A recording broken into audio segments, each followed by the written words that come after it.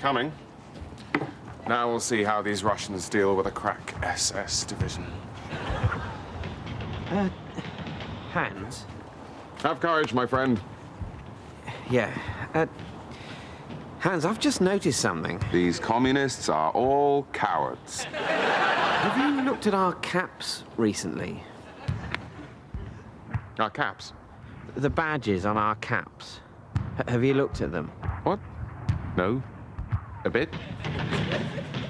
They've got skulls on them. Have you noticed that our caps have actually got little pictures of skulls on them? I don't, Hans, are we the baddies? It's Angel Summoner and BMX Bandits. One can summon angels, the other rides a BMX. They're a crime-fighting duo. Oh,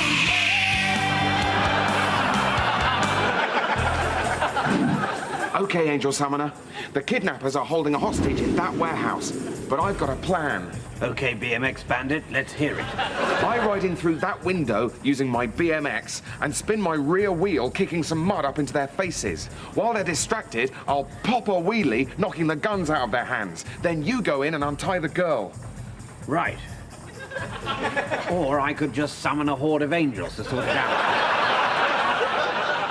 But then, how would I be using my BMX? Well, you wouldn't need to. The angels would just take care of it. Oh, okay. We could do that if you want. Angelic hordes come forth!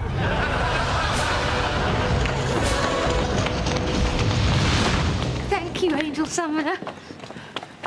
Oh, and the BMX Bandit. Whatever.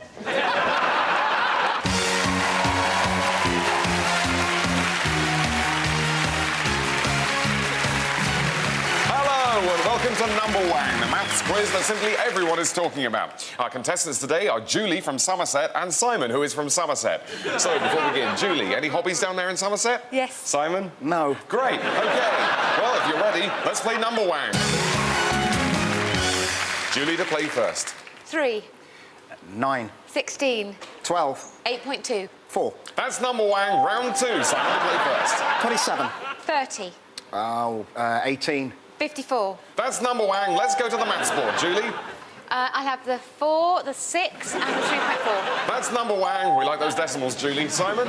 I'd like the root 14 and the 12, That's Number Wang, round 3. Julie to play first. 8 minus 4. That's Number Wang. Simon? 109 times 17. That's Number Wang. Julie? 47. That's the Number Wang bonus. Triple Number Wang to Julie. So, Julie, you're ahead on 77. Simon, you trail on 83. Everything hinges on this final round. Yes, it's time for Wanganum. Let's rotate the board.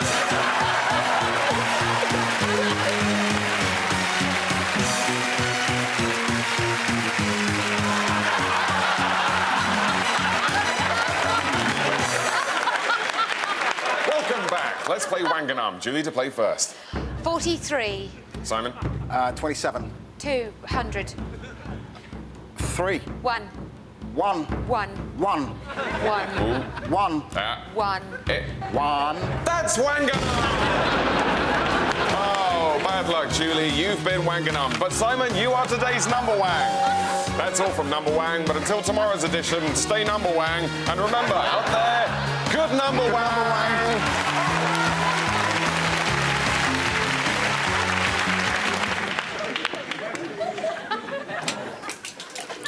That bar is badly understaffed. It started. Oh, and that's a bad miss. It's very upsetting for him. Harry Vaughan, of course, is old enough to remember the days when that long walk back from the table ended in the consolation of a proper drink. Instead, all he can do is imagine that pint at the end of the session, the cooling lagery swallow, and that first suck on a Lambert. What a contrast. Look at Harry Vaughan there, staring mournfully at his water. Look at that. You could put a goldfish in that glass, and it wouldn't even die. Hello! It's me, Jason. You know me. I came 4th in Big Brother 7 and then 3rd in Celebrity Big Brother 3 just 6 months later. Beat that, Ainsley. And I'm Fiona Ashcroft, professional clothes stylist. Yeah, like that's a job. We get on. Chemistry. And welcome to another edition of How Not What to Look Like. Yeah, why don't you do that bit? How not what to look like, how not what to look like.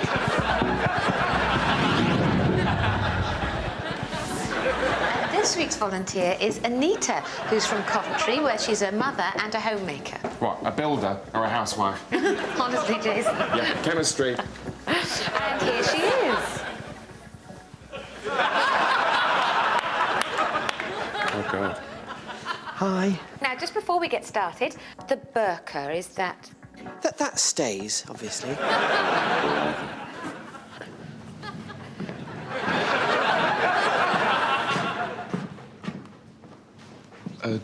David, Yeah?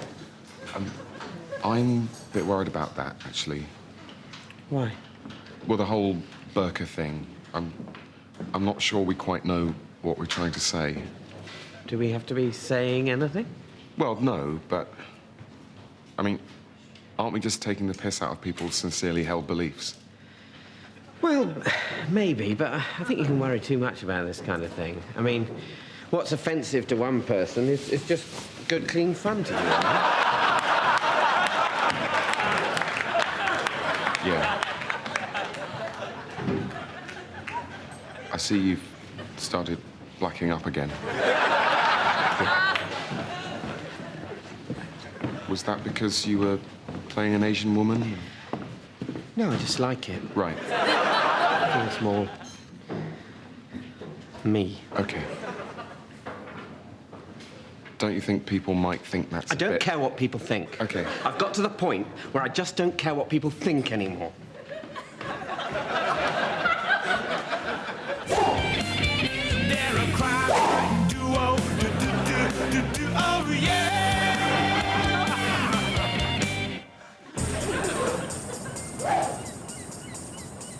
Okay, that's the boat with the cocaine on board. I'll ride to the end of the pier on my BMX, hook onto the crane, and swing on board, surprising the burly henchmen. Then I'll pop a wheelie and knock them overboard, and you can come in and grab the cartel leader. Yeah, sounds good. Or we could just use the angels again. I could summon them, no problem. Yeah, all right. Call the angels. Shall we? Fine, do it. Right, you don't seem at all happy.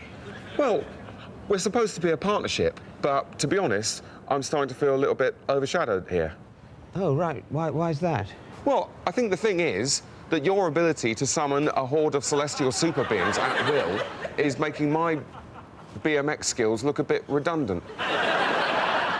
Yeah, well, but at the end of the day, it's all about results. Well, yeah, but I'm quite good on my BMX. I tell you what, we'll use the angels this time, but the next crisis we're involved in, we'll solve using BMX-based tactics. All right. Yeah, okay. Go on, summon them. Angelic hordes come forth!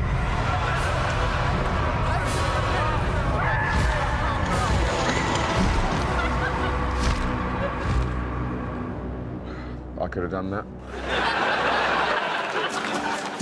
This is nice, Henry. Isn't it? I think it's amazing the way restaurants have changed in this country over the last 20 years. Yeah, I mean, what with gastropubs and All Bar One, things like that, it's just so easy now. Are you ready to order, sir? Sorry, mate, haven't really had a look yet, but can we order a bottle of the House Red to be going on with? Mate, the House Red to be going on with? Where the hell do you think you are? Do you even know what the House Red is? Are you even an expert on wine? Because if you're not, I don't know on what basis you venture to order it. Sorry, what happened to the friendly Australian girl that used to work here? She's gone, sir. They've all gone. And we're back. The incredibly posh people who are still unaccountably waiters. And I'm afraid we've changed the rules. Well, we'd still like to order. I saw you in here last week. I saw you drinking your soup. I saw you blowing and slurping and dunking your bread. We were watching you on the monitors in the kitchen, and we all thought you were a dick. I can't believe you talk to paying customers like this. And I can't believe you're continuing with this. You know that I can destroy you. Observe my trolley.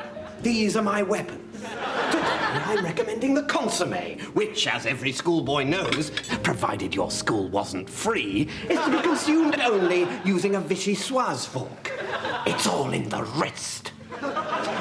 And for sir, crab, which you're supposed to tackle using this. Make sure you kill it right, or it's poisonous. Off you go. You're not allowed to swap. My, it's like watching the Generation Game. I expect that's a reference you get. Right, I've had just about enough of you talking to me like this. I'd like to see the manager. How can I possibly introduce you to the manager? You haven't shaved, you're not wearing a tie, and you hold your ladle like a pen. Now take your gaudy but gratifyingly mute girlfriend and get out. Oh, and that's a bad miss. Oh, a special thank you to Mrs. L. Beasley from Suffolk, who's written to say how much she's been enjoying the coverage, and she sent us a little present. Oh, well, people every now and again like to show their appreciation when they've been enjoying a tournament. So, oh, my word, that is much appreciated. Thank you very much, Mrs. N. Beanley. Beasley!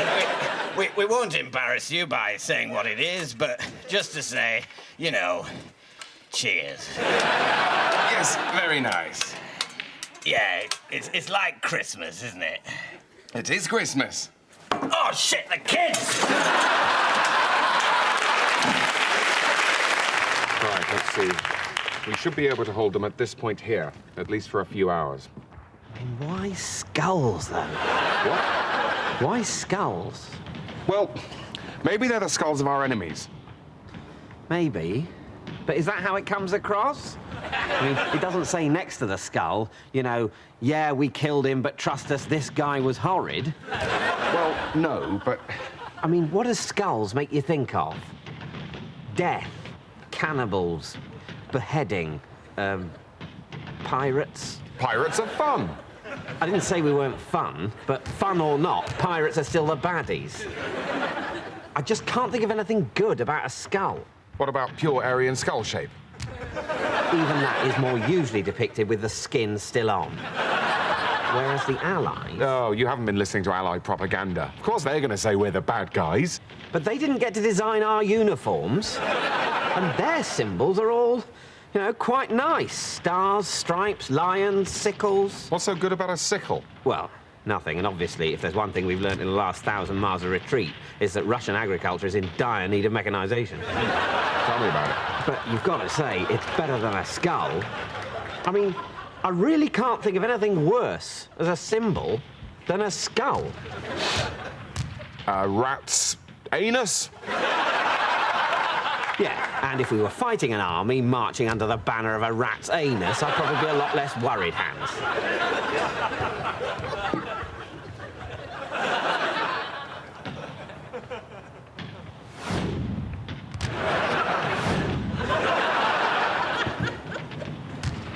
Okay. So...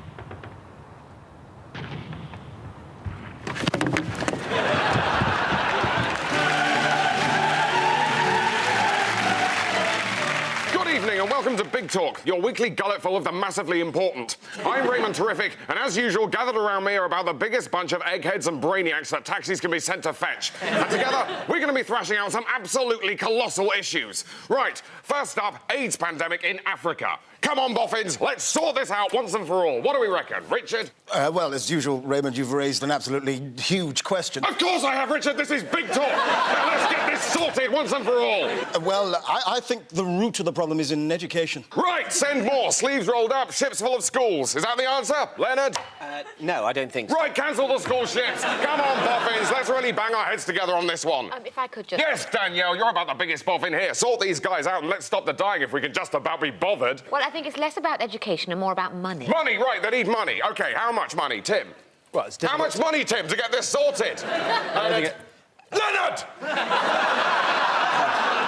Don't desert me, boffins!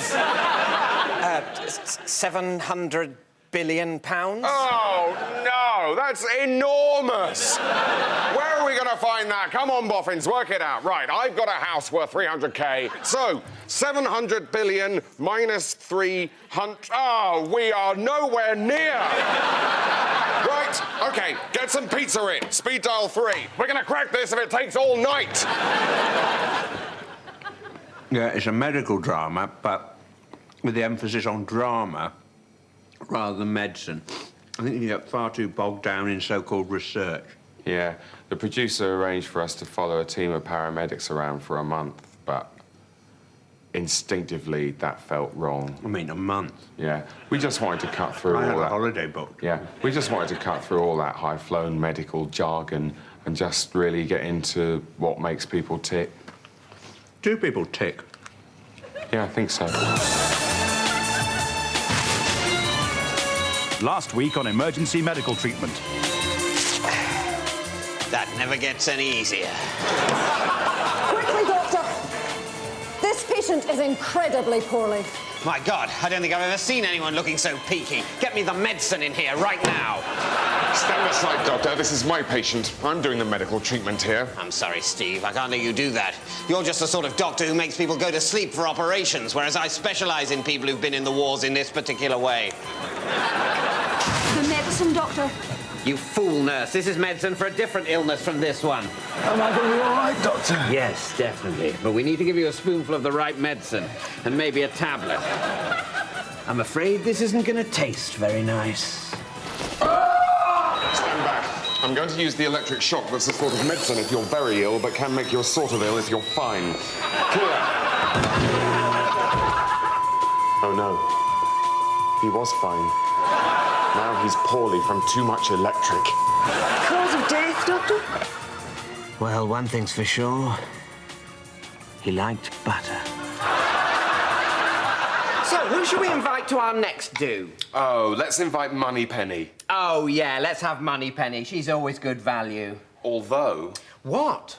there's a chance she'll bring that bloke.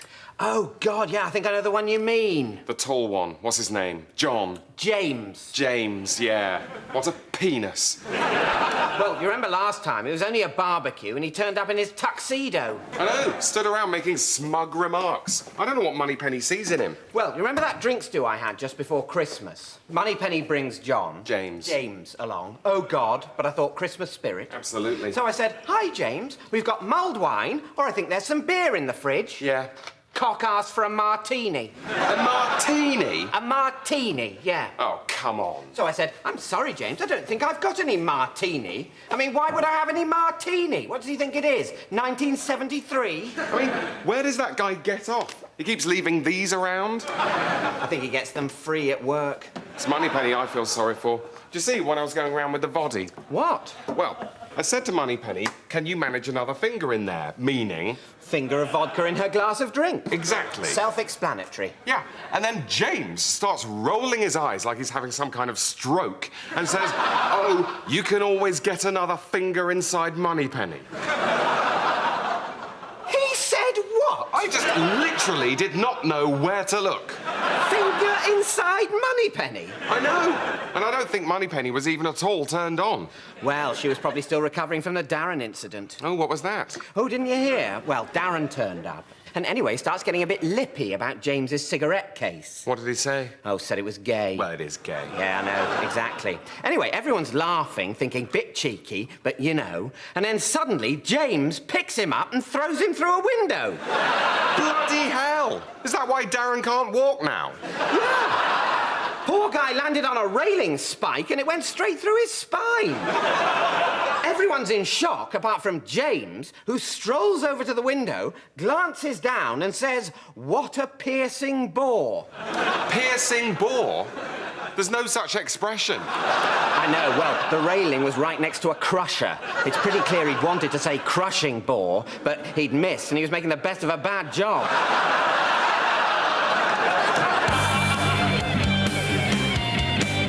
All right, BMX Bandit, this is the situation. The terrorists have that building rigged to blow. They're ruthless, nervous, and very heavily armed, and there are at least 30 of them. I propose that you ride to the edge of this building at high speed on your BMX and attempt to make the 70-metre jump across. When you land, assuming you haven't fallen short and been dashed on the pavement, you pop a wheelie or do an endo or perform whatever BMX trick you think most suitable for disarming a group of fanatics with assault weapons. I will stay here and watch.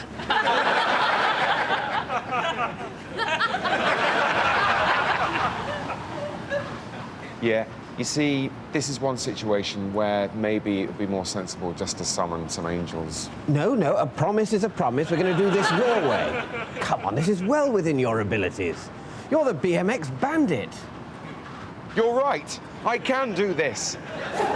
Okay, here goes. Yes, go, BMX Bandit, you're doing it! It's amazing. I can't believe I'm still airborne. Yes, it's remarkable.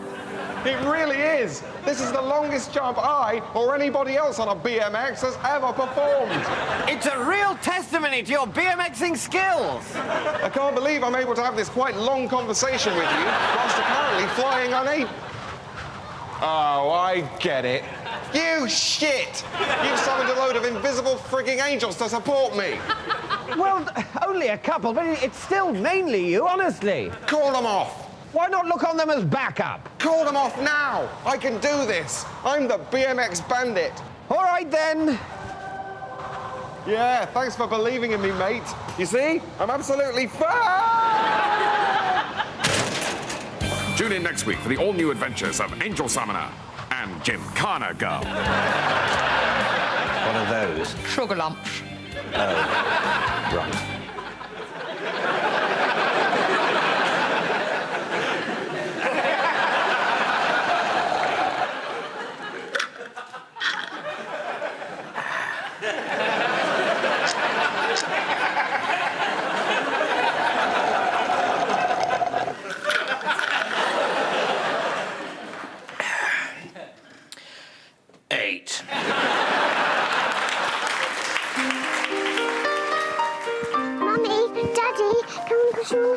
Okay.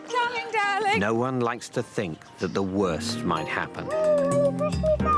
Of course, darling. Oh, Roger, did you sort out that life insurance? Couldn't be bothered. Life's great now, so let's not think about it.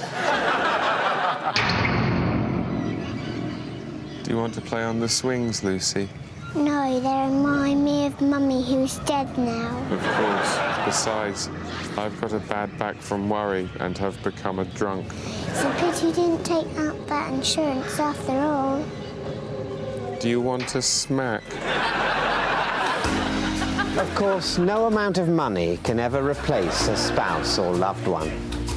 So at Dreamy Pastures Insurance, we won't give you any money. Instead, we will replace your spouse or loved one with someone sexier and kinder. Within 10 days of receipt of your tragic news, we'll stick a gorgeous Albanian teenager on the next cabbage boat. She'll be thinner than your previous spouse, initially at least, and having been brought up in an absolute shithole, you can be sure she won't give you any lip. I know, darling. It's because she can't read. Dreamy Pastures Insurance.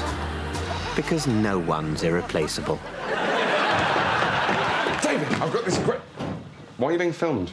It's for the background of one of the DVD menus. What, just you sitting there? Yeah, I sit here for 5 minutes and they loop it. At one point I scratch my face. Well, who's going to watch that? Freaks. Oh, well, can you do it later? Well, I was just getting into it, but all right. Well, I thought this would be a really good time for me to do my banana dance. Your what? Well, you know, I mentioned to the executive producer that I should just get a banana and make up a funny dance and just kind of vibe it and it would be brilliant. And he said that was a really good idea. Yeah, well, he just says yes to the last thing he's heard, doesn't he? Yeah. So, shall I do it now? No. Well, can I at least show you? OK, hang on a minute.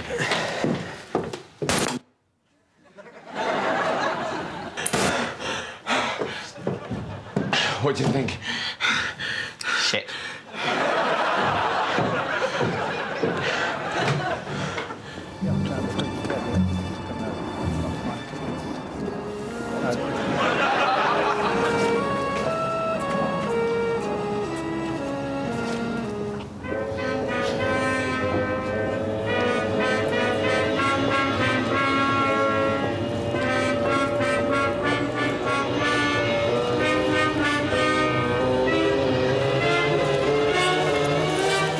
Stop, thief! He's stolen your wallet, but he's dropped your keys as an escape. Look, there!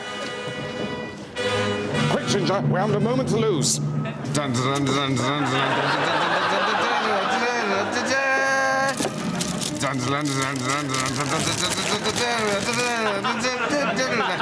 on a lonely planet spinning its way to damnation amid the fear and despair of a broken human race, who is left to fight for all that is good and pure and gets you smashed for under a fiver? Yes, it's the surprising adventures of me, Sir Digby Chicken Caesar.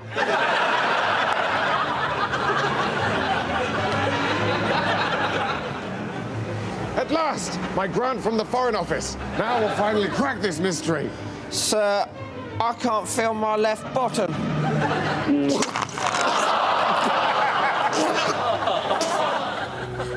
The story so far. As usual, Ginger and I are engaged in our quest to find out what the hell is going on and save humanity from my nemesis, some bastard who's presumably responsible. Have some tickets for Mamma Mia. This week, while posing as ticket touts outside Mamma Mia, one of my nemesis's henchmen, wearing a cunning disguise, tries to foil our plan. Yes, move along, please. Take his number, Ginger! I'm trying, sir, but he's quite strong for a henchman. It's all right, Ginger. I'll go get help. Dun, dun, dun, dun, dun,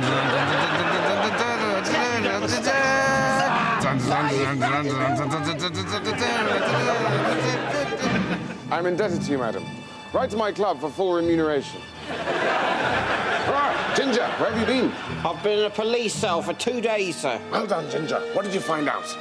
I've been in a police cell for 2 days, sir. Forgive me. You must be tired. Have a sip from my can. I've made a new contact. Ginger, meet Jock. Hello?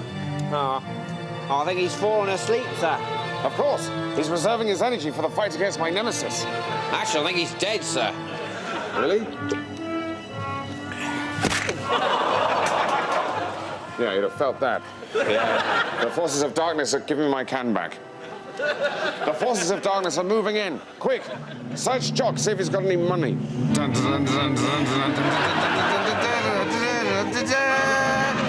Will Jock have any money, or will Ginger be forced to go back on the game? Where will my nemesis strike again? Will he attack a political leader, attempt a terrorist outrage, or have another go at stealing my special plastic bag full of cloth and litter? Yes! Ginger, you bastard! Find out next week in The Surprising Adventures of Sir Digby Chicken Caesar.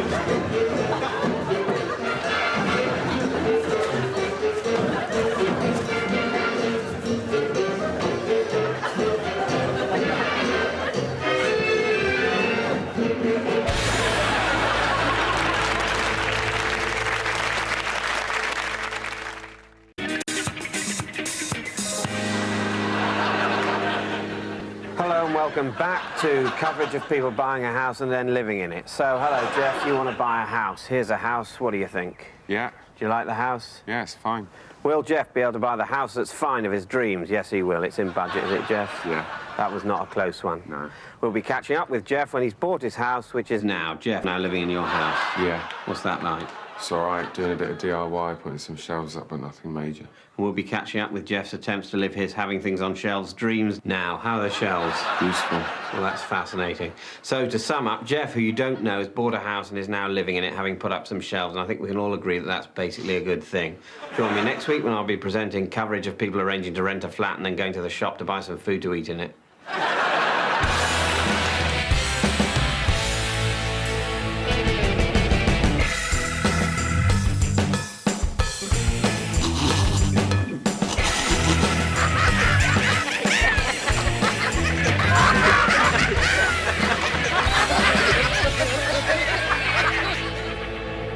I'm afraid, sir, we still have a problem with Detective Harrison.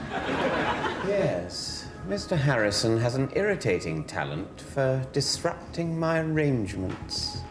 Would you like me to have him removed? Yes, perhaps.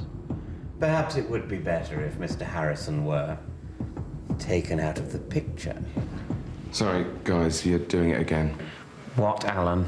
Have him removed. Take him out of the picture. I thought we agreed at the meeting that these terms are needlessly ambiguous. I suppose. We all agreed that from now on, when we want someone murdered, i.e. deliberately killed to death, then that's what we're going to say. Look, everyone knows what we mean. Well, on this occasion, perhaps. I mean, that was an order to murder Detective Harrison, right? He has become a nuisance. Right, but a nuisance we should murder. Is that it? I mean, my nephew's a nuisance, but... You see what I mean? Yes. Yeah, all right. Well, can you say it then, please? Okay. Please deal with the Harrison situation.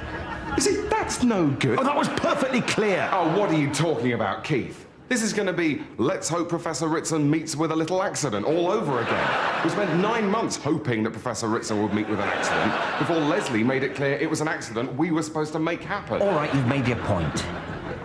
You two get on with your work now. Oh, murdering? Yes. Oh, and Alan.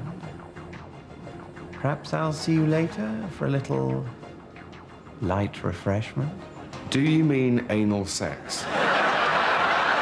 Yes. All right, then.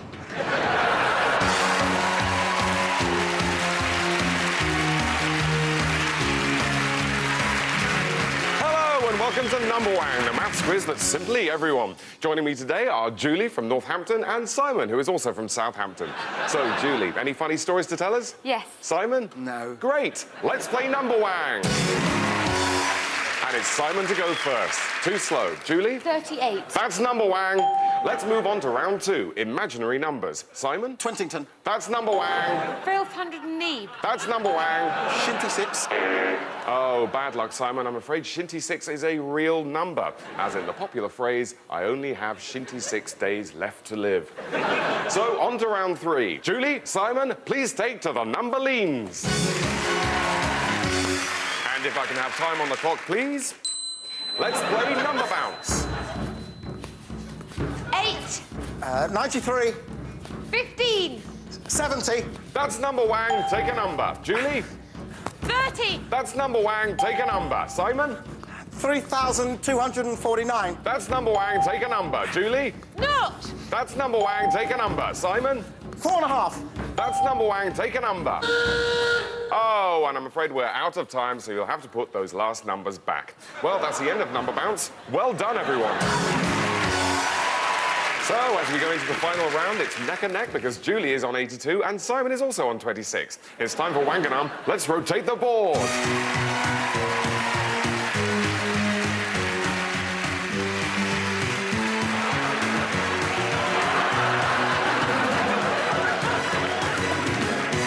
Julie, Simon, welcome back. Let's play Wanganum. Julie, you go last. Simon? 44. Julie? 404. 4.4. Ah. 444.4. 44.44. 40. 4. That's Wanganum! Julie, you've been Wanganum, but Simon, you are today's number wang. More number wang tomorrow, but until then, stay number wang.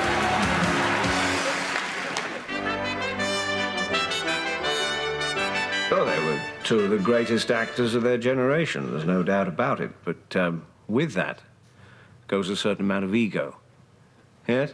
So the only way we could get them to do Holmes and Watson in the West End was if they alternated who played Holmes, night by night. One night Alec would play Holmes. So you see, Watson, the advantage of my unique powers of observation. And the next night it would be Michael's turn. So you see, Watson, the advantage of my unique powers of observation. And I suppose there was a certain amount of one-upmanship. So you see, Watson, the advantage of my unique powers of observation. I think that really added something. Well, I don't know how much the audience picked up. So you see, Watson, the advantage of my unique powers of observation.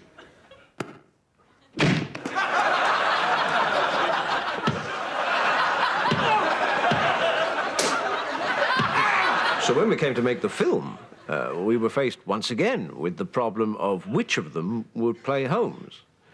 But I think everyone agrees we found a rather elegant solution. Not like you to be superstitious, Holmes. It's hardly superstition, Watson.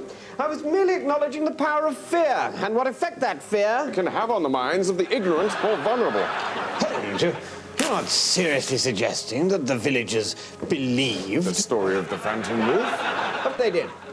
Oblige me, if you will, old fellow, by fetching Madison's Witchcraft Almanac from the library, and I'll show you just how powerful a grip some of these old myths can have on people. Middle shelf, isn't it? Yes, just above the encyclopedias. Ah, yes, I've got it. Shall I bring it through? No, stay where you are. I'll join you. And of course, they both felt very strongly that it was important to keep all of that wonderful energy that the stage production had had. That's not the Witchcraft Almanac, Watson, you clot.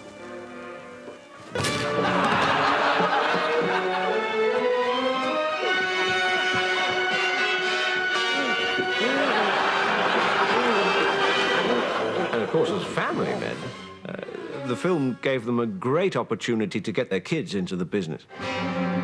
We can't think on empty stomachs, Watson. Let's see what Mrs. Hudson has laid out for us. What have you got for us, Mrs. Hudson? Crumpets! OK, 10 minutes for lighting. David? Yeah? Is it possible? Yeah. What? No, it's all right. Well, what's the question? It's just something in this, but you're just going to be all horrible. No, I'm not. What is it? It's just, in here, it looks like... I mean, basically, can people levitate? Can people levitate? Oh, I knew I shouldn't have asked. Can people levitate? Don't just... I mean, it's no, isn't it? Yes, it is now. Don't do that. What? I haven't said anything. Don't have a go at me. You're the moron who thinks people might be able to levitate. It was very convincing. Can you levitate? I knew you'd be... I'm just trying to get to the root of why you felt the need to ask such a humiliating question. Because I have the intellectual confidence to appear stupid sometimes. You're the thick bastard who has to pretend he knows everything. Well, certainly I'm sufficiently insecure to have felt the need to establish to my own satisfaction before the age of 33 whether or not humans can fly. That makes me a chippy little autodidact in your eyes, and so be it. I'm just not going to ask you anything ever again.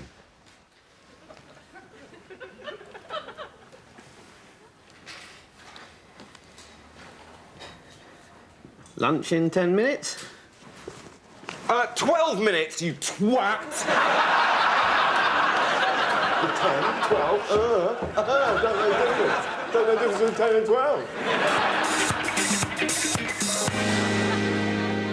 Hello and welcome to another edition of coverage of people who are ill in hospital receiving treatment. Dave, you're ill. That's right, I've got gallstones. They've been taken out. Indeed. Are you nervous, but everything's been wonderful? No, a nurse fingered me. Gillian. Thanks, Edward. I'm I'm here with Chris, who's got a broken arm. That's right. How did he break your arm, Chris? Just broke. That's an interesting story, and they're going to put it in plaster, are they? That is the plan, yeah. We'll be there to film them doing that and put it on the telly. In a minute, I'll be talking to a doctor you don't know who's tired. Edward. Thanks, Gillian. Well, we've had a bit of a cock-up here, and Dave is dead. Here is Dave. In a minute, they'll be carting him out on a trolley, and we'll be here to film that and put it on the telly. Meanwhile, here are some nurses and doctors walking about a bit.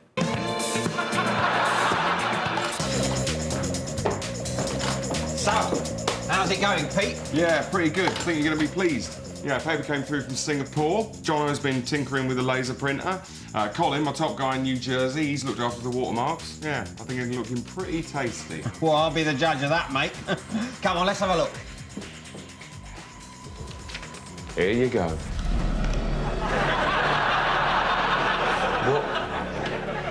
What's this? It's the finished article. It's a tenner. Except, of course, it's not. Nice, nice, wink, wink. Well, obviously not. It's all wrong. That's not even the Queen. It's a queen. Mate, punters aren't going to notice. Queen Beatrix of the Netherlands, the Queen.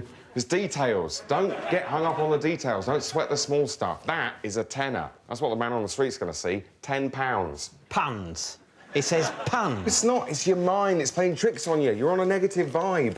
It's the wrong colour. Oh, right, compare it to another tenner. Right, that's fair, I don't think.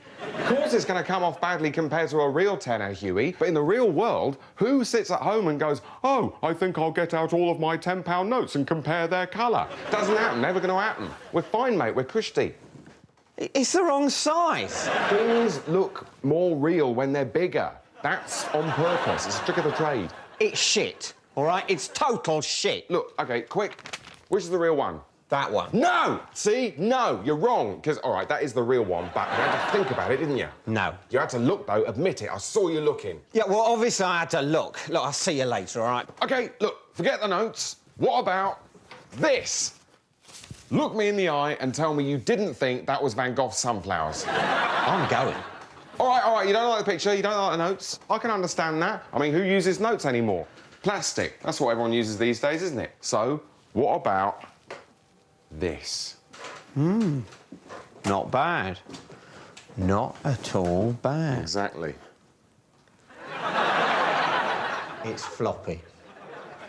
Yeah, folds away like a dream. It smells of cheese. It tastes of cheese. Of course it does. It's an improvement on the real one. Real credit cards taste like shit.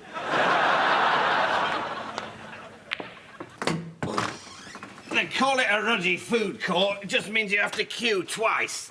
You've only missed the first 3 frames. Oh, and that's a bad miss. And a chance now for Chris Lester as he strides towards the table. One of the taller players, as tall as he is toned. And I think it's all right to say that in this day and age. I agree, Peter. I don't think there's anything wrong with mentioning in passing that Chris Lester is very easy on the eye. At the end of the day, it's good for the game for a gifted young player such as Chris. A gifted, young, tall, blonde player such as Chris. He is all those things. I don't think it's going too far in these days of PC for me to call another man sexy. And Chris Lester is that man. He is a friend of mine. He is a sexy young friend of mine. He is my sexy young friend.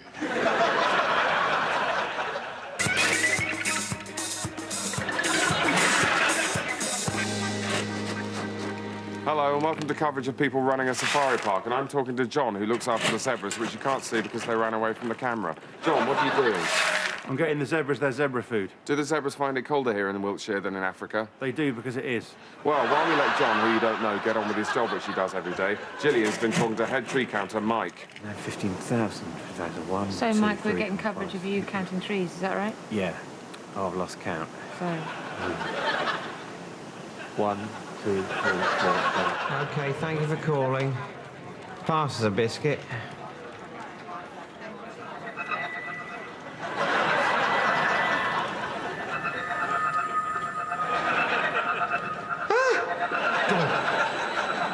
Forget you saw that, OK? That didn't happen.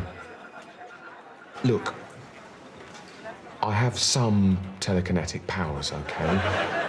But it's really nothing. Nothing? You can move objects with your mind. Shh! No one can ever know. Also, it's very limited. I can really only do it with biscuits. Even so, it's a gift. You should share it with the world. No. I vowed never to use my powers. Why not? Because when I do, things happen. Dark, terrible things. At first, I thought it was harmless. I suppose I was so high on the thrill I didn't realise, but even then, my powers were consuming me like I was the last segment of a high-quality shortbread fan.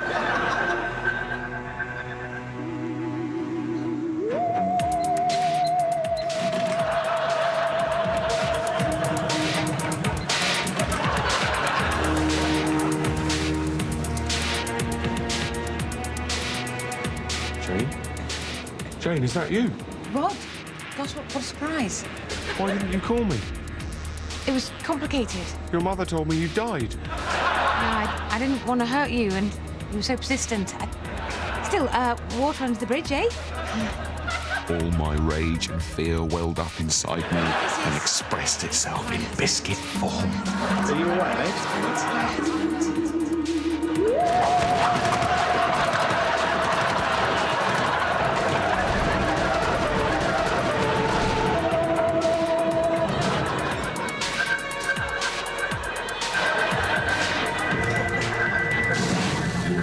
Gift, but it's a curse, my friend. Tragedy has stalked me at every turn. That's why you can never tell. No, you were just a kid then. You're older now and wiser. You're manager of this sub-team, for God's sake. Think of the good you could do with one of these now. Not with that one, actually. That's a Jaffa cake. It's not a true biscuit. Whatever. The point is you could do great works, become famous, or at least get a better job. Something in hospitality, perhaps. No, it's too dangerous. Damn it, I won't let you squander your gift. I'm going to call my friend. He's a manager at McVitie's. No! You don't know what you're doing! Hi, Austin. Yeah, it's Dan. Dan, crikey, it's been a while since I've heard from you. How are you? Yeah, great.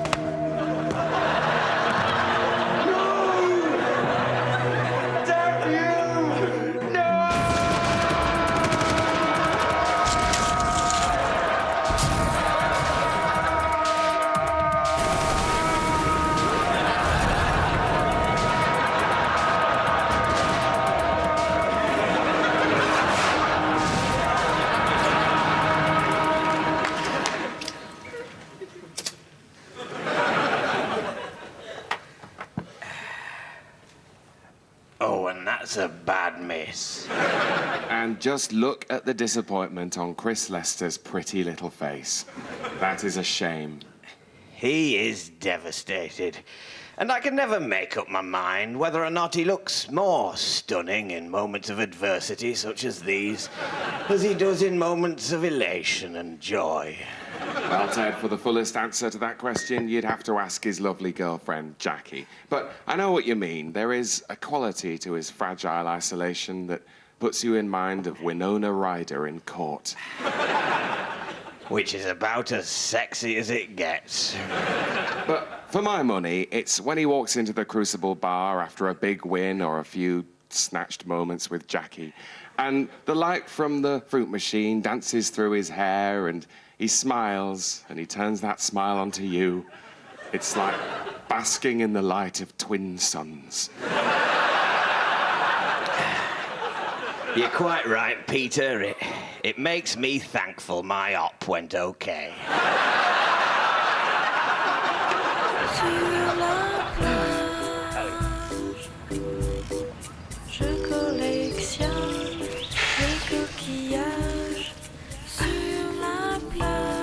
Oh, no. No. Not again. No way. No, you're not gonna get me this time. No, sorry. No, sorry, mate.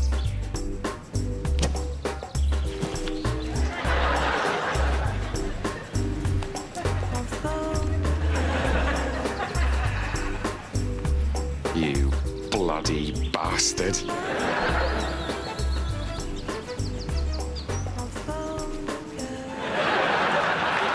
So, of course, the thing about having kids is that you get to watch all those cartoons you used to love again. Yeah, but aren't they disappointing, though? I watched Postman Pat with Jake the other day, and I couldn't believe how bad it was. I'll tell you the worst one, though. It's Captain Bloody Pugwash.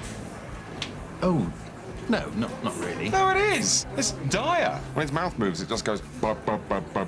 I think that's a bit harsh. It was pretty good. It's awful. Oh, don't tell me one of you worked on it. Yes, actually, Damien was in it.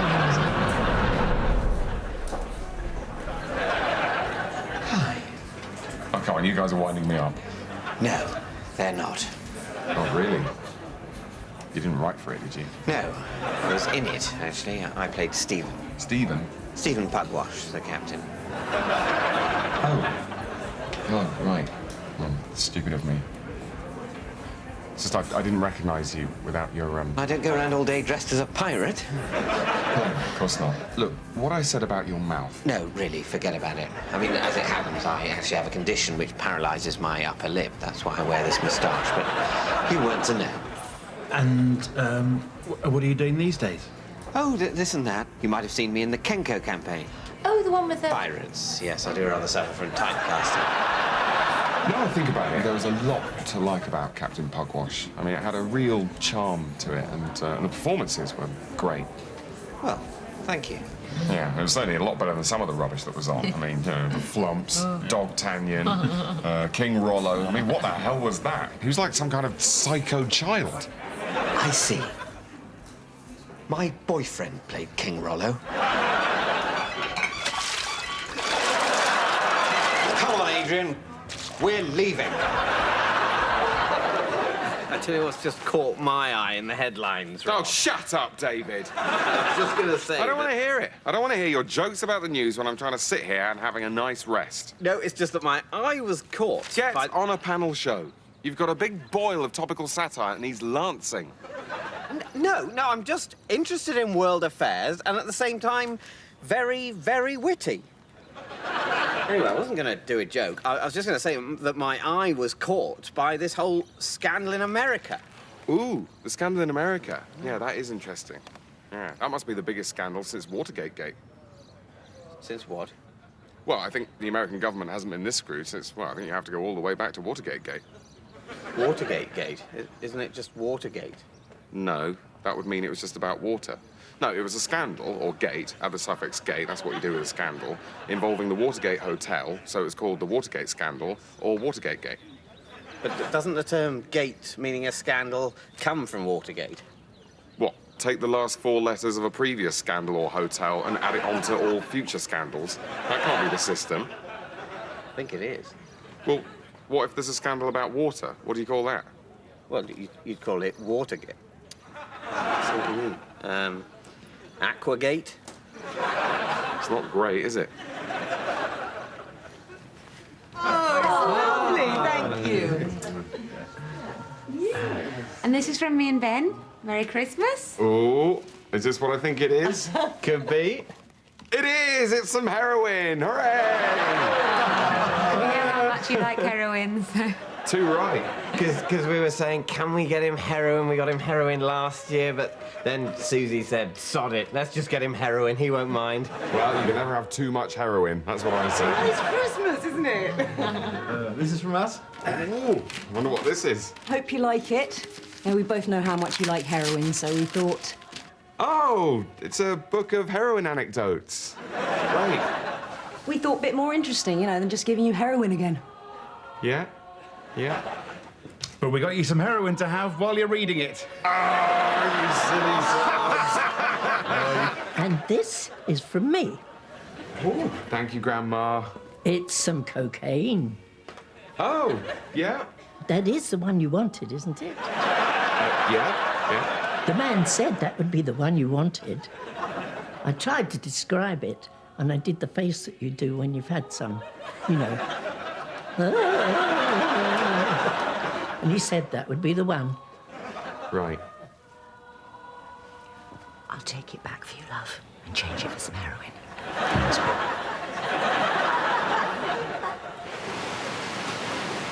Oh, look, James. Kids Rapids ride. Hello, what's this then? put the kid in the ring, send him down the rapids. Oh, sounds exciting. Right, so you just put him in the ring and just literally... Yeah, we just literally give him a shove off that bridge there and he goes down the stream. Very exciting. Right. And it's all safe and everything. You've done it before? Yeah. No. Well, actually, no. Well, no. We tested it on a football. Right. Not that one. You sure? Oh, yeah, because the one we tested it on, we never saw again. You never got it back? Well, it's a football, isn't it? It's not a boomerang or a child. I mean, it can't say it's lost. Sorry, this is all fine, isn't it? Oh, yeah, it's all fine. It's all fine, of course it is. I mean, I won't stay in business very long if it is. I mean, I wouldn't have stayed in business very long if it wasn't. I mean, you got a safety certificate and everything. Listen, mate, you can make so-called certificates prove whatever you want. OK, but have you got one? Yeah, that's what I'm saying. You can make certificates prove whatever you want. Look. Royal Academy of Safe Rapid Rides certifies that Barry Crisp definitely knows what he's doing. Yeah, well, that all seems in order. Right, do you fancy ride then, James?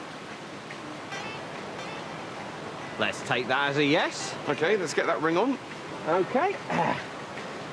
That's a £5. And extra £2 higher of an oar. Oh, really? Will you need one? Well, I'd have thought so. Right. I mean, I'd want one, wouldn't you? OK. And £3 deposit on the ring. Why? Why? In case I don't get the ring back. Is that likely? Yeah. This way. Oh, and that's a bad miss. Chris Lester approaches the table now. His trademark headband, Ted, is that purely practical, or is it also for the purposes of fashion? Well, he assures us, Peter, it's purely practical. It's to keep his plentiful locks out of his forget-me-not blue eyes. But it does look terrific. Yes, well, we've all got them now.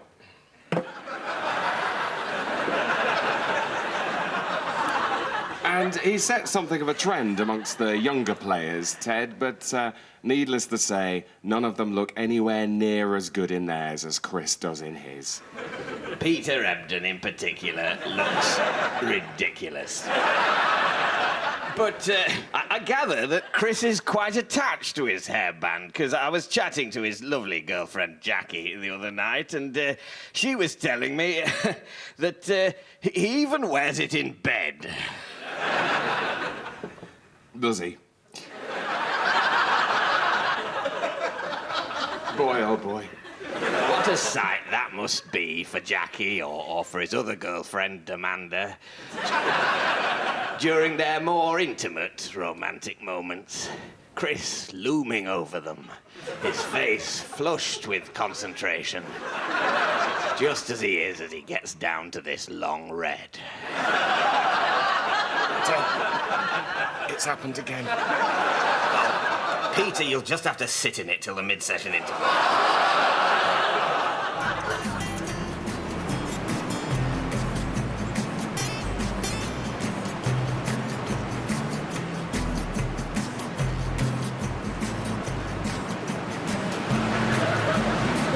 OK, ready?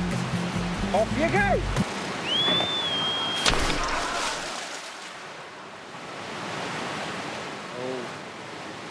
I think the nerves got to him a bit there.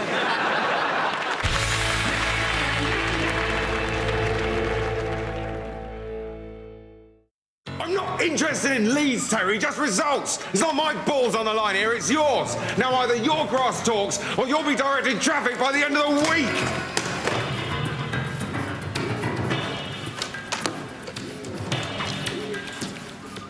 Sorry, Terry, I just realised I was incredibly rude to you just then. I'm really sorry. Must be the stress or something, but, you know, that's no excuse. I know you're doing your best, mate. Just ignore me. Yeah. Cheers. Bye. What do I have to do to get a coffee round here?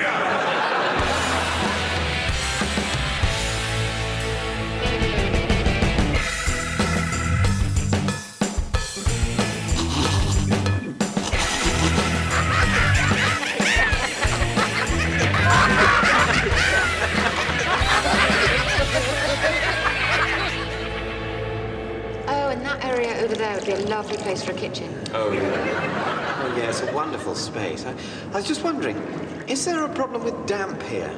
I was wondering if you'd ask about that. It's there is a lot of moisture, but it's not actually a damp problem. It's actually water which the current owners deliberately keep here. Oh, it's deliberate water? It's deliberate water, yeah. I mean, there's no reason to say that you have to have water. You could have any liquid. You know, gravy, acid, or you could even have it with no liquid at all. Dry? Literally dry, yeah. Oh, that's good, because where we live now is dry, so... Yeah. So that's what you're used to. Fine. And is this it, or are there other levels? Well, that's interesting, actually, because it's sort of split level. Because I don't know if you can tell, but the floor level actually descends towards this end of the property. And the moisture is even more pronounced here. Get out of the pool, you bloody idiot! Shit, it's the current owners! Quick, somebody put in an offer! Oh, top one, but I think we won them over. Listen, Alan, I've got something I want to tell you. I want to leave the act. I don't want to be in Fish and Chip anymore. What are you talking about? We've been together 15 years, Barry. With Fish and Chip. We can't just throw that away like... Yesterday's Fish and Chips? That's not funny, Barry. Look, the truth is, I've been talking to Roger Pin. Roger Pin? From Pin and Cushion? Yeah, well, he and John Cushion haven't been getting on very well for a couple of years now, and... Well, there's no easy way of saying this, but... Me and Roger Pin, we want to form our own act. What, Pin and Chip? Chip and Pin. Well, what the hell's that? That's not a thing. It is. Well, what is it, then? It's a new way of making credit and debit card transactions more secure, and it's going to be massive. What, more massive than Fish and Chips? Fish and Chips are on the way out, Alan. They're high in cholesterol. There are associations with obese people. No, Chip and Pin, that's the future. This is too big an opportunity for me to pass up. You've got to let me go for this, Alan. Well, I wish you all the best, Barry. I really do. But I must say, I think you're making a big mistake.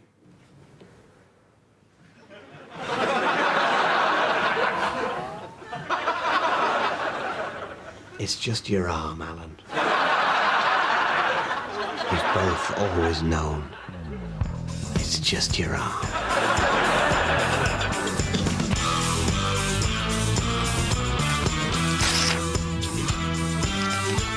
Well, done it, Roger. How do you take it? As well as could be expected. Yours? First time I've ever seen John Cushion cry.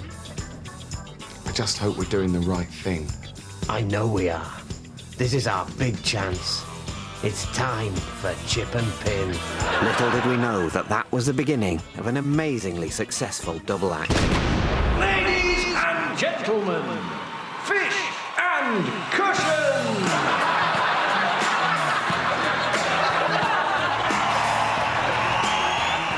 Fish and Cushion? This doesn't make any sense to me. And of course he was right. I mean, Fish and Cushion. What does that mean? But you can't argue with a 4-month sellout run. I think the hardest moment to deal with was when Fish and Cushion were selected above us to be the faces of the TV campaign launching Chip and Pin. That, I have to admit, was the one job that Barry and I were pretty sure that we, Chip and Pin, would get.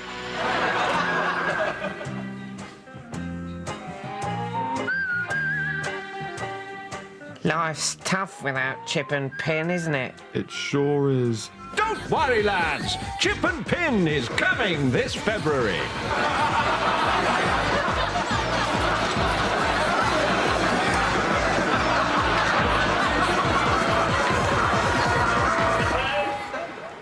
We've scored a bit of an own goal, really. Yeah. Can you find it in your heart to blame them? Not really. Give it another 10 years, and we'll buy a gun. I think it's great the way churches have become more inclusive and open-minded these days. Yeah, I'm sure. I just don't think I'm really religious. Oh, they're happy just to talk about stuff, and it's a great place to make friends. can I help you? Hi, we're new to the area. We've just bought 3 of the old almshouses. We're having them knocked through, and we thought we'd just pop in and say hi. Who the hell did you think you were going to say hi to? The Lord your God?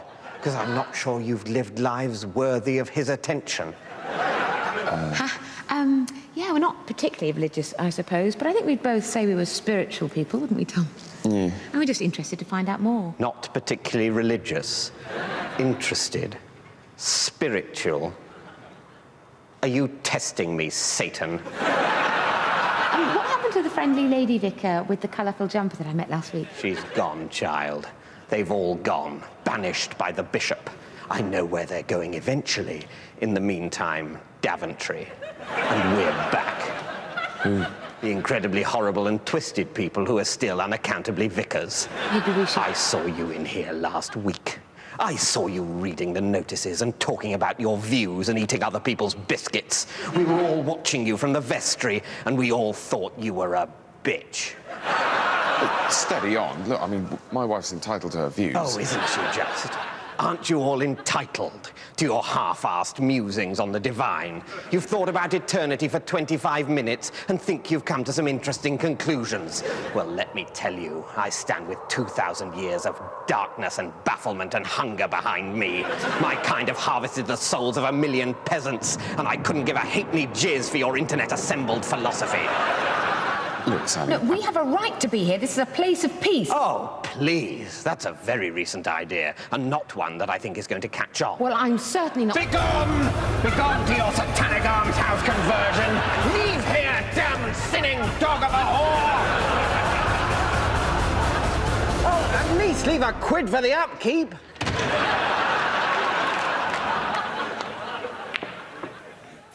Go on, pour us one. They're breaking off. I think I might have overdone it with the yeast. Cheers.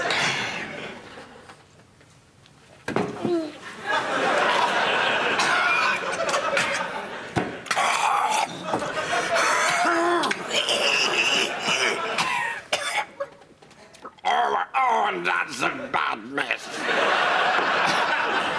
And you can see the frustration on Terry McCarthy's face as he returns to his seat.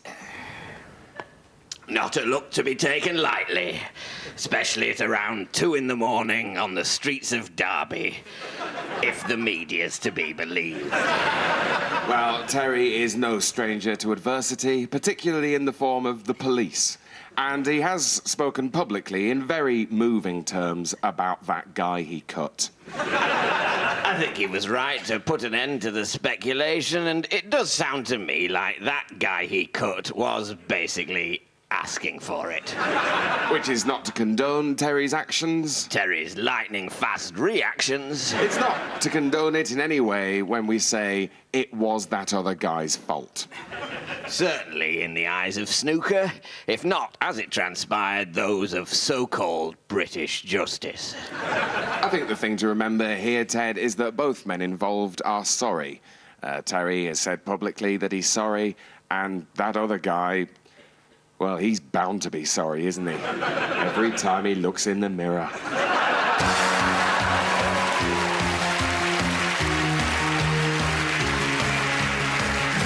Hello and welcome to Number Wang. And today is a very exciting edition of Number Wang because it's our 9,341st program.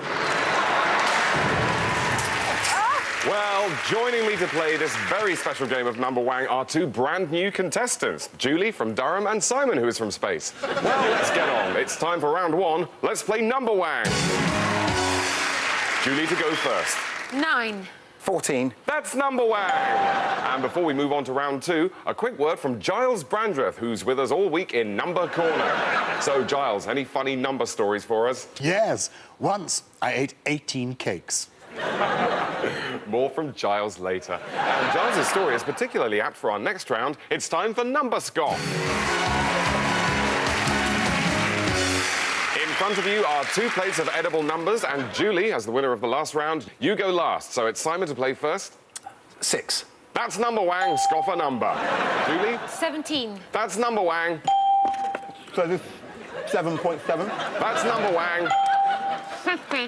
That's Number Wang. Tuck in.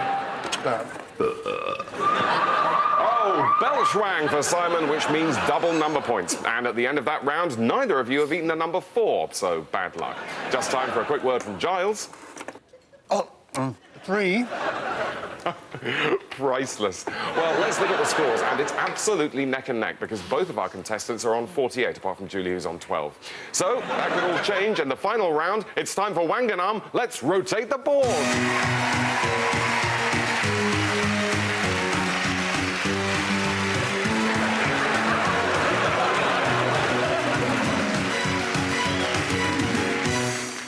Let's play Wanganum. Simon? 6. 2. 6. 71. 6. 14. 6. 8,709.324. Sorry, I was miles away. I think Simon got Wanganum ages ago. Did you say 6? Yes. That's Wanganum!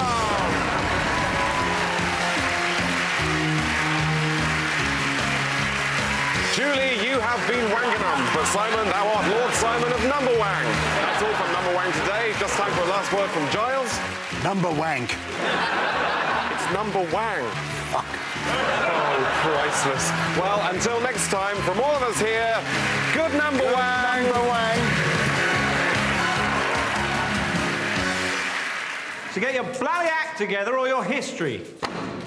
Get out. Hello, Alan. How do you know my name? I've seen them picking on you. It's not fair, but all that's about to change. I've got something very special for you. Oh, really? Point this at someone and blow into it, and it will reveal an embarrassing truth, a truth they will be unable to deny. What the hell are you still doing here? Get back to your desk. I wet the bed until I was 12, until I was 12, until I was 12. I wet the bed until I was 12. I had wet legs in the morning.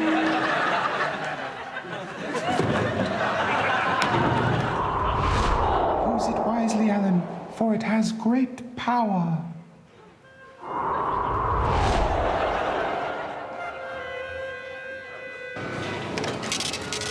Excuse me, I was here first. I don't think so. You secretly harbour racist views, racist views, racist views. I secretly harbour racist views, racist views, racist views. I secretly harbour racist views. I don't think Asians drive well.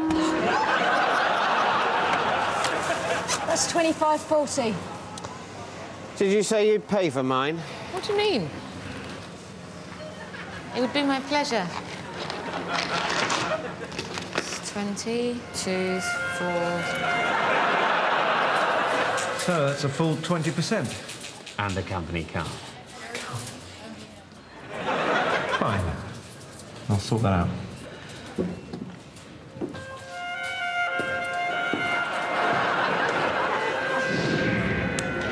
I'm sorry, sir. We are fully booked. Right this way, sir.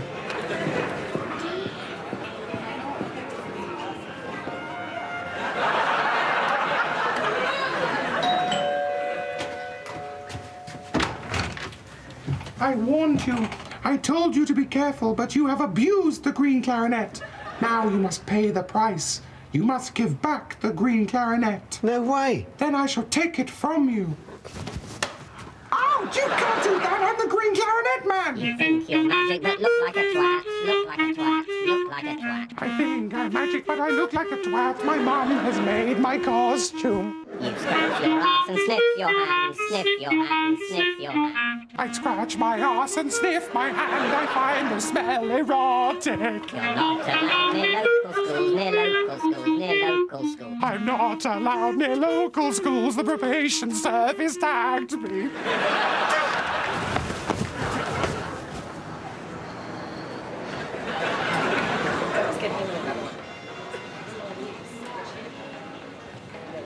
Today I think I'll have a free meal. I think not, sir. But you forget, I have a green clarinet that makes you tell embarrassing truths. Yes. But now I have a red tuba, which makes you shit yourself.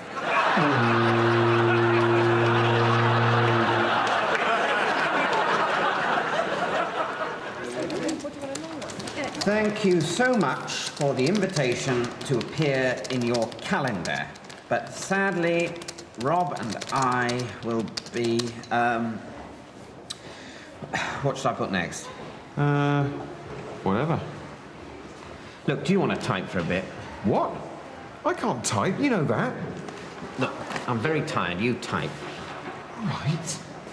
Rob and I will be unable to take part in the photo shoot. Whoa. Rob. What? I'm quicker with my own name. What comes next? Oh, space. Then, come on, all this will take forever. You can do it faster than that. No, I can't, David. I can't. Oh, pick on the non-swimmer, shoot the wounded. I'm typing as fast as I possibly can. Rob and I will be unable... And A space N space D space Shift I. What?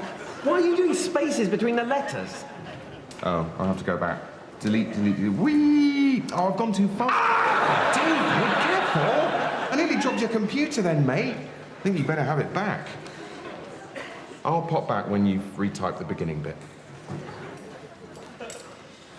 Sadly, I will be unable to appear in your calendar, but Rob, an inveterate nudist, is very keen to take part. His suggested pose is on all fours like a donkey whilst being ridden by Alistair McGowan.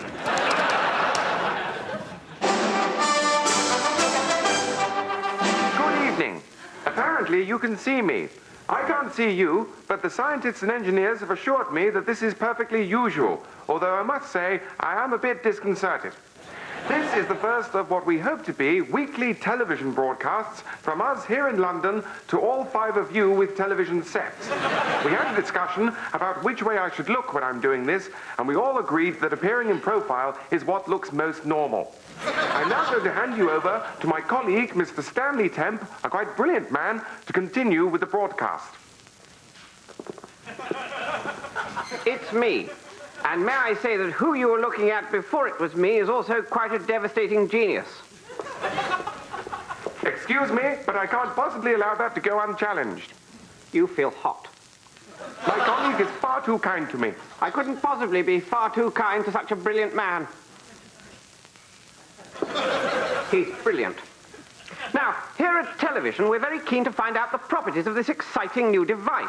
Does it work like a telephone? You can hear us, but can we hear you? So we're going to carry out an experiment. When I say go, I want you all to shout, hello there. Go. Hello there. Yes, I got something. I distinctly got something. Well, that's very... Oh, I'm just being told in my earpiece, which you may be able to make out. I'm just being told in my earpiece that apparently 4 of the 5 television sets currently in use are actually in our technical room next door. So we're not 100% sure whether I was hearing you through television or just through a door. Is there any way of finding out? I'm just being told through my earpiece that there isn't. Or at least I think I'm being told through my earpiece. I could be hearing that through a door as well. Now we don't even know if the earpiece works. This really is 1 step forward, 2 steps back. My ear hurts. Oh, well, if we're having Freddie, we've got to invite Daphne and Velma as well. Oh, yeah. Those 3 are absolutely priceless, especially when Velma does her losing her glasses routine. Yeah, that kills me. Why doesn't she get contacts? Oh, I think it's a lesbian thing. Oh, I've just had a thought. What? Well, if we invite Freddie, Daphne and Velma, there's a chance they'll bring that other one. Oh, God, the scrawny one, the one that doesn't wash. What's his name? Well, we don't know. I mean, he calls himself Shaggy, but I certainly don't believe that's his name. I think it's some kind of hollow sexual boast. I think it definitely is. He's desperately trying to present himself as some sort of stud, despite being quite ugly and incredibly cowardly. The last time I saw him, he was literally shaking, and he spent most of the evening scampering up and down a very long corridor that happened to be there. Well, that's certainly no way to make people have sex with you. But maybe we're being harsh on him. I mean, he's so thin and he's always shaking. He's probably in the throes of some gritty smack battle. Let's ask him along. Yeah, I mean, how much harm can he do? Although... What? Well, there's a chance, just a small one, that he might bring his dog. Oh, not his bloody dog. He won't bring his dog. People don't bring their dogs to parties. Shaggy does. If anyone is going to bring a dog to anything, he is going to bring his dog to this. He treats that dog like it's a person. It's creepy. You know, I think that dog must have been mistreated in the past. It's incredibly nervous. You remember that Halloween party that Shaggy was at? Every time a new person came in, dressed as a ghost or whatever, the dog would have an absolute fit, make the most unnatural noises, and jump into Shaggy's arms. I was convinced it was going to shit everywhere. Yeah, well, I tell you, that's not the worst of it. Remember at Jodie's do? You remember Jodie, her dad owns that disused fairground. Well, I was just popping to the kitchen for some more ice, and who should I find but Shaggy and his dog assembling the 2 tallest sandwiches I have ever seen. I know. They made one the last time they were here, but they had a freak out before they could eat it.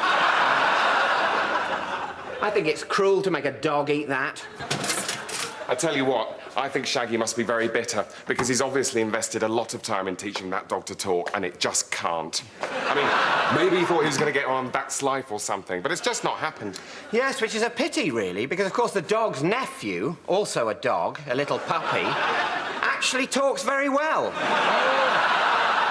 That's right. I've met that little dog, and it actually speaks very good English. It's also quite a lot braver, if a little impetuous. It is a bit impetuous, yes, but I think you've got to forgive that of a talking dog. Yes, I think you do. I think you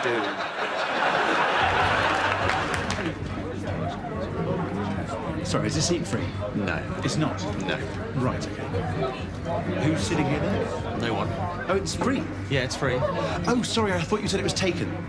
Oh, sorry, I thought you were asking if it was taken, so I said no. Right. What the hell are you doing? I'm joking. OK. Bloody hell, that was tough to watch. I think we've all been there, but it could have been so much worse. Sorry, is this seat taken? No, I'm afraid not. Thanks. No! That's our chair! That's our chair! That's for my friend Wendy! She's got cystitis! Ouch! That's why we, at the All-Party Committee to Combat Footling Social Misunderstandings, are advising the government to introduce a bill standardising seat supplication as follows. Everybody be quiet! I need silence! I'm going to take this chair. How do you feel about that? That's fine by me. Thank you. We got through it! Please carry on with your evening. Everybody be quiet! I need silence! Oh, here we go. If we get our way, that's what's going to be happening from now on. The committee's other recommendation is that if you're staying at someone's house and go to the loo in the middle of the night, you don't need to flush and risk waking them unless it's a poo, in which case, do flush, but then shout, "It was a poo! It was a poo!" Thank you. Well, it's been very fine to see you, great Aunt Marigold. I'm having pills with it, sir. Good one. Really? She's got a TV. And I've been meaning to fix that broken television for you, Auntie. So we'll show ourselves out. No, don't get up. No, don't get up. I won't hear of it. Don't get up, or we'll be back.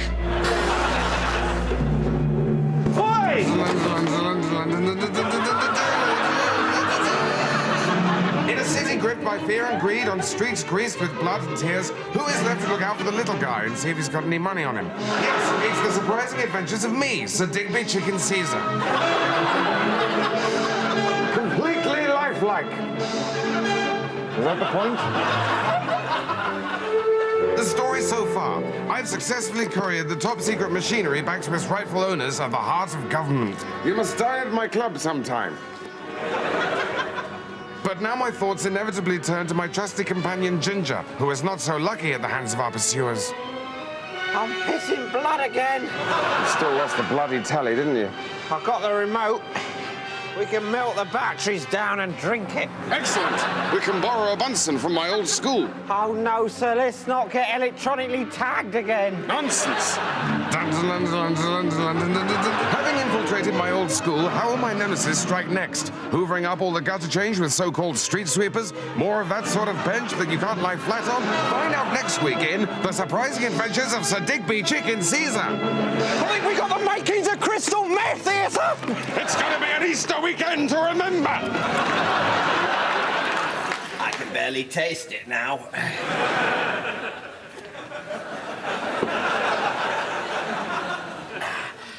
Oh, and that's a bad miss. But luckily for Terry, it has run safe, so Barry Drebin will now be attempting a safety shot. Oh my God, he's fluked it! Barry Drebin has fluked a pot and he's as good as dead. And isn't it nice to see Barry take time out to apologise to his opponent for his good fortune? It's a comprehensive apology, Ted, which is understandable when you look at Terry McCarthy, who has gone very still. Barry continues to apologise, and is it just my fancy, or is there the trace of a tear in the corner of his eye? Compassion, perhaps? More likely fear. Yes, he's dropped his cue and he's on his knees. And this is the kind of thing that can happen when you have such wonderful characters in the game as Terry McCarthy. He is a fantastic, colourful, big-hearted, big-fisted credit to the sport.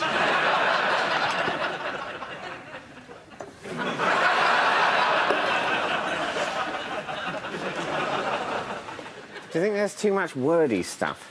What, in the show? Yeah. No, don't worry. That'll all get cut. Really? Yeah. I mean, it feels wordy to us, but when people watch, all they're going to remember is this bit coming up, the big chicken finale.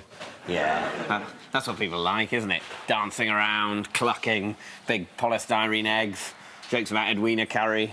You're spot on, mate. Yep, this is it, coming up right now. This is the BAFTA. Yeah. Although, you don't think people might... that we might have to cut it because of bird flu? What? Well, you know, people might associate chickens with the threatened bird flu epidemic, because apparently you can catch that off chickens. Oh, God. And I think a young Turkish child actually died the other day, which is very sad. Oh, for fuck's sake! Fucking hell! Why do these fucking things always happen to us?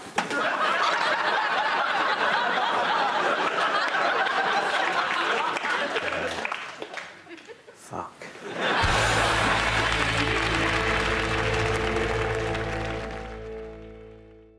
I mean, I'd say I was working class, but then I went to university. I mean, we all did. So does that necessarily make me middle class? I mean, I still read the Daily Mirror. Why not? It's a damn good paper. But then I also get the Guardian. So what's that saying? It's just that whole pigeonholing thing that I object to. I mean...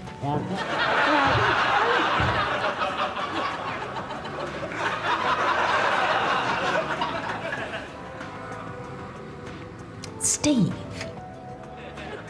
What?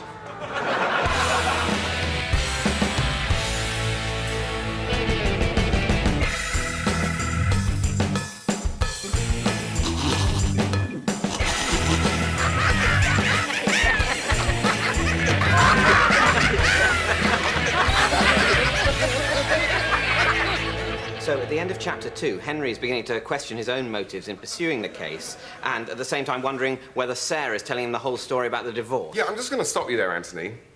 Sure. I mean, yeah, but, I mean, we've just reached the end of Chapter 2, and I can't for the life of me tell you what the hell's going on. I mean, you know, Henry, Sarah, these are just words, really. Right. I mean, it's great. It's all great, Anthony, obviously, but I just wonder... I mean, just as an example, I mean, not this at all, don't do this. But what if, say, the main character dies at the end of Chapter 1? I mean, not that, but I mean something like that. I mean, not like that, but yeah. I mean, what if... I mean, not this, ignore this. What if Henry, although obviously not, if he had sex, I mean, not sex, but sex, right at the beginning, with Sarah? I mean, not Sarah, but, you know? Henry has sex? No, forget the sex. I'm just throwing things out there. I mean, you're the author, Anthony. You've got the talent. You know what you're doing. I'm just here to help. No, I appreciate that. Yeah, so what if it's not that, but it's Jaws? Isn't there already a book called Jaws? Not Jaws the shark, but yeah, maybe a big shark. And I mean, not that, but Sarah falls in love with a shark. Sorry, Sarah falls just in love... that kind of thing. I mean, maybe it's not a shark, but it's a squid or a pebble or a policeman. You know, I mean, not them, none of them. Yeah? So... I am making sense, right? I mean, not sense, but, you know. Yeah, so at the start... Well, not the start, but yeah. Henry either dies or has sex. Yeah, neither. Leaving not Sarah. Oh, no, God, no, not Sarah. Unless it's Sarah. To fall in love with, or not in love, with a shark, a squid, a pebble, a policeman, or none or all of the above. That's it! That is it! Write that! Absolutely write that. Or don't. OK, guys, this sort of scene can be a bit embarrassing, so just try and be as relaxed as possible. OK, yeah, sure. Yeah. Turn over. Sound speed. Scene 28, take one. Marker. And action.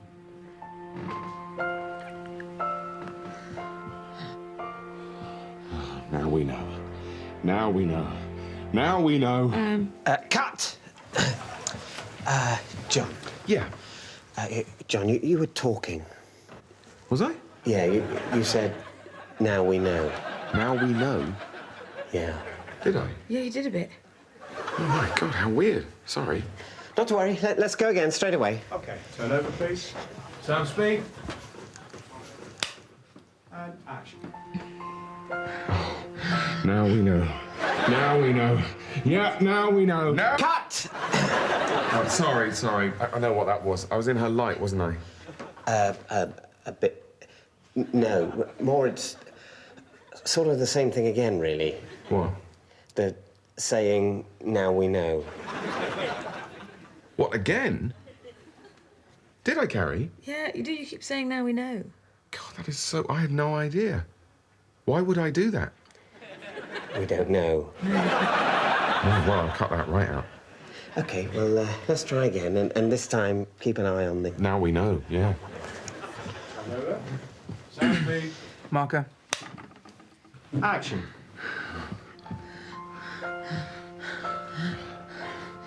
Oh, now we know. Now we know. Now we know. Now we know. Now we know. Now we know. Now we know. Cut! You're both doing it now. Oh, you're kidding. Are you doing it now? Apparently. Right, look, let's go again, but this time we won't take sound. We'll get the pictures, I can talk you through it, and we can put the sound on afterwards. OK. Mute board, please. Turn over. And action. That's great, John. Yeah, lots of passion. Yeah, that's good, Carrie. Mind the shadow there. Maybe roll round a bit. Yeah. Yeah. Oh, yeah. Now we know.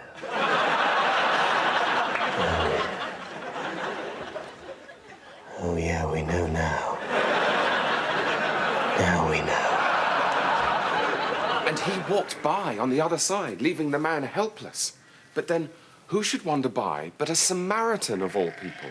And he actually helped the man. Hang on, Master. No, he did. He went over and actually... No, sorry. No.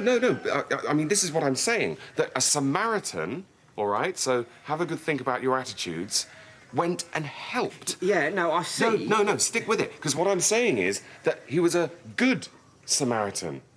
That's good Samaritan, if you can imagine such a thing. Yes! Yes, I can. I think we all can. Yeah. I know there's a lot of prejudice against Samaritans, which is terrible. But I'm sure I speak for everyone in this room when I say that there are loads of really nice Samaritans. Yeah, some of my best friends are Samaritans. Yeah, me and the wife went on holiday to Samaria last year, and they were lovely people. Couldn't do enough for you. Yeah, so what I'm finding offensive, and I'm sure I'm not the only one, is your unreflecting acceptance of this cliché that all Samaritans are wankers? No, I'm saying he was good. Yeah, but you're implying that the fact that he was good is worth a story in itself. It's some kind of weird curiosity, like an albino Nubian. No, I'm saying that goodness comes in unexpected places. Yeah, and I'm saying that the fact that you wouldn't expect goodness from a Samaritan betrays your inherent racism. Okay, all right, that's a big word. Let's just take a deep breath here. I didn't mean to offend anybody. That's the last thing I intended. I didn't realise there were any Samaritans in the room. No, that's not the point. Or Samaritan sympathisers, you know, Sammy lovers. Oh, I can't believe I'm hearing this. No. I didn't realise it was such a PC environment here, and I suppose I thought that having what was only intended as a fond pop at our Samaritan neighbours, friends even, if you like, would not be inappropriate in the context of a story which is, after all, about goodness. And at the end of the day, it is only a parable. What, it didn't really happen? Well, of course not. A Samaritan tosser wouldn't do that for his own grandmother. Jesus Christ! Jesus. What?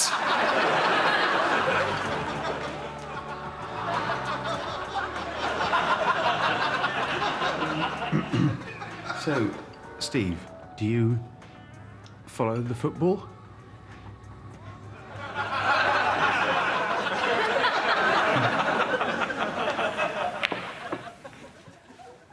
Painted lady romped home in the third. Yes! Oh, and that's a bad miss. Oh, yes, he thought that was in. That is a shame. Look at the way Jimmy Logan's shoulders are sagging as he retreats from the table. Another blow to the people's favourite in what has been, as we all know, a very difficult 8 or 9 years for Jimmy. Well, he's certainly been struggling for form. He's been struggling for money, is what he's been struggling for, Peter. And he's not earning any sitting there watching a much younger man clear up. Yes, young Terry Stevens there, potting away like the whole world's made of pocket. While Jimmy there is out of pocket in more ways than one.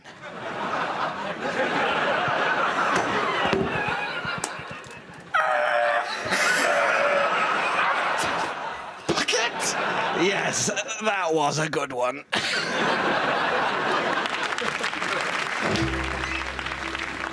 Oh, yeah. God, you look wiped out. You okay? Yeah, you know. Tough day on the ward. Yeah. Couple of new admissions. Little lad with a pronounced heart murmur. Poor little kid. I think he's going to pull through, but Sari is back on the ventilator, which meant I had to liaise with the consultants at King's. Those guys. Exactly. Yeah, it's hitting bed crisis time, and I just don't know where I can physically fit any more severely ill children on my ward.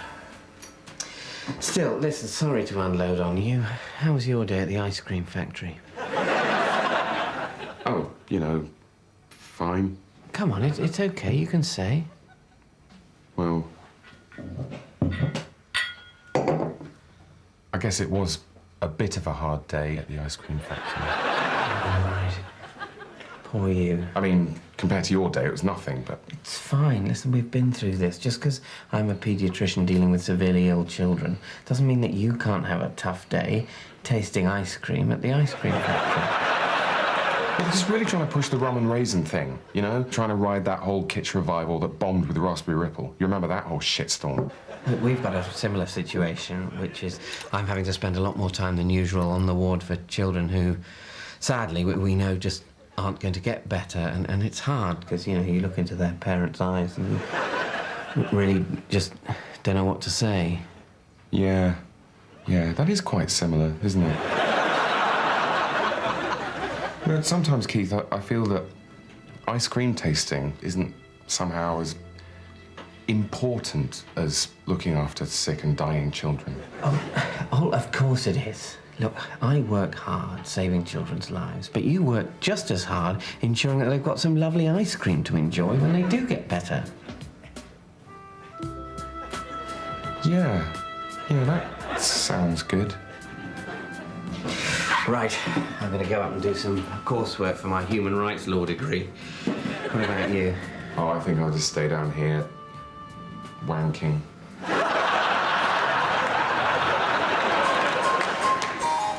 So, obviously it isn't finished, but was this the kind of thing you had in mind? Yeah. I tell you what it is, Leonardo. It's definitely along the right lines, but can I just throw something in? I mean, just as an example. So, I mean, not this. But if it kind of came, like, I mean, not this. Not this. I mean, obviously, not this. But if it did a kind of, you know, I mean, not this at all. I mean, you're the artist, so you'd probably do this much better than me. But if it was more kind of, well, that kind of, yeah? So something like that. I mean, not that, but that.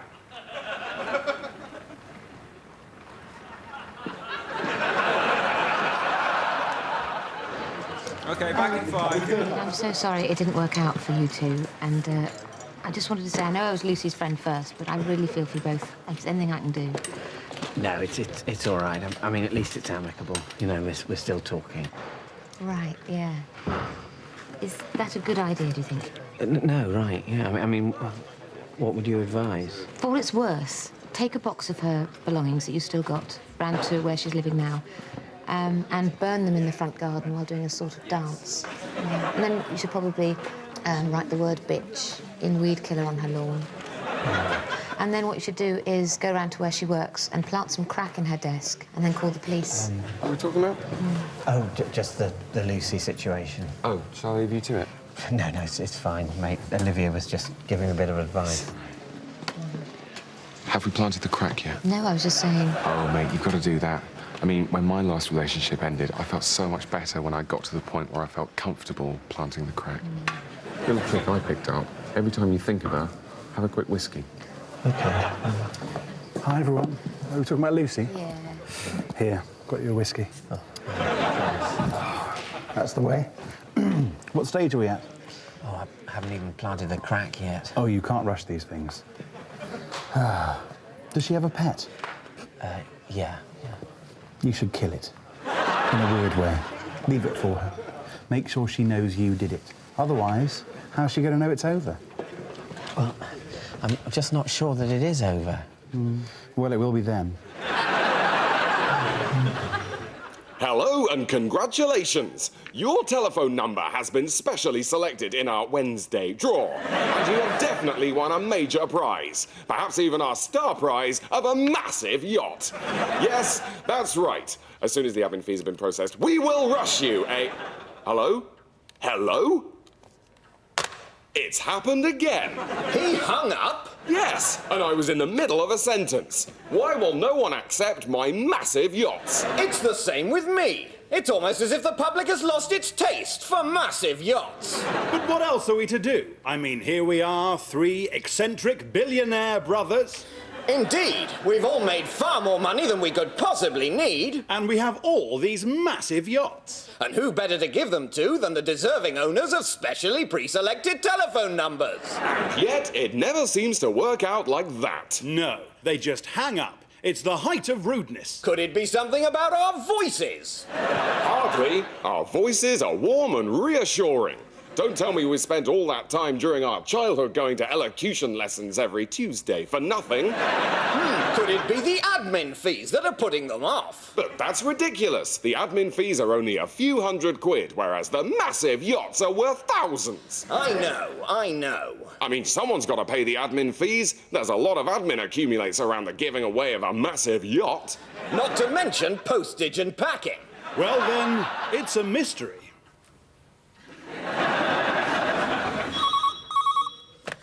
Yes? Yes? Yes? Brothers, all aboard one of our remaining massive yachts. We may already have won a timeshare in Florida.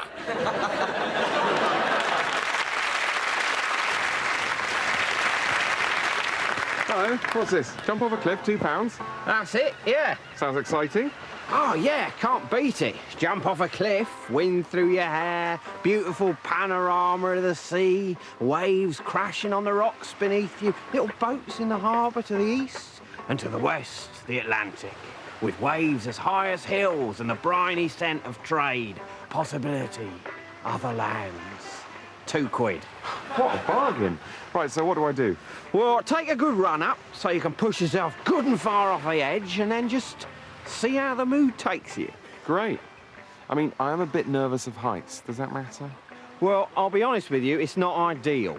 Depends how bad you got it, because if it's just a few butterflies, I'll say go for it. Because the good thing is that while there is a bit of a height thing to start with, that does get better quite quickly. Right. But it's all fine. Oh, yeah, it's all fine. Yeah, jump off a cliff, it's absolutely fine. I won't get hurt. Really? Oh, that's good. What? No, it's just some people get a bit bruised, I imagine. I mean, I don't know. I prefer not to look. Right, so, how do I find my way back up if I want to do it again? People usually find that once is enough, actually. I mean, it is fun, but you only need the one. Like a hot chocolate? Yeah. OK, well, that's one to jump off a cliff then, please. And that'll be £2. You're actually doing it? Yeah. OK.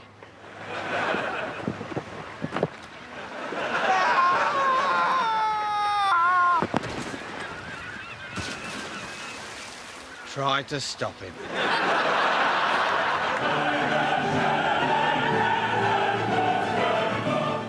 Good evening and welcome to Big Talk. My name's Raymond Terrific, and yet again I stand at the eye of the storm of the world's ills, waving my staff like Gandalf and screaming, let's get this sorted. As ever, I'm joined by a panel of brain spurts and mentalissimos, a veritable smorgasbord of cleverness that the world is rightly too respectful to eat. First up, it's a biggie, but I refuse to be scared. Is there a God? Leonard? Well, this is an age-old question. Answer can't be as long as the question, Leonard. Do not show you're working. Well, of course, it's yes a matter or no? Yes. Great, he shoots, he scores. Right, moving on. Next, what are we going to do about... Hang on, there isn't a God. But he said there was. Yes, but that was just... Leonard, did you or did you not just say there was a God? I did. So has Danielle got new information, or were you playing me like a balalaika? No, it's Come just... on, boffins, I've already wasted time saying balalaika when drum would do. Let's get this sorted. I think the problem we're having here is that Leonard thinks there is a God, and I think there isn't. Oh, you are having a go. No, it's just that we respectfully disagree. That is bad news. Can we sort it? Richard, get into this. Casting vote. Well, I'm agnostic, and so is Tim. Yes. Oh, make the tea! Guys, boffins, we need to know if there's a God. It's important. Well, there is no yes or no answer. What? I can think of 2 yes or no answers just off the top of my head. Mr. Judd. Yes, Doctor. Well, your operation's this afternoon. I just wanted to go through the procedure with you. Oh, yes. We're going to be using a new kind of experimental keyhole surgery called hammers. Hammers? It's called hammers, and it's a new approach to keyhole surgery. Right. What does it involve? What does it involve? Well, the clue's in the name, really. You know, hammers. What, very, very small hammers? Yeah, well, not that small. Right. Will it hurt? Oh, no. You'll be under general anaesthetic. You won't feel a thing. Right. Of course, it'll hurt like hell when you wake up. A bunch of guys pounding at you with hammers as hard as they can. Blimey. And that'll solve the problem, will it? Well, we think it's worth a try. Because while hammers can put pressure on your system, of course, your appendicitis is smaller, so it'll be putting pressure on that too, and it'll hurt it more. Well, that makes sense. And if it doesn't work, we've got a pioneering new therapy called frying pans. So we'll give that a whirl.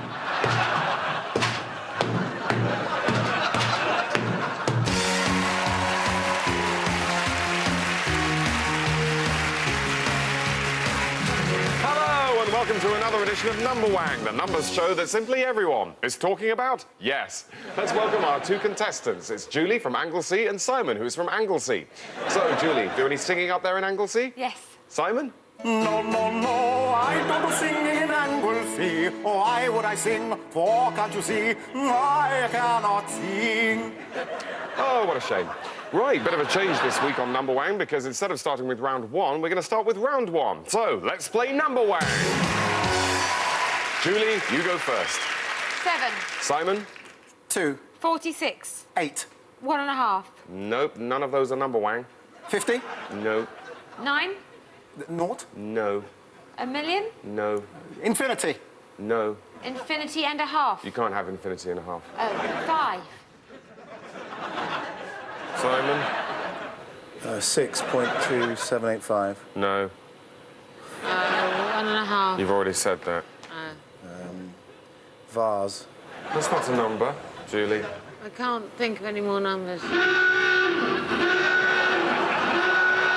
Well, what a situation we have here. Unprecedented in the history of Number Wang. That alarm means it's been 3 whole days without anyone getting Number Wang, which means we have a sudden death tie-break.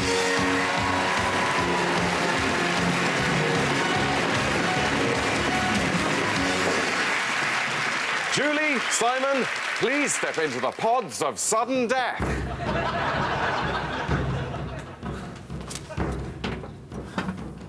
The rules are simple. For one of you to die first wins. OK, Julie, Simon, are you both ready? Then let's release the number gas. You may be interested to know that today's number gas is made from the number 2, which you may remember from school is deadly to humans.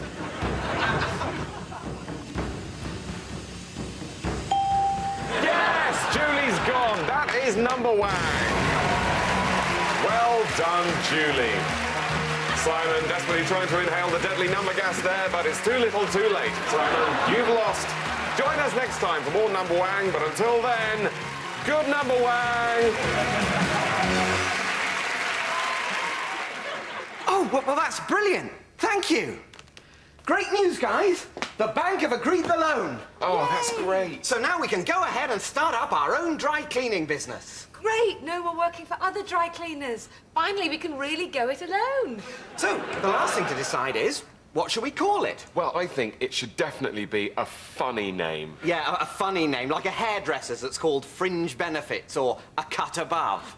So what would one for a dry cleaning shop be? Well, I've had a thought, actually. I mean, I think it's funny. It's certainly a phrase I've heard, but I'm just not quite sure what it means. It's touching cloth. Oh, great. Touching cloth. Yeah, that's certainly a phrase I've heard. It's got a ring to it, hasn't it? Touching cloth. So what does it mean? Well, obviously, part of what it means is what we would be doing. You know, as dry cleaners, we'll spend most of our day touching cloth. Yeah, yes, and of course our customers who bring in their clothes for us to dry clean, they'll all be touching cloth as well. You know, as they hand the clothes over, they'll be touching cloth. Well, great, that all works out brilliantly. And what's more, what I think will make it funny is that I think that touching cloth has a double meaning. It's just, I'm not quite sure what it is. Right, well, that's great, but I think it's probably quite important that we find out exactly what the other meaning of touching cloth might be before we call the sign writer or get the notepaper printed. Yeah, does anybody know what the other meaning of touching cloth is? I know. Oh, great. Is it funny? Yes, it is. It is funny. What is it? Well, when you're touching cloth, what you're doing is that you so need a poo that you've sort of started to poo yourself, but you've managed to stop at the point where a bit of the poo is actually touching the cloth at the inside of your pants. Oh, right. I had no idea there was a name for that. That is funny. And it's funny because it involves poo. Yes, it is very funny. My only slight worry is the association of getting poo on clothes, which I agree is funny. Is that association appropriate for a business such as dry cleaning, which is, after all, supposed to be about getting clothes clean? Oh, yeah. But I don't think it's really a problem. Yeah, you can worry too much about these things. And the way I see it, there's an upside. Because the message we'll be sending out is, even if you have got poo on your clothes, we can handle it. In fact, we could call it touching cloth ? Touching cloth? Then step this way. I really like that.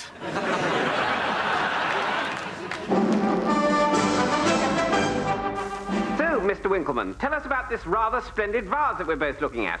The vibration. The vibration. I can't stand it. It's all right, Mr. Winkleman. It's quite normal. It's just the thermonuclear radion machine that we use to generate the television. It's quite safe. Although, a rather amusing side effect is that all of our real hair fell out in the first 48 hours. So, you were saying, the vase. Yes. Well, it's a family heirloom, which I think dates from 1760s. Well, that's fascinating. And I'd just like to point out to viewers that it's only through the new magic of television that they can actually see us looking at this vase and describing it to them. Have you got hot balls, too?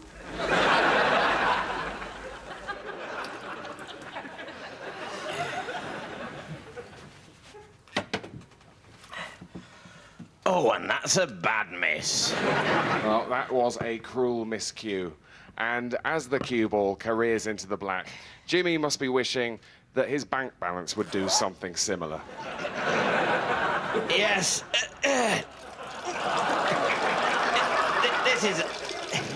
This is a tough game. Jimmy knows that, but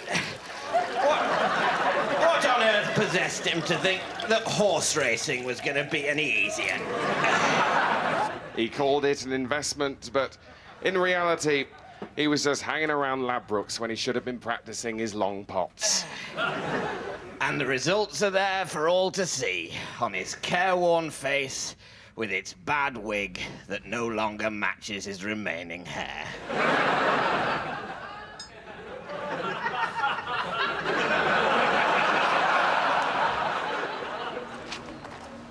You know my brother-in-law's friend, Gordon? Oh, what, the one with the cleft palate and the wonky ear? No, not him. No, the Gordon who sends out those awful Christmas newsletters. I got my reply ready this year, yeah? Dear Gordon, thank you for your very comprehensive Christmas newsletter telling me about what you and all the family have been up to over the last, is it only a year, and yet so many GCSE results and wisdom teeth out. Quite a roller coaster. As this served to replace a conversation we might have had, here is my response. Good. Oh, by the way, good. Yeah, me too. Yeah, me, not much. Bye. You really are a bastard, aren't you? Why? I mean, what's he going to reply to that? I hadn't really thought that far ahead. Dear Robert, I'm sorry to have annoyed you with news of my family. I suppose these newsletters are a little impersonal, but I know that a lot of my friends are interested to hear how we're getting on. And I must admit that around Christmas, I don't really have time to write to everyone individually. I'm sorry to have cut a corner so abhorrent to you. And needless to say, I won't be wasting your time again in future. P.S. Little Jane says she loves you. I'm sorry, Gordon. Forgive me, Gordon. I'm not Gordon. Where's Gordon?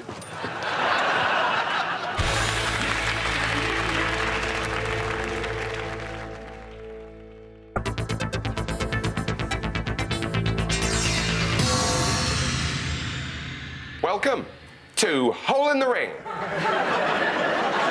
Let's meet this week's new contestant.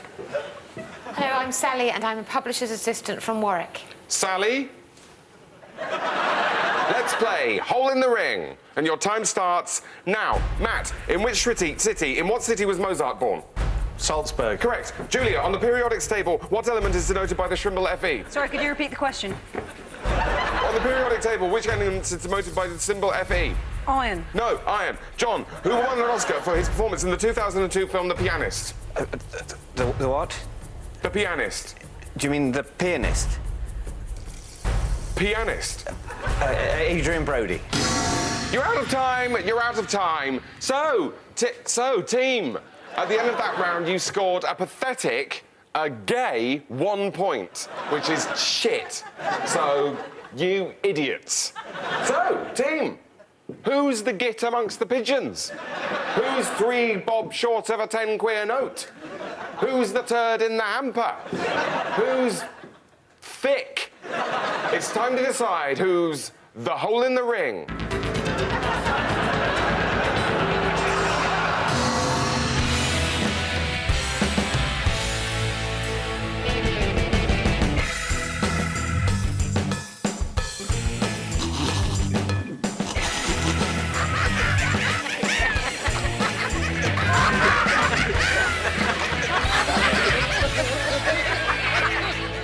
Wow, swim with a great white shark.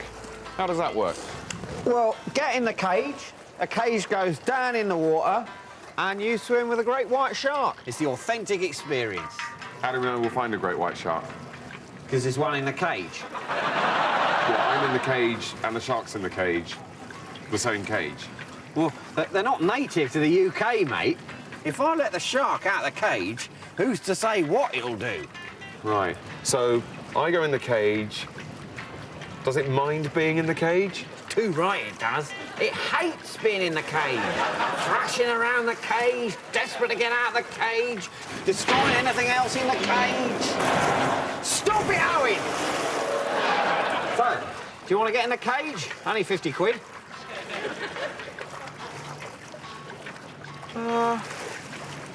Yeah, all right. Really? Yeah, I mean, you know, it's all fine, isn't it? It's all proper. You got a sign. It's all fine. Oh, yeah, it's all fine. Yeah, you in the cage, the shark in the cage, it's all fine. You basically just want to keep out of its way. Is it a big cage? Yeah, it's quite a big cage, yeah, but then it is a very big shark. Well, can you hire me some gear? I can sell you some gear. I can't hire it to you, and I'll tell you for why. It might get damaged. What, why? Shark attack. Yeah, that kind of thing. I mean, the shark's not going to attack me. Really? Oh, that's good. Well, I imagined it would. Massive angry shark, cooped up in the cage. Someone else gets in the cage. I thought it might lash out. But no, you're probably right. It's probably a lot more scared of you than you are of it. Poor thing. Right, well, you know where everything is. Once you get down there, it'll all be pretty straightforward. I'm just going to pop off for half an hour. Oh, you're going to stay and watch? I'd really rather not. OK.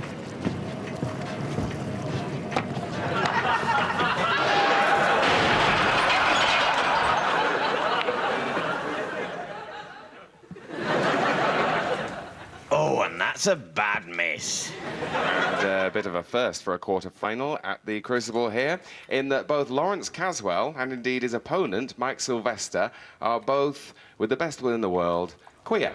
Well, Peter, I'm not sure that's quite the PC term. It is, Ted. I've checked. Well, I'm going to call them homos to be on the safe side. And as Mike Sylvester bends over to break off now, Ted, what do you think will be going through his opponent's mind? I can't say that, can I? I mean, you could use ornamental grasses like these. They're very good just for sort of softening your harder landscaping. Well, that's a good idea. Isn't it, Martin? Oh, yeah, very clever. Yeah. Well, we've got some nice pampas grasses. You can get it down...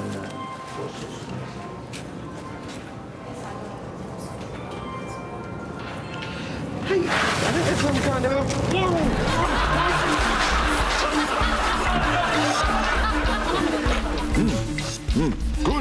Good. Strong.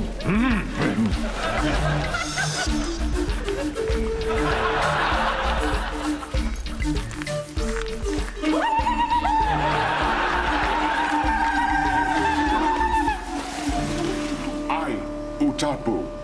You? Martin, I'm Martin. Martin,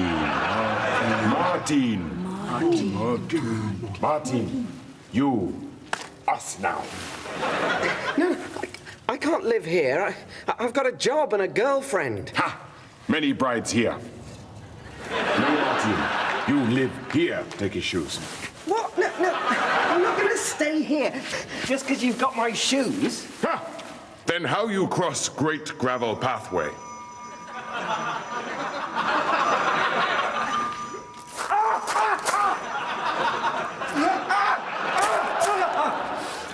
Martin, choose stay.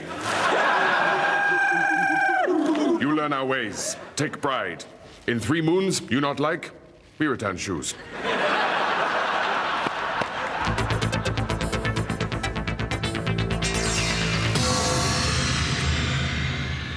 So, John. Yeah. So, you're a zoologist? Yes.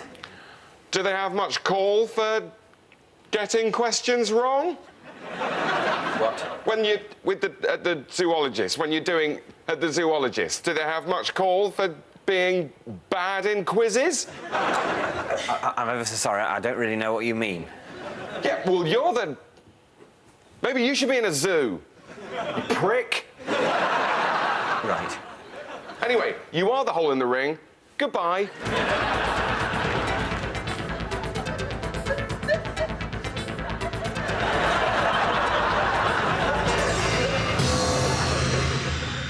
That's all for today. Until tomorrow's hole in the ring.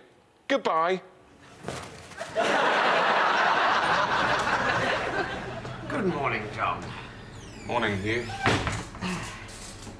And how are you and your excellent corner shop this fine morning? Good, thanks, Hugh.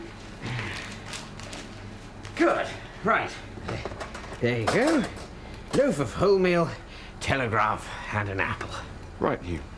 Well, though, just thinking, John. Oh, yes, goodness, I'm thirsty. I really am. I've got a tremendous thirst on, all of a sudden. Oh. Yes, I feel like I should grab something to drink right away. Do you recommend anything? Well, we have lots of different drinks, as you know, Hugh. Yes, you do, but I'm so thirsty, I feel like grabbing something right at hand. Something from this chiller here. Yes, here we go. Export Jürgenbrau. Yes, well, maybe I'll try one of these. Yes, maybe you will. Oh, and actually, now I notice this is an alcoholic lager beer, isn't it, John? 10%. Blimey. That's quite a lot, isn't it, John? Yes, Hugh. It's the most alcohol per milliliter at the lowest cost in this corner shop. Is it really? How fascinating. Well, it's the continental way, isn't it? In Spain, they wouldn't dream of starting the day without a couple of cans and maybe a vodka, probably. So, how much is that? £2.70, Hugh. Oh, well, now I look, I don't think I can actually afford the bread, the paper, an apple, and this drink. Not quite, Hugh. Oh, well, so maybe I'll put all three of these items back. And maybe get 2 cans of this lager beer that you recommend. Just in case one doesn't completely rid me of my perishing thirst. Yes, that is the usual solution. Do you know what? I'm so thirsty, I think I might just crack this open and drink it here on the step of your shop. Of course, Hugh. And why don't you lie down on the pavement afterwards if you're feeling a little bit sleepy? What an excellent idea. See you tomorrow, John. See you tomorrow, Hugh. Oh, and that's a bad miss.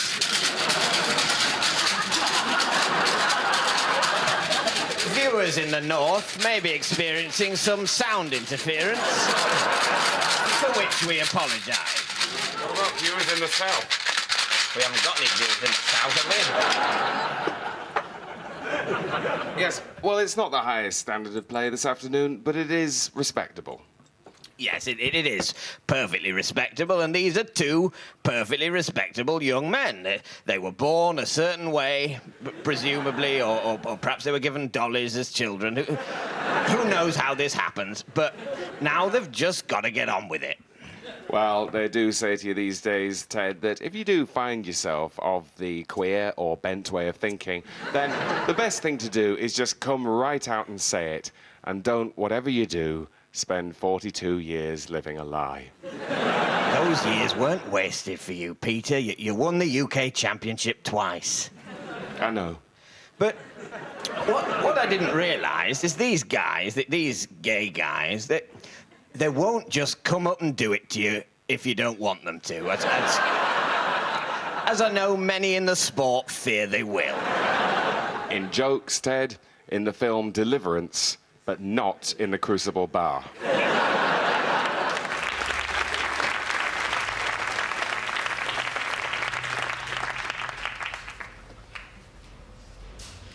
William, have you been sleeping with Alice again? Have you been sleeping with Alice again? Yes, I think so. Sorry. How many times do I have to tell you I don't like it when you sleep with other women? Well, I'm sorry. We were at a conference. I wanted to have some sex. You went around. Yes, well, you've always got a good excuse, but still. Still what? She's very pretty, and I never thought you'd find out. Well, I don't care. I don't like it. Oh, come on, be reasonable, darling. You've met Alice. She's taller than you. She's got bigger breasts. I was hardly going to turn down the chance to sleep with her. It's not as if you're losing out on anything. I'm going to carry on sleeping with you, too. Yes, OK, fine. Good. Oh, I meant meant to ask you the other day, can we start a family? No, better not. Why not? Well, I don't like children, I never want to have any, and if I did, it wouldn't be with you. But I want to have a baby. Well, you know, sorry. Oh, did I tell you that I have a secret gambling problem? Oh, for heaven's sake, Rachel, what's the matter with you? Are you trying to pick a fight with me or something? No. Yes, you are. You've been niggling away at me ever since you came in. Did you sleep with Alice? Can we have a baby? I'm a secret gambler, blah, blah, blah. I'm just talking. I know what this is really about. It's not about anything. This is still about the fridge door, isn't it? It's got nothing to do with the fridge door. Good, because we have to move on. Nearly a whole quiche I had to throw away, you bastard! So, it is about the fridge door. And milk! So much milk! I've said I'm sorry. I'm so sorry. I think I care if you're sorry. I'll never see that quiche again. It's just I know I had a moment of madness. I left the fridge open. I know you can never forget, but try to forgive. Well, I'm sorry I have these outbursts, but I am trying.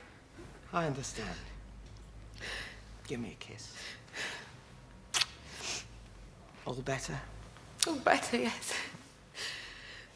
Oh, and about Alice, you did use a condom, didn't you? Oh! Silly boy!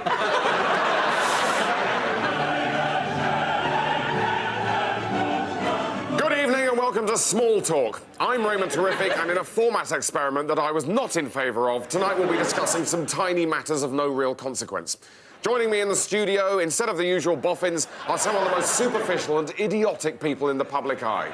Anita, you got your pubes out in Big Brother. Your question, how do you like to relax? Well, I'm a very spiritual person, as anyone who knows me would tell you, and I just like to chill out in the bath with some oils and some candles and just get a little bit of headspace, yeah? That was awful. Right, press on. Tony, you were a professional footballer before having to go to prison for racism. You now run your own nightclub. Your question, what's your favourite flavour of crisp? Probably prawn cocktail. I hate this. Anita, what is objectively the best crisp? Oh, that is a tough one. Sorry, I'm going to have to stop you there. I'm being told that talk is actually marginally too big. Zach Chancery, you are a hairdresser who first came to the public's attention for having a name a bit like a font. Your question, how's your day been? Super.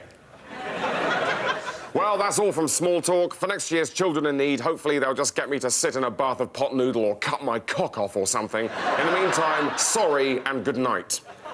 We don't!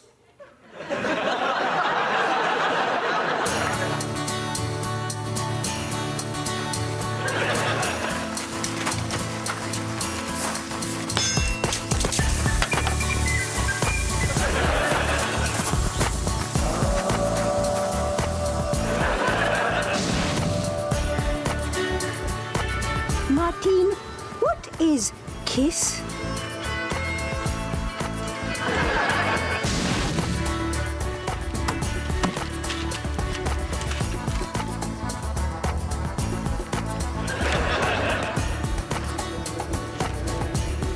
Bon tempi like. Martine, what is hand job?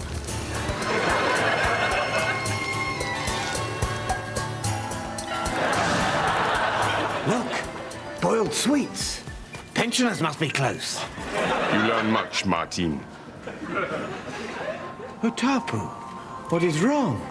You look sad, my friend.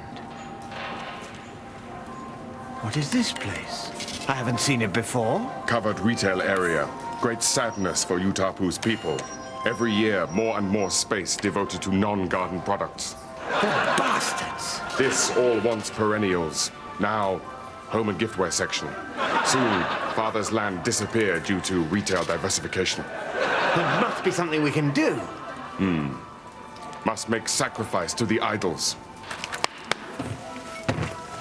Take him to the shed of destinies.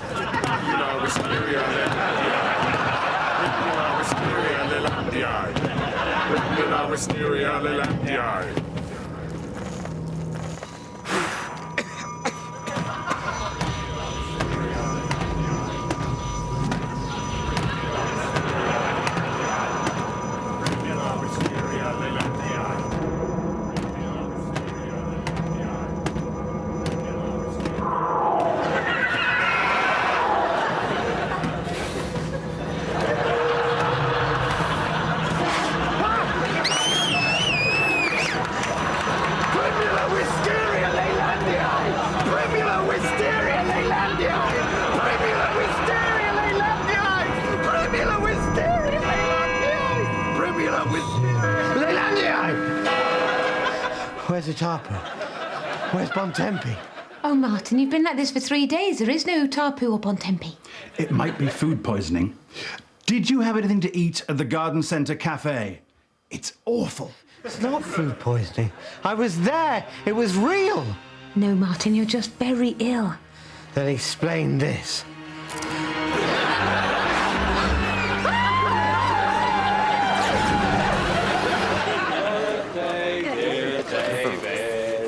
Happy birthday to you.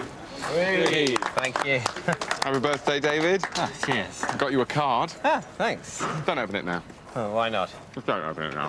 Why, is there a rude message or something? Just don't open it. Oh, well, I'm definitely going to open it then. Don't. I'm always opening it.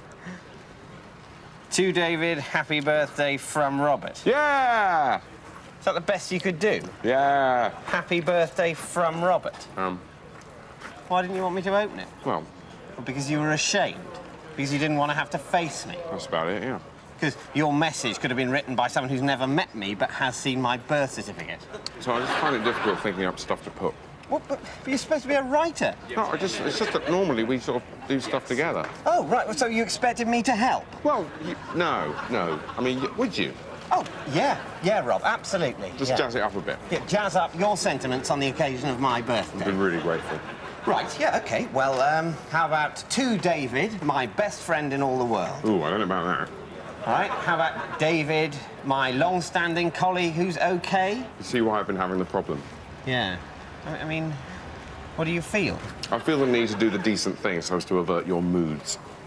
You're being very honest. Thank you. OK, well, how about David? On your birthday, I noticed that everyone got you a cake. Oh, is that why there's cake? And even Sally from the office got you a DVD. So I popped to W.H. Smith to spend $1.29 of the petty cash on a card with a golf joke on it. Yeah, because I know you like cricket. So, golf. Yes. OK, so, it's lots of love. Well, best wish. Yours sincerely, well, brackets, Robert Webb. Thank you.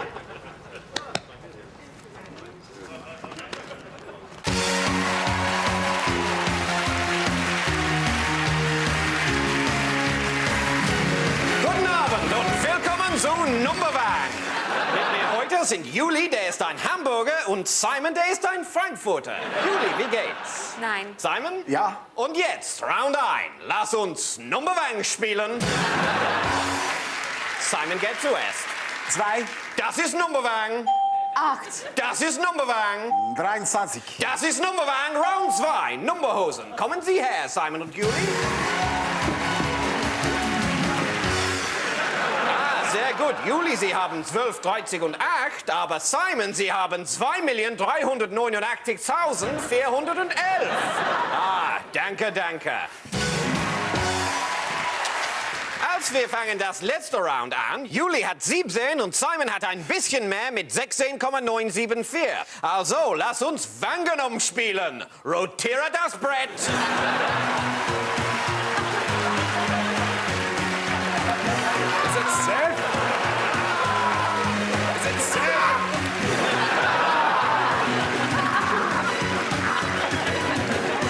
Juli, Simon, jetzt ist die Zeit, Wangenom zu spielen. Bevor wir anfangen, darf ich Ihnen beide sagen, good luck. Oh, thanks very much. Ach, das habe ich gewusst! Nehmen Sie weg! Juli, Sie sind gefangen, aber Simon, Sie sind heutiger Wangenom!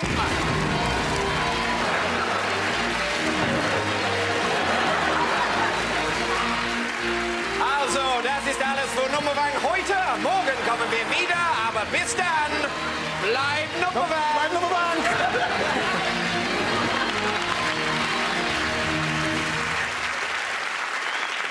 1994, the year of putting a bit of a kink in the handle. Sales up by 8%. 1997, the year of putting some of the bristles in diagonally. Sales up by 12.5%. 2002, your finest hour, Chaz. The year of putting in some blue bristles to tell them when they need to buy a new one. For the first time, people are actually taking orders from their toothbrush. Sales up by 26%. Guys, it's 2006. I have one question for you. What's next? Chaz? No. Come on, guys. This is serious. People are out there right now buying toothbrushes that we didn't make. I think we have to realise we may have run out of things we can tell them they need on their toothbrush. I think we could get them to brush their tongues. I admire your reach, Gus, but no. They're not going to brush their tongues. I think they will. I think that if we tell them to brush their tongues, they'll brush their tongues. Is there any health benefit to brushing your tongue? I have no idea. But show me your tongue. Oh, yeah. You see? Dirty. He's got a dirty tongue. Has he? No, of course he hasn't. But you thought he might have. And when it's not me saying it, but a Scottish brunette in rectangular glasses and a lab coat. I think you might have something. They might actually brush their tongues. Of course they will. Did you know that up to 68% of us suffer from dirty tongue?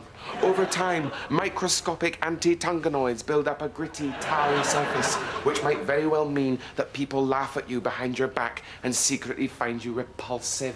You have to market it at men too, Gus. Which might very well mean that that's why you're not getting enough sex.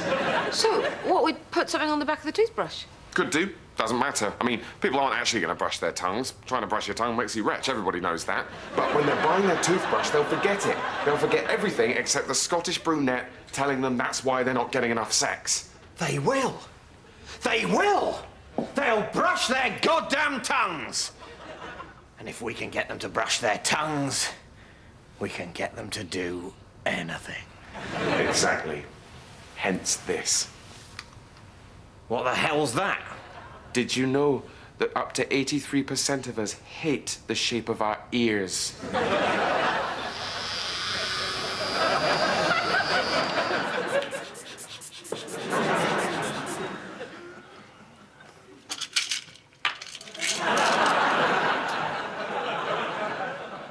Oh, and that's a bad miss. Well, Lawrence Caswell has left a massive opening there for such a potent cumin as Mike Sylvester. And while we're on the subject of gay sex, I've never discussed on air with you before, Peter, the reasons behind your own decision to come out as a gaybo and how that's made you feel. Well, Ted, it's as simple as this. You get to a certain stage in your life when you realise that your wife's about to go public, and so you think to yourself, I might as well cash in on the exclusive before she does. That's very moving. Because of course it caused a crisis in my own life. I was not, for many years, a friend of the gays. I didn't perhaps understand it as well as I do now. You were worried about the booth, weren't you, Ted? If I'm honest, Peter, that was the nub of it. It's not a big booth, this our booth, but as you pointed out to me over that drink that I finally allowed you to buy me, if you'd managed to keep your hands off me for 18 years, why on earth would you jump me now? Particularly when I'd be on me guard. And we laughed, didn't we, Ted? We laughed, and I think that was the turning point. I thought that man, Peter, has been to 3 out of my 4 weddings. Best man at the last 2.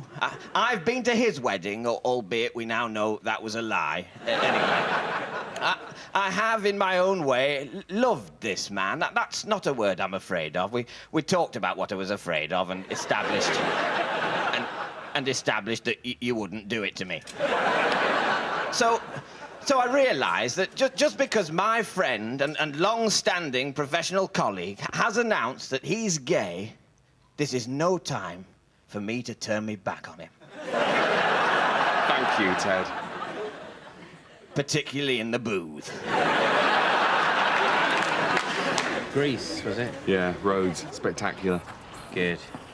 And this is me and Jen in front of the Temple of Zeus. Right, sunny. Yeah, it was brilliant. And this is us back in our hotel room. Ooh, that one's a bit saucy, actually. Sorry, thought I deleted that. Moving swiftly on. And that one is actually even more, Oh, my God. Yeah. And this is us on a deserted beach. Oh, dear. At least you waxed. Please, no. And this is us on the ferry going over to... Oh, that is actually very fruity. Please, can we stop? Oh, sorry. The rest are all... Look, this is us in our villa.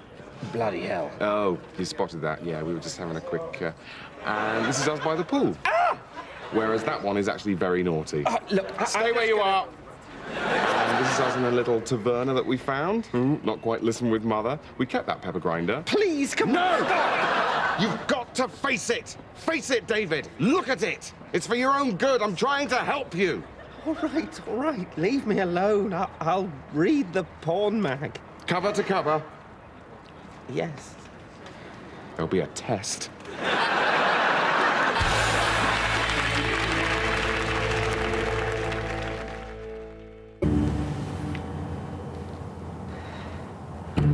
This job just doesn't get any easier. Was it you that found the body? Yeah, I found it by my cave next to my fire first thing this morning. And can I ask what you do?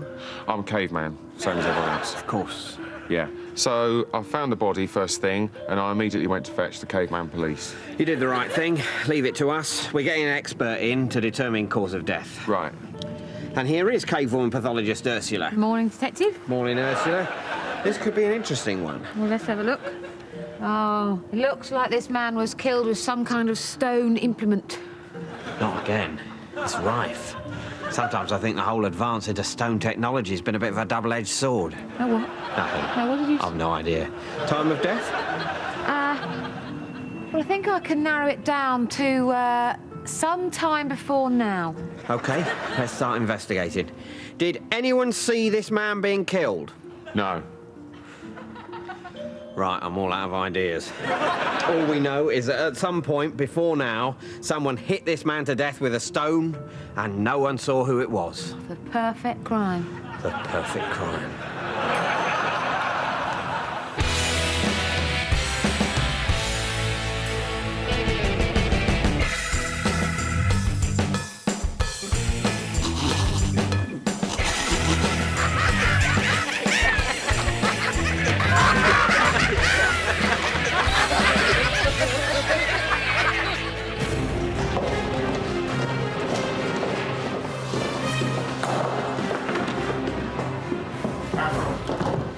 Shocking news.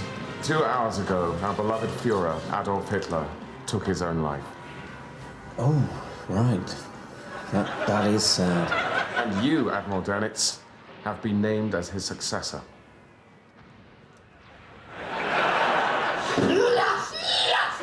In your face, Goering! Sorry, guys. Whoa, eat it! This is a great opportunity. Yeah. I've got loads of great ideas for Germany. I think we should do more autobahns. They're great. I think we need to look at pensions. There's a growing housing shortage. Listen. Oh, actually, sorry, can I just make a quick call? Yes, mein Führer. Nice.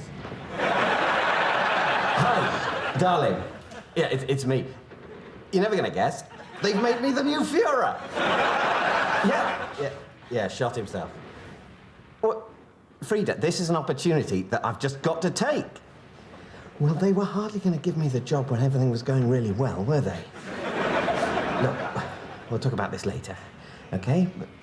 But heil me, though, eh? Heil me? Oh. Right, where was I? Oh, yes, ideas. When can we have a policy meeting? We've taken the liberty of drawing up a list of priorities. Oh, yeah? Yeah. So, here's General Eisenhower's telephone number. Here's the English for "we give up." And here's an analysis of our military situation in one rude word.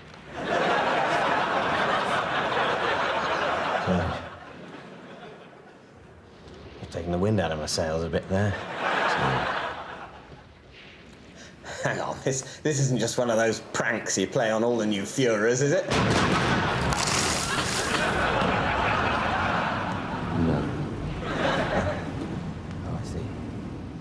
So, you just need someone to say that we've surrendered. Seems silly, I know, but no, we just literally do need someone actually to say we've done that. Right. It's red tape, really. You see, I thought I was gonna get to be a proper... Yes, that was our fault. We didn't mean to give you that impression. All right, I'll make the call.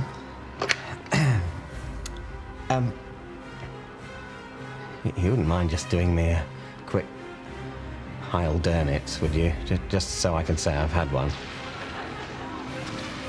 I don't think that would... Please.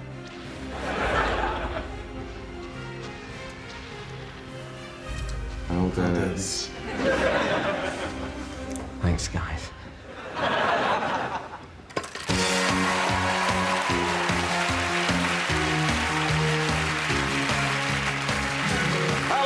Welcome to Word Wang, the spin-off series with a difference, and that difference is words. Joining me tonight are Julie from Yorkshire and Simon, who is from a factory and made from a special metal. So, Julie, ever killed a man? No. Simon? Yes. Great, let's play Word Wang. Round one, Julie to play first. Shed. Trowel. Buzz. Sorry, are you buzzing in? No. That's Word Wang. Simon? Smear. Towards. Fastidious. That's Word Wang. On to round three, animals. Simon? Mattress. That's Word Wang. However. That's Word Wang. Deforesting. That's Word Wang. Lineage. Oh, bad luck, Julie. That's not an animal. You lose 2 letters. So, Uli, it's you to start as we move on to the word board. Today's categories, countries of the world. I'll take Bethania, Fintonland, and the Independent Republic of Webb. That's Word Wang. Simon? I'll have Mimji, Wantistan, and Ireland. Oh, bad luck, Simon. I'm afraid Ireland's not a vegetable. You lose 3 letters. So, as we enter the final round, Im, you're leading with tarpaulin, and Uli, you're trailing with H. It's time for you both to face the word wangerator. Let's rotate the board.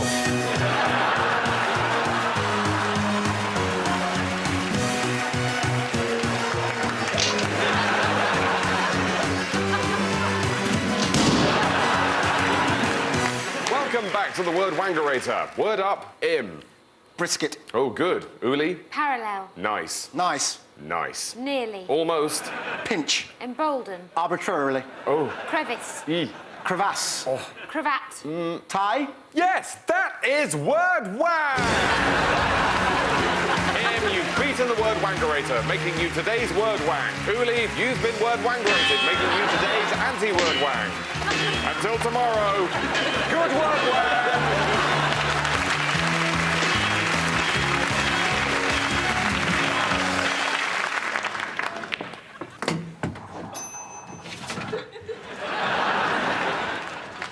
15 years we've been waiting for them to fit that. Oh, and that's a bad miss. And young Mark Deacon will be very sad to have missed that blue, but hopefully not as sad as he was about 6 months ago.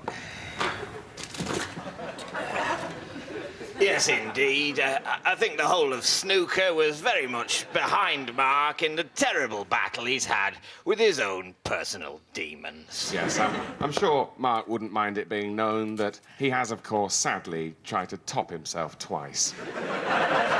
Yes, but that's many fewer times than he's tried to reach the final of a ranking tournament. And he hasn't managed that either.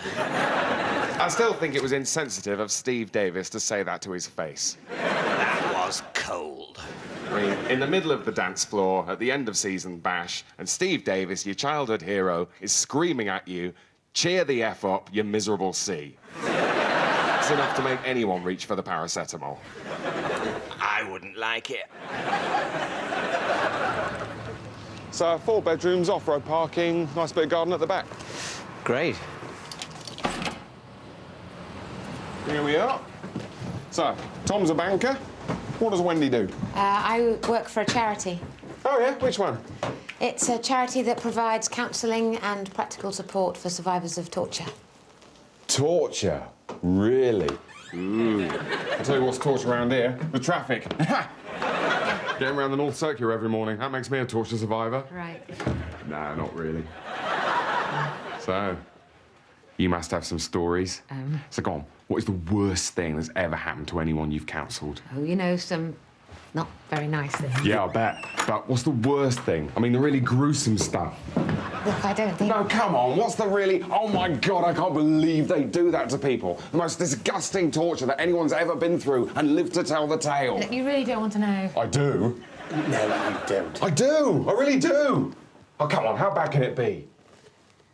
Well, I once worked with someone who... And obviously coping with that was very difficult for him. So, the ensuite in there, is that the only bathroom? You callous bitch. Standing around with your latte looking for somewhere nice with a garden in Zone 2 when you know what you know about what goes on. You have to learn to remain detached. Oh, right. Oh, it's just a job for you, is it? 9 to 5. Oh, I'm sorry, Mbulu, that does sound like a pisser, but I've got to knock off half an hour early because I've got to go and see a lovely garden flat in Muswell Hill that's going cheap, and then someone's coming round to mend the dishwasher. But that holds no terror for me because I've not learnt to associate a knock on the door with unspeakable violation. I see what you're saying, but everyone has to have a day off. I need a fucking month off now! That has brought up a lot of things. A lot of things. I didn't mean to... I think it's best if you go.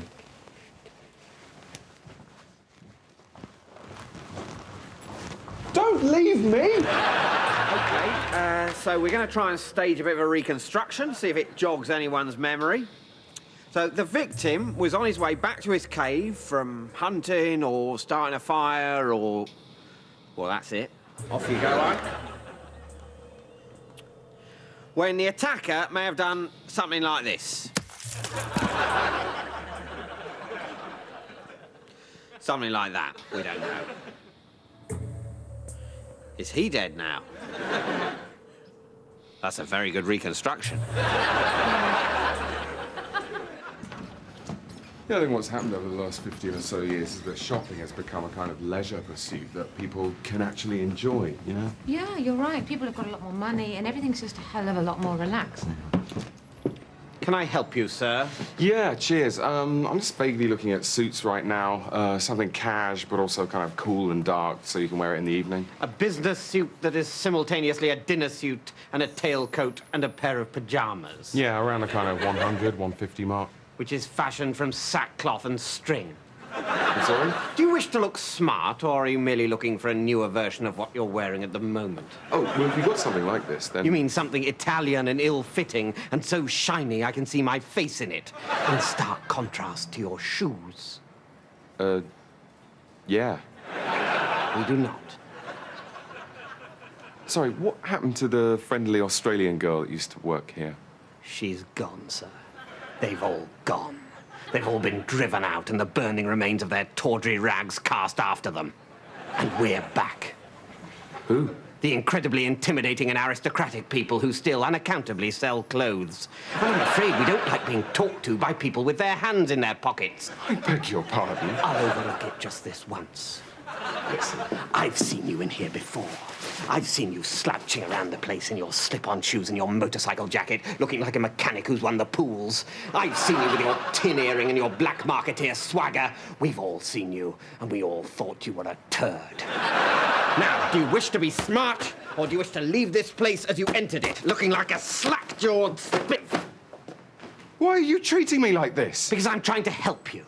I'm trying to help you to have standards. I'm trying to make you know that the world isn't pleased to see you. You aren't needed or included or loved. You're ugly and superfluous and ignorant. And you should be frightened and meek and grateful. Right. That's better. Now, first things first, let's get you a hat. Do you think people are going to like these sort of private moments where we're just being ourselves? This isn't private. There's a camera there. Well, no, but still, it is more, you know, the kind of stuff where... The sort of bits where we're just you know chatting and kind of, I don't know how to put it, but, you know, this is all scripted. What? This is as made up as the rest of it. This isn't improvised. Look. Bloody hell. It says I say bloody hell here. Yeah, I know, that's my cue. David, yeah, I know, that's my cue. Yeah. Robert, reading. David, yeah, I know, that's my cue. Just Put that away. It says I don't. Well, what happens next? It says, cut to a close-up of the script. It reads, cut to a close-up of the script. It reads, cut to a close-up of the script. It reads, cut to a close-up of the script. It goes on forever. Shit. Yeah. You say shit. That's the penultimate line.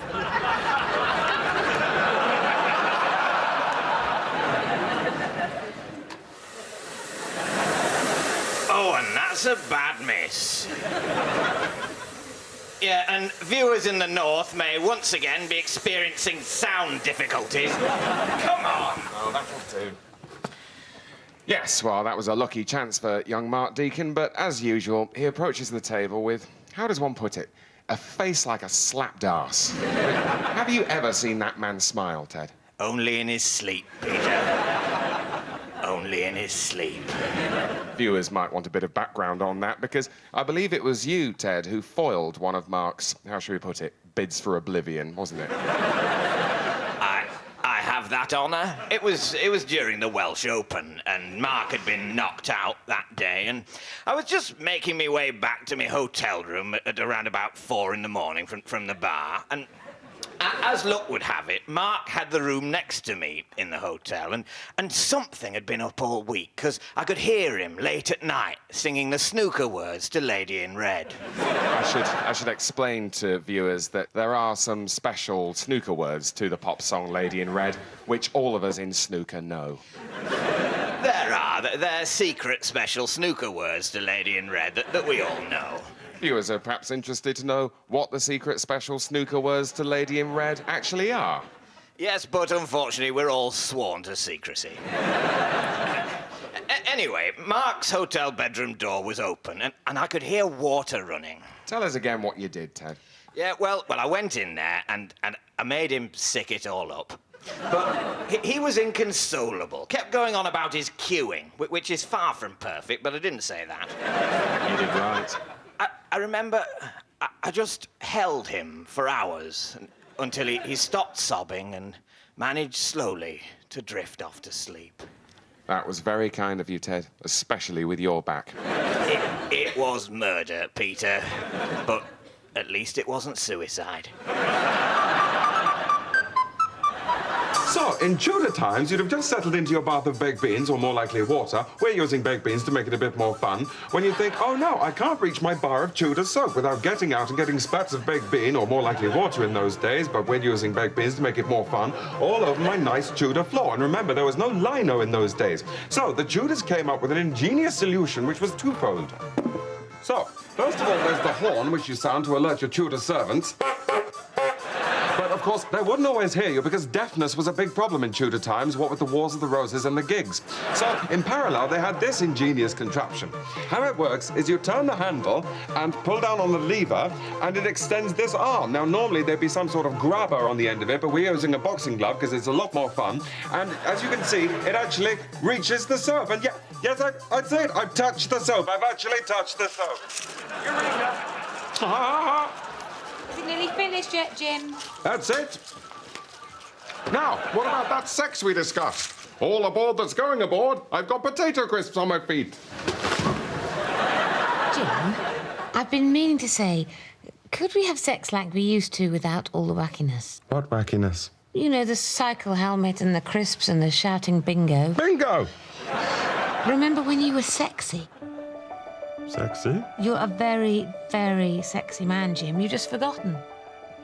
Sounds a bit po-faced. I was going through some of your old things the other day. Look at this stuff. You were cool. You were an angry, brilliant young historian. You used to order martinis and only buy cigarettes in soft packs.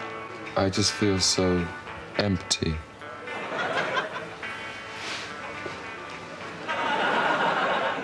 Thanks for trying. I was a tosspot. Well, maybe a bit, but couldn't you pretend to be like that again? Oh, all right, Anne. Oh, it's so serious. Foreplay. You're not trying. Well, I can't do it, Anne. You're never going to make me regret the day I learned how to make facts fun. I'm never going back. This is it now, Anne. With my helmet, my horn, and my folding bicycle, I've made millions of people give a shit about the sea trail, and if you don't mind, I'm just going to go and wank off about that.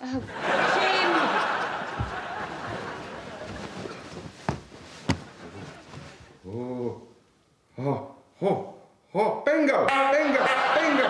Please, could you do it without the honking?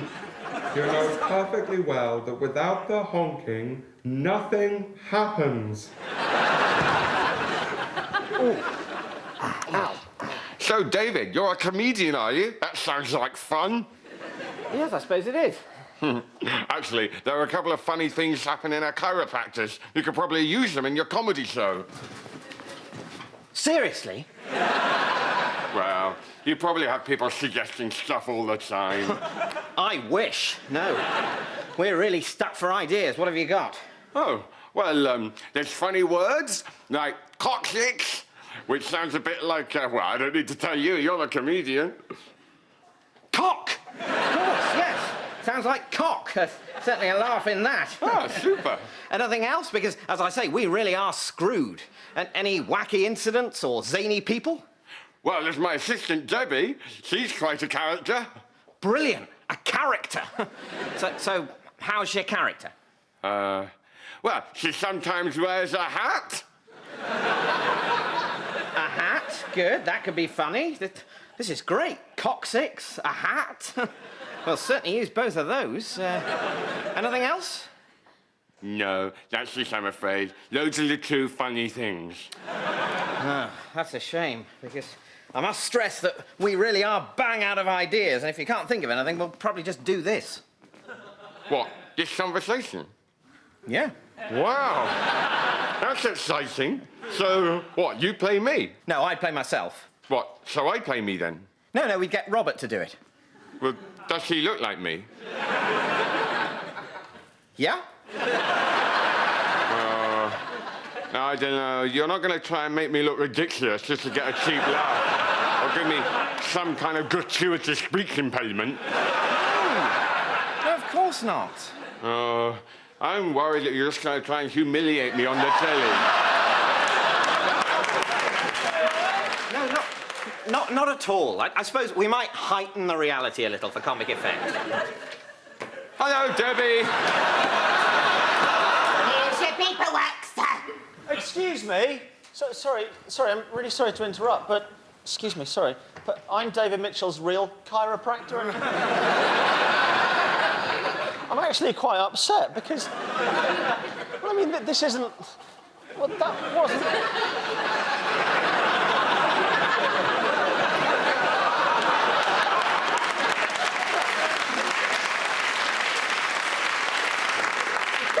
Wasn't anything like the conversation we had in my office the other week. For a start, I don't sound anything like that. Sorry. And secondly, while I was easing off his sciatic nerve, I told David Mitchell several genuinely amusing chiropractic stories.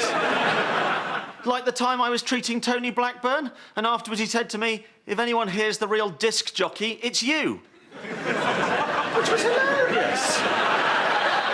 That was good, yeah.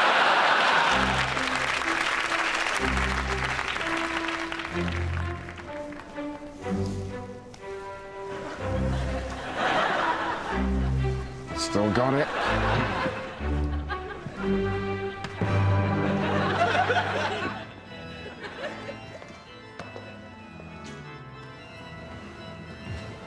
The blood of Christ keep your eternal life. The blood of Christ keep your eternal life.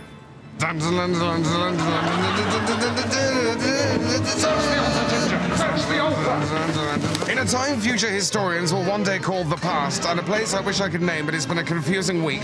Who is left to look out for the man in the street in case he wants his mobile back?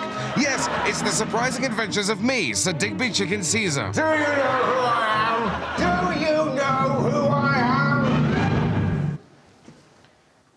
Ginger, do you know who I am? You're Sir Digby Chicken Caesar, sir. Of course. Thanks. The story so far. In my continuing quest to find out just who is behind it all, and by all I do mean all, Ginger and I have been invited to an evening at Her Majesty's pleasure, but we can't get there because we're in prison. I've got a plan. Officer, he's done it. He's gone and done it. I tried to reason with him, but he wouldn't listen.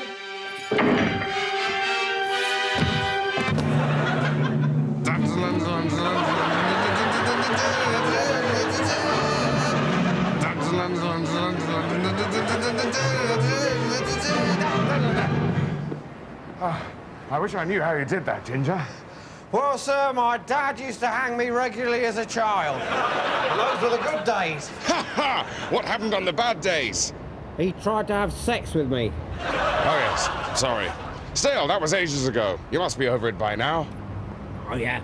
I think my life's more or less on track now. All right, sir. Shall we go down the arcade and look for 10p's? Ah, a search for clues. Good thinking. To the slotties!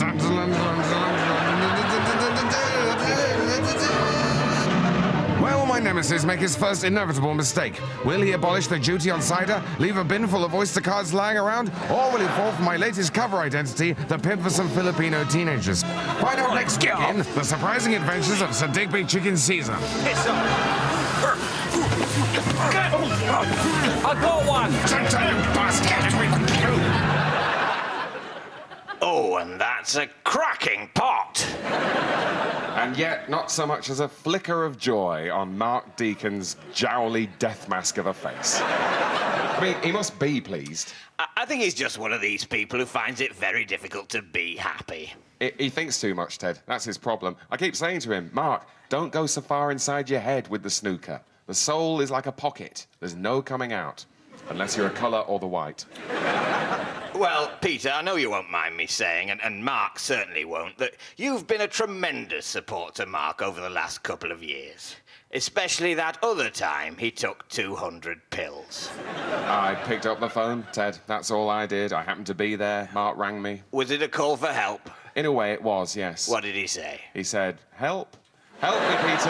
My safety play is all to crap. I can't go on. And you were straight in the car and round there, weren't you, Peter? Just as soon as I got the swing ball in the boot, yes. Now, Peter, for those of us who don't know the story, explain the significance of the swing ball. Well, it was just a crazy notion that I had that it would help to relax him. And so I got him out in the garden, in the dark, playing swing ball, tears streaming down his face. And I said to him, Mark, be honest. Is this not a little bit better than being dead? And what did he say, Peter? He said, yes, Ted. And we played swing ball all through that beautiful night until the sun came up and things started to feel a little better. Well, Mark, this is for you.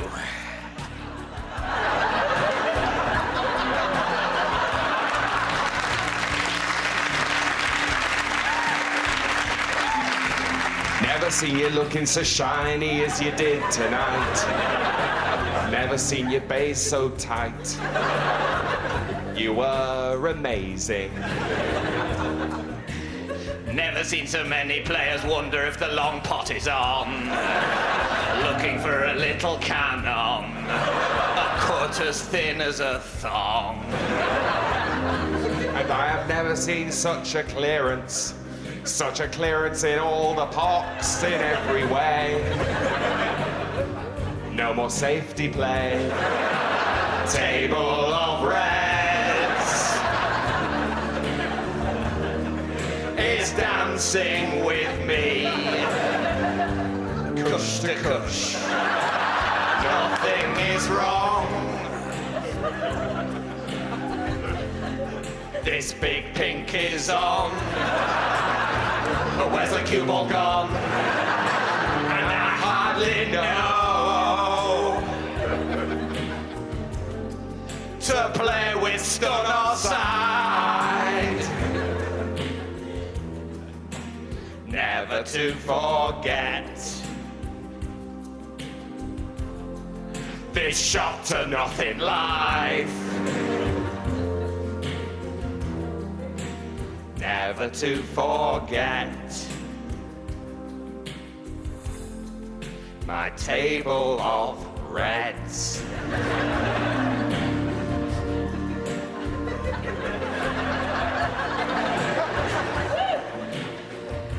That's for you, Mark. keep on keeping on. God bless and cheer the fuck up.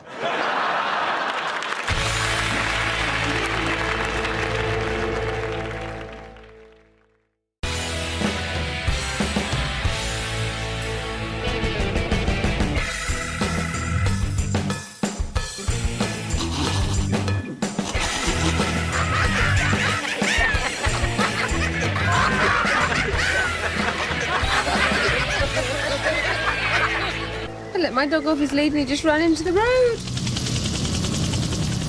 It's the Helivets!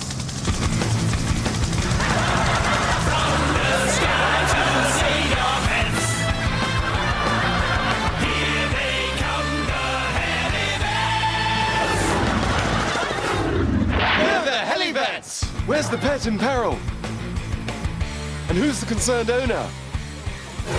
Don't worry, young lady. We'll soon have your scamp back on his paws, wagging his tail around. It's dead. Tickling his tummy. It's dead. Throwing him his little ball to catch. His head's over there. We can save him. We can't. Come on. We're the Helivets.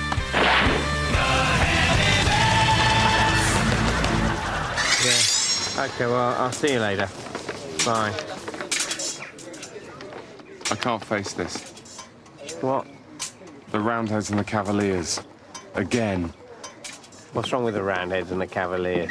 I'm just sick of it. We must have done it at least 20 times. We come up the hill, you ambush, blah, blah, blah, Cromwell marches on. I mean, there must be something else we can do. So, we're the government forces of the Democratic Republic of Congo. Yeah, and we're the rebel militiamen representing Sudanese tribal interests. Yeah. Uh-huh. Ready? Are you absolutely sure that this isn't racist? Yeah. It's a historically accurate recreation of a landmark global conflict. Right. So, take your positions. Ready? Mm-hmm. Okay, so... And you will stop us if you think it's getting even the teeniest bit racist. Absolutely, yeah. Go ahead. I am going to kill you with this big machete. Stop.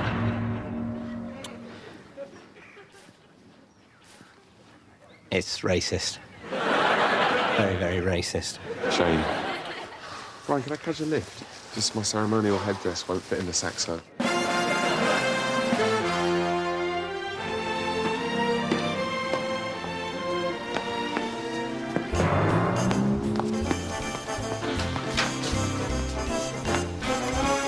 Let's have a look at your charts, Mr. Peppard. Yes, looking better than yesterday. Oh, thank you, Doctor. Now, you might feel a small prick. Wouldn't be the first.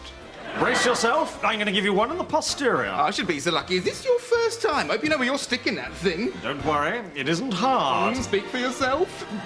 Shall I get my cock out? What? Dr. Asquith, go and help Nurse Sidebottom.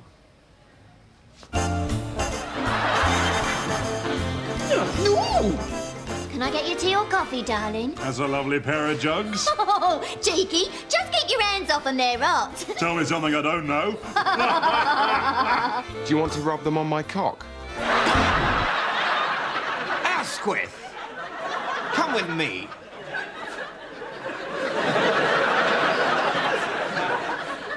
What on earth is wrong with you, Dr. Asquith? This is supposed to be a bawdy 1970s hospital.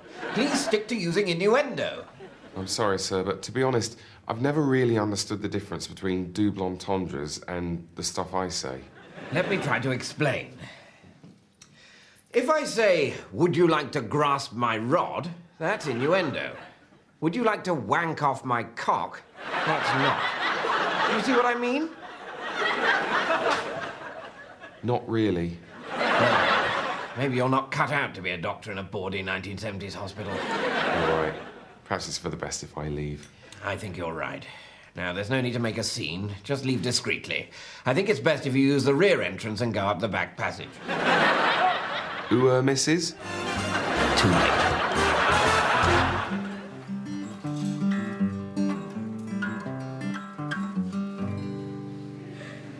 Alloweth Branbawi San Bennyweth, and hello to our viewers in England.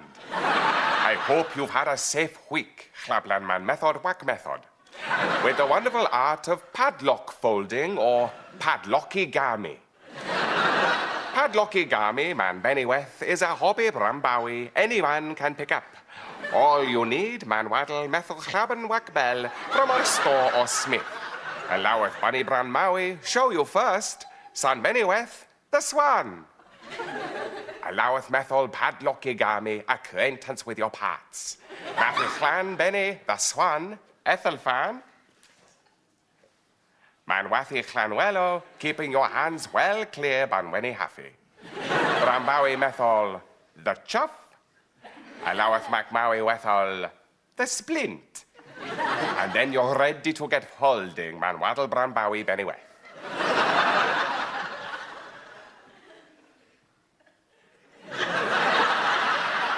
And there is a sunny Bethweth, the Swan. Gathy.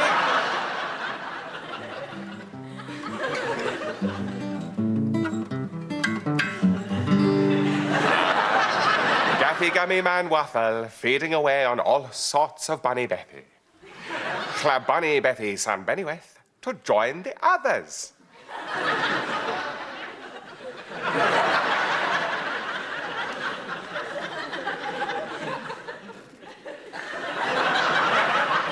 Methwelly Fanny, Jam. See, there's his cousins. Alloweth Man Maddle, peeking round the front.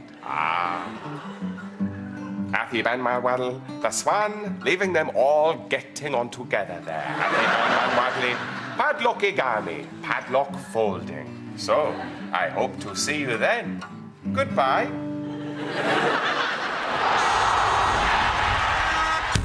Tomorrow night on Sky Sports 4, it's the clash of the South Coast as the irresistible force of Portsmouth meet the immovable object of Southampton in a clash that's going to go down in history as one of the many football matches that are happening this weekend. Meanwhile, there are old scores to be settled at the Dell. Scores like 1-0 and 2-2 that have happened in previous years. Who will win this time between Sunderland and Blackburn? Then on Sunday, live, the battle for the North West as Shrewsbury meet Macclesfield in a match already being described as on this Sunday. Coming up midweek, the Giants of Charlton play host to the Titans of Ipswich, making them both seem normal-sized. Then Tottenham play Bolton for the second time this season to see who'll win that. Also, Manchester United return to Aston Villa for a game of football to determine the victors for this year at least, and indeed at most. Looking ahead to March, every football team will be playing football several times and in various combinations. And you can catch all of that football here, where we'll be showing all the football all the time. Catch all of the constantly happening football here. It's all here and it's all football always. It is impossible to keep track of all the football, but your best chance is here. Thousands and thousands of hours of football, each more climactic than the last. Constant, dizzying, 24-hour, year-long, endless football. Every kick of it massively mattering to someone, presumably. Watch it all here, all the time, forever. It will never stop. The football is officially going on forever. It will never be finally decided who has won the football. There is still everything to play for, and forever to play it in. So that's the football coming up. Watch it. Watch the football. Watch it. Watch it. It's going to move. Watch the football. It's football.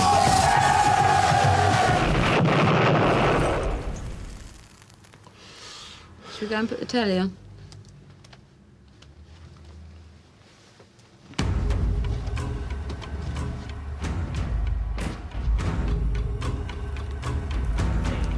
Can you smell burning? No, it's just this is London's burning, and you're quite impressionable. This isn't London's burning, it's Pride and Prejudice. Is it? Well, I've been watching it like it's London's burning. What the hell did you think was going on? I thought it was a massive flashback. What cup of tea? Nah, I don't think I do either, really. seen this before. Oh.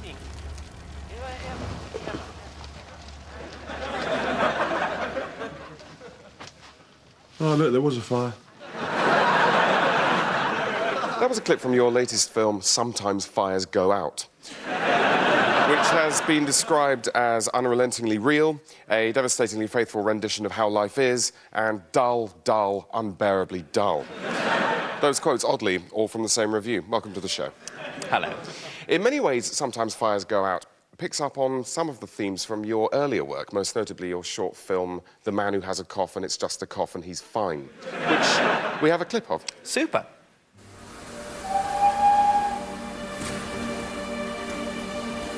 Oh, Kylie, I do so love you.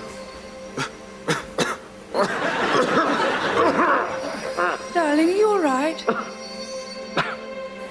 It's just a cough. I'll be fine.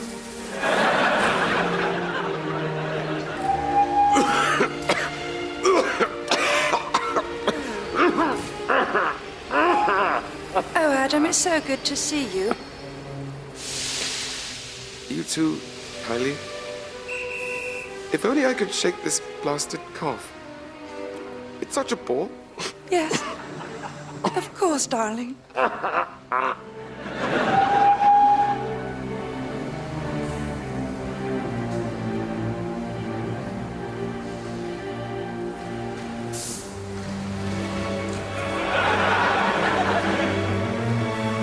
Adam, Hello, Kylie. but you're better. Well, yes, it's just a cough. Oh. Do you want to come back to mine? Look, I thought you had TB. TB? No, I'd have mentioned that. God. No, it's just a cough. Right. Wish I hadn't let you do me now. Charming. Wonderful stuff. Thank you. And did you notice that the Edwardian woman's character is called Kylie? Yes. Bit weird, isn't it? Yeah. So, Peter, what would you say, and apologies if this seems like a crass question, is the horniest bra size on a woman? What? By which I mean, what, if anything, is the message in your films? Well, I feel that films, the modern film industry, has increasingly failed to reflect reality as people live it. I mean, no one goes for a piss in Star Wars. You can watch the whole of Ghostbusters and no one brushes their teeth. And in Lost in Translation, nothing happens at all. Well, let's move on to our next clip, which is from your 1939 drama, The Gathering People. But surely, Prime Minister, Herr Hitler's actions demand the strongest possible response. Hang on. I think I'm about to sneeze. No, I'm not. So frustrating. Yes.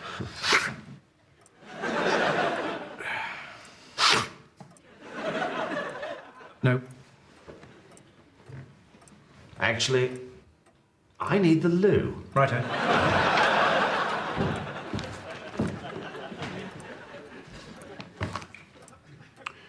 Should we carry on talking about the war? I think we should probably wait. Right.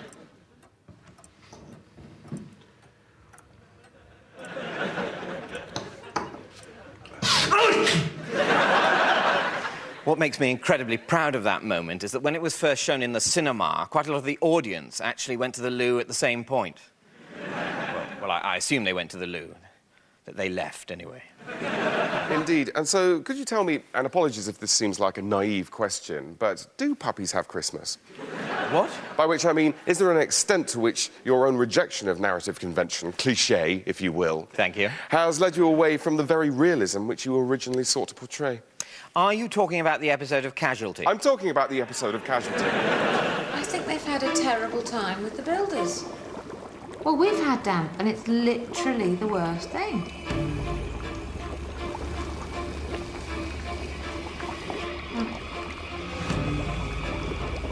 Bye.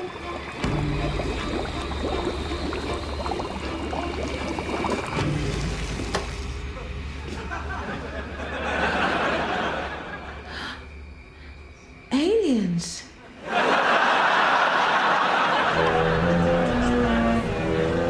Your backwash is making it fizzier, did you know that? Sorry, sir, it'll be the bonbons. Look, Ginger!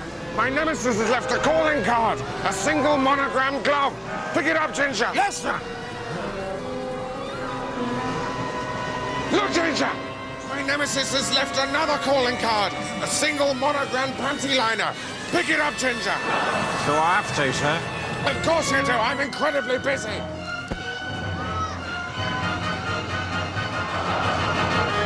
Ginger! My nemesis has left another calling card. What's that in, sir? There, on that fat man's wrist. Quick, pick it up before the police bungle onto the scene and contaminate the evidence. Yes, sir!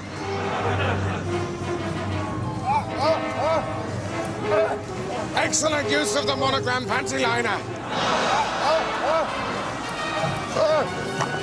He's taking my watch! I think he knows it, sir! We must make good our escape, Ginger. I'll drive.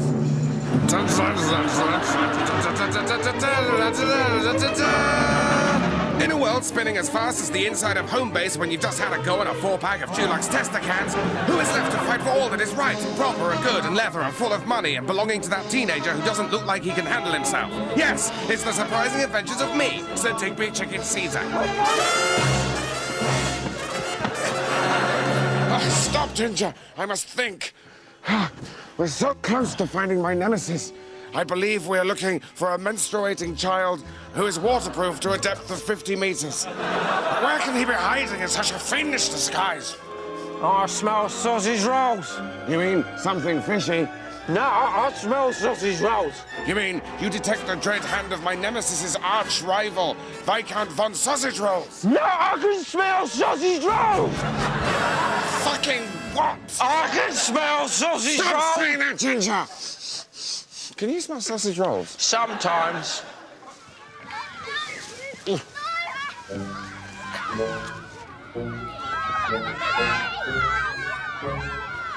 Gadzooks! He must be hiding amongst these cake-eating dwarves. But how to outwit the guard?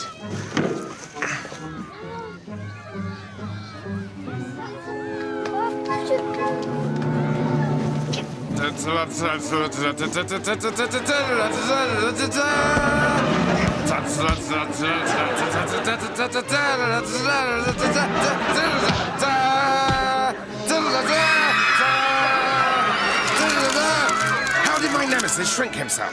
When will Ginger find a better method for discovering waterproof dwarves? Why don't kids' parties have real booze anymore like they did when I was a dwarf? Find out in the next enthralling installment of The Surprising Adventures of Sir Digby Chicken Caesar. Redbeard, do you think if I finish chipping this flint by a time when sun is hottest, you could get it tied to a stick by a time when we all get hungry? I don't think so, Big Feet. You're forgetting. Today we've all got to go to clearing where we go sometimes, from time when cricket shut up until time when we go back to our huts. Really? What for?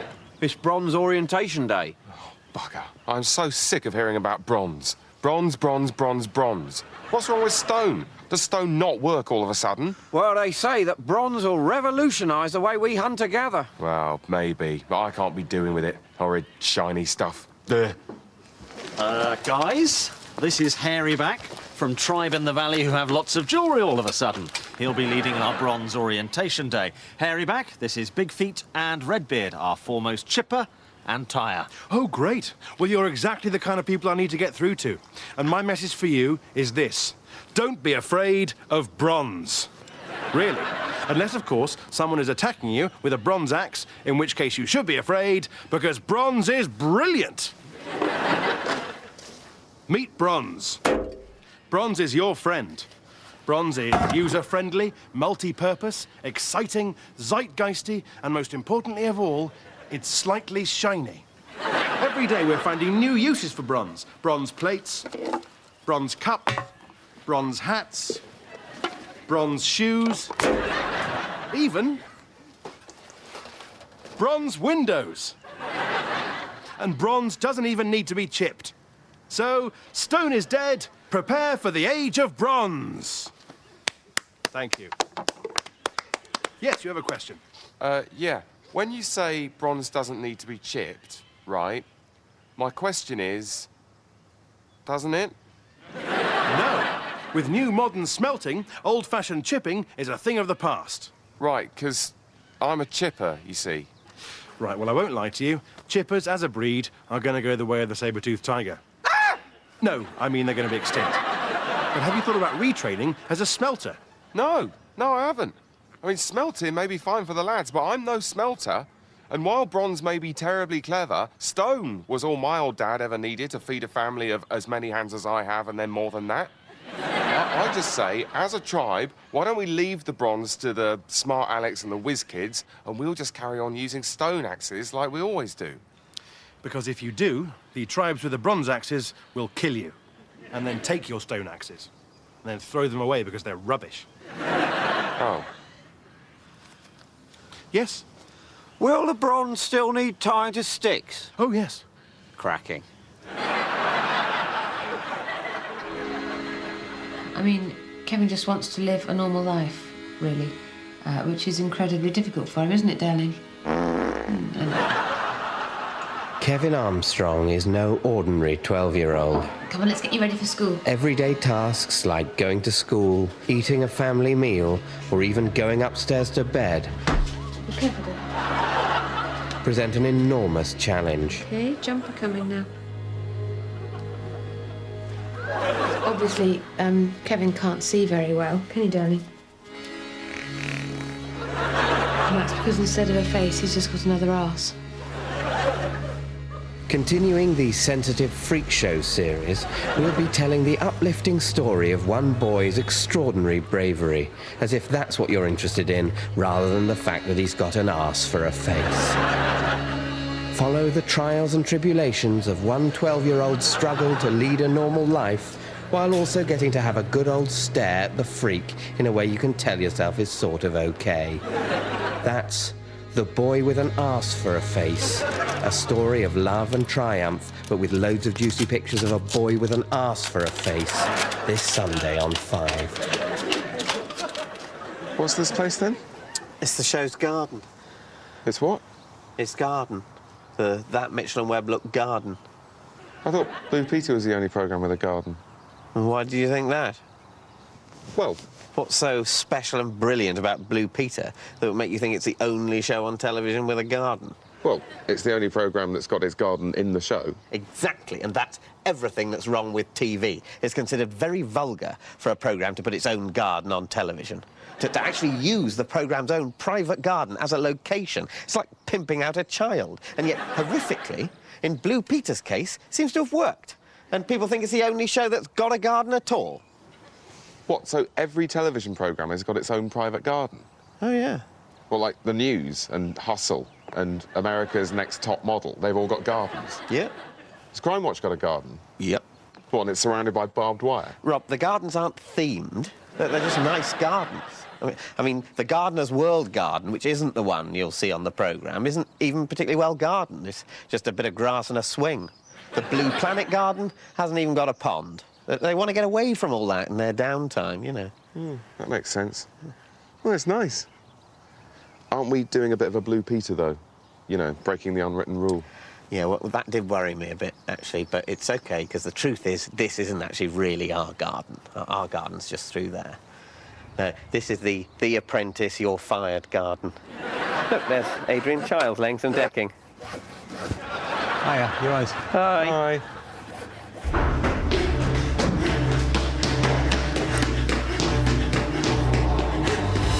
When your number's up, there's nowhere left to run.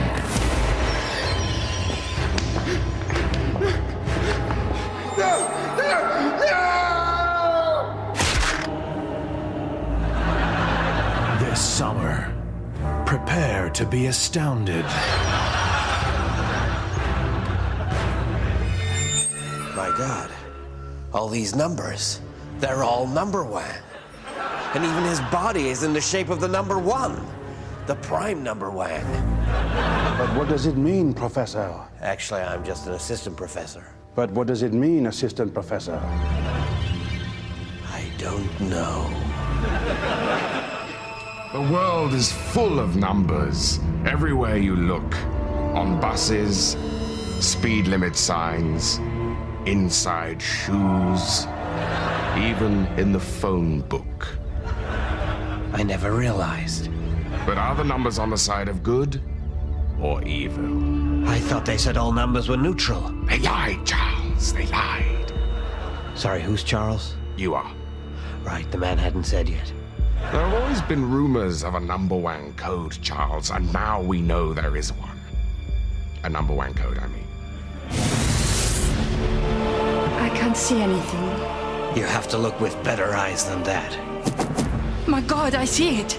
They're clearly having chicken and black bean sauce with egg fried rice. Number 37 with a side order of 14. Add them together, and what do you get? A number wang? Exactly. You've got to solve this, Charles. Why? Because otherwise the world might end. In a world which might end, only one man knows the answer. I don't know the answer!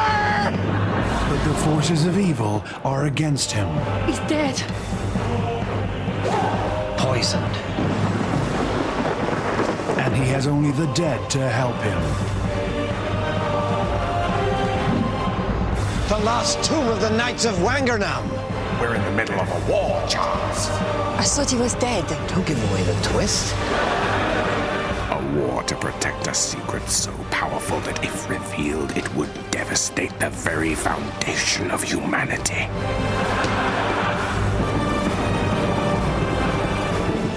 Prepare to be wangernummed.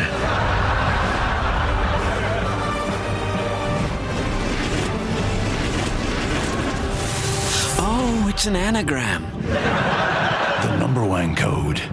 Coming soon. There you go. Oh, thanks, Adrian. Cheers. This is great. Every show still has a garden. I don't think you got stuff in TV like that anymore. I thought it was all Big Brother and regionalisation. Rob, the gardens have caused the regionalisation. Think about it. Price of land. Price of land. Film 2007 could barely afford an allotment in London, but now they're made by BBC Scotland. They've got themselves a bloody loch and a grouse moor. So what's the show with the best garden? 2 pints of lager and a packet of crisps. Hands down. Really? Is that why it keeps getting recommissioned? Oh, yeah.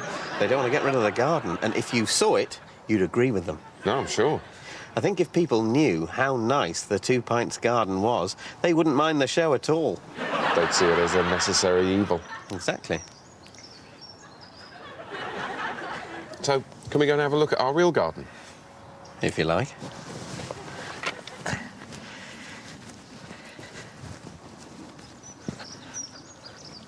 Wow! Hookers!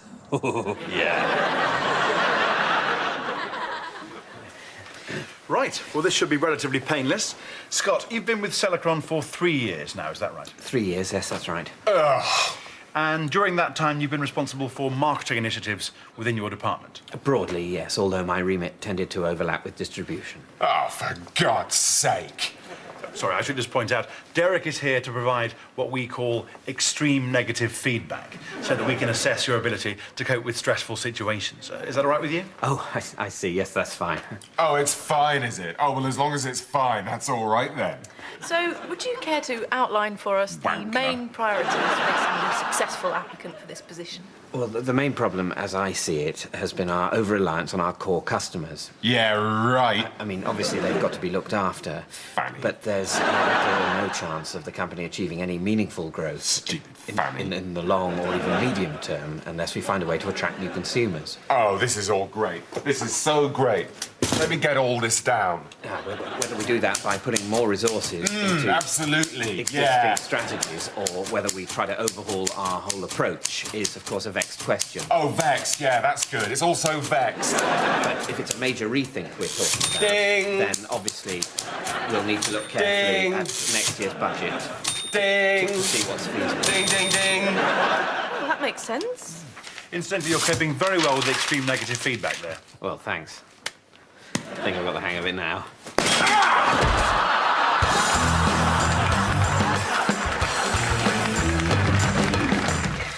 Well, the Catherine Tate Show coming up next on BBC Two.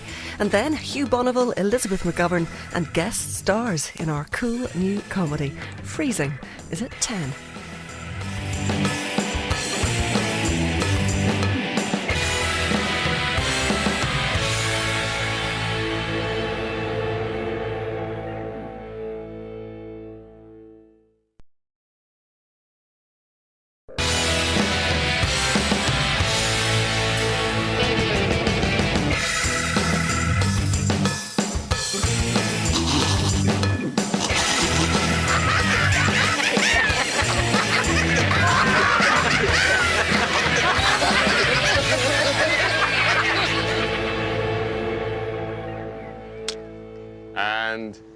action.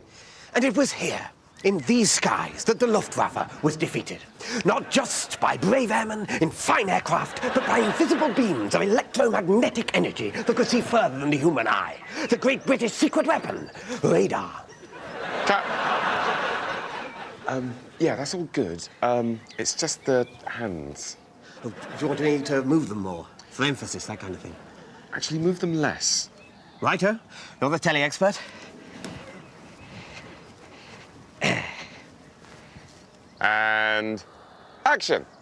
And it was here, in these skies, that the Luftwaffe was defeated. Not just by brave airmen in fine aircraft, but by invisible beams of electromagnetic energy that could see further than the human eye. Cut. Is there something wrong with the camera? No, but there is something wrong with your hands. Not enough hand action. Too much.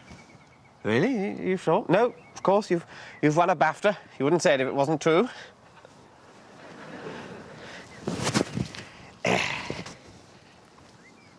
And action. And it was here, in these skies. Cut! That the... Ha ha! Take that, you beauty! No!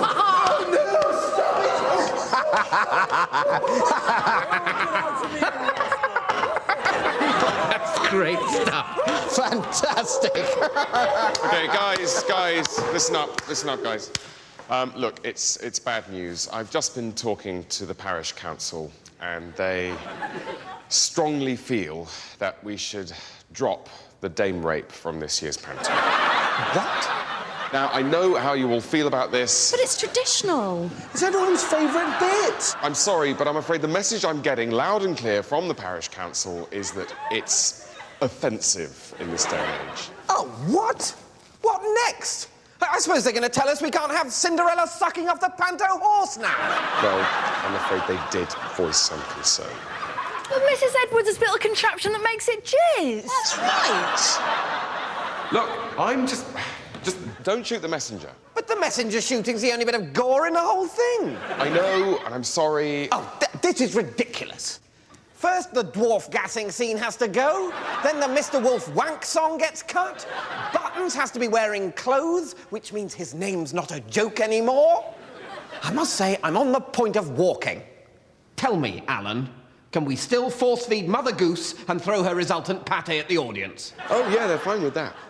Okay. Well, it's terrible what some people do to animals.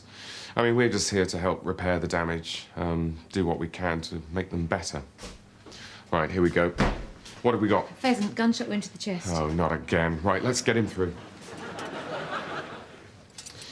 Yes, the first thing we do is remove some of the feathers to make it easier to get to the wound. Then we use various salves and unguents to start the healing process. Terry will talk you through it.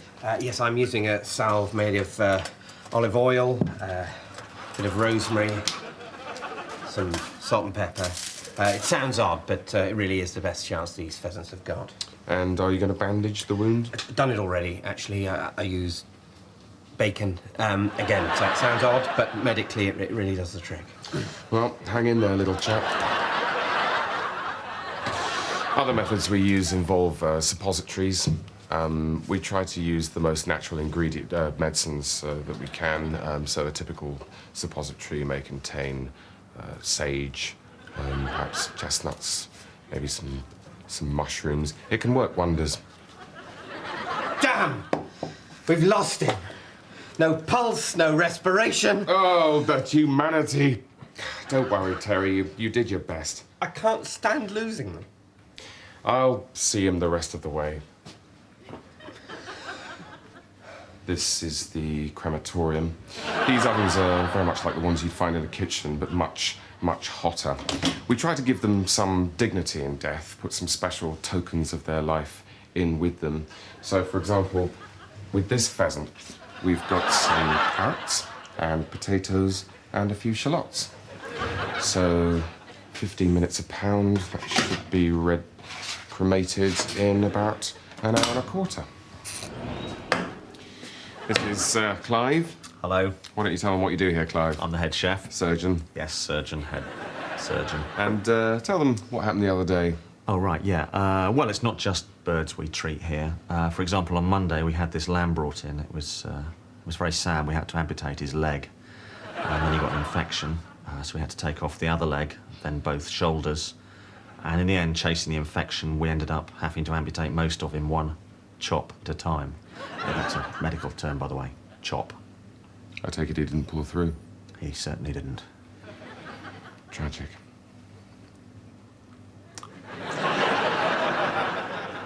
So just keep them in your pockets, all right? Sure. Anything to help? All right, and action.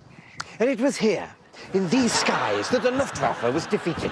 Not just by brave airmen in fine aircraft. Cut! I'm bored. I'm bored as well. Come on, kids, it can't be that bad. There must be something you want to do. I want to play number wang. Me too. But kids, you know we can't do that. Number wang is for the television only.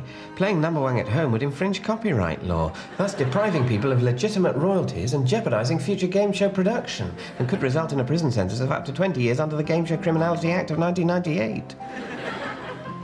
How about playing cucumber wang? No, Timmy, because that would be shit. Hey kids and mum and dad, I'm the actual real host of Number Wang, and I've got a question for you. Do you sometimes wish you could play Number Wang at home but without the risk of going to jail? Well now, with the release of the official Number Wang Play Number Wang at Home Number Wang board game, you can play Number Wang at home on a board. Look! Our days of misery and boredom are over. It's number wang in a box. Hooray, wang! I might even stop my affair. It's got everything you'll find in the program you love. It's got a board. It's got numbers. It's got 2 400-sided dice. It's got special hosting accessories so you can be just like the real thing. And there are all 37 volumes of the rules. So you can say, that's Number Wang with confidence. Free, is that Number Wang? Well, let's see.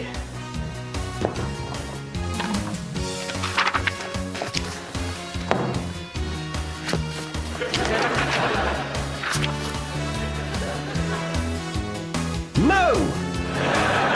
And it even comes with a real rotating board. Let's rotate the board. What's on the other side, kids? It's an apple! The actual official Number Wang board game for everyone from ages 8 to 88. Sorry, Nan. And at a price of just £238.91, now every day can be a Number Wang day. That's Number Wang! Tina Edwards is no ordinary woman because she has a second head that hates her. Unit's so fucking old. Do you know that? Continuing our point and laugh but in a caring way season, we'll see Tina struggle at home and at work. Thanks very much. Thanks very much, twat. We'll be half-heartedly listening to Tina's problems while secretly hoping for lots of footage of her weird second head going mental. That's The Woman with the Second Head That Won't Stop Calling Her a Bitch. Bitch. This Friday on 5, in between the news and the gambling. Hello? Oh, hello. Are you my co-tenant of this bit of office space? Oh, yeah, make yourself comfy. I'm Colin. I've been here since before the private investigator killed himself. Hi, I'm Ray. So there was a PI here? Oh, yeah, he used to have this whole place before he got his receptionist pregnant. And then, you know, the worry got to him. I got to him. How did he do it? Asbestos. Right. Don't touch it! It might be the kidnappers. Oh, is that what you do? Yes, I'm a hostage negotiator. Oh, right, and you can do all that just from here? Oh, yeah. I mean, it beats going down there, you know, shivering on a rooftop with a loud hailer. I find it's very difficult to give a shit when I'm cold. Mind if I listen in? OK, but we've got to pick up at exactly the same time. OK. OK, so after 3, 1, 2... Hang on, is this actually going to be on 3 or on the beat after 3? On the beat after 3. Right, so on 4. No, not on 4. Who says on 4? It's after 3. Just trying to clarify. I don't want to ruin this for you. OK, so 1, 2... Oh, shit! Right, 1471. It's ringing. Oh, hello. Now, this might sound like a bit of a strange question, but is the kidnapper there at all, please? Oh, speaking. Oh, what a relief. Hi, it's Colin here, the negotiator. Yeah, sorry I didn't get to the phone. I was, having a colonic. It establishes trust. So, yeah, what have you got to say for yourself? Oh, yeah? Yeah? Well, fuck you! You're playing on my timetable! Don't panic, Ray. I'm just playing hardball with them. They'll call back.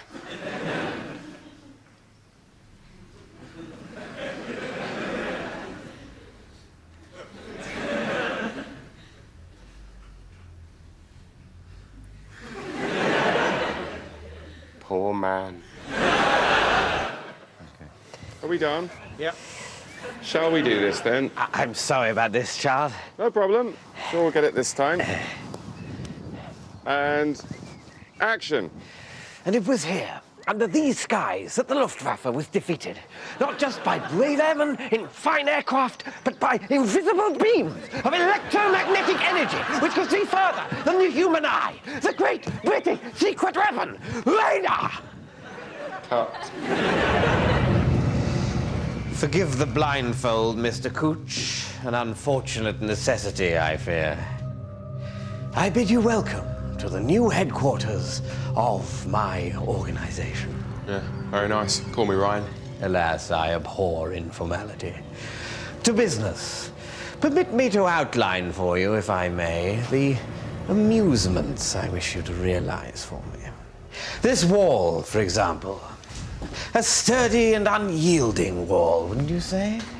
But what I require, Mr. Cooch, is a cunning mechanism whereby pressure applied to a lever camouflaged as, shall we say, this volume of Miss Katie Price's Being Jordan, will rotate the entire wall to reveal on its dexter side, well, that need not concern you. Is that clear? You want it knocked through? No, you misapprehend me.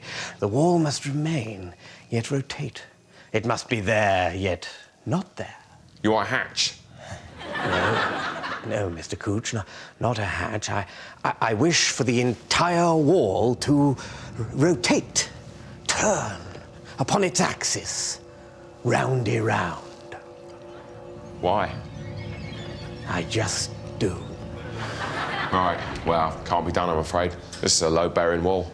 Nevertheless. I mean, if it was this wall that you wanted to, what, rotate, is it? Yes, rotate. Well, it would be a huge job, but I think there's a way you could do it. Well, somewhat less impressive, but the roaring fire lends a certain je ne sais quoi. No, the fire'd have to go. By no means. It is integral to the effect that the fire burns merrily in the grate as the wall turns. Look, mate, if you rotate a wall with a burning fire in it, the effect that you'll get is a room full of smoke.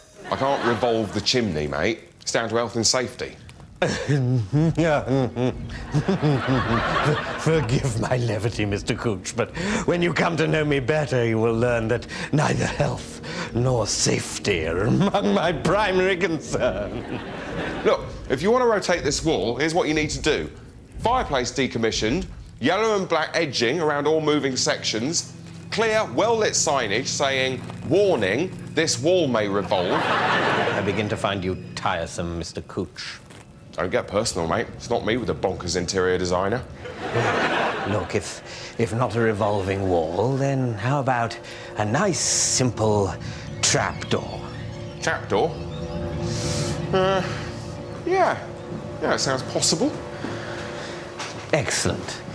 Well, I want them under each of these seats with chutes leading down to a tank full of ravenous piranhas. Fair enough. I'll have that done by Tuesday. Action. But it was here, under these skies, that the Luftwaffe was defeated. Not just by brave airmen in fine aircraft, but by invisible beams of electromagnetic energy, which could see further than the human eye. Cut! Was there a problem, Charles? I thought the arms were rather good on that one. So what do you do when you're at home? I don't mean at home, I mean here. Oh, I write the storylines for pornographic movies. Really? I expect that's pretty quick work. I generally bash out about 7 a day. I start with a piece of paper with "they have sex" written on it 15 times, and then I've just got to fill in the gaps. Sounds quite easy. You know, the plumber comes round, they have sex. Right, good, but then what? Does the plumber go away? Does he do his plumbing? Does the plumbing not get done, so they have to get another plumber round and then they have sex? Yeah? Bit samey, all plumber sex. Well, you could have the electrician or the man from Sky. No, Sky don't like it. They think it cheapens their brand, if you can imagine such a thing. I can't. No. Also, there are legal issues. If the Sky man has sex with her, then the Virgin Media man, the BT Broadband man, and the Freeview man all have to do her as well, or it's undue prominence. Blimey. And I expect one of them has to be disabled. That's a separate genre, Colin. I don't like to get involved in that whole ampu porn world. I don't blame you. But no, if you've got the plumber and the 4 TV guys there, then that's 5 of your sexes ticked off. Hello? Yeah, I got the finger. To be honest with you, Barry, I don't know why you're expecting me to be quite so shut up. The kid's not a pianist. Well, yeah, I'm sorry, but the message the parents are giving me is that if you mean business, you'll send a whole hand and only then will they call the bank. Well, I'm glad they're not my folks too, Barry, but, you know, look at it from their point of view. They do have 3 other sons. Yeah, we'll have a think. My worry is that if 4 of the sexes are with people from digital TV, the dialogue might get a bit repetitive. Oh, there's loads, you know. Oh, that's what I call a broadband cable. What does that mean? Well, kind of refers to... What, penis breadth? Don't call me penis breath. No, breadth. Breadth of penises. Yeah. It's pretty oblique. You've got to remember, Colin, that we're watching 2 people actually knobbing. So a double entendre that doesn't quite work is just going to get lost. OK, well, what if she sits on the TV, whacking off, and makes some comment about having a set-top box? Gold. So, he should be reduced to no more than a handful of dust now. Oh, no. Oh, that isn't supposed to happen. I'm going to have to call the engineer and tell him that the oven just isn't hot enough to burn things. This just looks cooked more than anything. It's terrible. Really terrible. Well, the thing about writing an American courtroom drama is that even though we don't necessarily know that much about courtrooms or America... Or drama. No, we do know about drama, that's what I'm saying. We felt it being such a rarefied field, we didn't need to mess around with that much so-called research before knocking out 10 episodes. Yeah. I mean, how many people do you know who've actually been to America or met a lawyer? Or both. Or either. Or either. Doesn't happen. Damn it, Speedo, you're the best defense attorney this side of Palm Springs in Florida. So why are you now going to become a prosecutor? Isn't it like poacher to gatekeeper already? Listen, Janice, I'm sick of sticking up for rapists brilliantly so they don't go to prison. It's time to use my powers for good, not evil. Yeah, a lot of people wondered why you stuck up for rapists in the first place. I guess I just like rapists. Speedo? Relax, Janice. That's just my wicked sense of humor. I'm brilliant partly because I'm fucked up. You can say that again. Madam Mayor. So, you're my new chief lawyer in charge of making criminals go to prison instead of sticking up for them so they don't. That's me. Tell me, did you still wear Speedos in bed? Madam Mayor, I know I work for you now, but I needn't remind you it was a very long time ago that we were shagging. And I needn't remind you that you work for me now. Don't remind me. I needn't. Don't. Mr. Speedo? Janice. I'm not Janice. Mr. Speedo, it's time for you to meet your new team. Madam Mayor. Janice. Mr. Speedo, we're your new... I know who you are. Katie Kelly. Tough, brilliant, but unpredictable. Graduated Yale first class cum laude. Brian Beaufort, tough, brilliant, and a chess grandmaster. Graduated Harvard, Yale, and Princeton. Come loudly in first class. Mike Mantley, tough, brilliant, and a complete asshole. Graduated Stanford, Yale, Harvard, Fuxtons. Come loudly, come by R. Yeah, I've read the files. Now what do you want to do? Suck my dick or look at some villains? Because let me tell you people, I've got a complicated relationship with my daughter and a perennial attitude problem due to the fact my Speedos are too tight for me. So let me tell you, you need to decide what's it gonna be, my way or the freeway? Why did I hire Speedo? He's tough. Did you rate this woman? No. Did you rate this woman? No. Did you rate this woman? No. Did you rate this woman? Yes, yes, whatever you say. No further questions. He loves justice. What is it, Leslie? I was just thinking about how much I goddamn love justice. Have you ever thought about getting some Speedos that fit you better? Maybe when I'm dead. And he always does the right thing in the end. Did you steal his wallet? No. Did you steal his wallet? Hold on. Speedo. Daddy? Honey? You missed my 16th birthday. Damn it. I'm sorry, honey. I've been real busy at work. I guess I just missed Mom. That's right. Listen, I'm gonna make it up to you. How about I come to your 17th birthday? Really? I'll try. Thanks, Daddy. I love you. I love you too. Great kid. Did you steal his wallet?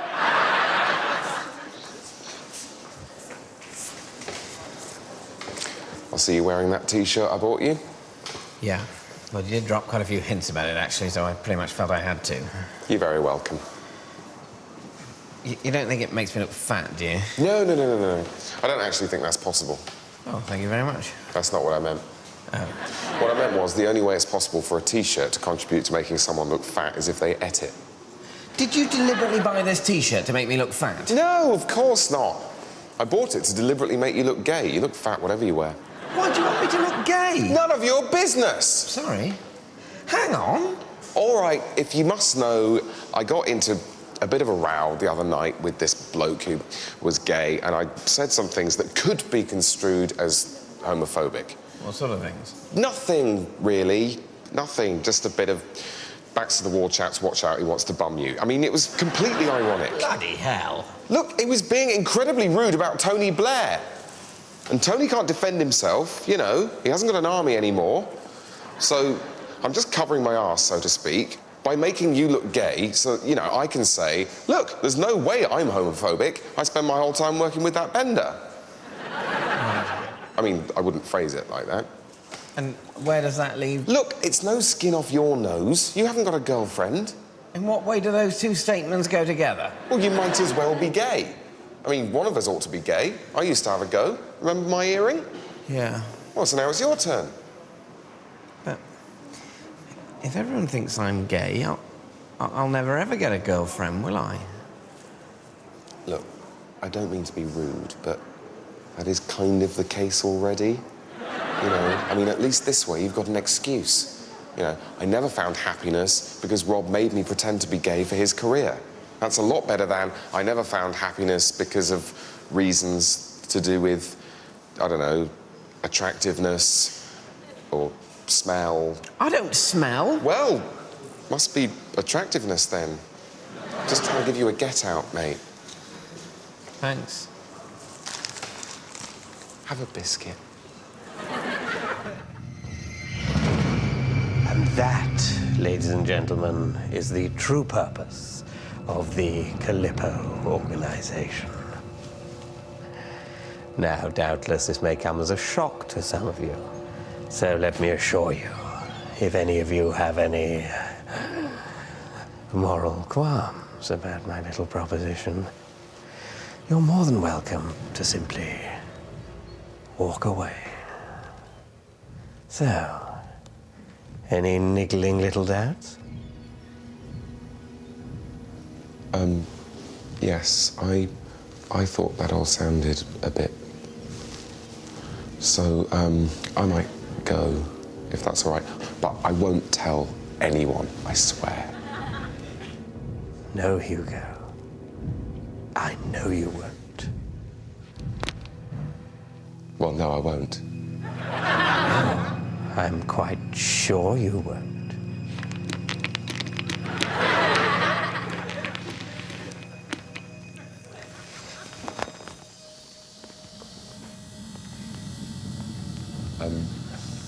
What's that? Nothing. Don't you worry about that. Okay, so am I free to go? Yes. Just sit tight for a moment, though. We need to talk about your redundancy package. Why isn't it? Because you need to press the other button. God, yeah.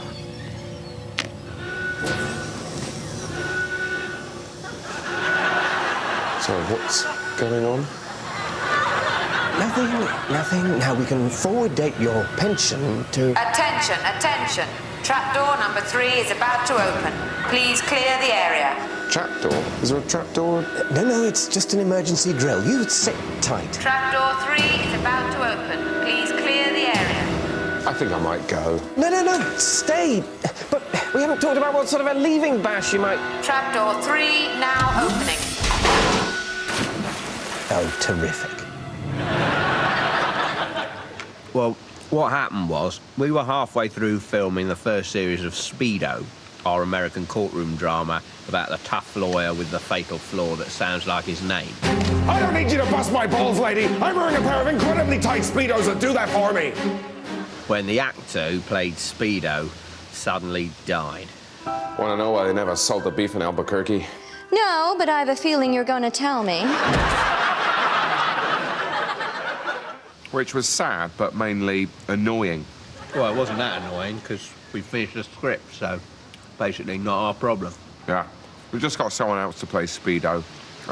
There was some talk about us rewriting the scripts to make them suit him more, but... We were on a cruise around the Med by then, and I hadn't taken my laptop with me, so... What are you going to do? I'm not comfortable with this, Speedo. Madam Mayor, I'm never comfortable. Look, you knew that about me by now. But you're the wrong lawyer for this case. How can a rich white lawyer like you defend this poor black kid? Listen, Mayor, I may be white, but I'm not stupid. That kid is innocent, and he deserves the best lawyer in the world. That's me. Doesn't matter what damn color he is. I ain't telling you nothing. Okay, I get it. You don't want to talk to the big white guy in the suit. You are a big white guy in a suit. I know I'm the big white guy in the suit, but are we so very different? Watch this.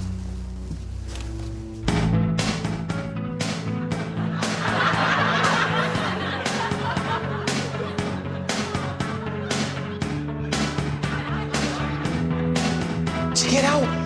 White dude got some moves. You can be my lawyer.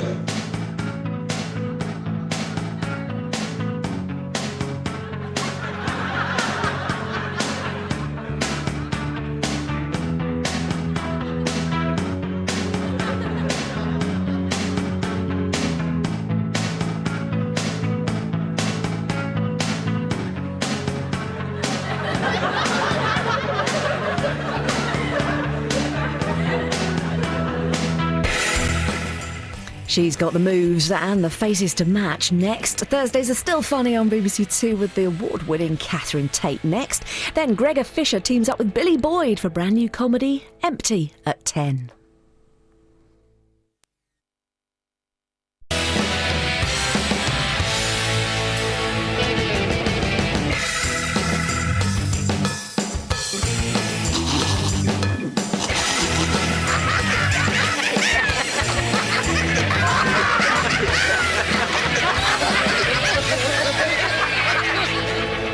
I just wanted to say thanks so much for giving me this opportunity. No problemo. We all got a leg up somewhere along the line.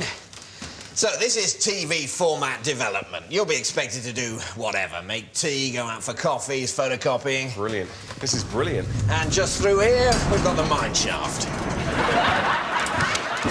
So you'll basically be dividing your time between helping out the program development team and digging for coal in the mine. Wow. I didn't know you did coal. Oh, yeah, always done coal. Everyone needs coal. Coal's something you can rely on. Coal doesn't turn round and suddenly tell you that Dick and Dom aren't very BBC Three. Right. Now, you'll need these. The blackberries in case anyone needs a latte or something urgently, so you can come straight up. And the canaries to tell you if the mine's filling up with poisonous gas, because if it is, it'll start to die. Right, OK. I mean, I'm not, this is... Obviously, I really want this job. It's just... Look, this is TV, yeah? Maybe one day, in a few years' time, you'll be researching on Any Dream Will Do. But before that, there's a hell of a lot of mining to get through. Oh, he's off his food. It's the Helivets.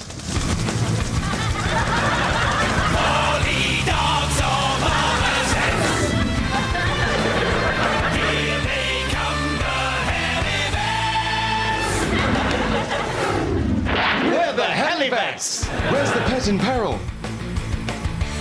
And who's the concerned owner? I am. Don't worry, little girl. We'll soon have your gerbil scampering hither and thither about his cage again. It's dead. Rolling around in his sand bath. It's dead. Chewing up an empty bog roll. It's stiff and smelly.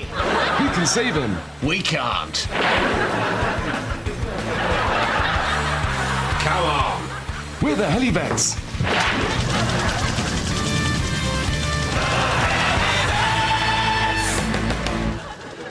Well, the important thing when writing a sports movie is not to get too bogged down in the so-called rules of the sport. Yeah, I mean, this was our first film writing project, so initially we didn't really know where to start. I suppose we just started typing. Yeah, and luckily there's this pop-up in Microsoft Word that says, "It looks like you're trying to write a heartwarming British underdog movie. Would you like some help?" And then you just have to enter the character names and the context. So we put Wimbledon, but then it popped up, there is already a heartwarming British underdog movie called Wimbledon. Are you sure you want to replace it? So then we had to think again, and in the end, we almost deliberately went for a sport that no one knows much about. Well, almost deliberately, because as it turns out, some people know quite a lot about cricket, unlike us. Yeah. In a time past hope, in a world gone to crap, one man had an idea. Here, look, lads. Look what I've found. Calm down, Arthur. There's no point getting excited about anything. The steel mine's closed and we're on the scrappy. It's official. No, but look. Earn big pounds playing cricket. Well, it sounds fine, Arthur. But cricket? Here in Yorkshire? Don't talk soft. Did I hear someone say cricket?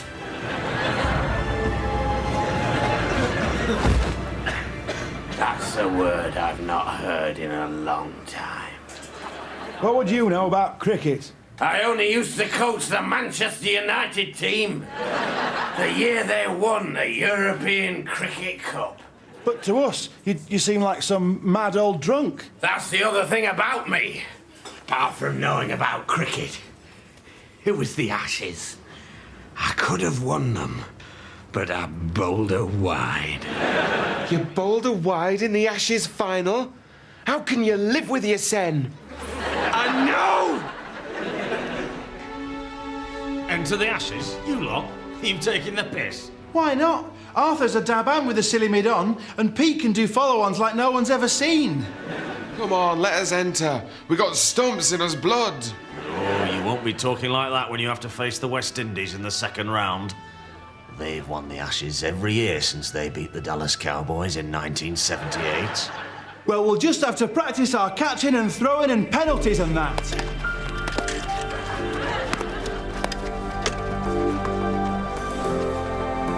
Run!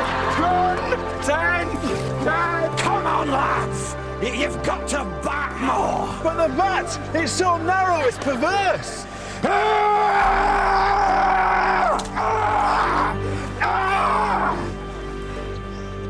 First rule of cricket, never call the bat narrow. What the bat is very, very wide and very, very short. Wow. Now, carry on bowling and try and do that thing with your hand and your wrist where you make it bounce funny. Welcome to the 200th World Ashes Cricket Cup between West Germany and Pisswhiddle Steel Batters from Pisswhiddle in Yorkshire. Well, the Pisswhiddle team, very much the underdogs, but anyone who saw them beat Yugoslavia at cricket in the semis by 400 wickets to 7 runs, all of it for 8, will know that they're not to be underestimated. And West Germany, famously a bunch of cheats. As ever.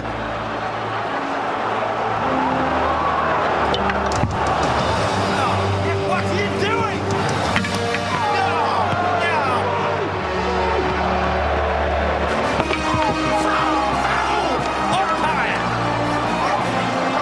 Now that it's half-time and it looks like we're about to lose, I want to tell you a story. I knew a young man who had a dream to win the Ashes. That young man was me. But it bowled her wide and became a that is, I bowled her wide and became a drunk. So don't do that! Now it's your turn to be the team that stands in pairs with the bats rather than the ones in a sort of spread out crowd chucking it around. So make the most of that!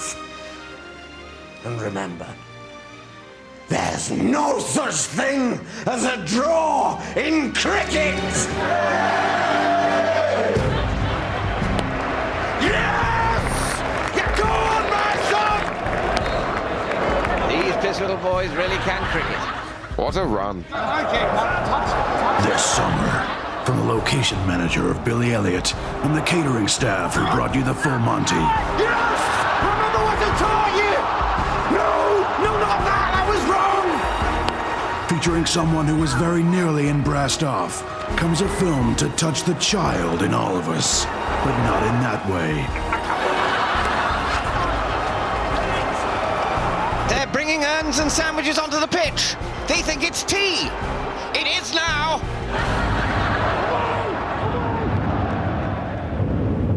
And this is for the Ashes. I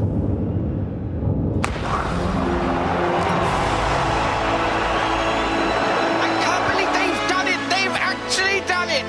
In cinemas this summer, the full number of overs that are scheduled to be bowled that day. And remember, lads, it isn't over until the full number of overs that are scheduled to be bowled that day have been bowled! Opens June 25th. Which has all been restored to how we think it would have looked when the rooms were originally laid out in the 18th century. Just a sec. I found it. So, is this really your mother's house, sir? Dear Mama, I keep telling her to get Sky Plus. And this room is still known as the Hanover bedroom, as it is believed that George II stayed here not long after his accession. And I believe still remained a friend of the family for some time after.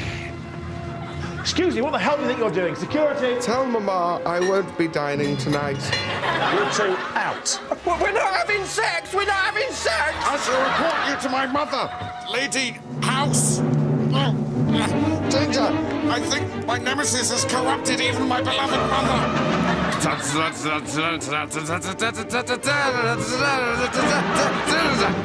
In a country lacerated by the sharp shards of broken brown-eyed promises, in a world bent low by the burden of disease, war, and the price of Thunderbird, who is left to make full account to God of Britain's depleted moral minibar? Yes, it's the surprising adventures of me, Sir Digby Chicken Caesar.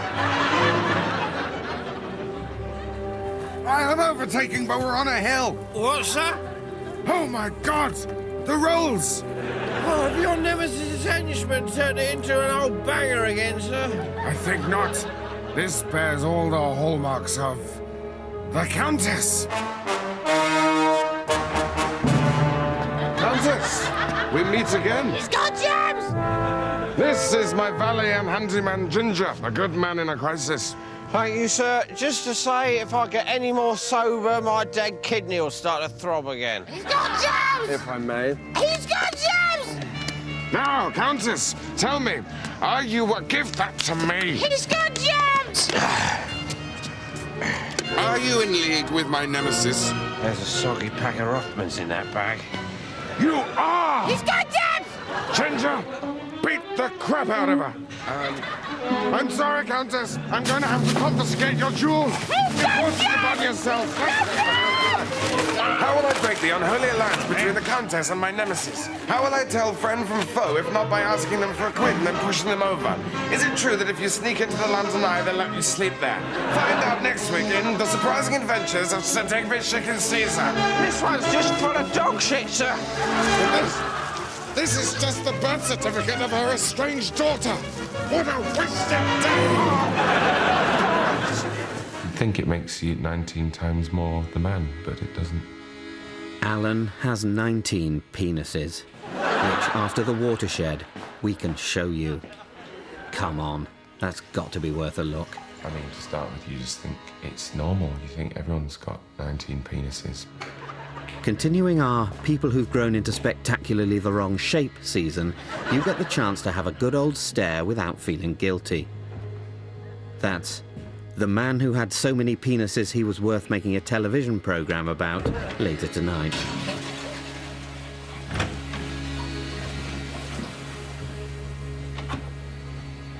Roll up, roll up.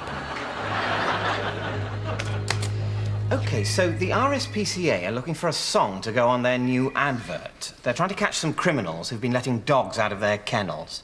So basically, someone's let the dogs out, but they don't know who's let them out. Can we think of an appropriate song?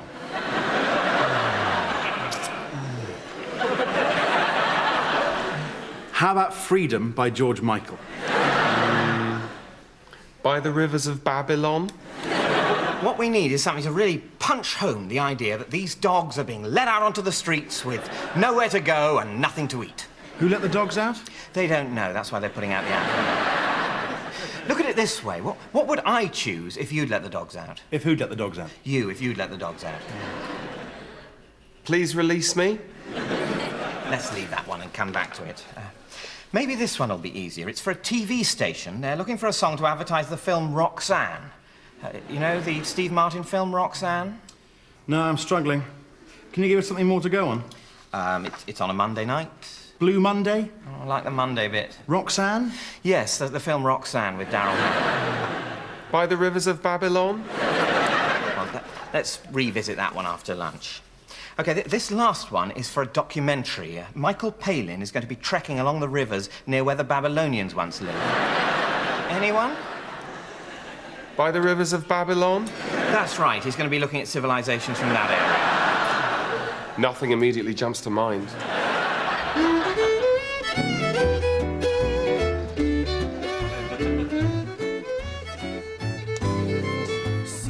Maybe just a little bit more parsley. Perfect. That smells amazing. You've really turned this place around over the last few months, Chris. You've certainly got the magic touch when it comes to soup. Well, Alan, what can I say? Just makes a lovely change from working in robotics. Yeah, I bet. Oh, here, I want you to try something. Taste one. Oh, my God. It's soup. That's right. Solid soup. Soup you can hold in your hand. Chris, you're a genius. Thanks.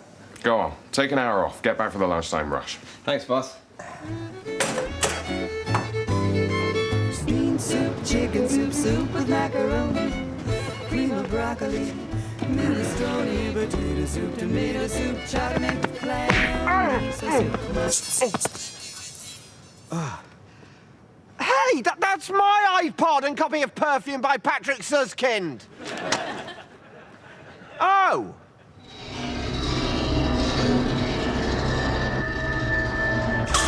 You sure you're okay to work, Chris?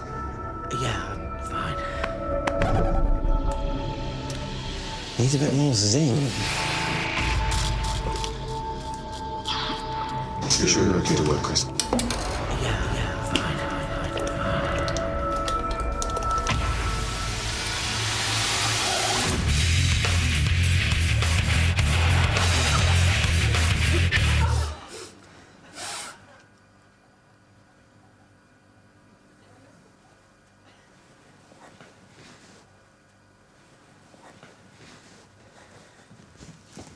hell happened, Chris? I don't know. Bad day. I'll be fine tomorrow. You can't smell anymore, can you? What? Ever since that guy hit you, you can't smell your hand in front of your face. Don't be ridiculous. I can smell perfectly. I can smell that clove of garlic down there. Where? Just down here. Yes. I knew I could smell garlic. I see. Oh, blimey, Pete. That's a bit of a fruity guff you just did. Oh, yeah. Sorry, boss. Oh, yeah. Bloody hell, Pete. Smells like something's crawled up your arse and died. I'm sorry, Chris. Nobody farted. Look down that lonesome road before you travel on. Well, if I can't smell, you'll just have to smell for me. I smell. You smell. Okay, robot. Smell and identify the objects. I obey. Lost, cannot see, can only smell. Help, help, help. Cannot reach. Cheese. Brilliant. It works. Cheese. No, flowers. Never mind, let's keep trying. Cheese. Okay. Cheese. Petrol. It's actually petrol, but good. Petrol. Oh, bollocks. Cheese. Good. Petrol. Good. Petrol. Okay, well, let's try this. Cheese. Well, I suppose that'll have to do.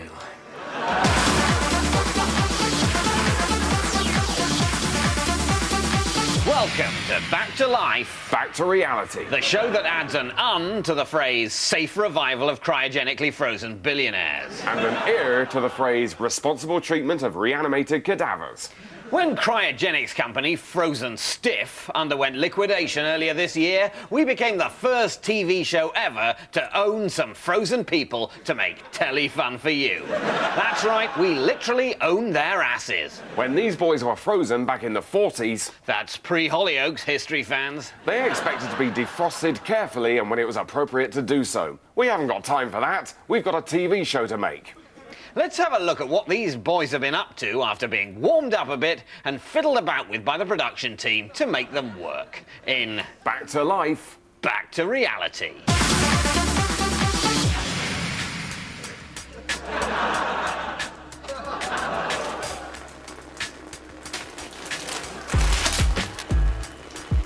It's the third day in the house and there's big trouble for Howard P. Getty. He's sprung a leak.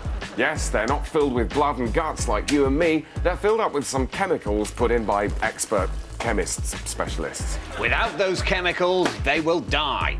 You know, properly. So we've given the other housemates the task of fixing Howard. Cliff Richards, no relation, has got the box of repairing stuff. Our medical team reckon Howard's got about 3 minutes left, give or take. Let's see how they get on. Oh, that's really not going to help.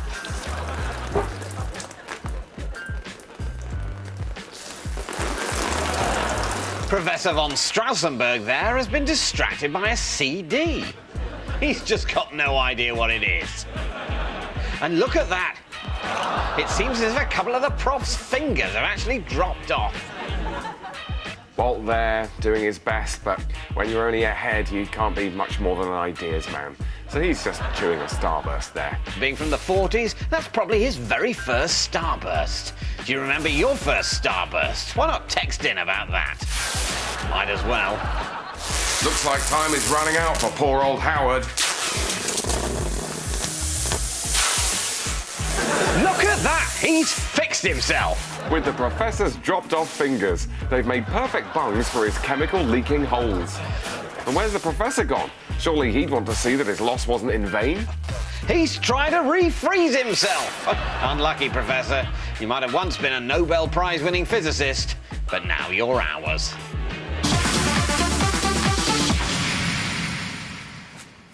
Morning, horse. Lovely day. Sorry about yesterday. I know things got a bit... well, I think we were both. Anyway, onwards and upwards. Let's... where do we get up to? Right.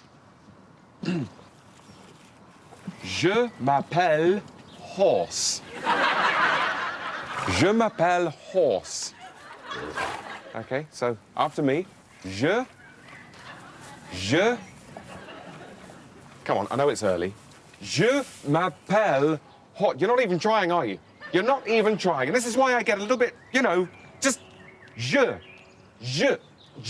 Will you just at least make an effort, you long-faced sack of shit? God, it's like pulling teeth with you. You just don't care, do you? You don't care at all. All the effort I put in. Right, forget it. That's fine. You just carry on feeding your face. Don't worry about me. No one else makes me like this. Pig doesn't give me this bollocks.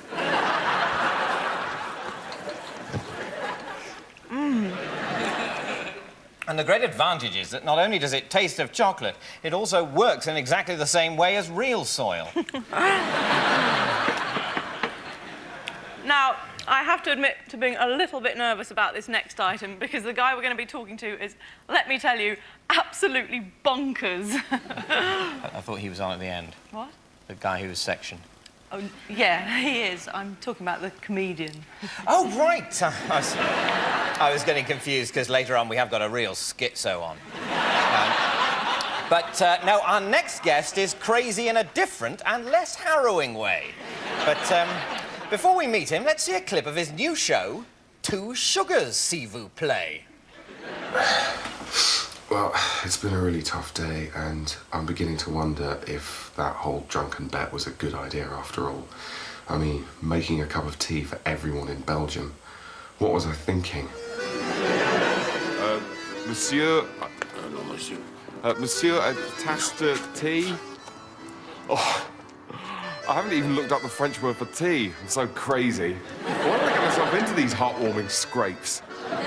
Making a cup of tea for everyone in Belgium. Crazy idea. I know.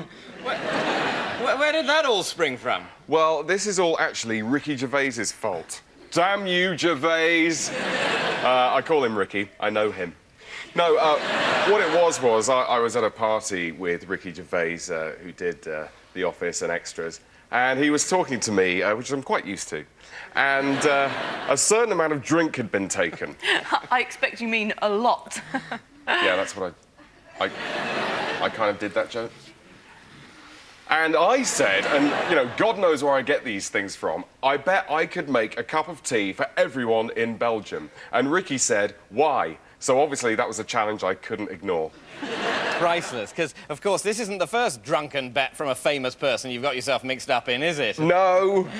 Just looking at all your books and DVDs, there's Crossing Africa in a Carrier Bag, Building a Cathedral out of ham, Licking Hillary Clinton's face. I mean, my problem is I just keep having these crazy-sounding but endearingly adolescent ideas, and then I'm forced to write shows and books and make TV programmes about them. I mean, sometimes I wish that I could just have the crazy bet without it furthering my career in any way, but of course, no one will let me. Not least your flatmates, I should imagine, because they all have a tendency to get involved in drunken bets and then publish books about them as well, don't they? Afraid so, yeah.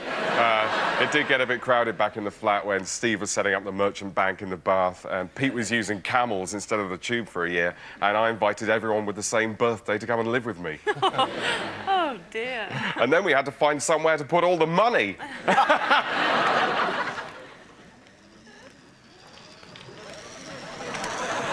Time for Master's cheese. Oh, thanks. No, cheeseoid. That's not cheese, that's petrol. Petrol? Yes. But petrol goes in car. Oh, shit.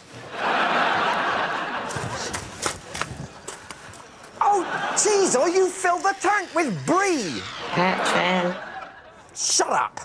Sorry, Master. Cheezoid hates self. Cheddar status, 10 days to use by date. Brie status, 48 hours to use by date. Primula status, in tube.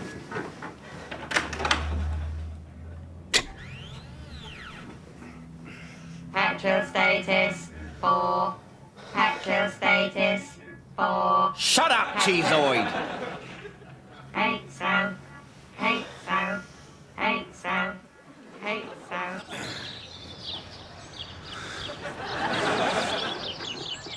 Cheezoid! Cheezoid? Cheezoid kills self. Cheezoid kills self with petrol. Why petrol not burn? No, Cheezoid. That's not petrol. Petrol. Petrol. That's cheese. Not petrol. No. Hate self. Why Cheezoid exist? Cheezoid so lonely. So when do they use the kilns? I just told you, they don't use kilns. There are no kilns. What, so you're telling me that you don't have to heat up milk to turn it into cheese? That's exactly what I'm saying. You don't get cheese just by cooking milk. But that's how it was discovered. Someone left some milk on a hot stone and it turned into cheese. That isn't true. That's how they used to store it when they had too much milk. They didn't have fridges, David. I accept that, Rob. Yeah, so how did they turn the cheese back into milk? They needed the kilns. You can't turn cheese back into milk. Apply heat to cheese and what you get is melted cheese, not milk. You don't know what the hell you're talking about, do you? I know how cheese is made. Oh, really?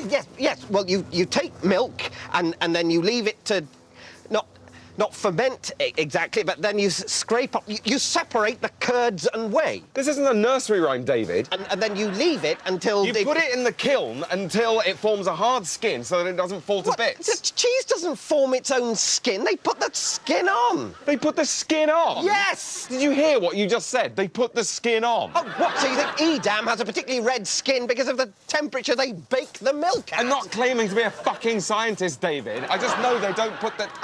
How do they put the skin on? I don't know how they put the fucking skin on. Well, what are we talking about then? I didn't start it. You've got a problem, mate. You've got a problem. You've got a problem. You've got a problem. You've got a problem. Lot of anger. You've got a problem. Lot of anger. Problem. You've got a problem.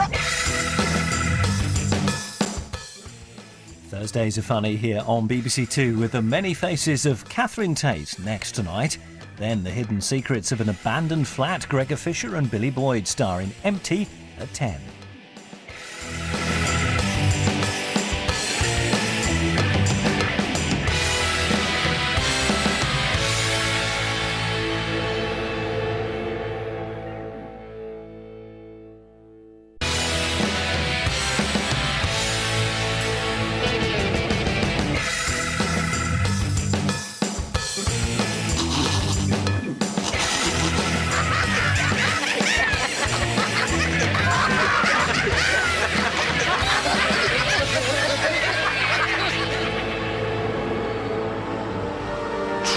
This is an historic day. Their gracious majesty's confidence in humble Columbus is vindicated. There is a western route to the Indies, and therefore I hereby name these islands the West Indies. East Indies. What? East Indies, surely. What are you talking about? We sailed west to find them, didn't we? They're to the west of us. Therefore, they're the West Indies. Yeah, but I thought the whole point was that we were proving that the world is a globe, so... If these truly are the Indies, which, incidentally, is something else I'd quite like to talk to you about at some point, but assuming they are the Indies, then they must be the East Indies, the most easterly point of the Indies. Do you see? Do you see this? It's your hat. What kind of hat? Captain's hat. What does that make me? Captain. Yes, it does. And what does that make these? The West Indies. Bingo.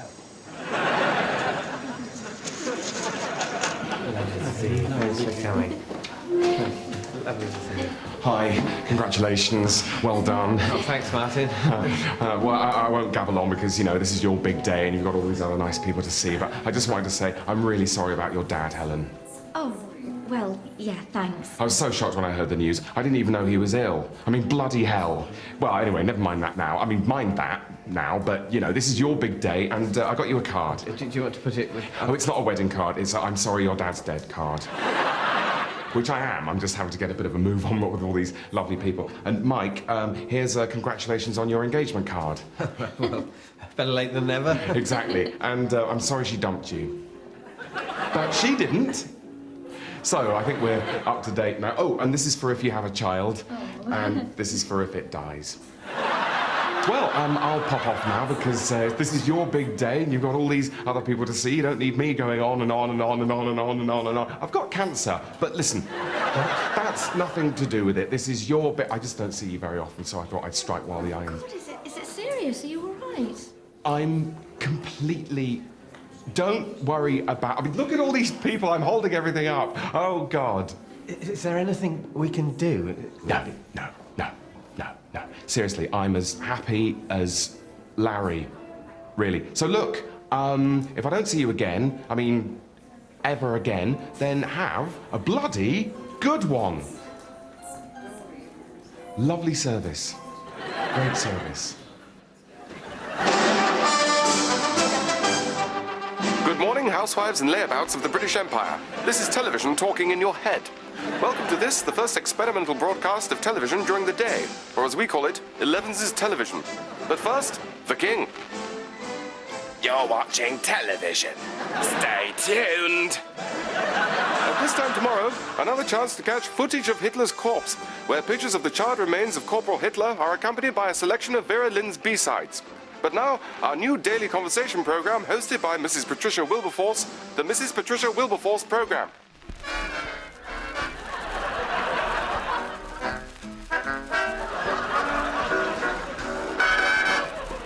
Good morning, ladies and the war wounded. My name is Mrs. Patricia Wilberforce. Today we will be discussing real-life sticky situations as much as is seemly. My first guest is Mr. Albert Compton, whose wife claims he has a tendency to behave in an inappropriate manner. Mr. Compton, do be seated. Oh, I don't like to make a fuss. Oh, it's always like this. I'm sorry, but we'll have to stop it there, as Mrs. Compton has said fuck. Oh, I do beg your pardon, viewers. Mrs. Compton didn't say fuck after all. Thank you, Mr. and Mrs. Albert Compton. My next guest is Miss Margaret Blyton, who, following an incident in the blackout, has got herself in the family way.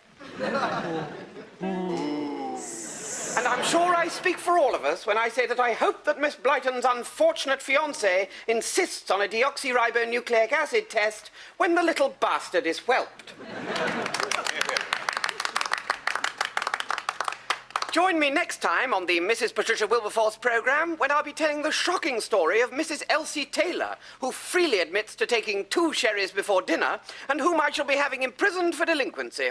Goodbye. Are you in some way uncouth? It will be our researchers' very great pleasure to make your acquaintance. Kindly telephone us on Mayfair 426 and state your business.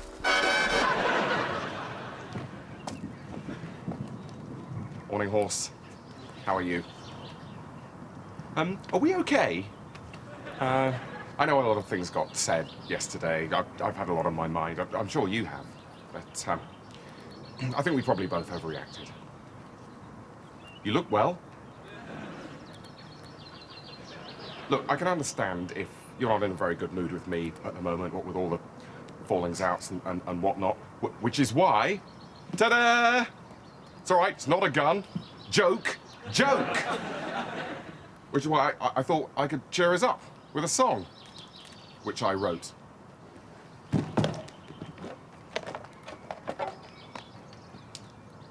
Feel free to join in at any point. You are not alone. I am here with you. Join in.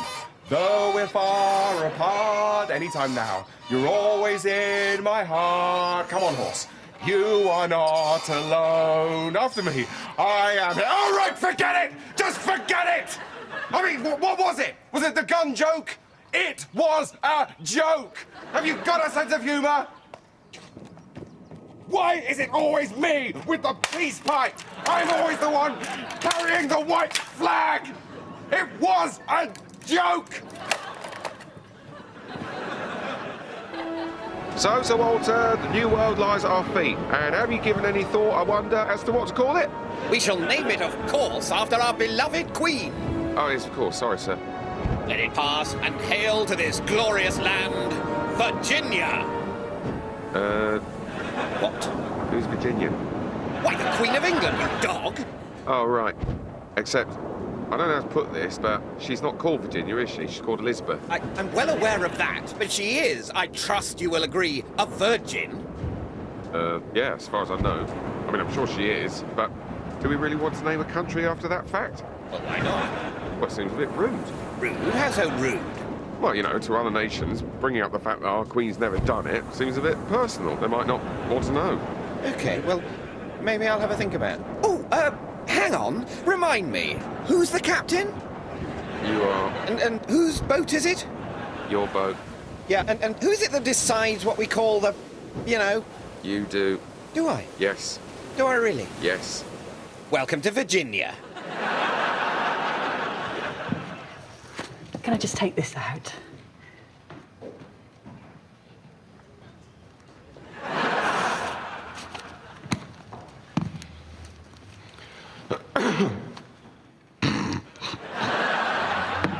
Oh, and can I reserve Cold Mountain? No. Pardon? I said no. I'm not going to reserve that for you. This is far more appropriate for you. Well, I know it's silly. I just thought I'd read some... God-awful rubbish like you always do. Yeah, I'd steer clear of Cold Mountain if I were you. It's not like when you watched it on DVD with your girlfriends. There's no dishy Jude Law to hold your hands through the difficult prose. What? Yes, it's all words. Most of them quite a lot longer than the ones you'd find in your copy of Top Sante. Or Grazia. Look at that. That's a comprehensive list of all the depressing books you've ever taken out. Do you know what that tells me? No. It tells me you are possibly the dullest, most dunderheaded female ever to scrape together the mental wherewithal correctly to fill in a library application form. Did you have help? Did I what? Shh. This is a library. Just look at it. It's like the reading list of the University of Thick. I went to Warwick. When you talk to people, do you find they do this a lot? Uh-huh, yeah, fine, uh-huh, yeah, Well, It's because they're not listening. When your friends see you, essentially they're doing you a favour. You're like a sort of charity for them. It's their way of giving something back. Basically, you're like him. I'm making my donation now. I don't believe you're saying all this. Yeah, fine, uh-huh, I mean, what gives you the right? Yeah. Of course, it's difficult for you to grasp. You're a real idiot. Possibly one of the stupidest people I've ever met. And I lived in Leatherhead for 6 miserable years. I'm getting bored just looking at you. You with your grey face and your dead eyes. Bored! Are you still here, you soporific dullard? Right. It's all true. My friends hate me. There. What can I do? Yes, what to do. I've had a little thought. What? How about a little date? Just you and me, out and about on a little date. You'd like that, wouldn't you? Oh, yes, I'd like that. I think I'd like to go on a little date with you. Do you think that'd be all right? Yes. A little date would suit me just fine. No, I can't do Thursday. I'm making that documentary. What documentary? Well, I'm making a documentary about the Battle of Stalingrad. Since when? They asked me ages ago. Why didn't they ask me? I don't know. They probably didn't think it was your thing. It could be my thing. I could make a documentary. All you have to do is learn your lines and vaguely look like you know what you're talking about. Yeah, no, it's good, isn't it? Although, in this case, I actually do know quite a lot about the Battle of Stalingrad. What, because you've read Stalingrad? Not just that. And you've played a character in a sitcom who's also read Stalingrad. So they put one and one together and get someone who's not only pretended to read a book, but has also read a book. That is definitely not how it works. Causing untold loss of life and destroying several major buildings. If you've just joined us, the breaking news is that everything is now fine after a major incident. Let's go over now live to our reporter, Eric Turner, who's at the scene of where everything is now fine. Thank you, Tim. Yes, the news we're getting from the security services is that everything is fine here and back to normal. That's the latest. As you can see behind me, everything is now fine. Ignore the smoke, that's just from the recent explosion, because, as I say, everything is fine now. Can you tell us if there have been any fatalities? Nobody's dying at the moment. Everything's fine. There have been some recent deaths due to the major incident, but that's over now and everything's fine. So the death toll is no longer rising? That's right. Everyone's either dead already or still alive, just like normal. Hang on, I'm just hearing that someone else has died, but everything's fine now. Thank you, Eric. In other news, everything's fine in Shropshire after major flooding. The Mayor of Shrewsbury has described the situation as totally OK, apart from the water everywhere, which will probably go after a bit. The hunt for the Aberdeen serial killer goes on, but the investigating officer has issued a statement saying that everything is fine almost the whole time, apart from the very small interludes during which the serial killer is actually murdering someone. So that all sounds pretty much fine. And now over to Karen with your emails. Thank you, Tim. Well, obviously, most of your emails have been about how everything is fine. This is from John in London. Came out of nowhere, huge bang, sky lit up red, but then everything was fine again. Julie in Coventry described how everything was fine once my clothes stopped being on fire. And Arthur from the Wirral sums up the situation by saying, those of us that are left alive are all fine. Thank you, Tim. Just time for a quick look at tomorrow's papers. The Telegraph leads with fineness resumed after major incident. The Guardian goes with major tragedy forms grisly backdrop to general okayness. The Sun headline simply reads fine. The Mirror OK. And the Daily Mail everything's fine. Fear it, fear it. Jerry, I think I've got something. What is it, Mike? It's very similar to a jewellery box I found in Nîmes in '86. It's the sort of thing a Roman governor's wife might have owned. My God. It's a videotape. This is incredible. This is the single most important archaeological discovery ever made. The Romans had video technology. Here we go.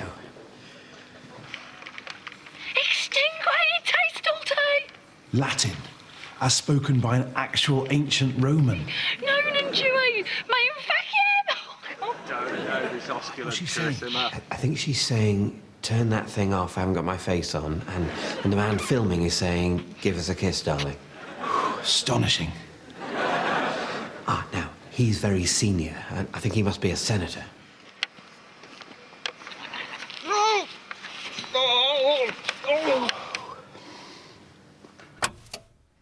And Jerry and I were particularly excited by this bit. So the toga is not only a practical item of clothing, given their climate, it also allows the Roman citizen to change discreetly into his swimming trunks.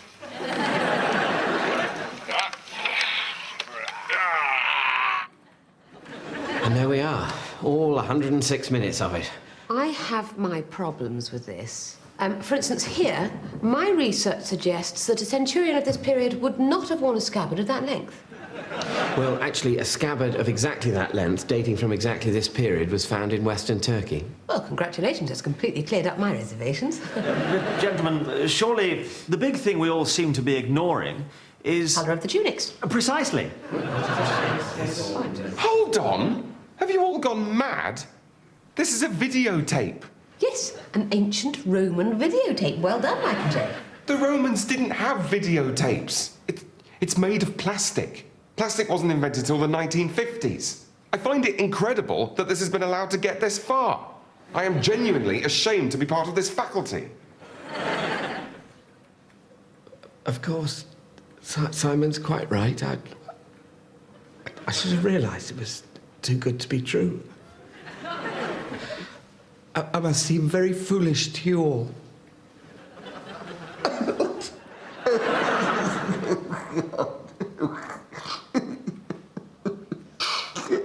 Well, I hope you're pleased with yourself, Simon.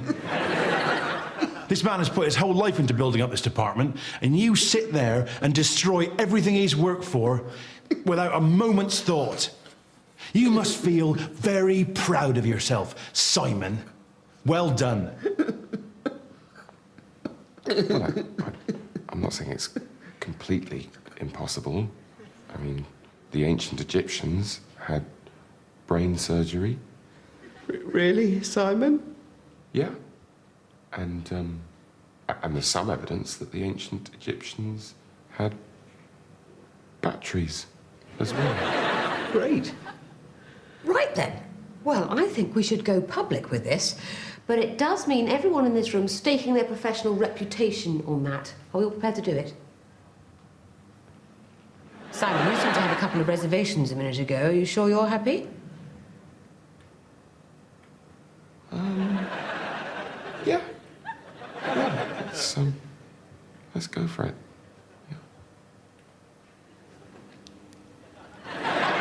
And he was saying to me, what is this mysterious place, Syrah, or whatever? And I was like, yes, it is good. But then he started asking me all these questions about cars and power stations and mobile phones, and it was awful because I didn't have the faintest idea how any of them worked. Which meant that his journey through time had been wasted. Which meant he was a bloody nerd, Ray.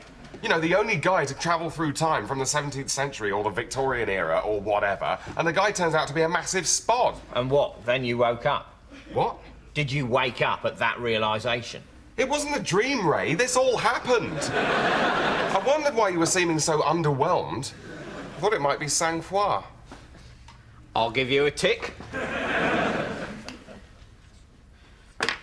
You're not doing too well on disingenuous, Colin. No, I'm not.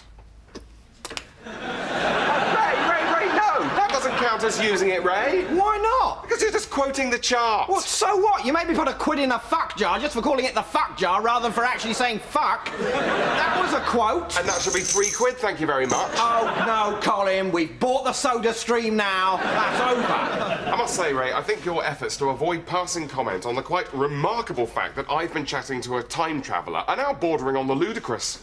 I suppose it's that I don't believe you. Right. It's like those guys with the end is nigh sandwich boards on. They must be constantly amazed by how calm everyone's reaction to the news seems to be. It must give them a new respect for the world that they think's about to end.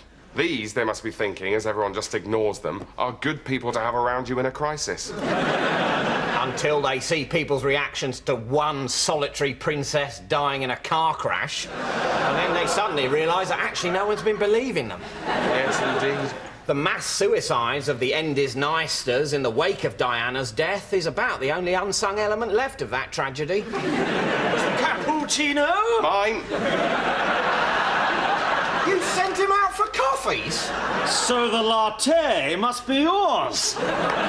You sent a time traveller out for coffees? At last, finally, I get a rise out of you.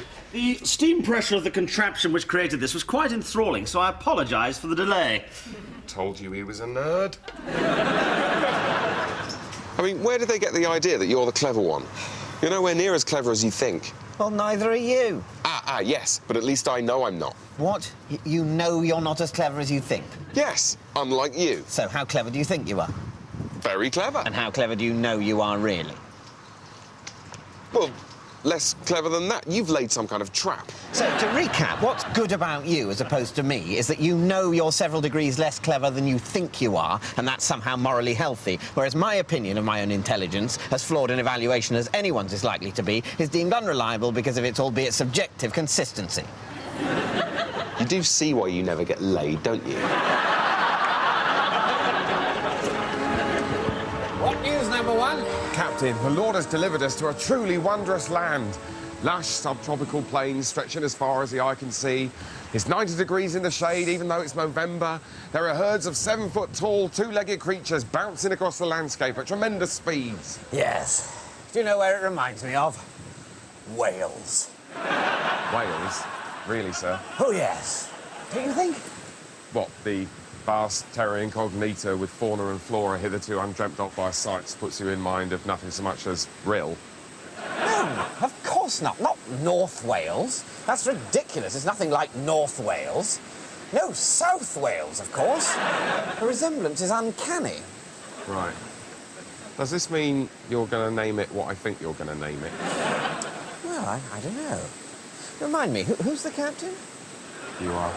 And who's got the captain's hat, the captain's table, the captain's cabin, and the captain's log? You have all of them, sir. Well, I tell you what, number one, you're an ambitious man. Why don't you decide what we call it? I think we should call it New South Wales. Good name. Hi, guys. How are you? Oh, not bad, Anita. Good to see you. Terry, this is Gary and Michelle. I was telling you about them. Hello, nice to meet you. Hi. Gary works from home as well, don't you, Gary? Oh, you've given up the 9 to 5 as well then, Terry? Well, I've only been doing it a few months, but... Takes a bit of getting used to. Well, look, I'll leave you boys to it. Michelle, come on. Some people I want you to meet. So, have you, you know... What? You know... got past the wanking stage yet? I beg your pardon? Don't pretend. You've got that look in your eye. I don't know what you... Does it get any easier? You've just got to learn to control it. I mean, I wake up with the best of intentions, you know. I mean, streamline my business plan, market research, but... Within half an hour of the wife leaving the house, you're on the old internet. I mean, the first month, I did it so often I couldn't sit down.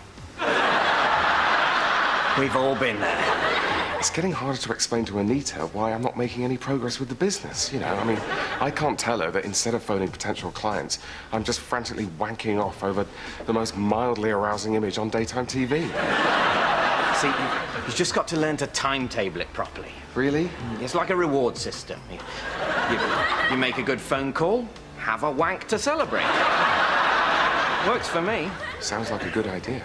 I mean, I nearly wanked the whole business away a couple of years ago. Had to claw it back from the brink.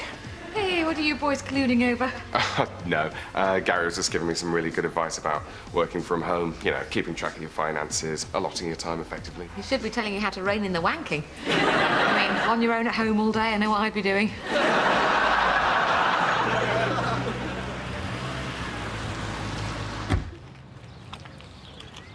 Hi. Of course they're real flamingos! Sorry, I mean, do you want a season ticket or a family ticket? Season tickets are £500 and they're very popular. Just a family ticket, please. Very well. That'll be £35. Follow the signs.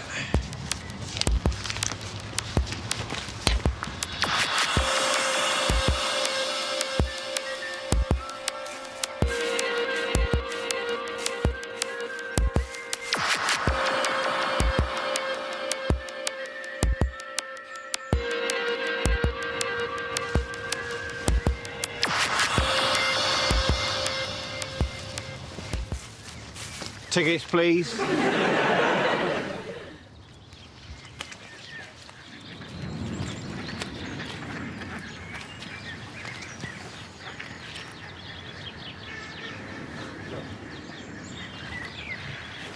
No binoculars. I can hardly see anything. Can't we get a bit closer? I advise you not to cross that line for your own safety. The flamingos are very unpredictable. Oh, this is ridiculous. No, don't go! Stop him, for God's sake!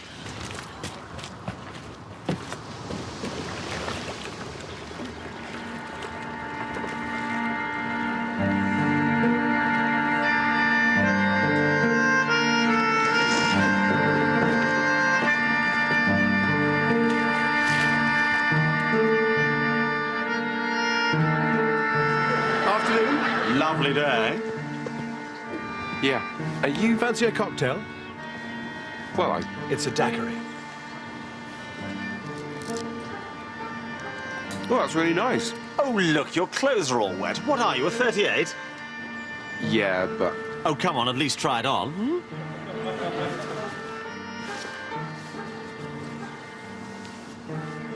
yes, that's nice. Do you like the music of Bruce Springsteen? Actually, yes, I do. Yes, I love a bit of the boss. I saw him in Philadelphia once. Really? It must have been amazing.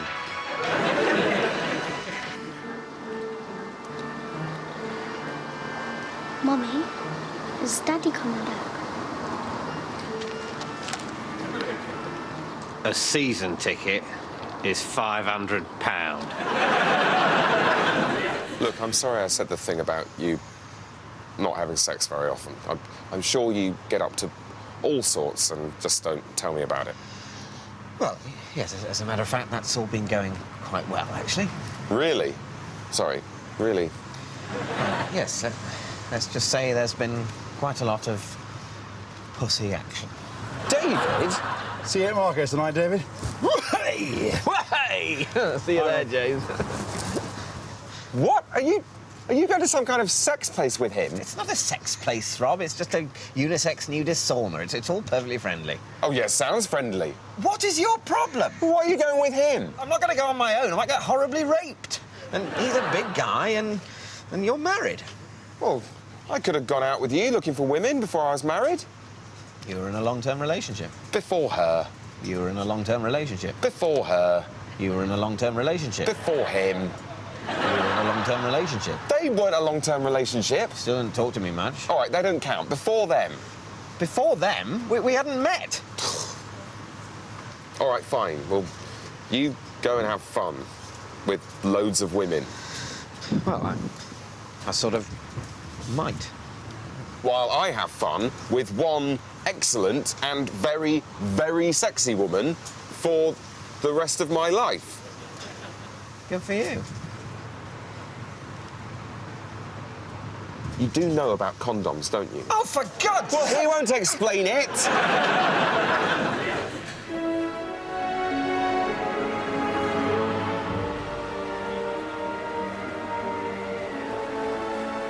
Greenland? Whatever!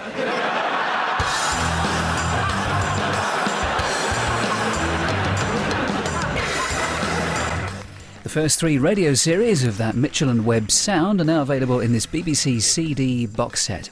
More comedy coming up on BBC Two, and with her cast of favourites, Catherine Tate is next, and then Jackie and Tony with Empty at 10.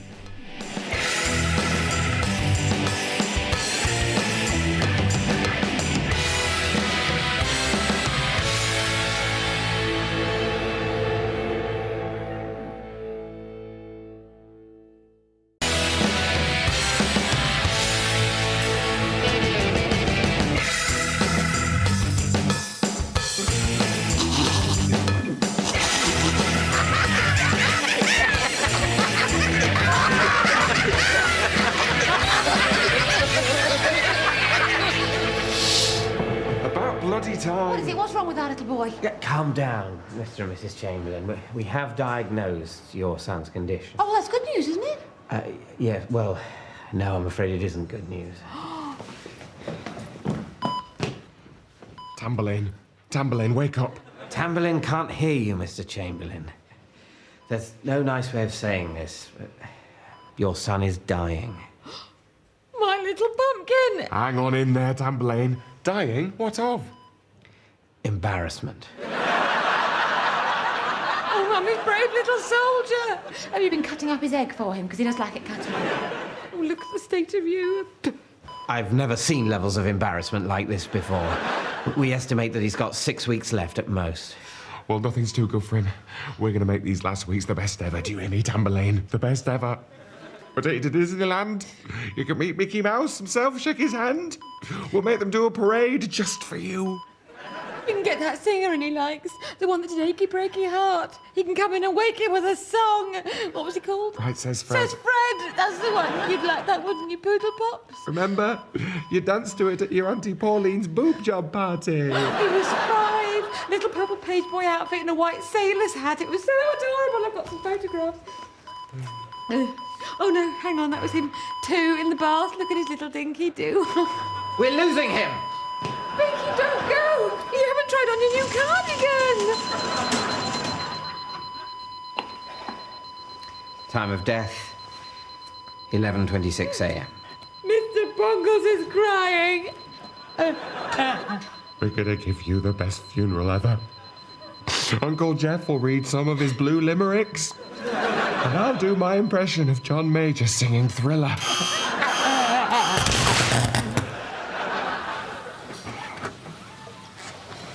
Here. You'll never guess what I've done. What have you done? I've only gone and cut a hole in the back of Gordon's biohazard suit.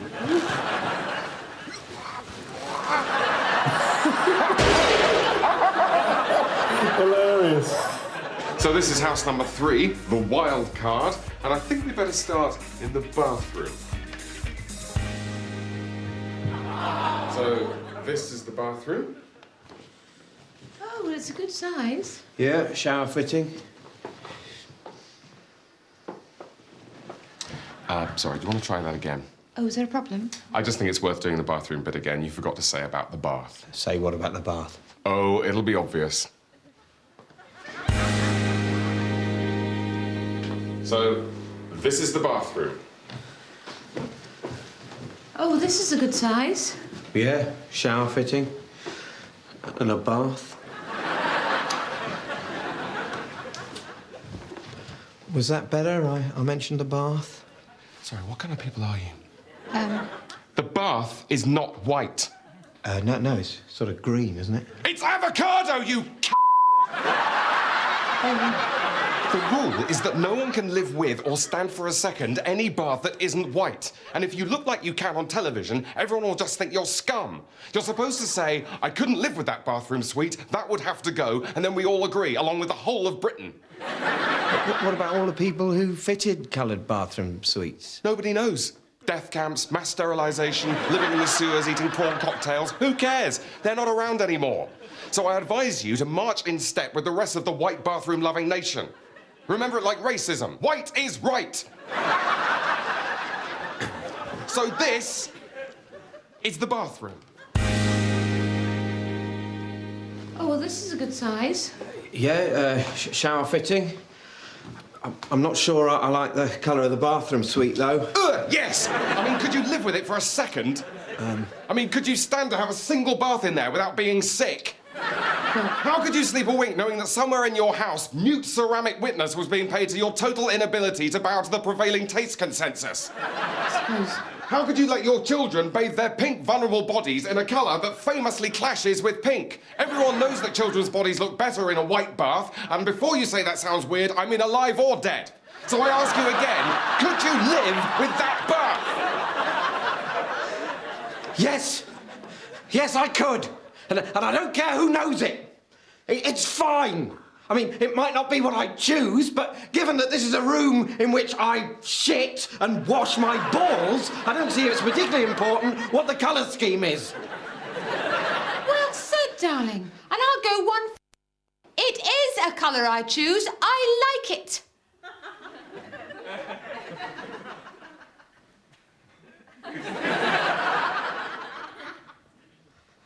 I'm sorry.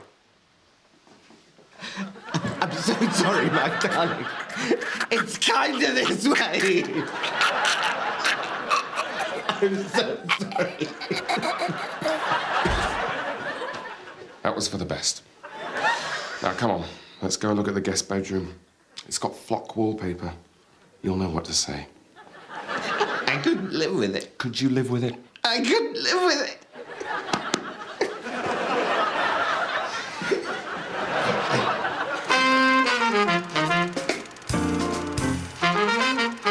So Hitchcock goes to Selznick and says, hey, I got this fantastic book I want to make a movie out of. It's called Rebecca.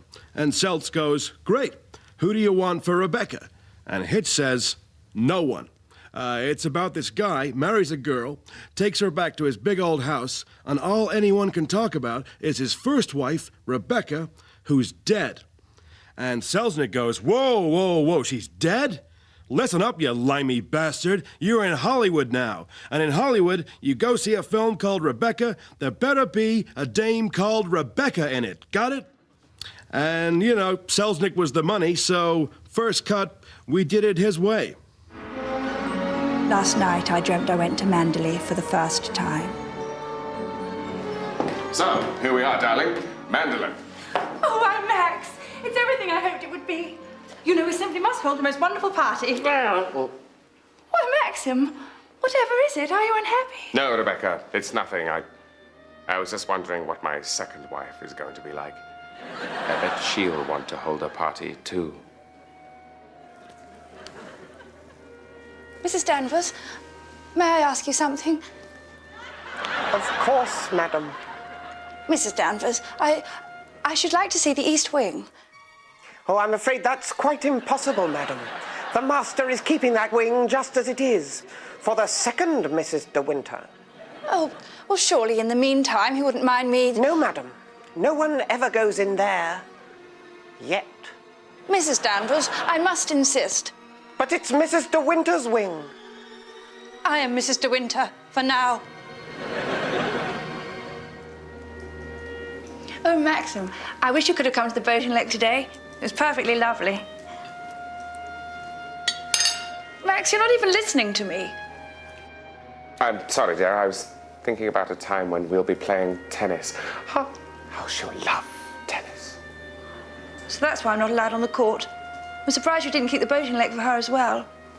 Oh, no. We'll never use the lake once you're gone. She'll find it too upsetting. Besides, people will say it's haunted.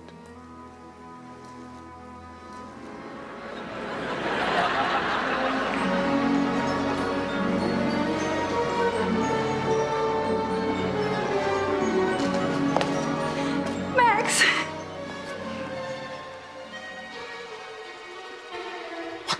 Devil do you think you're playing at? For God's sake, go and change out of that thing! I don't understand. It's only the dress and the portrait. The portrait of the second Mrs. De Winter!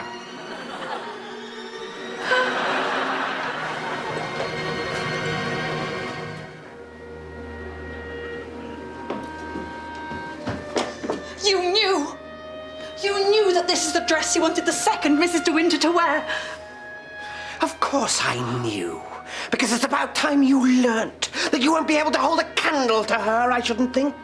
Just look at her room. Isn't it beautiful? Look at her clothes. Aren't they wonderful? This is her garden party dress if she's a size 8. And here it is if she's a size 10. And here it is if she's a size 12. You know, Max, I think I could bear this, all of it. If only I knew that once you were with her, you'd be happy. Will you, Max? Will you be happy? Or will there be a third Mrs. De Winter? Oh, yes. That's who I'm keeping the other mansion for.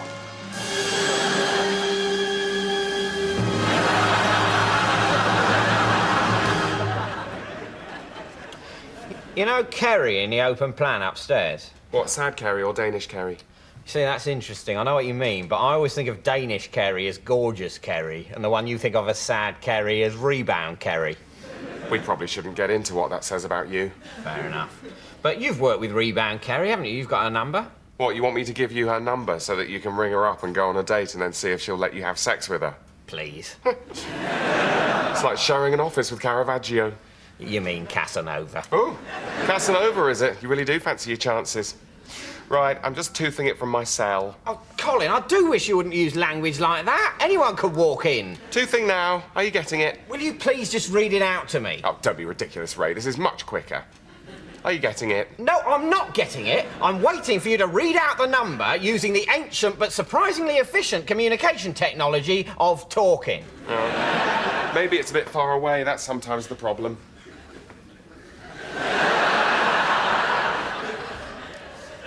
Have you got it now? Fine, you win. I'm now turning on Bluetooth. I want to die. See, it's quicker, isn't it? It demonstrably is not. It's better, though, isn't it? No, not really. More fun? No. Have you got it? No.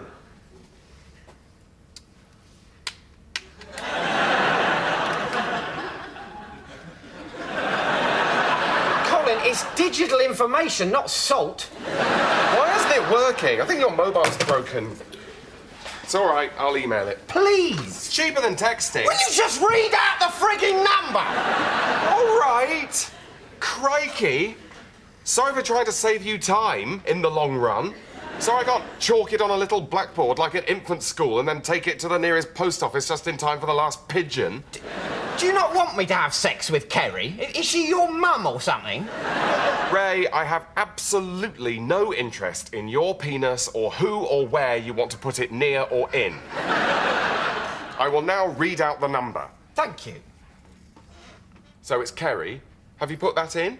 No, I prefer to put the number in first and then save the name second. Is this going to be the new problem? No, no problem at all. It's just that in predictive text, Kerry comes out Jerry, and I wouldn't want you to involve yourself in some kind of humorous misunderstanding. Your keenness to avoid humorous misunderstandings is one of your more appealing qualities, Colin. Now, will you please just give me Kerry's telephone number and in a way that is not completely perverse? Add 44 or 020 7946 0869. Do you mean 0207 946 0869? Well, yes, if you want to be boring about it. How much for the wardrobe? That one, mate, 250. It's quite a lot, isn't it? Not really. French oak, 1890s, gateway to Narnia. Lovely marquetry work on the doors, 250. Sorry, did you just say gateway to Narnia? That's right, love. What, the Narnia? Yes, mate. Paperbacks are all 50p, mate. Sorry, what? Witches, gnomes, all that? Well, I think they prefer the term dwarves, but yeah. Aslan?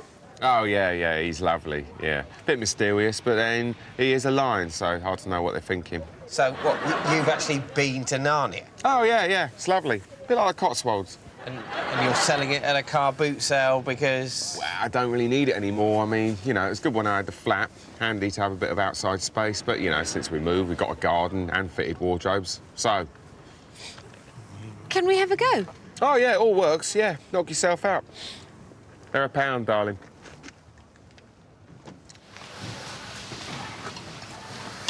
Yeah. Do you know what I've done this time? No. I couldn't help myself. I've only gone and taken the soup out of Gordon's thermos and replaced it with the Ebola virus. You guys! Got him. Come, my love! The stout went... Oh. Oh, God. Oh, right, yeah, I remember. What do you reckon? We were in Narnia for years and years. And we became king and queen, and we were good and just, and we loved all the time, apart from when we had to do a battle, but then we always won, and I had a little mouse who was my servant who could speak. Did you? That's nice. Well, I'll tell you what, 250, but I'll throw in free delivery. Yes. Yes. What? Well, I don't know. It's a bit... It's a bit what? It's a bit nice. It's a bit Christian. What? Let's go and have another look at that leather sofa. Fine, I think. Donkey rides, completely safe. Donkey rides, £10 or vital supplies in kind. Can we go soon, sir, before another dog takes an interest in my bottom? You asked for that, Ginger, you ass-wiggling little tart. I didn't mean to wiggle it, sir. I was just trying to relieve the usual itch. Hello, you look poorly. I'm the Queen of England. What's your name? Digby. Would you like my candy floss, Digby? I'd like the stick. Shut up, Ginger! Are you sure it's not a cloud of poisonous gas sent by my nemesis to poison us both, Your Majesty? Silly. Arise, Sir Digby. Can I scratch my anus now, please, sir? You should get better. Go to a hospital. Now put me down. I have to have dinner with Fiancé. Of course. You're brilliant French double agent. My mouth is melting! Poisonous gas! Poisonous gas! Don't leave me, sir! Don't leave me, sir! Not much time. Must get to hospital. Need cover. The weird relief! The weird relief! Your Majesty, to the A&E!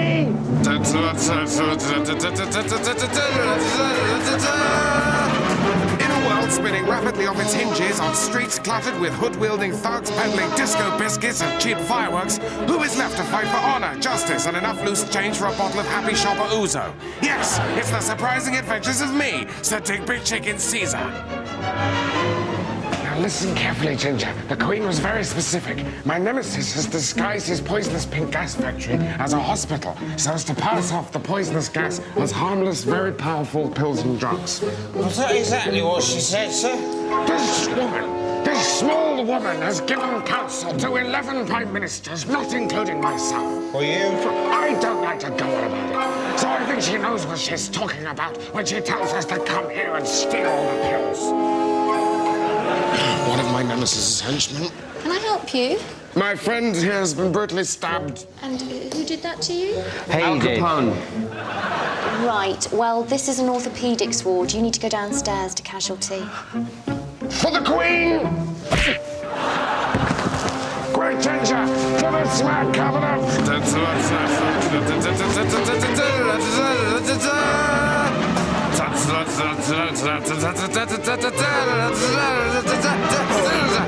How many harmless narcotics must Ginger and I consume before the Empire is safe? What the hell happened to my grant from the Home Office? How much longer will Benji's remain the last sandwich shop not to have security men on the door? Saps. Find out in the next thrilling installment of The Surprising Adventures of Sir Digby Chicken Caesar. Environmental catastrophe of vast proportions. We asked the Minister for Shipping to comment on that story, but she just yawned. But who needs her when we've got you? What do you think about this issue? Do you have any thoughts? What are those thoughts? Will you tell us them? Any thoughts at all will do. If you have them, we want to hear them. Are you personally affected by this issue? Then email us. Or if you're not affected by this issue, can you imagine what it would be like if you were? Or if you already are affected by it, but don't want to talk about it, can you imagine what it would be like not to be affected by it? Why don't email and tell us? Yes, why not? What possible reason could there be for you not to email us? Certainly ignorance shouldn't be a bar. You may not know anything about the issue, but I bet you reckon something. So why not tell us what you reckon? Let us enjoy the full majesty of your uninformed ad hoc reckon by going to bbc.co.uk/me-and-my-important-thoughts, all one word, clicking on What I Reckon, and then simply beating on the keyboard with your fists or head. Here's some of the feedback we've had so far. Andrew from Eastbourne reckons it's a sad indictment of the way we live. Matthew from Ilkley reckons it isn't. Patricia from Southampton wonders what Wordsworth would say and thinks she knows. And James from Amersham would like the fire brigade quickly, for God's sake, he's trapped, he's trapped.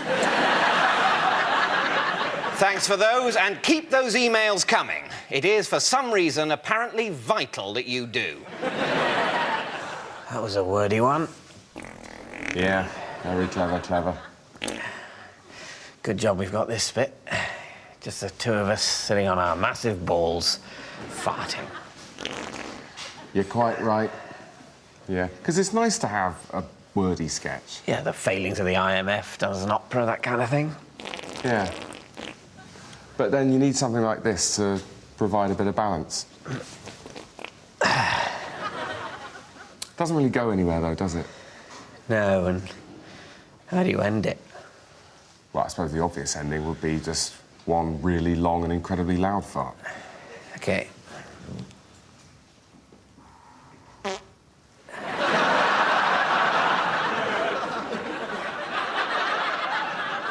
So there are various roles which we're hoping to fill. I know you've been working jolly hard trying to come up with some suitable candidates.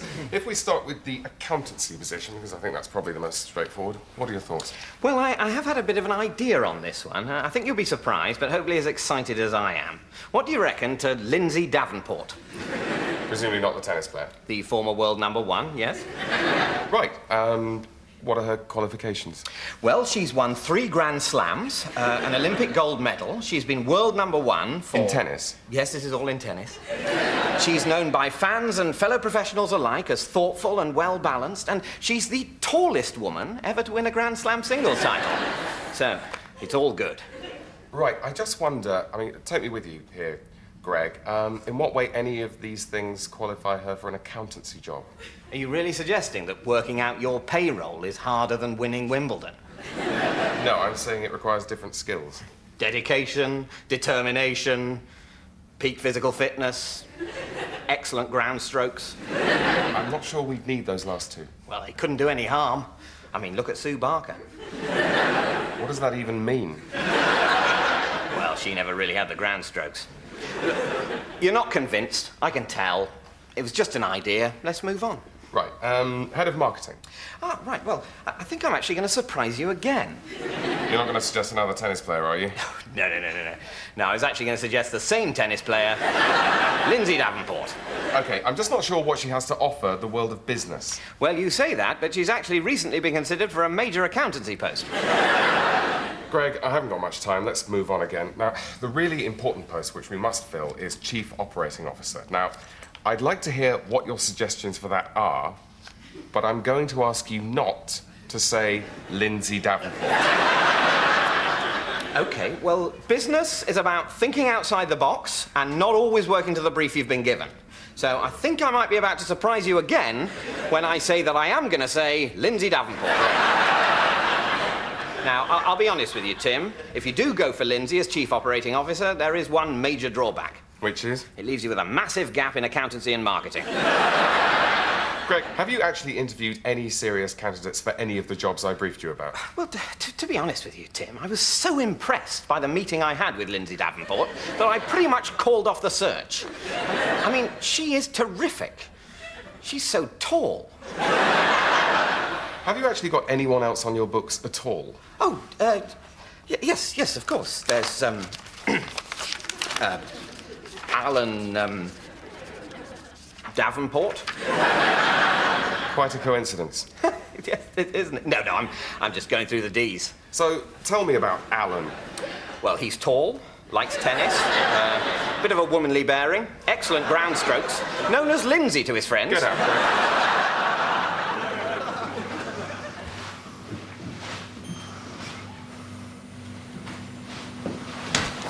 What'd you do that for?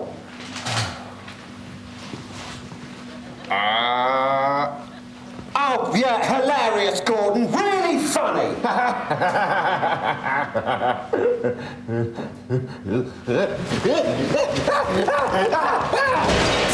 What'd you do? Sprayed his pants with bubonic plague and put a cobra in his helmet. I was just signing a letter when it struck me. I've never really thought much about my name before, but suddenly it was so obvious. What was? Surely you see it. David Mitchell. Mitchell, yes. Mitchell or Mythchild? Mythchild? Yeah, Mythchild. David, the child of myth. Sort of like the Messiah. You think you're the Messiah? Well, you have to admit the evidence is pretty compelling. Have you gone mental again? The Mythchild forgives you. Tell me, James, what do they call you? James. And what is your surname? He who they call James. You know what my surname is? Barkman. Man who barks. Bark of tree and bark of dog. Trusty yet wooden. You travel with the Mythchild with your gentle leaves and love of crisps. Woman, who be you? Oh, fuck off. Mythchild forgives you, Olivia Coleman. Coalman, man of coal, man who delivers coal. May your carbon footprint not trample on the barkman's delicate wood. That sounds rude. Entangle me not, Webb. The Mythchild fears the gluey fronds of the spider. Well, you get the general idea. What do you reckon? What, as a way of being sort of all the time? Yeah, the Mythchild. Any good? I think I prefer you sort of normal. Normal? Stay normal? Good plan. Yeah. That's what I thought, probably. I really liked it. Business news now, and the Bank of England have announced interest rates are set to I'm sorry, Paul, I'm going to have to interrupt you there. We're just getting reports of some astonishing breaking news. It appears that an invasion of the Earth by an unknown but vastly powerful extraterrestrial aggressor is underway. Details are sketchy, but reports are pouring in from across the world of vast, metallic, crab-like creatures laying waste to all they encounter. So, a massive and unstoppable alien attack threatens the Earth. What's your reaction? Are you affected by the end of civilization as we know it? What's your perspective? Maybe you live on Earth or know someone who does. How do you feel about it? Email us with your thoughts on your imminent molecular evaporation at bbc.co.uk/emergency apocalypse address, all one word, and let us know. And already this issue seems to be one that's provoked a lot of comment. Lucinda Richards from London asks, will these so-called aliens be required to pay the congestion charge? Somehow I think not. It's one rule for us and another rule for alien beings. And Gerard from Dover called our letter line number to say, as someone approaching my 80th birthday, I think I'm entitled to comment, 'twas ever thus. I can remember when a certain Mr. Hitler bethought himself to overthrow this sceptred isle, and like him, I think these aliens might find that simple British folk are rather harder to conquer than... And then it just tails off into screams. A quick update for any of you, for some reason, more interested in the news than what some people who don't know think about the news. London has fallen to the aliens. But more importantly, I can also tell you that Sophie from Manchester says, say what you like about the alien killer crabs, but by God, they can organise an invasion. We have a lot to learn from them, though we'd better be quick. And lastly, on a lighter note, Carl from Oundle writes, where's Doctor Who when you need him? In fiction, I imagine. He's right there, worse luck. Yes, indeed, because we're running out of time, both on the programme and just generally. My producer tells me that the giant alien crabs have breached TV Centre and will imminently vaporise us all. And remember, if you want to see that for yourself, why not log on to our behind-the-scenes webcam? Simply go to bbc.co.uk/watchusfry, all one word, and click on... Up next, Catherine Tate with Nan, Lauren and naughty nurse Bernie all chipping in, plus a bit of Paul Whitehouse on the side. Then cheeky chappies Gregor Fisher and Billy Boyd. Enjoy the banter of Empty at 10.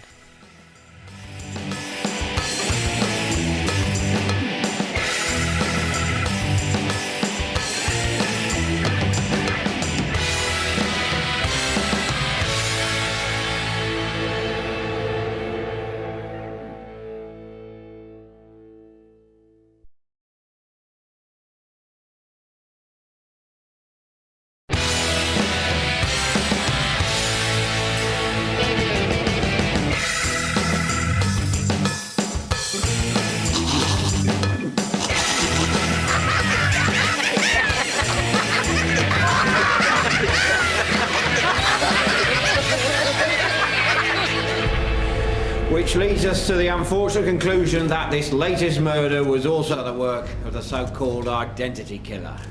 Now, Inspector Danvers will take your questions.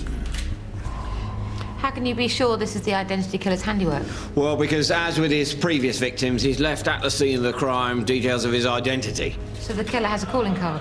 I suppose you could say that, yes. What is it? Well, on this occasion, it was a calling card. On previous occasions, he's been known to leave his birth certificate, the address of his MySpace page, and on one occasion, a series of unconnected numbers next to the three-letter word mob. So, we're looking into the possibility that there may be connections with organised crime.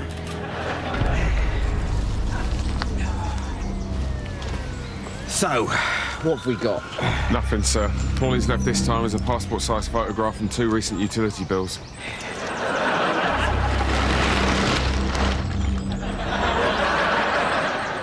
Oh, my God, sir, look at that. I know. What a waste. Come and have a look at this, Sarge. Well, it's still running, sir. Should we have a look at the tape? Ah, what? So we're sitting around looking at footage of Mr. Eric Hale, Flat 2, Addington Buildings, Swindon, murdering a man, and meanwhile the identity killer could strike again. No, at this point, all we can do is just wait for him to make a mistake. Morning, sir.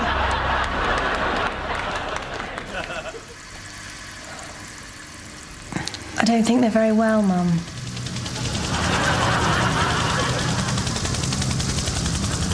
It's the Helivets! Airborne men with evidence. Here they come, the Helivets!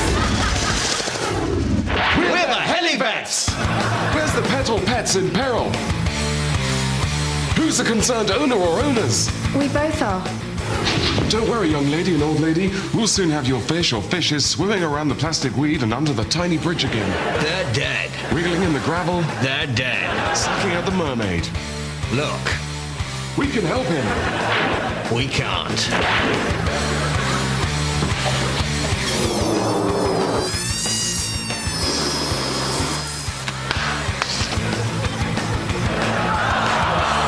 Where the helivets?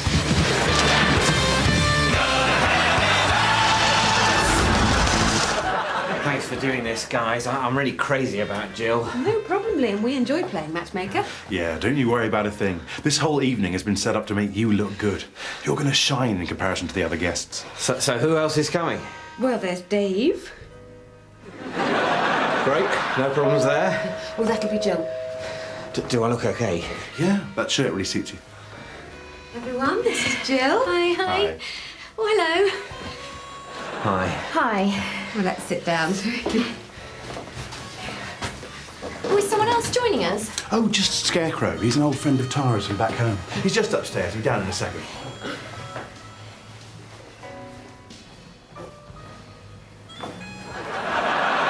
Come on, Scarecrow. We're going to start without you. Sorry, I was just admiring your Kandinsky prints upstairs. Oh, I love his work. I was lucky enough to catch a retrospective in Barcelona. It was stunning. Really? Oh, I'm Jill, by the way. Hi, I'm Scarecrow. What a fascinating name. Steve, can I have a word with you in the kitchen? Oh.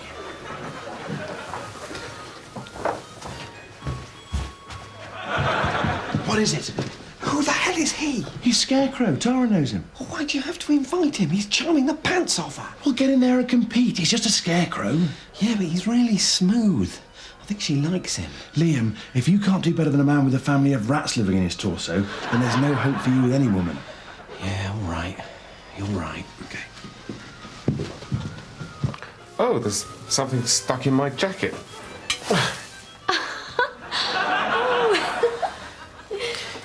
More wine, Jill? Yeah, thanks. Oh, yeah, thanks. You know, I used to be really scared of birds. Oh, don't worry. I'll look after you. You're a hero. So, Scarecrow, tell me, how much does scaring crows pay? I only ask because I'm a senior marketing executive and I'm on about 70k. I just wondered how scarecrowing compares. Oh, how can you put a price on the view of the valley? Or the soft morning breezes? Or watching the gentle rains sweeping across the landscape? As the tender corn heads brush sensuously at your side. And the nights, oh, the nights of countless stars. And the song just ascends. Oh, God, that's the most beautiful thing I've ever heard. What were you thinking? I'm getting whipped out there. Well, stop wasting time and get in the game. Look, Jill likes skiing, so when you get the chance, use that as an opening. All right. Well, there are two types of scarecrow. There are the ordinary scarecrows, and then there's the enchanted kind, like me. That's fascinating. So what's the difference? Well, an enchanted scarecrow can walk and talk. Oh, and you can do that thing with the moon and the poetry. Oh, come on. Don't make me do that. What thing? It's nothing. Do you ski at all, Jill? No, thanks, I'm fine. What's this thing you do? I'm fascinated. Oh, go on, do it, Scarecrow. Oh, all right. This is from my book, The Night Watchman. You're a published poet. It's only a slim volume.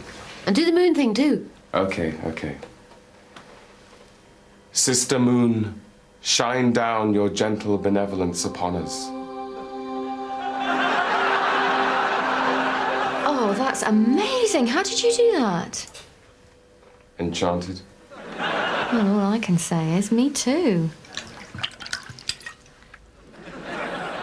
And as the sun rose on the clean new day, none knew the night watchman had passed this way. That's just beautiful. I wish I could see the valley at night. Well, it's only half an hour away. We could all go now. I've got my BMW outside. No, thanks. I think I might just get an early night. I'll grab my bag.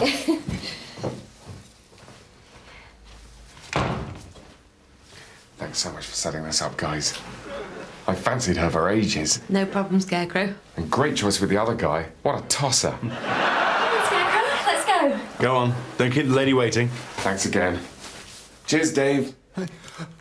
All right, see you later, Scarecrow. So let's go through it one last time. All we've got is a name, an address, an occupation, a phone number, a modus operandi, motive, opportunity, a confession, and him in the room. Aye. So, I ask you all, where the hell do we go from here? We could try arresting him, boss. Or is that just what he wants us to do? No, it isn't. Or is that just what he wants us to think? Look, I'm just gonna go. He's always that one step ahead of us. And then on the Wednesday, Dan, it's the bath scene, Dan. Now, we've talked about this, haven't we? You're fine with the nudity, aren't you, Dan? Yeah, absolutely fine. Yeah, I mean, people don't have baths with their pants on, right? Exactly. I will be asking you to take your pants off while I'm there. Fine. I think it's important to the realism of the film. Yeah, realism, yeah. And it'll be a closed set, won't it? I mean, you know, I don't really want there to be too many people kind of hanging around while I'm, you know... While you're taking off all your clothes to be filmed. Yeah. Leave that to me, Dan. It'll just be like me and the cameraman. It'll be like that. Yes, you and the cameraman. And me, of course. Well, can't do a scene without the director. Not this scene.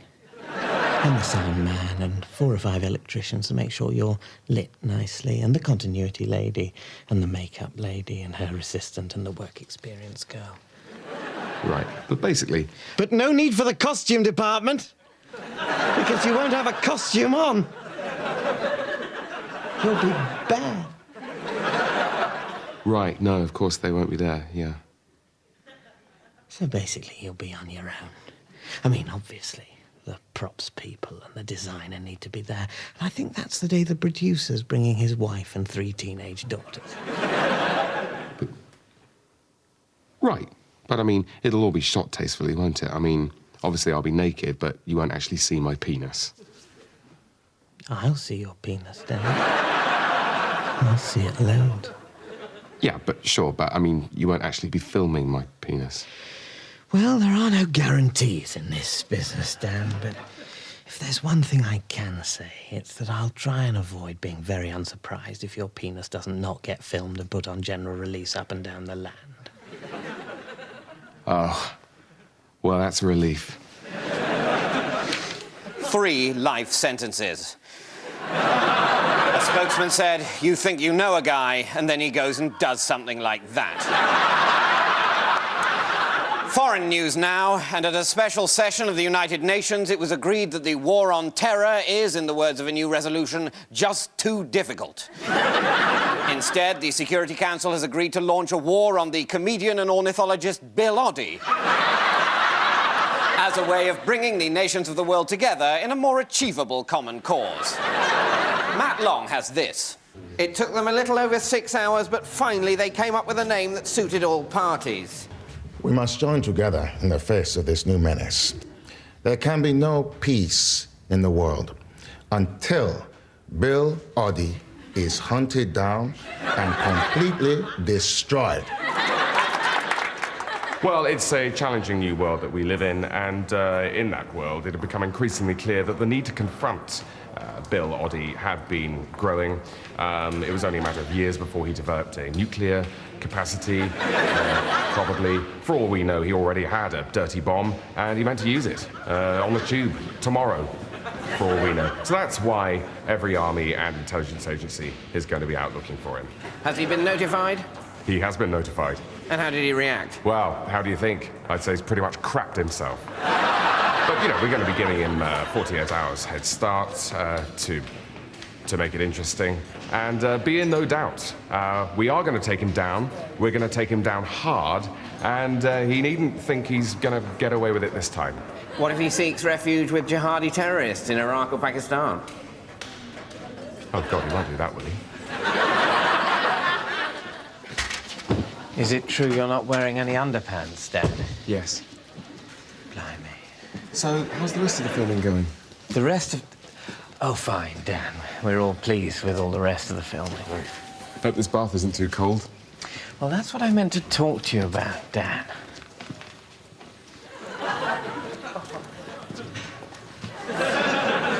We thought that rather than your character getting into a bath, what would be better is that if your character was still naked, but instead of getting into a bath, getting tied to the wheel of doom, which is then revolved.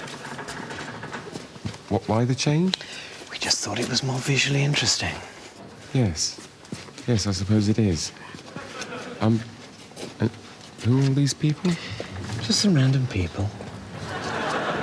Right. So we're a little bit pushed for time, Dan. So, if you could just slip out of your dressing gown and get yourself tied to the wheel of doom, we'll start filming. Okay.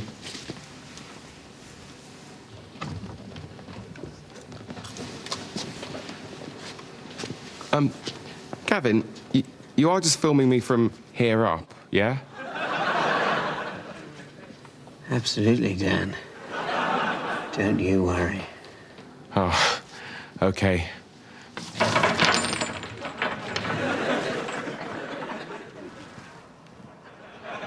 Happy birthday to you.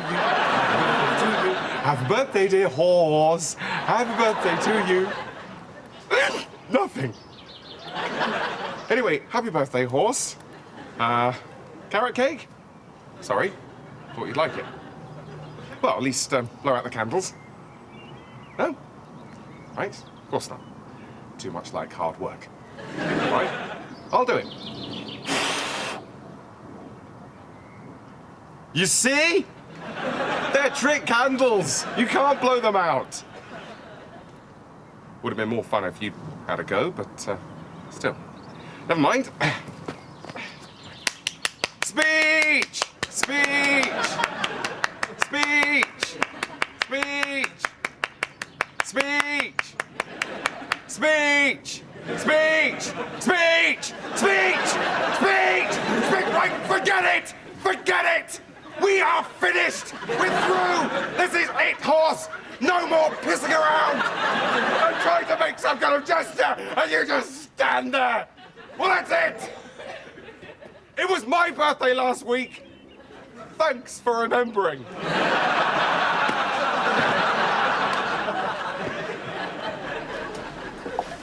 Hi, Ray. Morning, Colin. And before you say another word, of course I've noticed all the football stuff. Oh, right, yeah, of course. You're a Spurs fan, aren't you? Well, my family are. I'm not really into football. As I said last time, you suddenly remembered you were a massive Liverpool fan 20 seconds after they'd won the European Cup. Spurs, eh? Well, I'm going to let you off after what we did to you last week. I'm sorry? I said I'll forget that you're a Spurs fan after what we did to you. What you did to me? You didn't do anything to me. We're a man down, you fluke a penalty, but we walloped you with 2 in extra time. That 92nd minute, mate, oh, you had it coming. Perhaps you've mistaken me for a professional goalkeeper or something, but I wasn't actually on the pitch, you know. We're going to trolley you in the league. We? You weren't on the pitch either. As far as I know, you were in the back bar of the Red Lion watching a game on the television with your mother. God, she can drink these days. But I'm telling you, Ray, the way we're playing, we're going to be unstoppable this season. For God's sake, shut up! 12 points ahead with a game in hand. You don't stand a chance. We've got it in us to go all the way. Can I ask you a question, Colin? Do you remember when we were chasing the Germans and we were punched through the windscreen, but then we fell under that lorry but climbed back onto it and beat the driver up? What? When we were chasing the Nazis. They'd stolen the Ark of the Covenant and we were trying to get it back. You've lost me. In Raiders of the Lost Ark. It's a film I like, so I've decided that myself and anyone else who likes it was actually in it, taking part. Do you like Raiders of the Lost Ark? Not particularly. Oh, you're not one of us. Right, well, at the end, we're tied to a stake stuck in the ground, and then you lot open up the Ark of the Covenant and the wrath of God melts your face. No, you can't do that. Yes, I can. I really like that film, so I'm in it. That's not the same. It's exactly the same. I've as much claim to be personally involved in Raiders of the Lost Ark as you've got to be in whatever it was your football team did last week. You don't understand football. Well, I'll admit, I don't quite follow how you, a man who lives over 200 miles away from the home ground of your chosen team, can claim some deep attachment to a bunch of overpaid, hired hands from all four corners of the globe who temporarily wear the same coloured shirt as you're currently wearing. But then maybe I'm a bit slow. It must be brain damage from all that boxing I did in Raging Bull.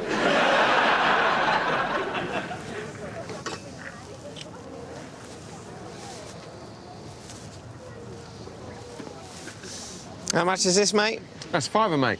£5? Well, it is the Holy Grail. £5. Take it or leave it. Sorry, did you say that this was the Holy Grail? Yes, mate. Holy Grail, cup of Christ, £5. All right, sweetheart. My Little Pony, 50p. This is the Holy Grail? Yes, mate. It's a cup Jesus used at Last Supper. Drink from it, you become immortal. I've got a box somewhere. £5. Right. And that works, does it? Oh, yeah, I'm immortal. Yeah, it's great. I mean, obviously, if you're a depressive personality, it's not such a good idea, but if you basically love life, then it's wicked. All the videos are 50p, mate. Can I see it working? What? Well, it's just I bought a stereo over there last week and that didn't work, so... Oh, honestly. There's no trust anymore, is there?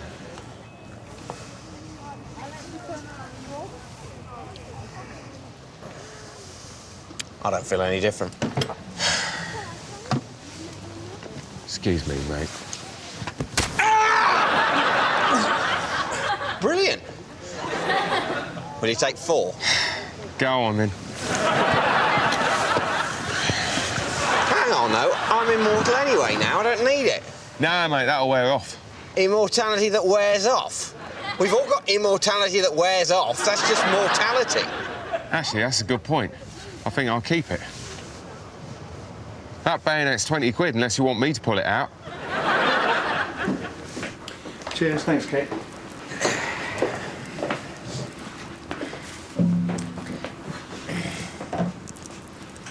It's a bit wacky, isn't it? No, it's all right. It's meant to be. It's for the man with a wig sketch. When I take it off, I've got this one on underneath. Oh, right. Oh, I haven't got to wear a ball cap as well, have I? Afraid so. Kate, can I have a quick word? Are you going to let her do it, then? I don't know what you mean. You do know what I mean. You're going to let her put a wig, over a ball cap, over your wig. Shh! Shut up! You're going to be about 8 foot tall. Rob! Thank God the character isn't a judge. Rob! Just tell her, David. Tell her about your wig. She'll understand. Rob, there was a very clearly defined window of opportunity for telling her about my wig. And it was the first day of shooting on the first series. As you know, I did not take that opportunity, and now, after 2 series of letting her put wigs over my wig, that horse has considerably bolted. You don't think she knows? She's a professional makeup artist, David. She just spent 8 weeks working with your hair. She's gonna know. Yes, I think she probably does know. I think the whole crew probably knows, and I think they probably laugh about me constantly behind my back. Which means that the only achievable goal that I have left is to keep that laughter behind my back and stop it from spilling over into in front of my face, which is what your telling her plan would achieve. So just drop it, all right? All right. So I spoke. Rob, get that back now! Come and get it, come and get it! I just thought I'd pop it on myself. Easier than you'd think, isn't it?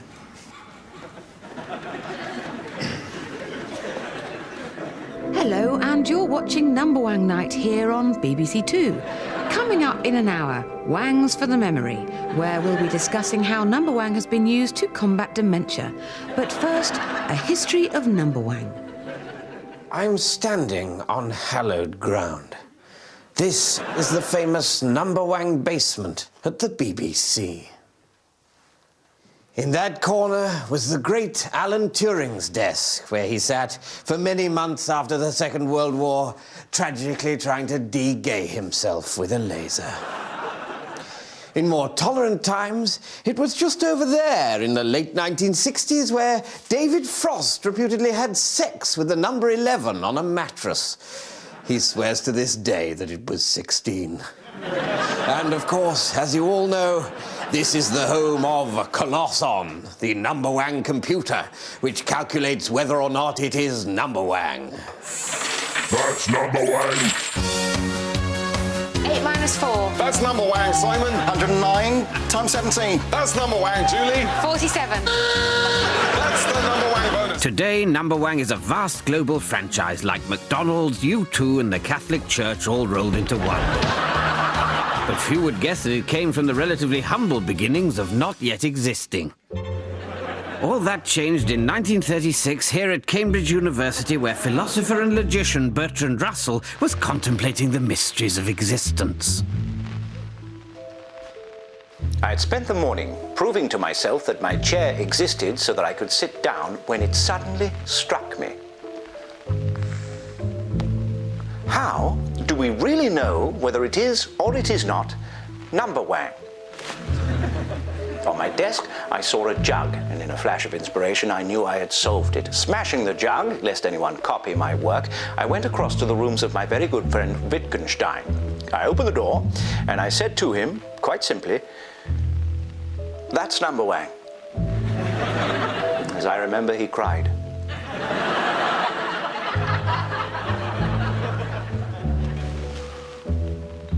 After the publication of Russell's 1400-page treatise, It Is Number Wang, it was quickly optioned by the BBC and turned into a game show. Good evening, and welcome to a new piece of the endlessness which we're calling Number Wang. However, due to the incredible complexity of the mathematics involved, it proved impractical. Miss Julie? 7. We'll just have to check that with the boffins. Was that number wang? It'll take a few hours, I'm afraid. Well, in the meantime, some music.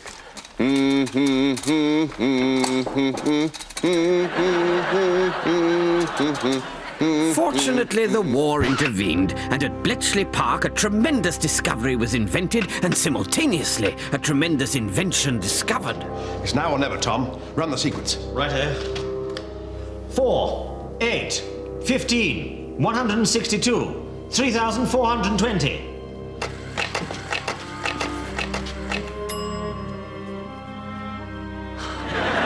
That's number wang! Good God. It actually works. It actually bloody works, you genius. I say, chaps, you don't suppose we could use this machine for anything else, do you? Like what? I don't know. Something to help with the war or something.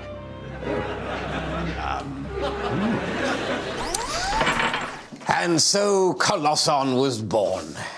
After the war, Colosson's creators supervised the fitting of head, arms, legs, and laser cannons in order to transport it to the BBC, where in 1949, Number Wang returned triumphantly to our screens. Hello, hello. Welcome to Number Wang with me, Robert Robinson, and the world's first commercial Number Wang solving computer, Colosson. I am Colosson. Indeed you are. Round 1, Miss Julie to play first. 7. Could it be Number Wang? Colosson? No. Would that it were Number Wang. Alas, it is not. Mr. Simon? Number Wang quickly became the most popular game in Britain, and newspapers got in on the act by publishing daily Number Wang puzzles for their readers. Oh, it's a tough one today. Yes, tricky. That's Number Wang! Oh, damn it, Reg always gets it first. And Number Wang continued to grow in popularity despite a brief period in the 1960s when Colosson attempted to take over the world. Round 2, fish numbers. Julie? 11. Let's ask Colosson. Where's he gone? Oh my God, Colosson's loose! I am Colosson. I am Number Wang. The world is Number Wang. Therefore I am the world. You must all die. Luckily, Colosson's designers had foreseen this eventuality and built in a failsafe whereby Colosson would shut down if he was shown a picture of a chicken. I am Colosson. I am Number Wang. The world is Number Wang. I am verily.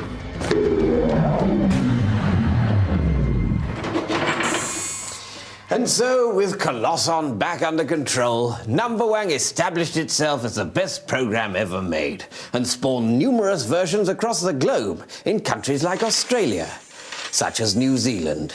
It's Number Wang. Australia itself. Oh, mate, that's Number Wang. And even America. Yes, that is a number. Which is why today, wherever you go in the world, you'll always hear people say, "Take it away, Colosson." Oh my God! Colosson's escaped! He's loose! There's my picture of a chicken. Where is he? Let's grab him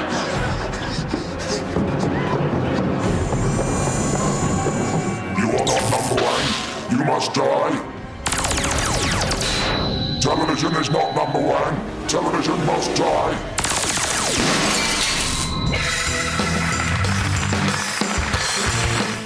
Well, that was the last in the series of Mitchell and Webb. Next Thursday, a new series, The Apprentice, The Worst Decisions Ever, starts at 9. Peter Kay's on the end of a right mouthful from Nan next tonight. Thursdays are funny with Catherine Tate here on BBC Two. And Jackie and Tony aim to impress their new boss with some male bonding. Empty at 10.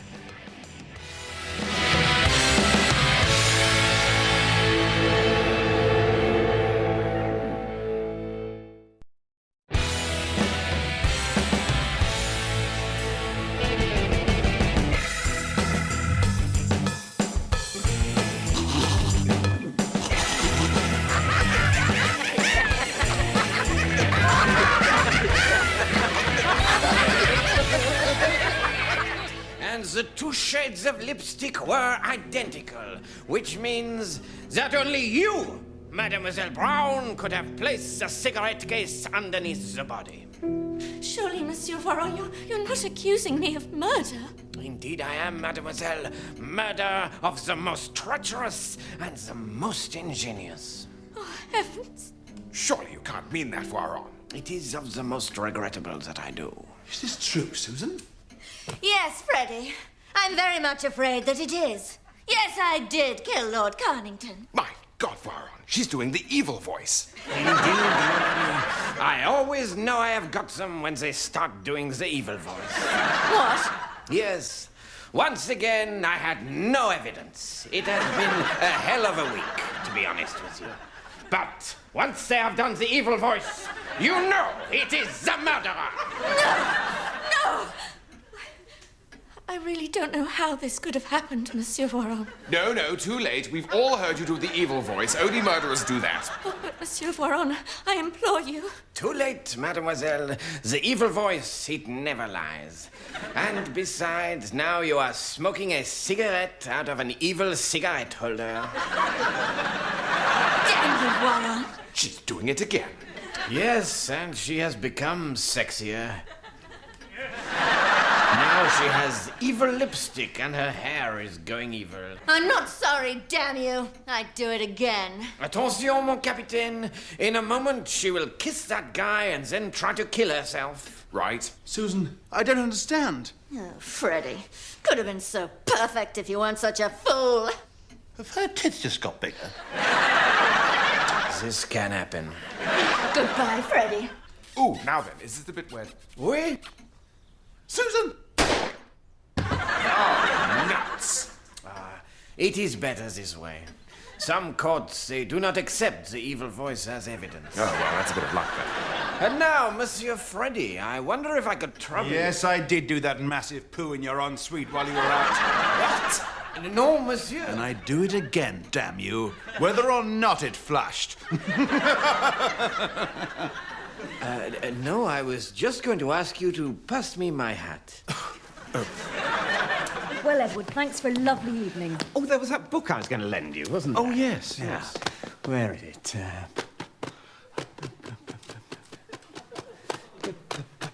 Oh, look, don't worry about it. No.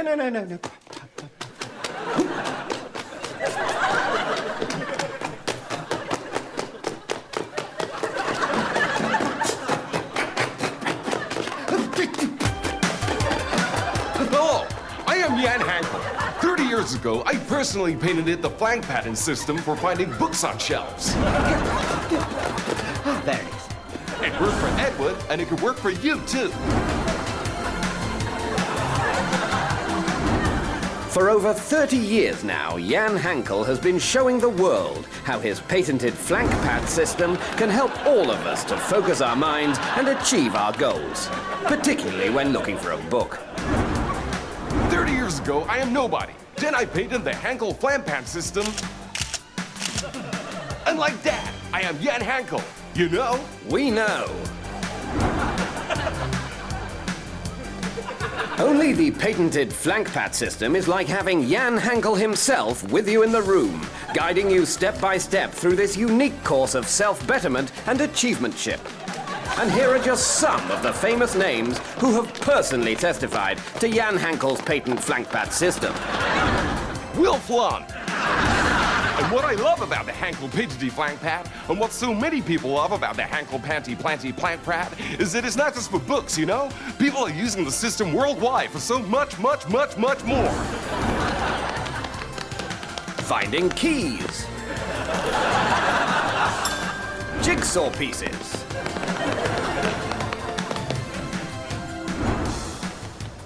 Earthquake survivors. And send off of my Jan Hankel Dangle Flatback today, and I will also send you this. Jan Hankel's scissor system. Hankel's new patent system for finding scissors in the kitchen.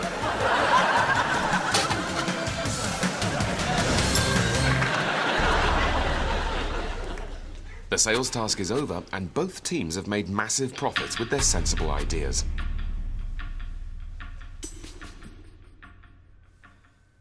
So, well done, everyone. Unfortunately, the format requires that one of you be fired.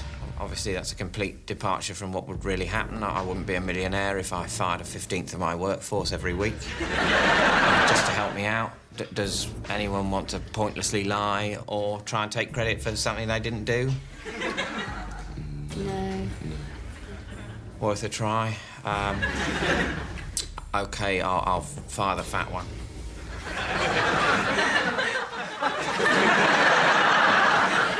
Sorry. So, as you can see, it's just not working. It's a shame. I thought it'd be interesting to watch talented business people competing for a prestigious job. I wonder, maybe that's the problem. Go on. Well, how would it be if instead it was idiots competing for a relatively junior job? Idiots? Yeah. We deliberately pick 16 idiots, real idiots, arseholes as well. And then we get to watch them screw everything up. It'll be brilliant. But if it's so obvious from the start that they're idiots, surely everyone will just expect them to screw everything up, so what's the point? The point is that everyone will think that they're the only person to have noticed that the contestants are all idiots. I've got a hunch that for some reason, people will think that this never stops being worth commenting upon. What about the prize? I mean, in the pilot, it was a £1 million job. We can't give £1 million to an idiot. That's what the lottery's for. Okay, so what's the smallest large amount of money? You know, the sort of amount that an idiot would consider it worth totally humiliating himself for. It's 100 grand. The smallest large amount of money is 100 grand. Excellent. I think I can see it working. But surely only for one series. I mean, once people can see that all the contestants are idiots, no one will want to apply. Idiots will. In fact, it'll make the application process a lot easier, because we'll only get idiots. So it's coverage of idiots behaving idiotically for an audience of idiots. Not just an audience of idiots. There'll be a lot of other people who flatter themselves they're watching with a sense of irony and in some way haven't been taken in. And remind me, how do these ironic non-idiots show up in the ratings? They show up the same, my friend. They show up just the same. You're watching the British Emergency Broadcasting System. The estimated date is March or November 2013. It's 19 hours. So now, as usual, it's time for the quiz broadcast. Hello, good evening, and remain indoors. This is the quiz broadcast, coming to you every Friday, the same day as your food parcels. So chow down on a protein fudge, take whatever injections are recommended in your sector, and prepare to enjoy the show.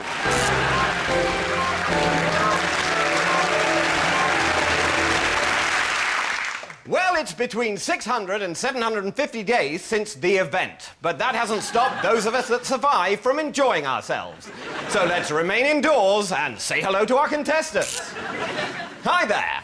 Hello. Hey. That's the spirit, unknown male 282. So let's get on with the game. First round, things. Fingers on buzzers. What is believed to be the name of this pre-event leader? Heston Blumenthal? Correct. Multiple choice. Which of Shakespeare's 3 plays is now thought to be prophetic of the event? Is it A, Pericles, B, Cymbeline, or C, Bowing Bowing? Is it a trick question? It is.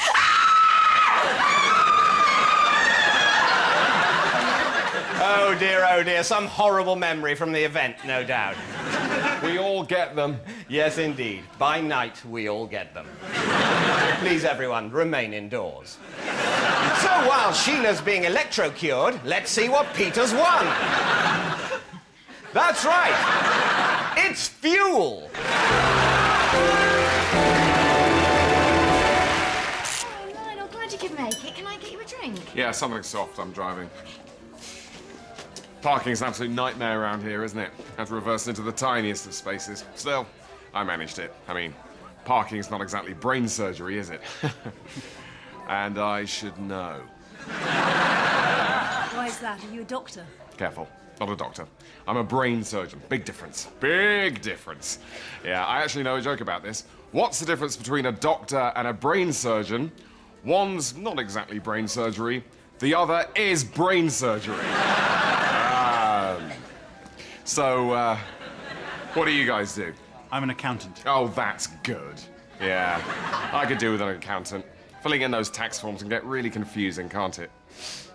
Still, it's not exactly brain surgery, is it? I mean, brain surgery, believe me, is very complex.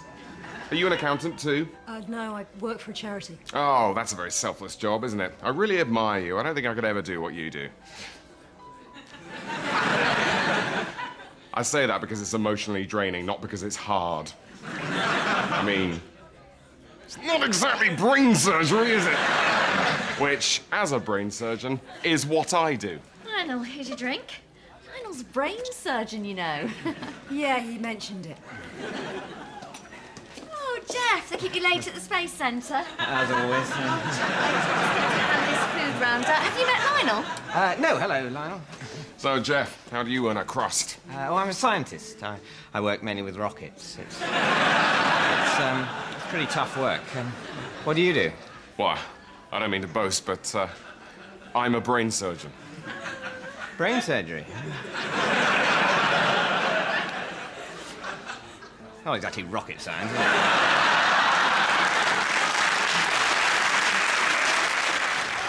They've arrived. Oh, great, thanks. What are those?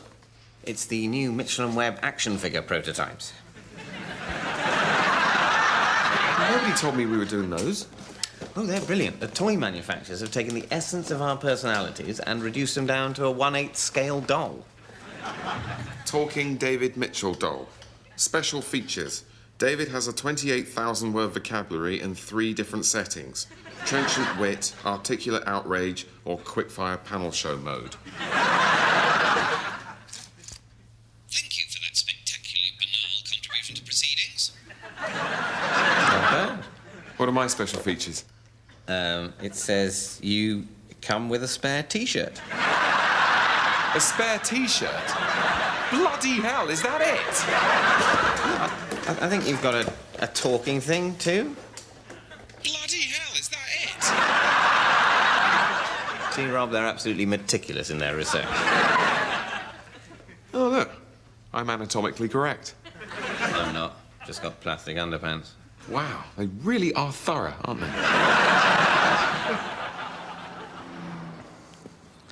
I fucking hate you. I said I fucking hate you, you stupid little bastard.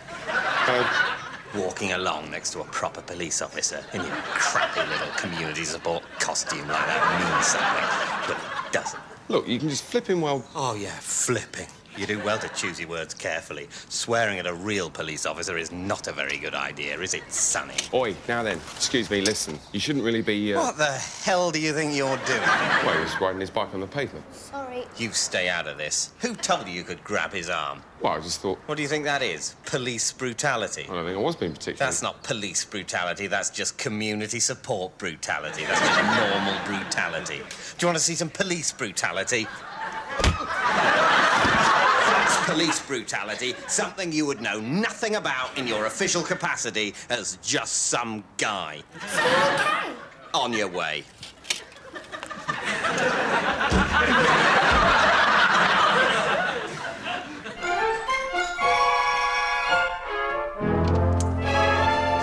To see me, sir? Ah, yes. Come in, Hennemore. I've got rather an important job for you. Oh, dear, sir. As you'll be aware, my best and oldest friend, Jock, is coming in this afternoon, and we're to have a round of golf. Now, I'll be in a meeting until 4, so when he arrives at 3:30, I want you to show him in here, tell him to make himself comfortable, and invite him to inspect my newly acquired set of antique golf clubs, once used by Edward VII.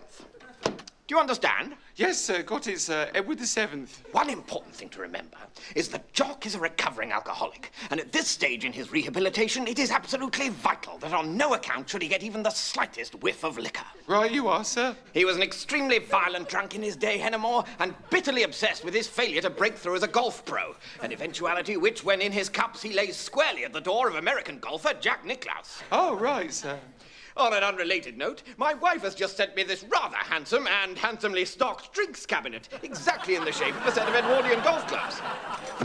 Oh, that's nice, sir. Isn't it? Now, you've probably already thought of this, but on no account should you show the fully stocked drinks cabinet to the violent alcoholic Scotsman instead of the set of golf clubs. Absolutely, sir. OK, well, I'll just pop them both on this Lazy Susan for now. And remember, I don't want any screw-ups like last time. It's been a difficult year for transcosmic corridors, and the last thing we need is any kind of fracas. Don't you worry about it, sir.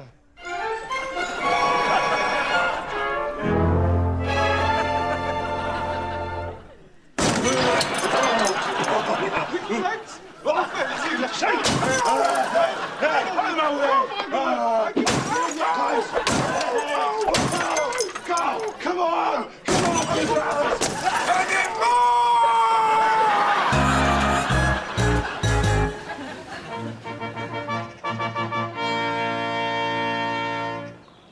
This, Your Majesty, is the linden tree, which has long stood as a symbol of the loyalty and strength of our people. It is our hope that as a token of friendship between our two countries, Your Majesty will accept the gift of 20,000 such linden trees to be planted throughout your kingdom's many public parks and spaces, as gentle sentinels, proffering in the heat of the summer sun, both shade to your busy citizens and the linden's sweet, distinctive scent. Ambassador, we thank you. And it is a most distinctive scent. Prime Minister, may we have a word? Excuse us, Ambassador. Your Majesty? Can you smell cum? What? Can you smell cum? There's an incredibly strong smell of cum. Your Majesty. I was wondering if it might be the tree. It's not you, is it? No, it is not me, Your Majesty. But I don't really... I mean, I can't say I really smell... Oh, you must be able to. It's potent. Stop! Your Majesty, stop this now. I beg your pardon? I apologize, Your Majesty, but the whole tenor of this conversation is completely out of keeping with contemporary mores. What do you mean? It's not Victorian. It's a perfectly valid observation.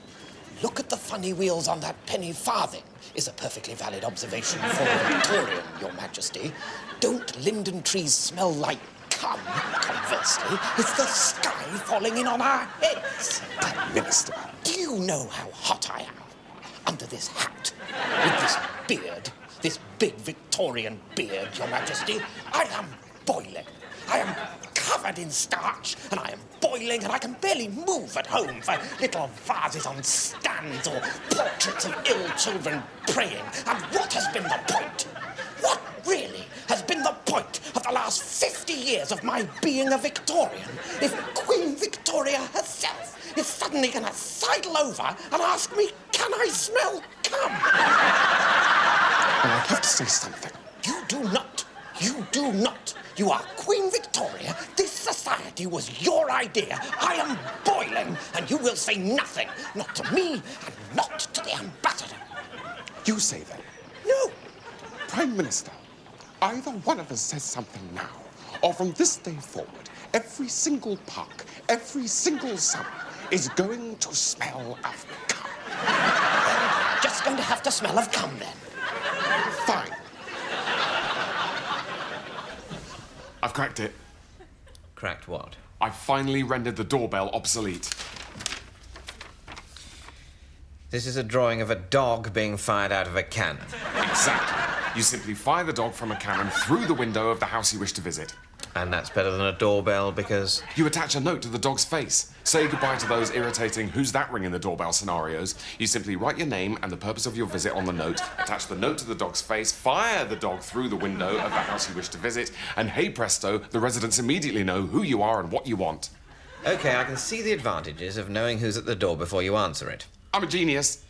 But I think the positives may be outweighed by the negatives. There are no negatives. Except for a broken window, a dead or severely injured dog, the need to carry a large cannon around with you, not to mention the possibility that you're intending to visit several houses and will therefore need to carry several dogs. No, that's the beauty of this invention.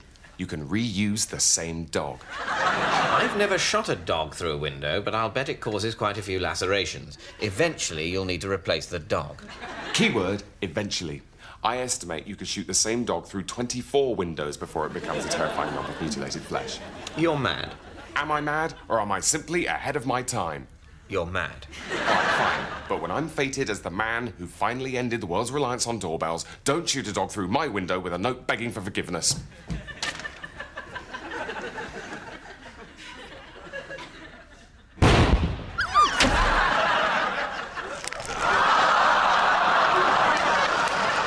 You need a bigger dog! I'm gonna try a cow! Tonight on Hard News, is British television dumbing down? Facing the questions, Culture Secretary Will Fenton. Mr. Fenton, good evening. Good evening. Right, so first things first, what are you been making for us this evening? Well, call me ambitious, but I'm going to attempt a 3-cheese souffle. Blimey, that is ambitious. I know. Pass the cheese, then. There you go. Well, it's not really about espionage. It's about the people and how they interact. Yeah, you can't really research a spy drama because it's all secret. I mean, that's the one thing that's, you know, not secret. Was yours a strawberry cheesecake? Yeah. So you did no research at all? Well, does watching Octopussy count? Last week on Undercover Secret Spies. Here's the secret document. Shh. But we're in Spy HQ. Yes, but we could still be being spied on. Even in here? That is so complicated. That message you intercepted, I can't read it. It's gobbledygook. My God, they must be using code. Code? Shh. I'll get the code book. Meanwhile, a good one is for you to assume that each letter is one letter up in the alphabet. What, A is B, B is C, and so forth. That blows my mind. Shh. Shh. Sorry.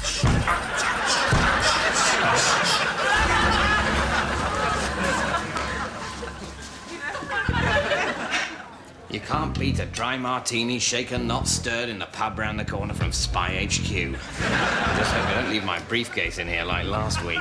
You're a professional, Steve. You wouldn't do that often. Look, there's something I need to talk to you about. Shh. That's just it. I think I'm going to have to leave the spying service. Matthew, no one ever leaves the spying service. They do if they're hard of hearing. What? Not you as well. No, I meant, what do you mean? You can't be a spy if you're having trouble hearing people talking in hushed voices. It's like developing an allergic reaction to binocular strap. It's a no-no.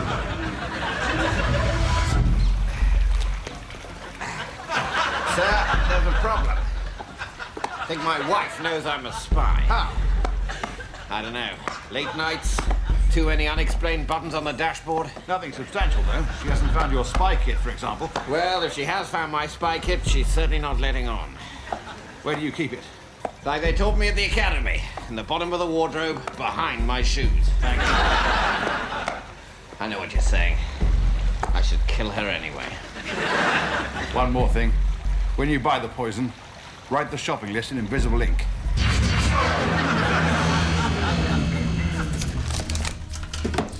So, you're a rookie spy, new to the world of remembering not to tell people your job at parties. I might be. You're good. I see you brought newspaper and scissors. Check. Well, start cutting eye holes.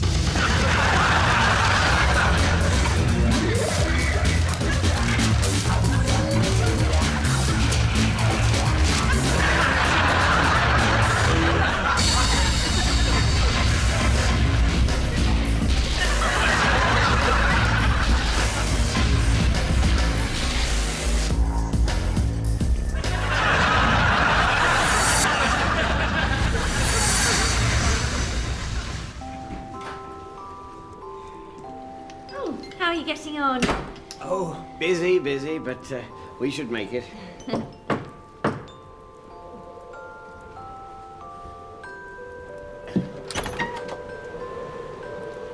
All right, Brian, how's it going? Russ, what are you doing here? Huh, that's nice. Great to see you too. Well, no, of course, we're always happy to see you, aren't we, Mrs. Claus? I'll get you a drink. So, how's the new festival going? What was it called? Winterfest? Winterfest X, or Extremus. Yeah, paperwork's not finalised yet, but yeah, it's very exciting. Oh, well, that's wonderful, Russ. Because, you know, nobody's ever done a combined extreme sports and end-of-the-year festival before. Yeah, it's going to be huge. And the money, yeah, it's going to make your Christmas look like chicken feed. Oh, well, you know, I don't do it for the money. Yeah, well, that was why I was thinking of giving you the opportunity to get involved in my gig. Oh, no, I wouldn't want to intrude. I'm happy with my old-fashioned Christmas. I think I'll leave the innovation to you. I'm not talking about a lot of work, you know, maybe just a bit of equity to help with the cash flow until ticket sales pick up. Perhaps an endorsement. Russ, I can't. Of course you fucking can!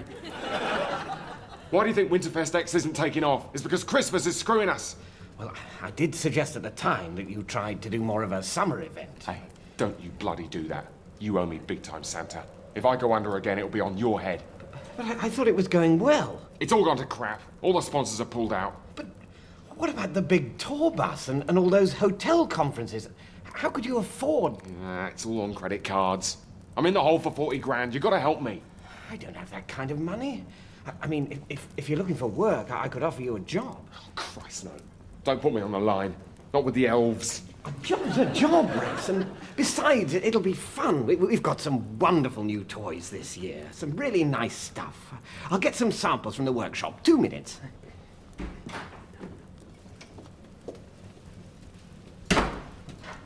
So, Joyce, how's it been? How can you do this? How can you just come back into our lives like this after everything that happened? Come on, Joyce. You swore. You swore if I got rid of it, you'd never come back. Maybe I couldn't stay away. Ross, I can't do this to him again. Not now. It's his busiest time of year. He's been neglecting you, Joyce. Working all hours, flying off all over the world. I don't mind. It's his job. Oh, but you do mind. You're a woman, Joyce. A beautiful, sexual woman. And you know what? You better watch out. You better not cry. You better not pout. I'm telling you what. Ross, please. Ross Claus is coming to town. You're poison. Now, have a look at these little... Joyce! Russ, what are you... Joyce wasn't feeling well. She... Oh, God. How can I have been so blind? Rudolph, no! Don't come in here! How long has this been going on? For as long as you've been ignoring her needs. Oh, God! This is why you wanted to have the... It wasn't mine, was it? It wasn't mine. Oh, I'm so sorry. No. I'm so sorry. Look, I know this is a shock, but what's happened has happened.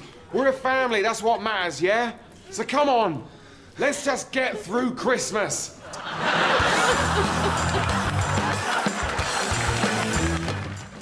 And that Mitchell and Webb look is back on BBC HD next Thursday at 10. Tomorrow, don't forget to join us at 1 for all the latest action from the tennis at the Queen's Club. And next tonight, it's Hustle.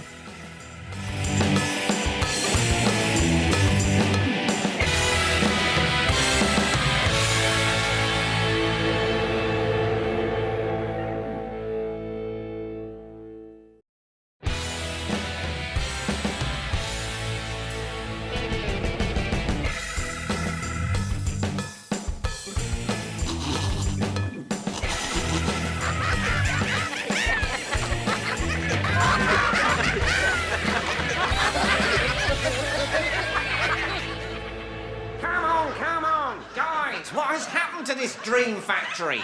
When I first started coming up with friendly phrases that put a positive spin on what some organisation is self-evidently doing, people said that was totally unnecessary and no way for an honourable man to earn a living. Then I landed the TMWL water contract and came up with bringing water to people who need it. Stick that in fake handwriting on all the vans, I said, and that will in some way be good. Guys, I'm afraid we're getting tired. Tim, have you come up with anything for that fleet of delivery vans? All right, it's when there's a thing in a place, but the people whose thing it is need it in another place, then wouldn't it be good if there was some kind of system where... Too long! Much too long! Brian, what about the one for the Dulux paint vans? Making paint for obvious reasons. No, you can't say it's obvious. That's death. It's all obvious. Julie, Department of Health? Working with you to stop you dying. Brackets sometimes. Department of Education? Hopefully ensuring you can read this. Oh, in fact, I've come up with one that would work for all government departments. Being the governmental department named above. That's a disaster. You can't give them a multi-purpose one. But it'd be a big saving in terms of... What? Money they'd give to us? What we're selling to them is the idea that people can no longer cope with things being simply labelled, but need some kind of hand-holding accompanying phrase. Now, I'm a certain sort of evil. Not death camp evil, not serial killer evil, but I take a perverse pleasure in having been paid through the nose for nothing of any value. That is my dream, and I'm not going to let it die. We're all completely behind you on that one. Oh, yeah. I mean, I actually used to be a serial killer, but then I realised that this sort of evil reaches so many more people. That was what I realised the last time I left a kitten on the dual carriageway. That's a moment. Maybe our problem is that we're the victims of our own success. That would be gratifying, but at the same time, a pisser. What I meant was, the pointless accompanying phrase with which we advertise our own services might be letting us down. Remind me what it is. We're currently using two. On the business cards, we've got writing what people are doing on things. And on the notepaper, we've got writing what people are doing on the thing that they're doing it in, beside, or with. You see what I mean? It's bland and it doesn't reflect our malevolent purpose. You're right. So what were you thinking? How about sweetening your bullshit and spraying it into the faces of your potential critics? I love it. It reflects the conflict at the heart of everything. Government departments hate the people, companies hate their stupid customers, and I hate everyone in this room. Yay! Ow! My stomach. Do you suffer from gut agony? And my head. Tension head? Got that bloated feeling? Oh. Inevitable wrinkles. The beginnings of lady moustache. And now you've pissed yourself again? Women, you're leaking, aging, hairy, overweight, and everything hurts. And your children's clothes are filthy. No wonder men long for other, less clammy women. For God's sake, sort yourself out. Now I'm free to live my own life, my way. Men, shave and get drunk. Because you're already brilliant.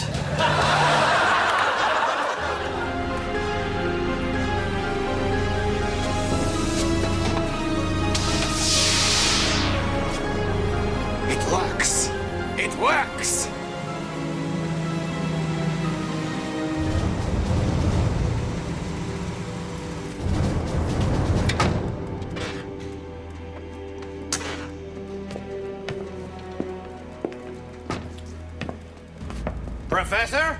You should not be here. This is private property. Mr. President, I'm so sorry. Ah, good evening, Professor. This is Major Agnew. Major Agnew, Professor. Mr. President, this is indeed an honor. I had no idea. Well, our country's been pouring a lot of money into this secret research of yours. I thought we should find out what we've been paying for. Indeed. It so happens you are here just in time, Mr. President, Major Agnew. I do not think you'll be disappointed. Behold, then, the giant death ray!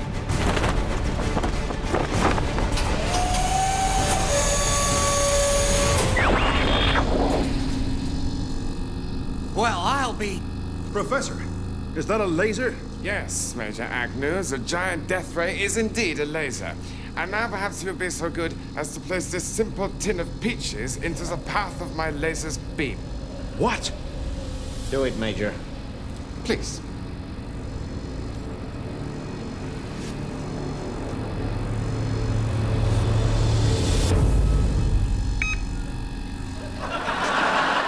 Gentlemen, the price of those peaches has just been ascertained electronically and is stored in the information banks of my giant death ray. I thank you. Any questions? Well, one question that obviously leaps to mind, Professor Death. Professor Death, is why on earth you elected to name this contraption of yours the Giant Death Ray. Oh, I see. Professor Death. Mr. President. I have a question. This laser of yours. Death ray, yes. If you were to increase the intensity of its beam... Intensity, yes. Could your death ray not also be used to... Perform delicate eye surgery? Yes! No, what I'm asking, Professor, is might this death ray of yours not also have some, well, some military application? The giant death ray?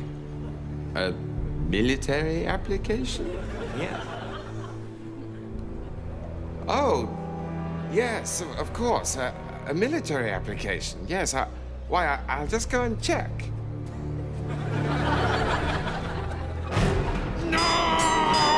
Professor Death! Professor, you're destroying it! Forgive me, Mr. President, but I am a man of science, not of war. I intended the giant death ray to be used for good, not evil. Okay. To help mankind, not to destroy it. Please, Professor, stop! I understand! Please, Professor Death! Thank you. Okay, so what else can you show us? To be used for good? Absolutely. None of that evil use. Good uses, yes. Very well. It was my intention to help mankind further, Mr. President, Major Agnew, by affixing the giant death ray to this. The armored scorpion of death. Behold!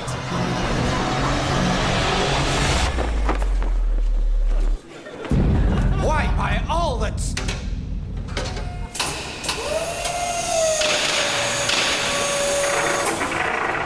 Placed behind the counter of any local convenience store, the armored scorpion of death's claws not merely aids the stacking of high shelves, but also easily facilitates the movement of household goods through shoulder-mounted beams maintained by its triangular red eyes.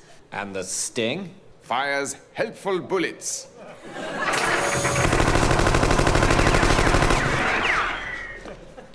Major. Well, of course, Mr. President, the military applications of such a device... No!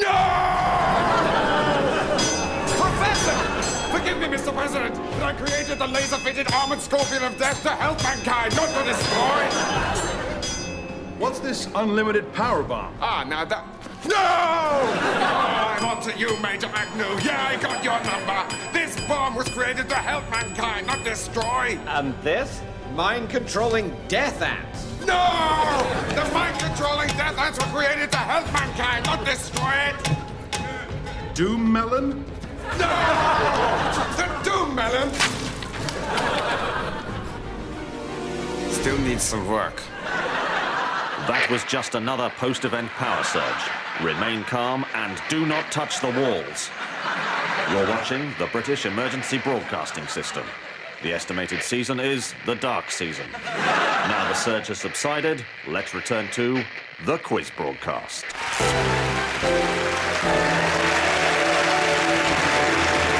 So, on with the show. Round 2 is the questions round. Question 1. Books say that the human body is 92% water. What was water? Was it an animal? Could be. Was it a country? Equally plausible. 1 point each there. Question 2. Books mention hope. What was hope? Was it a country? Possibly. Was it a spice? What's a spice? I think it's an animal. Fair enough. 1 point each. I always feel after that round, I really wish I'd listened more before the event. Don't you, Peter? Yes, I wish I'd listened to how you grow food. That would have been handy. Sheila, any pre-event knowledge you wish you'd absorbed? Well, I think if I'd taken in more survival tips for children, that would have been helpful. Oh, yes. Post-event, the world would have been a different place if we'd managed to keep even some of the children alive. Moving on, please remain indoors. Round 3 is our film round. As usual, I'm going to show you the only surviving piece of pre-event footage. And the question, as always, is, what happened next?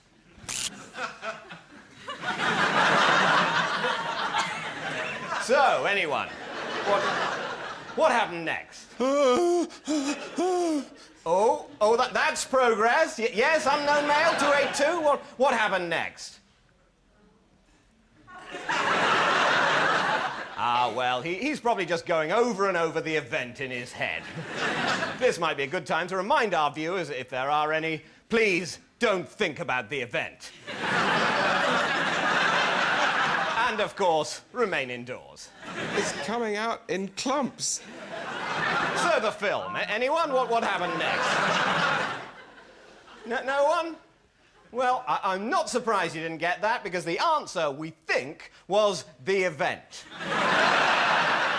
OK, round 4, sudden death.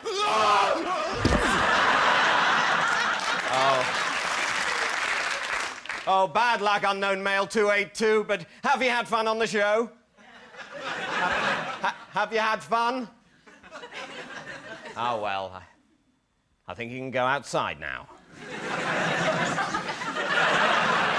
OK, so running order for the show, I was thinking hit, miss, hit, hit, miss, miss, hit, miss, hit, miss, hit, miss, miss, miss, hit, hit, miss, hit, miss.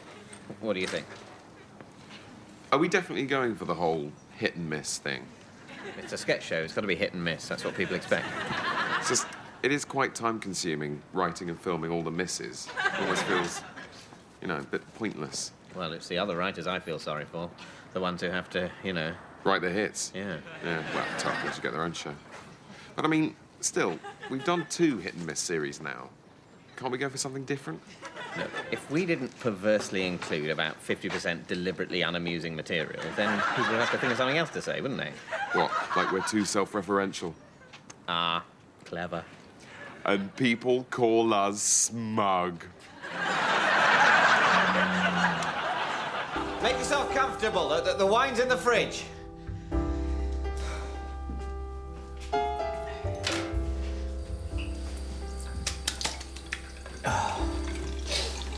Oh, just relax. It's only a date. Whenever I get nervous on a date, I just try and think to myself, what would Cary Grant do in this situation? Yeah, but I don't really have any heroes like that. You quite like that Gary Rhodes book I bought you? Yeah, he's all right.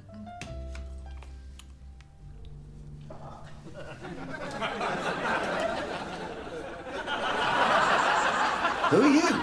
Gary Rhodes. Are you? Yes, I'm Gary Rhodes. Is that what Gary Rhodes looks like? No, but this is the best version of me that your imagination could piece together. As far as you're concerned, I'm Gary Rhodes, and that's all you need to know. All right, well, as you're here, have you got any advice, Gary Rhodes, about the date?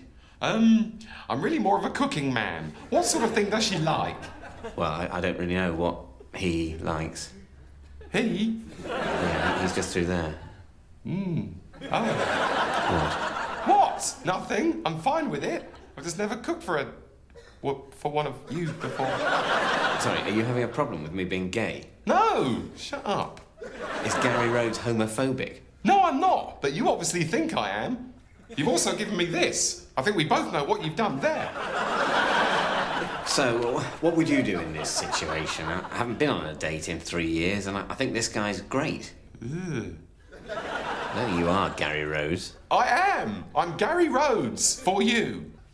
So, let's say Gary Rhodes, the real Gary Rhodes, is driving past and his car breaks down and his mobile's out of battery, so he knocks on the door and asks to use the phone. What would happen to you? Well, I'd probably start to look a lot more like the real Gary Rhodes, because you'd see what he actually looks like, and you wouldn't have to make up the bits you can't remember out of your family and friends. But, you know. Well, shall we go through? I'll be with you every step of the way.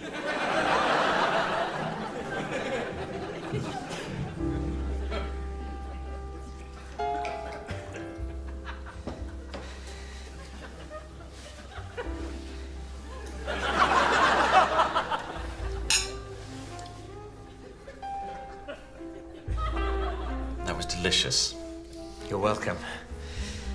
Thank you, Gary. It's Mr. Rhodes. And thank you so much for the wonderful gifts. Thanks, Andy McNabb. Bravo 20.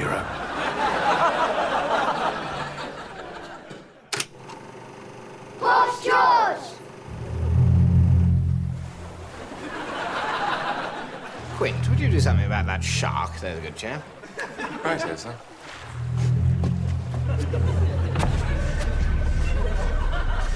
This is their third job this month. The gunman's 5'10", average build. His mate's 18 to 24 inches tall, bright red hair, usually wears a dinner jacket. They always work together, but we think the little guy is running the show. Now, the profile team tells us the next likely target is the jewellers on Mill Street. Top brass want a result. So that's where we're camping out all week.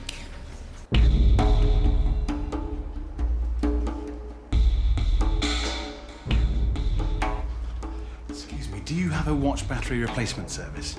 No, try Hazley and Sons on the High Street. Oh, come on, Montague. Don't be like that. Thanks.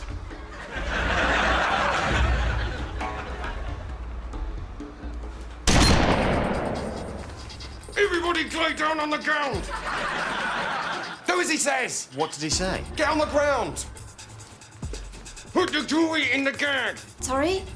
The jewelry! Are you saying jewellery? Yes, put it in the gag! In the gag! He says bag. Do it, bitch! Our police, stay where you are. Don't come any closer. Stay back, he'll do it! Okay, easy. Go, Steve, save yourself! Save myself? Just go!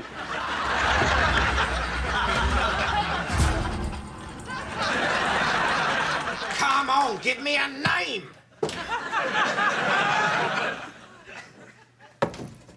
Anything? 5 hours and not a word. Tough bastard. Horse George!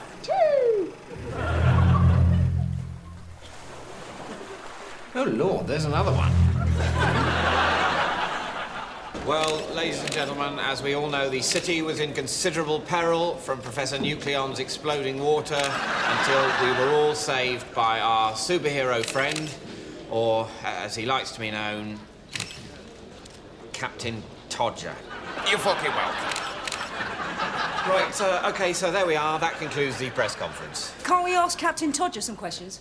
No, I'm afraid Captain Todger is far too busy. Yeah, gladly. What can I do you for, my darling? I'd just like to ask the captain what was going through his mind when he stopped the meteorite hitting the cathedral.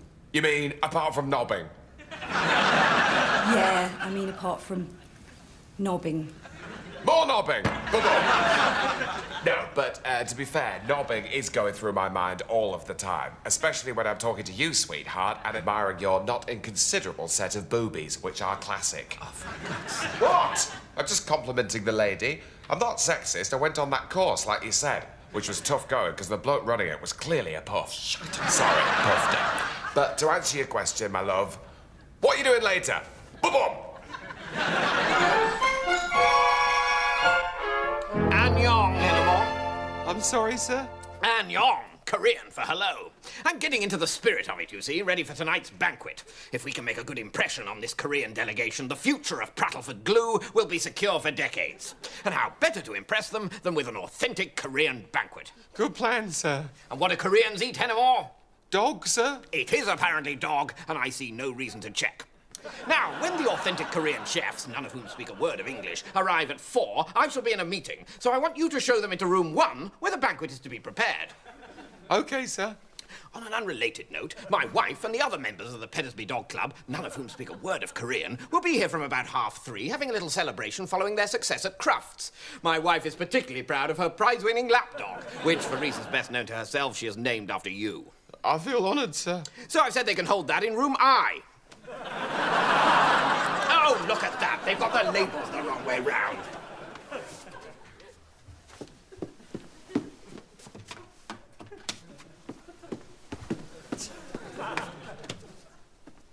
So, there'll be about 34 dogs in there, all under their Crufts victory cloches, which will be nice. Sounds lovely, sir. And I fail to see how even you, Hennemore, can screw up 2 such simple events. You can rely on me, sir.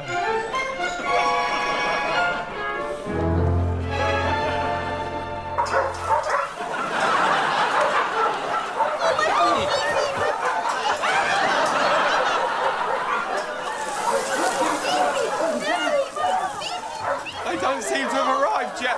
Oh!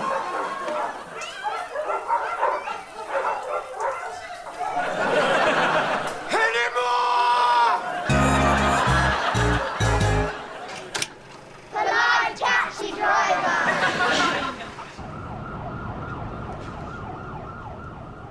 I'm so sorry. Are you talking to me? I thought you were talking to me. Are you talking to me? Now, before we rejoin the thrilling quarter-final between Joe Swale and Nigel Bond, we've just got time to see again that fascinating retrospective about the playing careers of our veteran commentary team, Ted Wilkes and Peter de Courcy.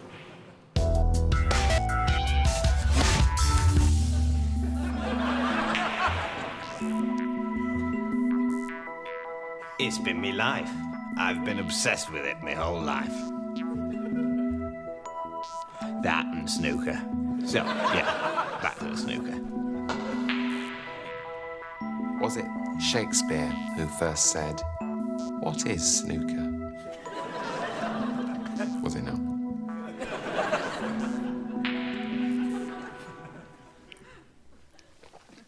Well, it's in me blood, plain and simple. But it can be treated with tablets. So, back to the snooker. I think it was the world final that the fans wanted to see. Me and Ted at the Crucible, 1975. We'd just broken into the top 16. Well, it's the top 14 then, because there were only 14 professional players.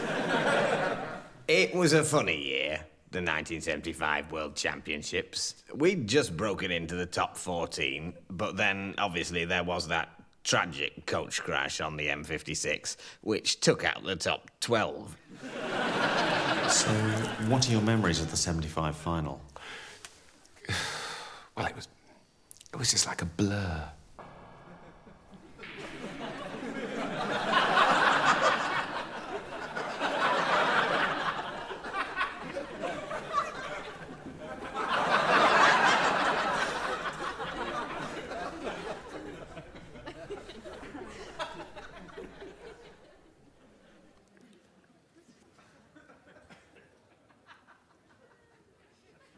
Is it my go? It was the longest final in Crucible history, which is particularly impressive because in those days it was just a best of 3. Yeah, we started on the Friday, and the first ball didn't go down till Saturday lunchtime.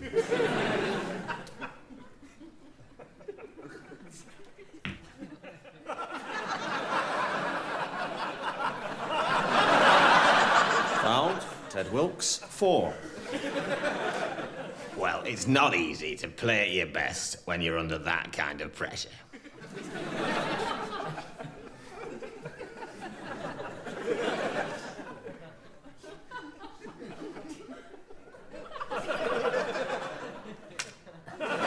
But fortunately, we did. Foul. Peter de Courcy, 4. Well, Peter was always the athlete. The man keeps in shape, like many a gay. And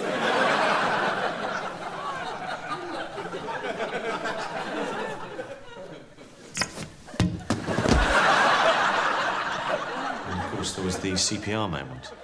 Well, a lot is made of this. But it wasn't unusual in those days for a player to need a little bit of CPR during a match.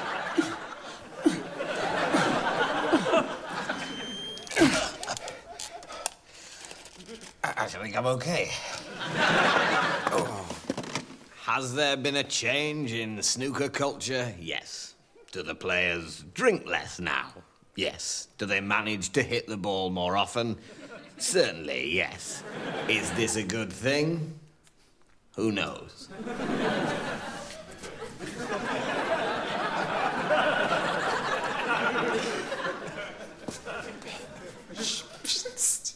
Aim for the finger.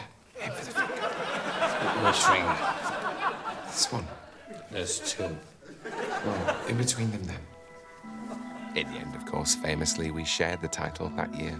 After industrial action cut the match short after only 2 weeks. For me, that was the moment when I thought, Thatcher, bring it on. And I've never paid tax since. Joke. Cut that out.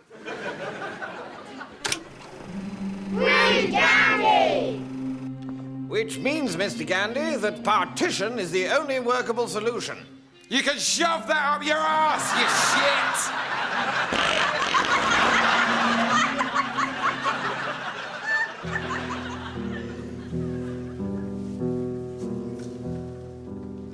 Johnson, have you sent for Monsieur Voiron, the brilliant detective? Yes, Captain. He should be here directly. Excellent. Quite a piece of luck his being a passenger. Ah, Capitaine, I hear we have had, how shall we say, a little accident on board the ship.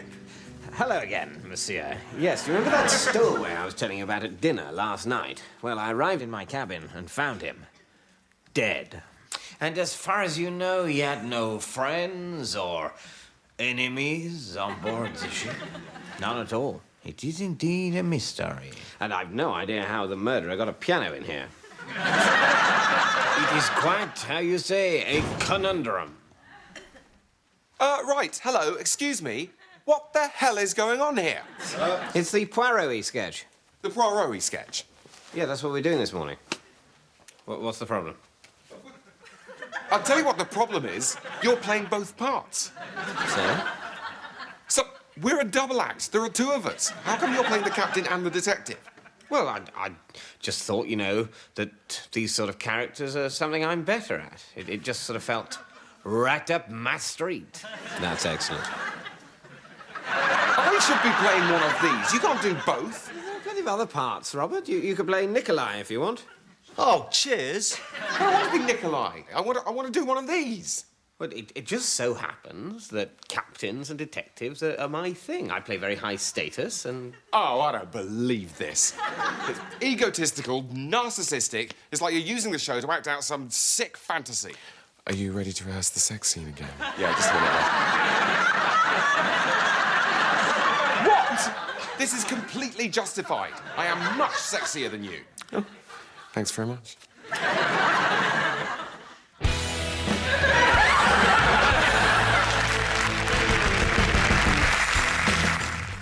And Mitchell and Webb are back with another set of brand new sketches next Thursday at 9:30. Next tonight, a scary message in Psychoville.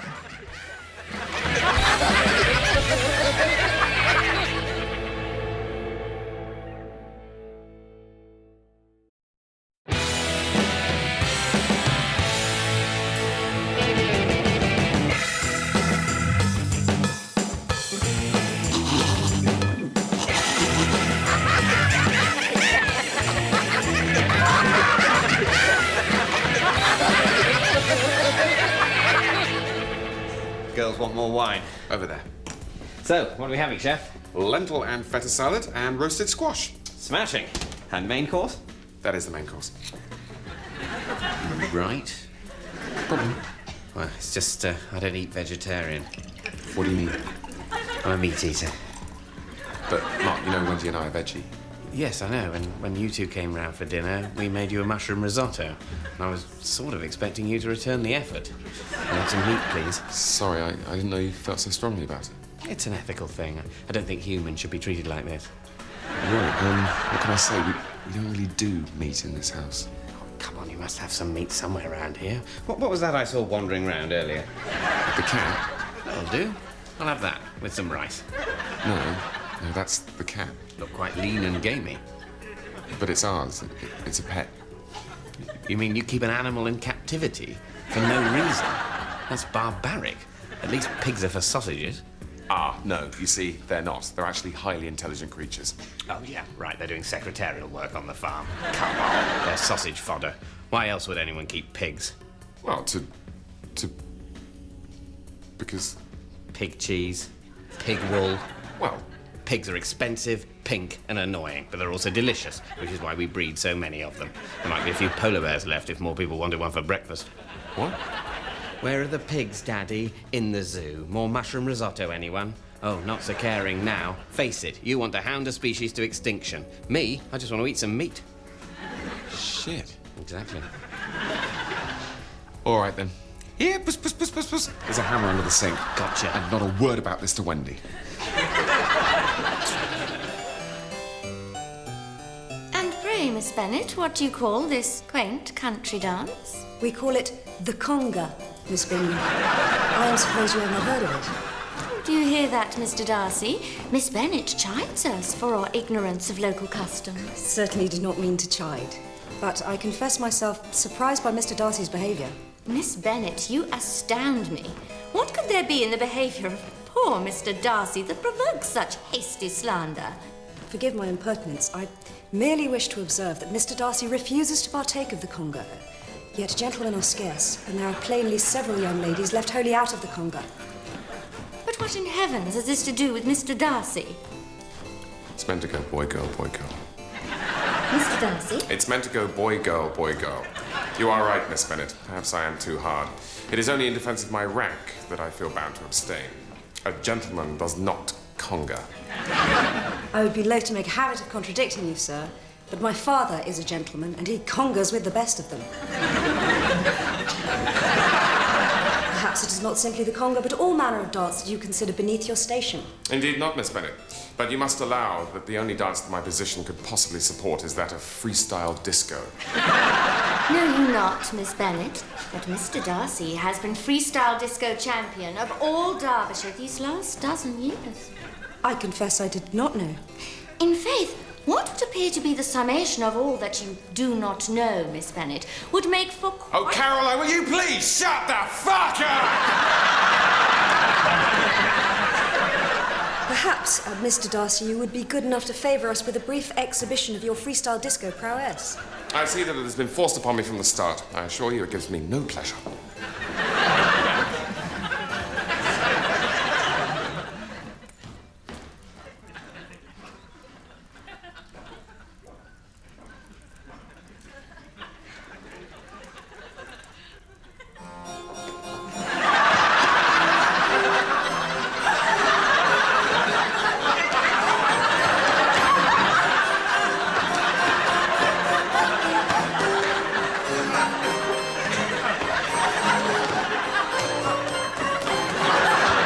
Sue. Well, for today's weather view, I'm up on the roof of Broadcasting House, and it's really quite something in the sunshine. Quite a view. Well, as you can see, it's a glorious morning here in London, and set to stay that way with highs of 24 degrees. So make sure you wear plenty of sun cream out there. And you'll be glad to hear that in the southeast, this weather will be with us for the rest of the week. Which is good news for Wimbledon, but bad news for hay fever sufferers, as the pollen count... You do something! Why didn't you stop him? The pollen count will get pretty high. And that's the weather for now. Back to you in the studio, Sue.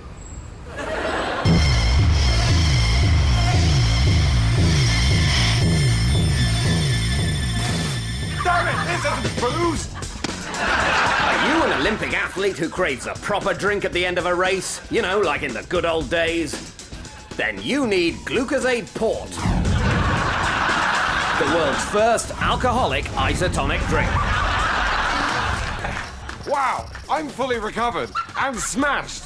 Look at these other athletes with their water. They're just fully recovered. The fools. Glucosade Port rehydrates your body and then dehydrates it again at the same time. It doesn't help athletes perform better, but it makes them think they're performing better. Oh no, honestly, I run much better when I'm pissed.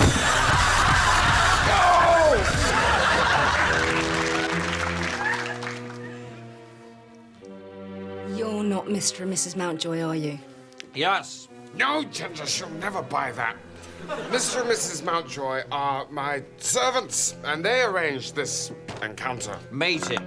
Meeting, good one. Yeah, and what was it you wanted? Funds. I'm organizing an expedition to the pole. I'm calling security. Which pole? Undecided. Both poles have their charms. She's not going for it, sir. Quick, get the copper out of the walls!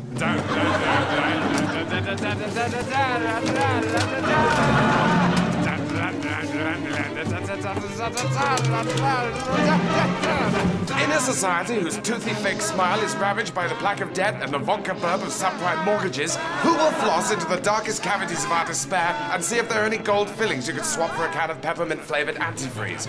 Yes, it's the surprising adventures of me, Sir Digby Chicken Caesar.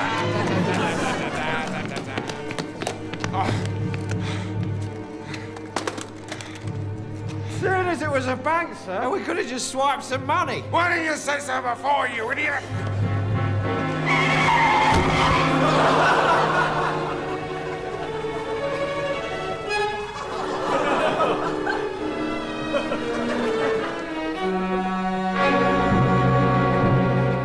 Well, I think we've really cracked the special guest problem. Bruno Brooks said yes. Better. Bruno Brooks said no. Second prize, 2 weeks in Black Book. What? Never mind. But who's the highest profile special guest you can think of? Brendan Foster. Is he? Yeah, Brendan Foster. He'd be amazing. Yeah, well, we haven't got Brendan Foster. Oh! Think of someone even more famous than Brendan Foster. But Ron Pickering's dead? Look, it's nothing to do with athletics. Athletics? I thought they were authors. What? Are they not authors? No. But, look, anyway, think of the most famous person in the country. Think royal. Oh, my God. Prince Charles. Better. Oh, Prince Charles. No, better. Prince Charles. No. Princess Diana? No, stupid. Oh, God, Prince Charles. The Queen. We've got the bloody Queen. I thought she was dead. Faites vos jeux, monsieur Dain.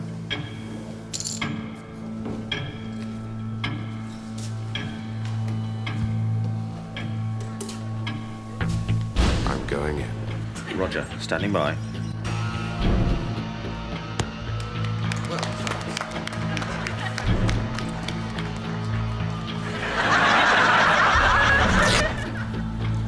Monsieur is very generous.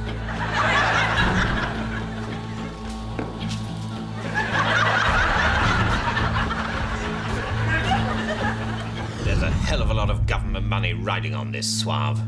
But why me? Because you're the best damn guesser of the weight of a fruitcake in the service.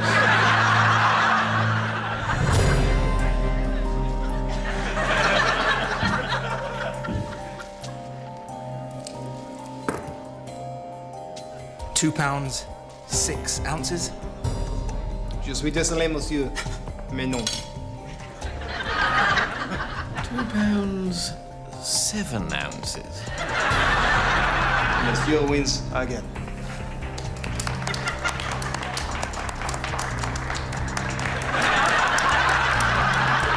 Nouveau gâteau, s'il vous plaît. This is your target. And Suave. Be careful. He's very, very good at guessing how much a fruitcake weighs. So am I. I know, but he is as well. We'll see about that. No, he really is. That's what they say about me. Yes, I know. You both It's going to be close, that's the point. I'm nervous now. Ah, a new opponent. Yes. I'm quite prepared to take you on. Or should I say, cake you on? Guys, you've got to do better than that. Oh, sorry. Jimmy Carr was never like this. 3 pounds and 7 ounces.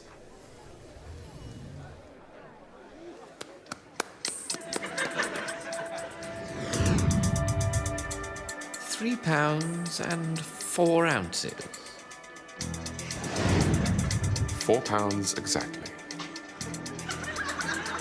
5 pounds and 1 ounce. £2 and 9 ounces.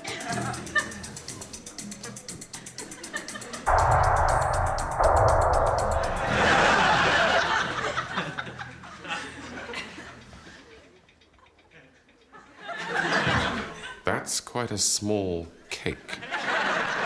Too small for your blood, Mr. Suave? You're worse than his guys. Hold on to us.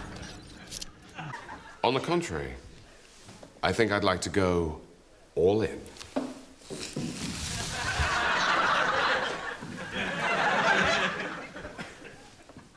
Three ounces. 4 ounces. Monsieur wins.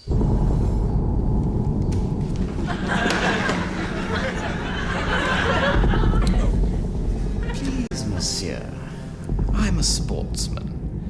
Let me give you the chance to win your money back. 1 game, no limits, double or nothing. Wait, a fruitcake? No. How many coins in the jar? Round tub? No, no. Whack the rat. Do you mean wanking? Oh no, he's gone rogue. No, I meant...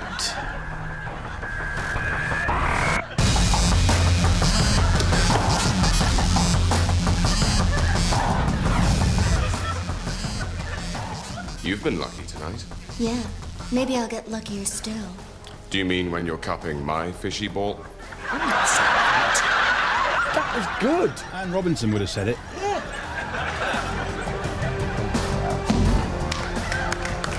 And Suave, good luck. I won't need luck. You're going to a casino. Oh, God, yes, that's right. Yeah, blimey. Fingers crossed. Will you kiss my rat whacker for luck? I thought you'd never ask.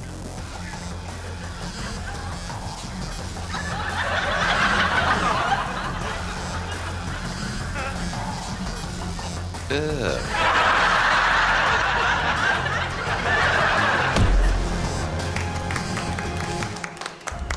You win this time, Mr. Suave. Now I must retire for the night. Yes, I must say, I'm whacked. Lazy double-crossing! You made us look like dicks in there!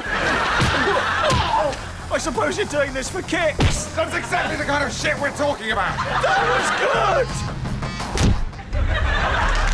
With the most beautiful woman in the world, my wife.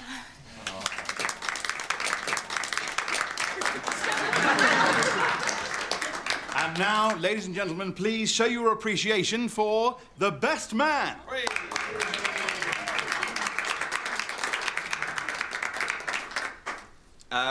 The most beautiful woman in the world? I don't think so, mate. I mean, honestly. I'm not being nasty. It's not nasty to say someone isn't the most beautiful woman in the world, and she looks, you know, fine. Good, very presentable, but better than ever. Just not better than everyone. What? Sorry, Jane, you've not been thinking you're the most beautiful woman in the world, have you? Why would you think that? What? Have you all gone mad? She is not the most beautiful woman in the world. She's top half, probably. But that's largely because of her relative youth. No, that's not rude. There's no one in this room who's anywhere near that attractive. I mean, one of the bridesmaids is pretty tasty, but not, you know, world class. You're not so hot yourself. I never said I was. He said that she was the most beautiful woman in the world. And I just wouldn't want their life together to kick off with a lie. To me, she's the most beautiful woman in the world, so just get on with it. OK, to you. Right, but you know she's not really. Deep down. You're not mad. You just fancy her more than she is objectively attractive. Which is good! That's exactly who should be getting married. Two people who are a little bit deluded in each other's favour. That's what love is, isn't it? Look, if the most beautiful woman in the world was getting married, that would be big news. The papers would be here. That there'd have been champagne, not Prosecco. Oh, my God! I like Prosecco. I'm not complaining. Look, why is it suddenly rude for me to say that he's average-looking, she scrubs up pretty well, but Audrey Hepburn she ain't, and there have been weddings that have been more expensive than this? We all know these things. They shouldn't be a cause for despair. I was going to tell an anecdote about when he had to run naked through the lobby of a hotel, but that might provoke suicides from those of you who are apparently under the impression that this was Olympus itself and we were witnessing the union of the gods. Yeah, all right. Have a nice evening. Was I all right? Really good, mate. Really good. Take then. Ready then?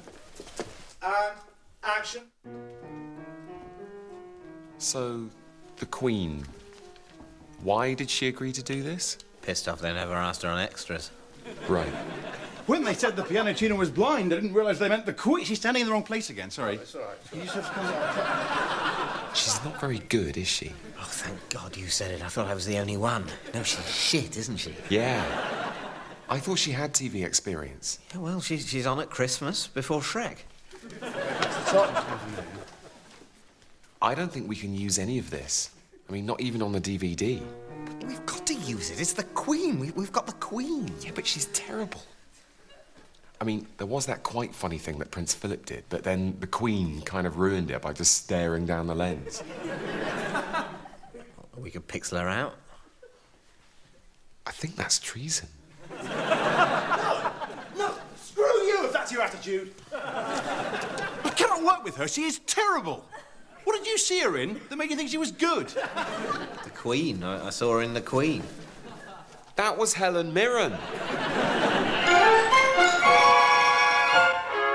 We are truly blessed today, Hennemore, for our schism with Rome may finally be at an end. I've been hoping for that, sir. A rare cine-film of Pope John the 23rd proposing reconciliation has recently been unearthed. And because of my uncanny physical resemblance to the Holy Father, several senior Anglican bishops are coming here to my office to watch it at 4. And I don't need to tell you what the re-Catholicization of England could mean to all of us here at Ampleforth Rosary Supplies. Spectacles, testicles, sir. Now, I shall be in a meeting when they arrive, so it's up to you to settle them down and put on the film. You can rely on me, sir. On an unrelated note, my wife and I have recently completed our 23rd explicit home movie for our sexual therapist, John. And the courier should be here at about 5 to 4 to pick it up, so make sure he gets it. Will do, sir. Now, it hasn't escaped my notice that both of these identical canisters of film are labelled for perfectly viable reasons of their own, John 23. So, to avoid the slightest chance of confusion, I have labelled this one with a cross to indicate Christianity, and this one with an X for X-rated. Clear? Absolutely, sir. I foresee no problems.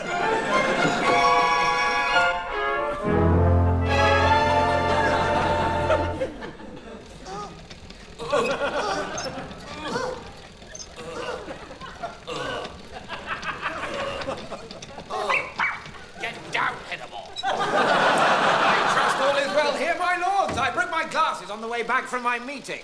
What the? It's your sexual therapist on the phone, sir. He wants to know if he can borrow the costume for when he does Mrs. Therapist.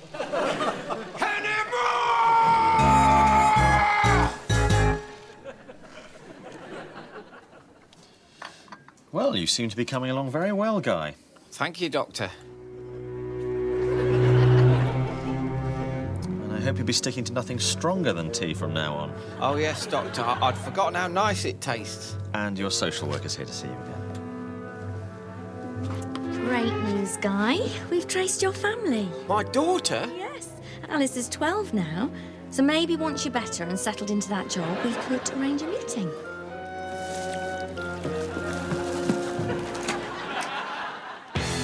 Thank you so much. I won't let you down.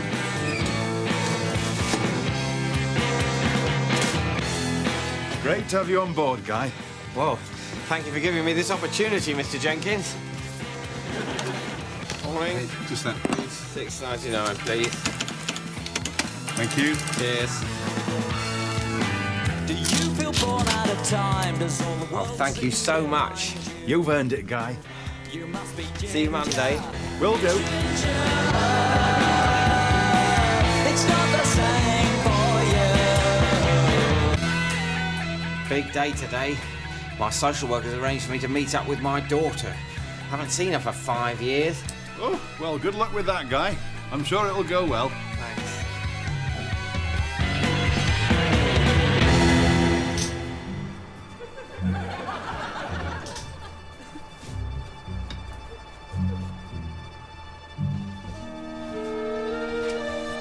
Can I help you, sir?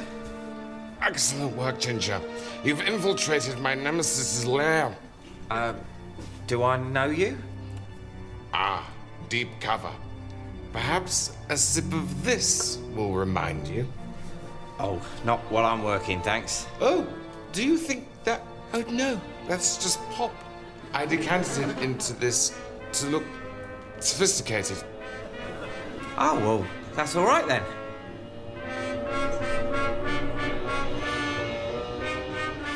That's it. That's it. Quick, sir! There's two! I don't need you anymore, Ginger 2. What's this? Great news, Guy. We've traced your family.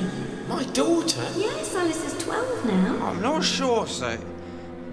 It might be important. A clue. I'd better memorize it and then burn it.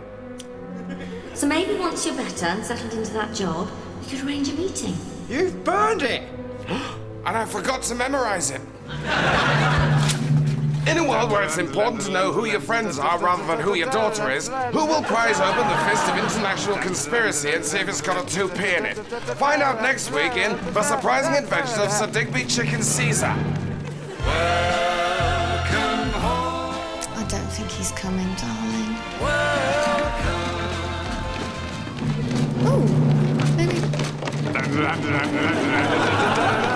Keep up, Ginger, you little turd! He's gaining on us, sir! That can't have been him. Never mind. Launching the explosive harmlessly into space And recovering £3 billion worth of ill-gotten bullion, which Captain Dodger has announced he'll be donating to charity. I know. Yeah, I could have blown it all on Stella, but even my liver couldn't take that. Can I ask... I mean, it could, obviously. I've got a mega liver, as you were. Can I ask Captain Todger which charities are to benefit? Donkeys. Yeah, I've given it some thought, and I'd like it all to go to sick donkeys, please. £3 billion? That's right. Because I was thinking, Amnesty International, troublemakers, forget it. Alzheimer's, no, they're in a world of their own, they won't notice. Cancer, no, £3 billion for cancer is like pissing in the wind. Deaf, no, angry people, they wouldn't like it. The blind, I don't really care.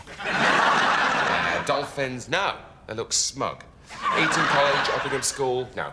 I don't think it's appropriate that public schools have charity status. Junkies, gypsies, homos, that whole crowd, not keen. So, no, donkeys. I'd like it all to go to donkeys.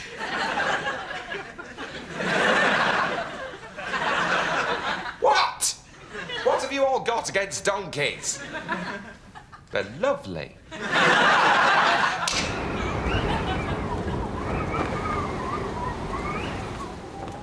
Where is he? He said he would be some time, sir. That was yesterday. No man could survive more than a few hours in this blizzard. Oh, damn it all. 3 of us left. Only 3 of us. What provisions have we? 1 last strand of pemmican, sir. Damn it all to hell. I refuse to eat this confounded muck. Then we have but 1 remaining option, sir. No, it's unthinkable. No, not Wilson. This! What? No, that's even worse. Sir, we will surely perish if we do not eat. That, sir, is a Christmas pudding. And today is barely halfway through August. What are you proposing? We could say we lost track of time. Lieutenant, there are some things that a true Englishman will never countenance. That is a Christmas pudding, and we are saving it for Christmas. Is that understood? Well then, what about the Harvest Festival hamper? That's only a few weeks away. Control yourself, man. Look at this prize marrow, sir. Imagine the sweet taste of its flesh once cooked. Perhaps with these butter beans, we could rustle up a hearty stew. We are Englishmen, not animals. How about the corned beef? Or the cling peaches in syrup? If we treat these hampers with contempt, then we are no better than Norwegians.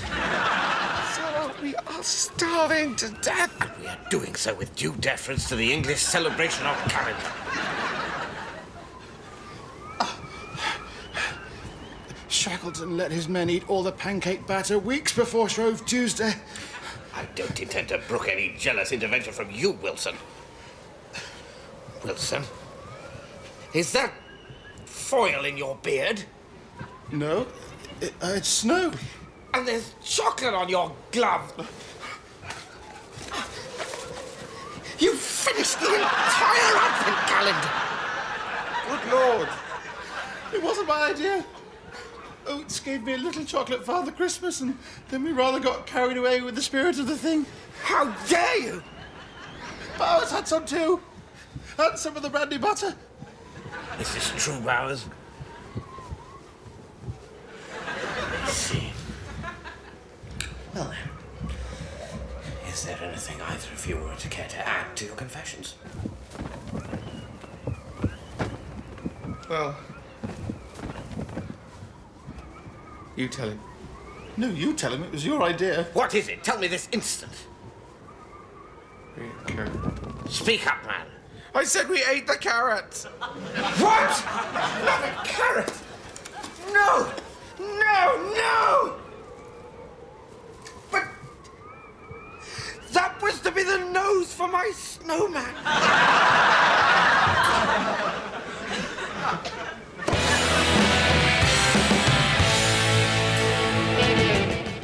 And there's more from Mitchell and Webb next Thursday. Tomorrow, BBC HD heads off to the Glastonbury Festival. All the music, mud and mayhem from 10 o'clock.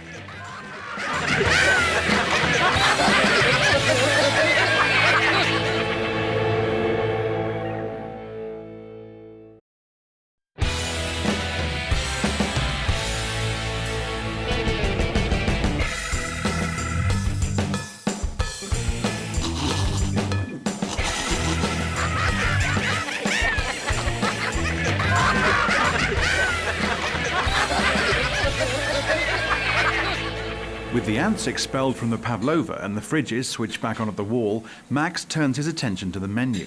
Right, the first thing to say about this menu is that it's just far too long. All right? You need food with balls. So, fresh local fish. Do fish have balls? Shut up! Have you got balls? Have you got hair on your balls? Sorry, but yes, I do have hairy balls. Shut up, you hairy ball prick! Right, so I've got some local salmon. I'm just chopping up some dill. Quick squeeze of lemon. Let it marinate for a bit. Sear it in a hot pan. Dollop of creme fraiche. Bingo, done. Easy. Right, now you try. What did you say after dill? But Max's menu ideas seem to be causing problems.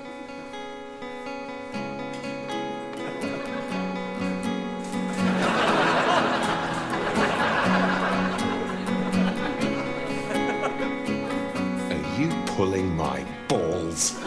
This is how I showed you to do it. What the hell is that? Well, I just... What? I just feel that... What, mate? What? You're much better at this than me. What? You're much better at cooking. That's obvious. That's why you've got a TV show and I've got a failing restaurant. Well... And it doesn't help me for you to show people that. I can't cook that. And there's loads of things in there that you didn't even mention, like a thing with a potato that might as well be magic as far as I'm concerned. It's just local ingredients simply cooked. By you! King Lear is just English words put in order. The only way any of this will help my restaurant is if you stay forever. Will you stay forever? If you can't cook a simple piece of salmon, you shouldn't have a restaurant in the first place, mate. Well, soon I won't, thanks to the fantastic advert this programme's giving me. They'll be queuing round the block when they hear all about the ants and that I can't cook. Oh, don't be silly. You've got 50 covers out there. Because you're in the kitchen.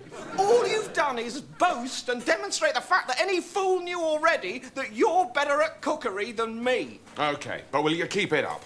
Keep it up? I haven't got it up, as I'm surprised you weren't the first to say. OK, it's been tough. Give me a hug. You despise me. OK. Coming up next on Channel 4, Linford Christie's Sprinting Nightmares. Keep up, slowcoats! Why aren't you running as fast as me? Anything you want, mate. Anything at all. We'll make your last 3 months... No, sorry, the next 3 months, the best 3 months of your life. Thanks. Thanks, mate. That means a lot. So, what do you want to do? Disneyland? Disneyland. I'm 36. Good point. Run with the bulls. Watch the sun go down over the shoals of the Pacific. The sun going down, the end of the day, the dying of the light. Right. Swim with dolphins? Oh. Oh, what is it, mate? Anything. Tell me. I will make it happen. Well, I've really always wanted to go snowboarding. Great. Among the penguins of the Antarctic. Right. Right, I know that sounds like swimming with dolphins, but I can sort of imagine that being a bit harder to organise. Oh. Well, if it's too much bother. No, I don't think it'll be a Thomas Cook job, that's all.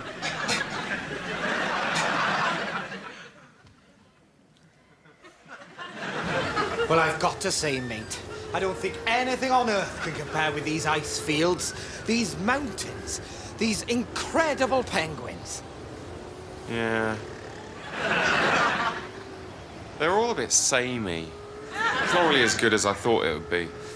I've done 7 fun runs. And I've hardly seen my wife. I spent 3.5 days in a bath of beans. Oh, did you? Probably preferred it if I just died. Yeah, that would have saved you the effort. That's a horrible thing to say. Can't believe you said that.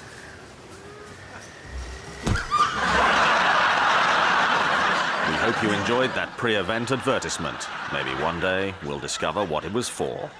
You're watching the British Emergency Broadcasting System. And once again, it's time for the Quiz Broadcast.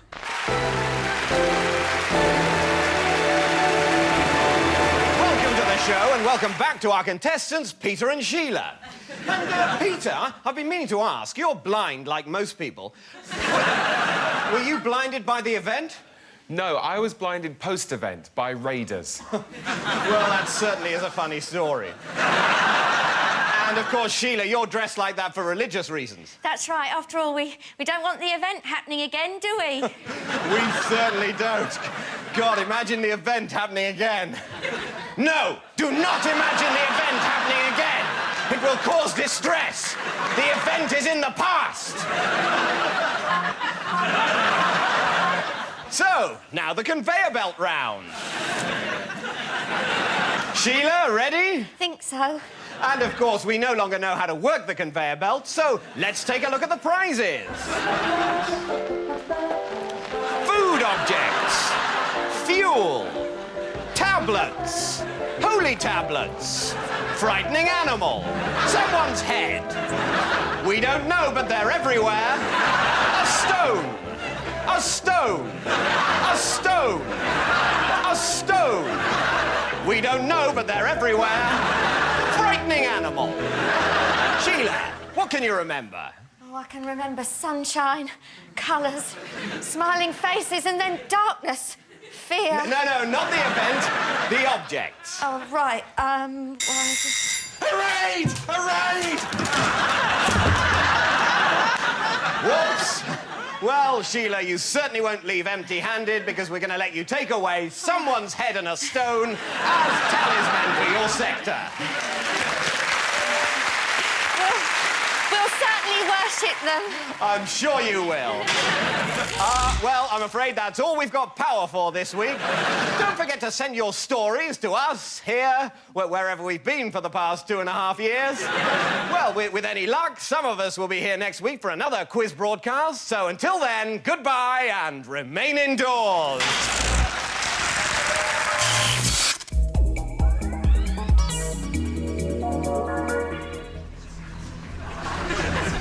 What have we got? RTA, broken arm, suspected internal injuries, severe contusions to the head. You're going to need to move fast. Put me a solution of Arnica montana. Stat. Strength?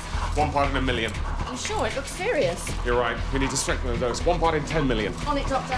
Here you've got a tricky one. Nothing we can't handle. Get me some wolfsbane, also known as monk's hood, in here. And a whole tray of flower remedies. Whoa, your chakras are fading. You're gonna need some crystals. Nurse, fetch me some purple tinted quartz. Damn it, you're right. Make that aquamarine quartz. Good call.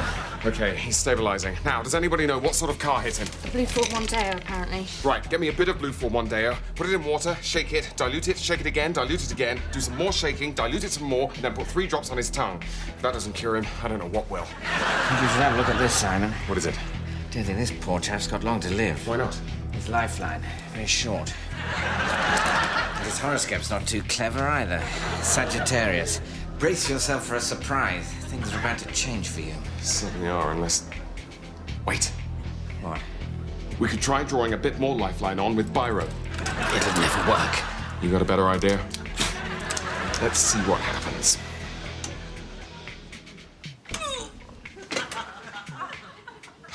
Damn it.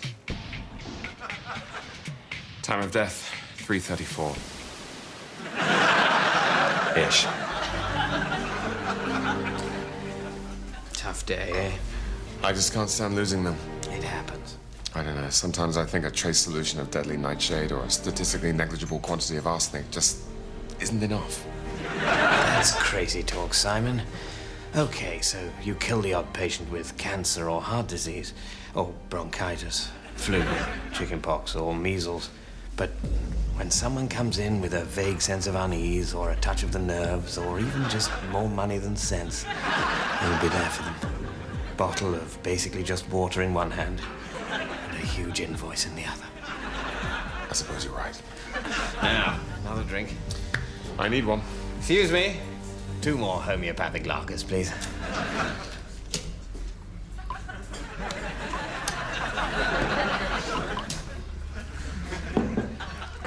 Whoa, that's strong stuff.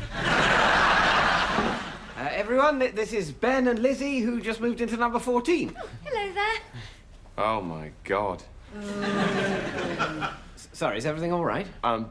There's been a misunderstanding. We're not swingers. Not? We don't have sex with other couples. What you think that we're all... I'm not judging. It's just, it's not really our thing. We like to keep that side of things private. We're just shy. Yeah, that's it. We're just shy. Call it our weird fetish.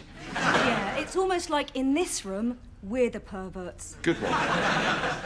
Look, we're not swingers either. I don't want to have sex with your wife. Yeah, right. Honestly. With the best will in the world, John, Yes, you do. I've seen your wife. She's sitting there with a slack jaw, staring at my groin like she's in some kind of erotic coma. That's all well and good, and I'm sure Barbara's a very nice lady, but that doesn't mean I want to rim her. Now, if you'll excuse us, Lizzie and I are acutely conscious that you've been mentally undressing us the whole time we've been standing here. You're all thinking about Lizzie's splendid, untroubled, almost French-looking breasts and my cute, peachy arse. And if that thought helps this imminent orgy go with a bit more kapow, then that's just our gift to you. Yeah, we'll leave the wine as well. Yeah, we'll leave the wine as well, because frankly, no offense, but you're gonna need it. Good luck. Well, I found this whole thing quite arousing. Yeah, that makes 2 of us, sweetheart. Notice 2 of us, not 8 of us. Bye then. Cheerio. I want an orgy now. Barbara. Anyway, I'll tell you what. I was wrong about the penguins. I know what I want to do now. Brilliant, mate. Just name it. I don't want to put you to too much trouble. Come on, anything, mate. I will make it happen. Well, we could get a crew of mercenaries together, take over the skyscraper HQ of a multinational corporation, wrong-foot the authorities by posing as terrorists with a political agenda, whilst actually clearing out the building's underground vault of bonds and bullion. Okay. That's Die Hard, isn't it? Yeah. I want to do Die Hard. Right. That might be a bit tricky. Everybody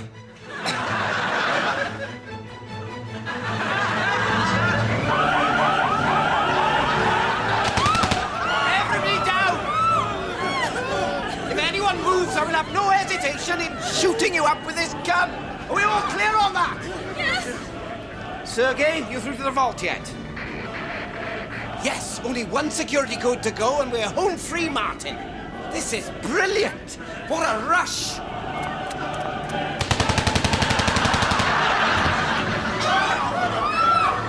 I said stay down. Now let that be a lesson to all of you. You've got to keep an eye on them, Martin. What is it? What's the matter? This isn't... It's not as good as I thought it would be. What? But it's what you wanted. Yeah... Do you know how hard this was to set up? False passports, learning to be a computer hacker so I could break into the mainframe, and ex-Russian military don't come cheap. I've done 5 marathons dressed as a horse. Oh, I'm sorry. Has my dying inconvenienced you? No, now, come on, that's not fair. I didn't say that, but it has taken up a lot of my time, and Cheryl's been really understanding, but even so... I mean, I'm the one who's going to be dead in 2 months. It's important I say what I feel. Of course. Of course. Why don't we do the yippee-ki-yay thing again? Yippee-ki-yay, mother... She all right?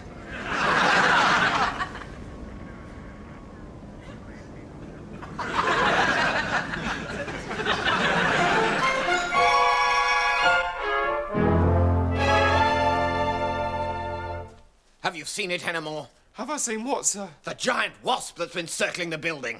It's after the enormous pot of jam that we're sending to the King of Moldova to try and build trade relations.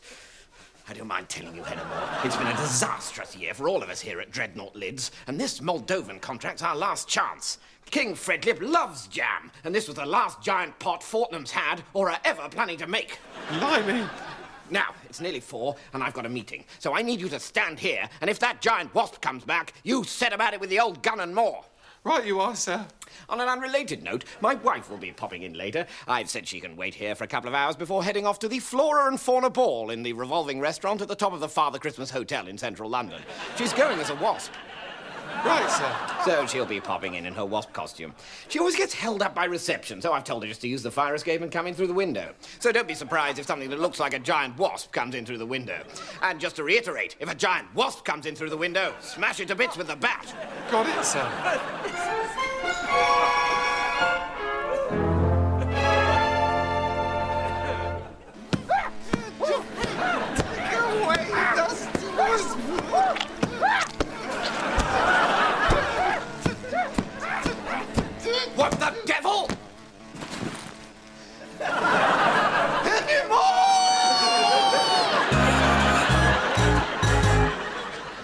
Sorry, David, can you read these texts for me? I haven't got my glasses. Oh, yeah, right. First one's from Martin. He writes, "Hi, Rob. Hope you're well. Are you still on for a drink tonight? How about 8 o'clock at the Crown?" And then there's just a letter X. David, it's not an X. It's a kiss. A kiss? How can it be a kiss? A kiss is a thing you do. That's just a letter. No, but they're ending the message with a kiss, like on a birthday card. Oh, is that what that means? I always thought that people just thought I was either 10, 20 or 30 years old. Usually 10.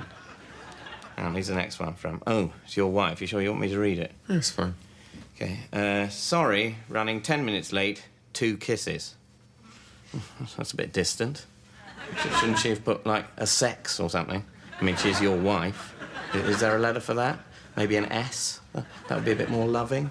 Sorry, I'm running late. Sex. Look, don't you put kisses on things, on texts and emails? No, not even to people who I kiss or have kissed. I do all my kissing live. Is that wrong? No, it's not wrong. It's just not very affectionate. Oh, God, I'm not very affectionate.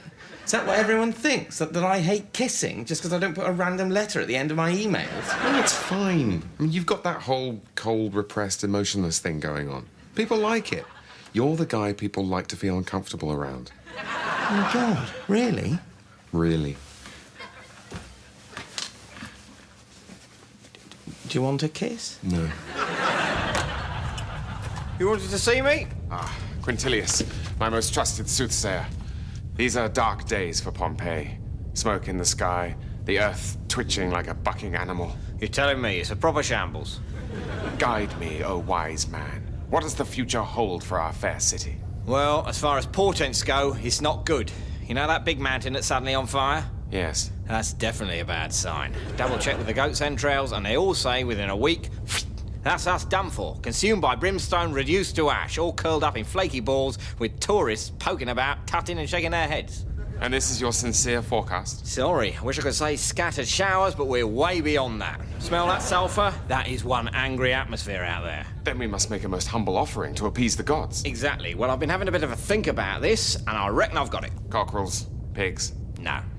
We sort our rubbish into separate bins. Sorry? Green glass, brown glass, mosaic, papyrus, all in separate bins. Sort of a devotional thing. Once a week, before going to bed on a Monday night, I reckon. Is that it? It? Look at the sky. It looks like a smashed cake. The gods are hopping bonkers. We need to dedicate some of our precious time to a futile, time-consuming ritual. You know gods, they love all that shit. But surely that's, I don't know, pissing in the wind. It's very pissing in the wind, but the sky's on fire and it's the best I could come up with. Hey, I've just noticed. You've been eating crisps all morning. Aren't you afraid you'll get fat? No, I can eat as many of these as I like. I can't believe you're stuffing your face with crisps again. You'll only get fat, and then I'll have to have another affair. No, don't worry. These won't make me fat. Why not? Are you bulimic? No, it's because these aren't crisps. They're cresps. Giga's crisps take ordinary cress, the healthiest food in the world, and that's been confirmed, and then deep fry it in crisp fat, so all of the health is retained, which means I can eat as many cresps as I like and just get healthier. I'll have some cresps. I think I'll pass, actually. Cresps. Once you cresp, you just can't splasp. That doesn't make any sense. Oh, God, they're horrid! Ah, breakfast in bed again. You are a treasure, my dear butler. You do so spoil me. Thank you. And what do we have here? A rose butler? Ah, you remembered. Remembered, sir. Our anniversary. 40 years today. I hadn't forgotten. Hop in. Very good, sir. Who would have thought, all those years ago, that chance encounter would have led to such happiness? How did we meet, Butler? Can you remember? Well, you advertised for a butler, and I... Ah, of course. It was the day I was to have interviewed prospective butlers. To think that such mundane domestic matters were distracting me when our eyes first met. And I never did hire a butler after all. What? Well, I've never needed one. What with all the loving kindnesses you perform for me daily.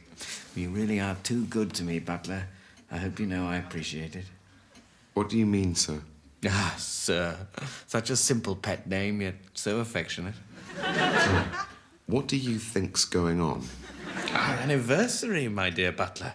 40 years since we both cast aside convention for love. Right. Oh, no.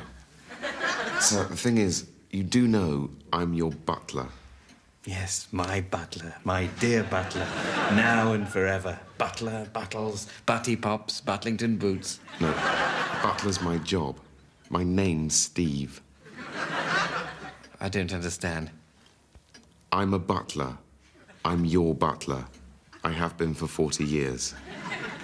You're my butler, Butler. Steve. You're my Steve Butler. Butler, Steve. You're Steve Butler. I'm Steve Griffiths. I'm your butler. Oh.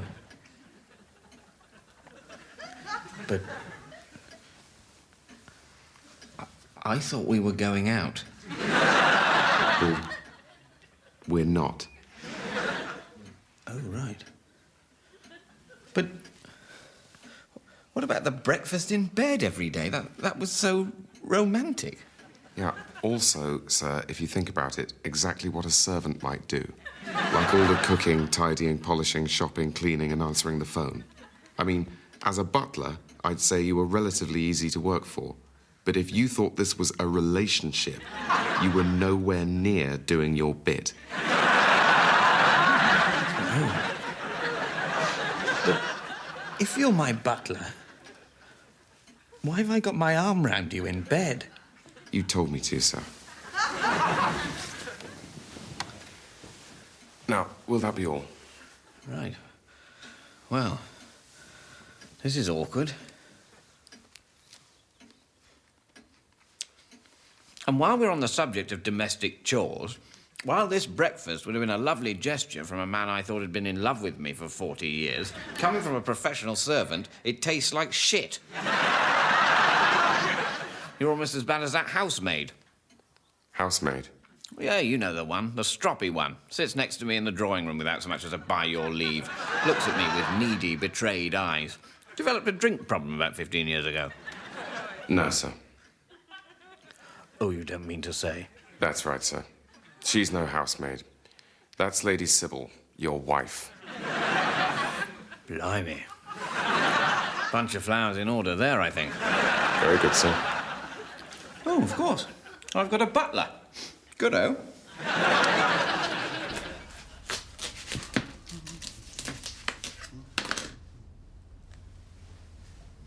Helen, get in here.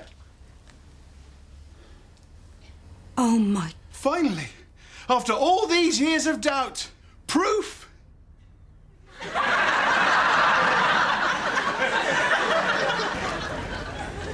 Atheists from around the world are converging here and queuing for hours just for a glimpse of the miraculous fruit section. Let's see if we can talk to one of them. Can you tell us what you've seen? Well, what can I say? My faith's been completely destroyed. Oh, right, so you were a believer. Oh, yeah. I've got this tomato. You can just see the initials, JC. Oh, it looks like there's a B there as well. It says JCB. Yeah. Oh, that doesn't matter now, does it?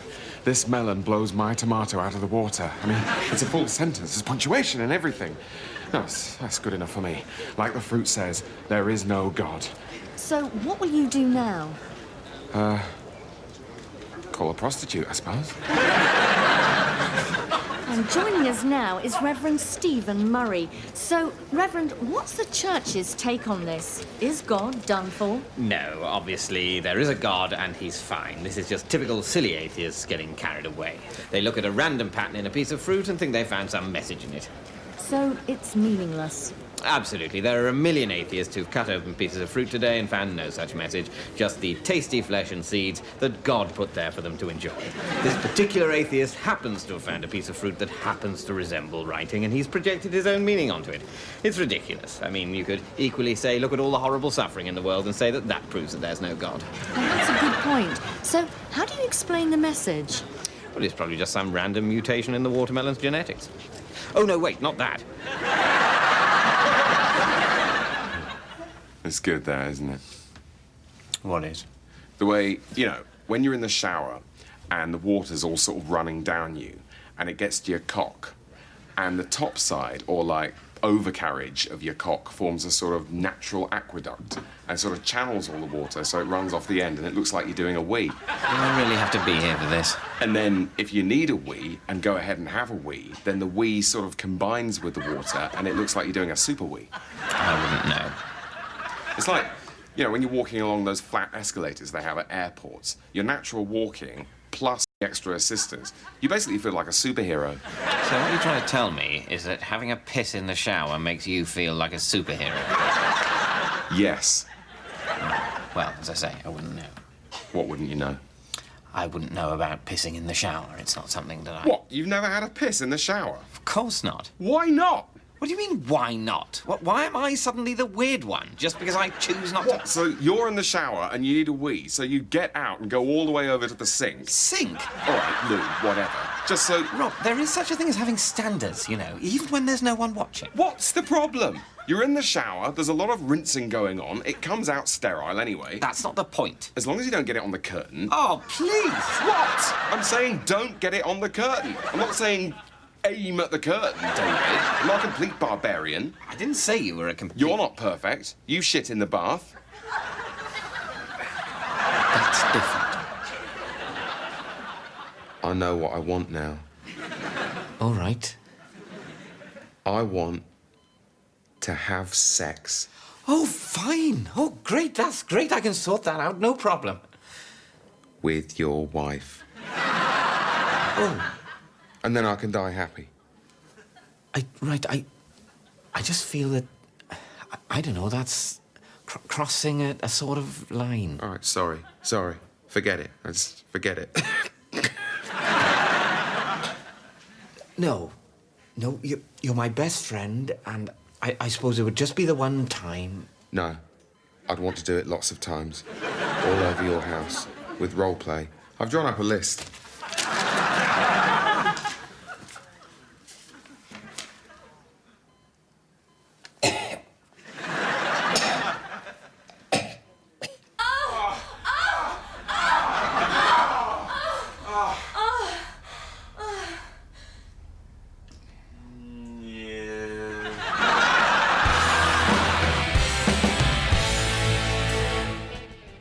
And Mitchell and Webb are back here on BBC HD on Thursday next week at the slightly later time of 10:30. Next tonight, a proper pair of beauty school dropouts in Psychoville.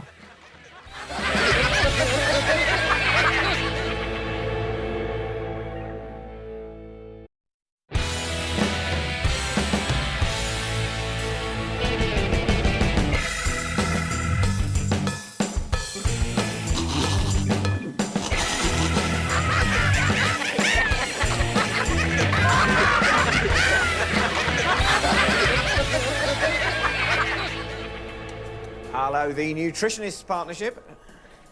Yeah? Have you tried turning it off and on again? No, sorry, I used to work for an IT helpline. I mean, it sounds like you're intolerant to wheat. Not at all. That'd be 60 quid. Bye now. Oh, my God, Mike, the game's up. What's happened? I've got a woman in there complaining of the usual stuff, you know. Sometimes she's tired, sometimes she's full, sometimes she's hungry. Friends have complained of her moaning. Textbook stuff. Fine. So I hit her with, have you tried cutting wheat out of your diet, and then started printing off the bill like usual? And it doesn't work. Have you tried turning it off and on again? No, not the printer, the patter. She said, I'm definitely not intolerant to wheat, which leaves me pretty much stumped. I mean, usually they just pay up, and all those feelings of sluggishness get masked by the more strong feeling of, you know, really wishing they could have some toast. OK, don't panic. If you're not buying wheat, try dairy. Have you tried telling her that we all smell of off milk to the Japanese? She said she didn't care. Blimey. So what I was wondering was, shall I still try and flog her the gluten-free vegan ready meal, or will she spot that it's just boxes of rice? No, don't even try. We need to bring out the big guns. I'm going to go online now and buy you another doctorate, and I want you to go in there and demand to have a look at her shit. Blimey. Then charge her top dollar for the most ridiculous personal diet plan that no human could ever stick to and live. That way, either she dies, or she can't complain because she didn't stick to her plan. OK. And make sure you tell her that there's loads of fat in crisps. It's irrelevant, but it is at least true. Now, off you go. I've got to go on the One Show in a minute to talk about superfoods, and I haven't made one up yet. I dare you to say it's white veal. You're on. So, moving on. Things are still looking a bit ragged around the Scottish border. So I thought what we needed to do is create some new earldom, put all the major castles under that, and get someone to really organise and streamline the whole operation. So, who's up for that, then? Sire, as your foremost northern lord, I feel perhaps I may be best placed Ooh. to... Really? I thought this might be one for Lucentio. What, again? Problem? Well, no, I just think that Lucentio's got quite a lot on his plate at the moment. Has he? Well, yes, he's Lord Chancellor, Archbishop of Canterbury, Lord High Admiral, Lord Privy Seal. Stop it. Keeper of the royal money, taster of the royal cake, king's most favourite fellow, chief wardrobe advisor, and plague czar. Come on, guys, I mean, he is our top guy. I mean, no offence, fellas, but, you know, I always say, my other barons bring me problems, Lucentio brings me solutions. Was that Northumberland? Nothing. With respect, Your Majesty, what solutions? I mean, what's he actually done? I don't know where to start. I mean, what hasn't he done? All right, what hasn't he done? He hasn't won a war with France. Now, that wasn't Lucentio's fault, was it? The French were on bloody good form that day. Bloody good form, and you've got to hand it to them. What? Normandy. We had to hand it to them. Well, yes, all right. But, I mean, come on, guys. I mean, you all like Lucentio, yeah? I mean, you all like Lucentio as much as I do, right? I don't think we all like him quite as much as you do. Well, he speaks very highly of you, Warwick. I've really come to see Warwick as a friend. He was saying that to me just the other day, weren't you? Yeah, thanks. Thanks, Lucentio. Christ. See? That's better. Good. Right, so Lucentio is Earl of the Northern Marches. Right, what's next? Oh, yes. OK, so it's Lucentio's half-birthday next week. So who's got a daughter who's a virgin?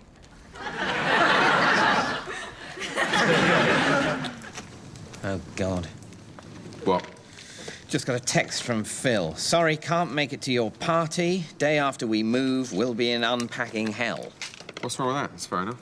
Yeah, but he's only saying that to make sure I know he's moving, because the last time I moved, he helped me, and he wants to make sure I return the favour. I think you're reading too much into it. No, I'm reading the follow-up text. Phil's just saying that because the last time you moved, he helped you, and he wants to make sure you return the favour. Why would he text that? And why is he referring to himself in the third person? Is that a new phone? Yeah? Ah, that would be it then. You got subtext turned on. What? Yeah, it's a whole new thing. With every text, you get a free subtext. Look, hold on.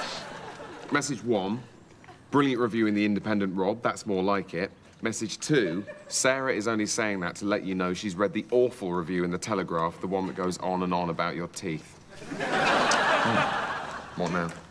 Well, I was just texting Phil back, something jokey and non-committal, but it's come out as, my failure to help you move will hasten the decline of an already dying friendship. We won't meet again until a chance encounter in a branch of Halfords in 2013, which will end in my buying a cycle helmet I have no need of just to avoid going for a drink with you. You've got predictive text on. It's the education debate that just won't go away. Amazing.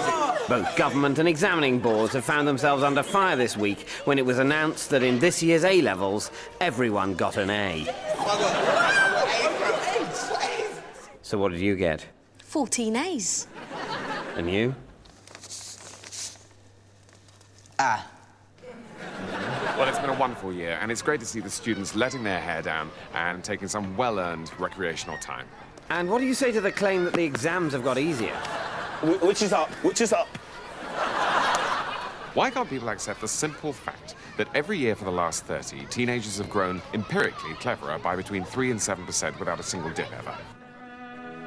But of course, with so many successful students, the pressure on university places is greater than ever.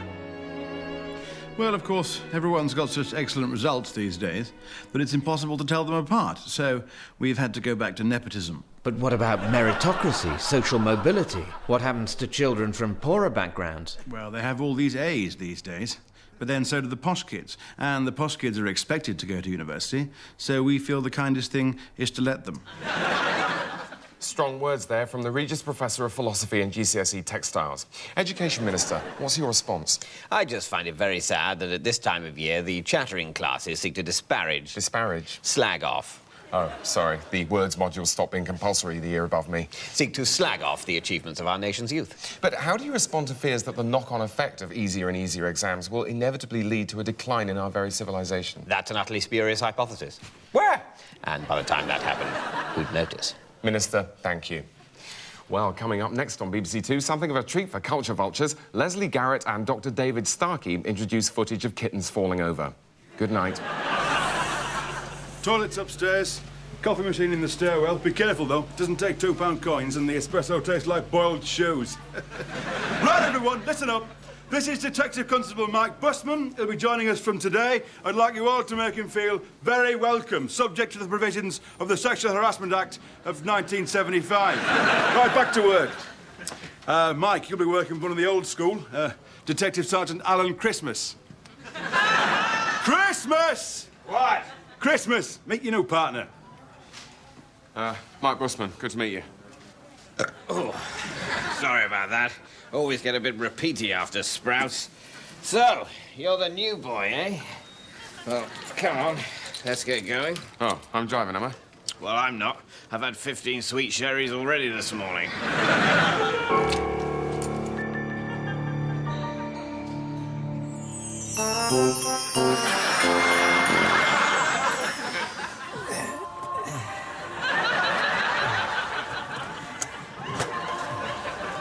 Have you had all the green triangles? No, Sarge, I haven't touched him. Aitken's running the biggest counterfeiting operation in the southeast in there. Banknotes, forged passports, those little V-shaped tickets you get at the deli counter, you name it, he'll print it. Cracker. Another one? Got 2 gross of these to get through, you know. Oh, that's nice. A little hair clip in the shape of a butterfly, so the butterfly's got a cat's face. Do they have some unusual animals in China? Are we waiting for Aitken? Not likely. He spends most of the year on Canvey Island as a tax dodge. Why did the dog bark? What? Because Dog is Hello Boy himself gratefully. Should have got the ones from M&S.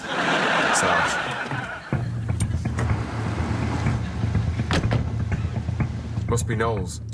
What's he doing? It's, exchanging something. Plain brown parcel. Hope it's socks. It's cash. Cash, typical. Where's the thought? A real present should be something homemade. I blame book tokens. They're looking this way. Quick, get down. Yeah, looks like they're making their move. Right, it's now or never. Let's nick them.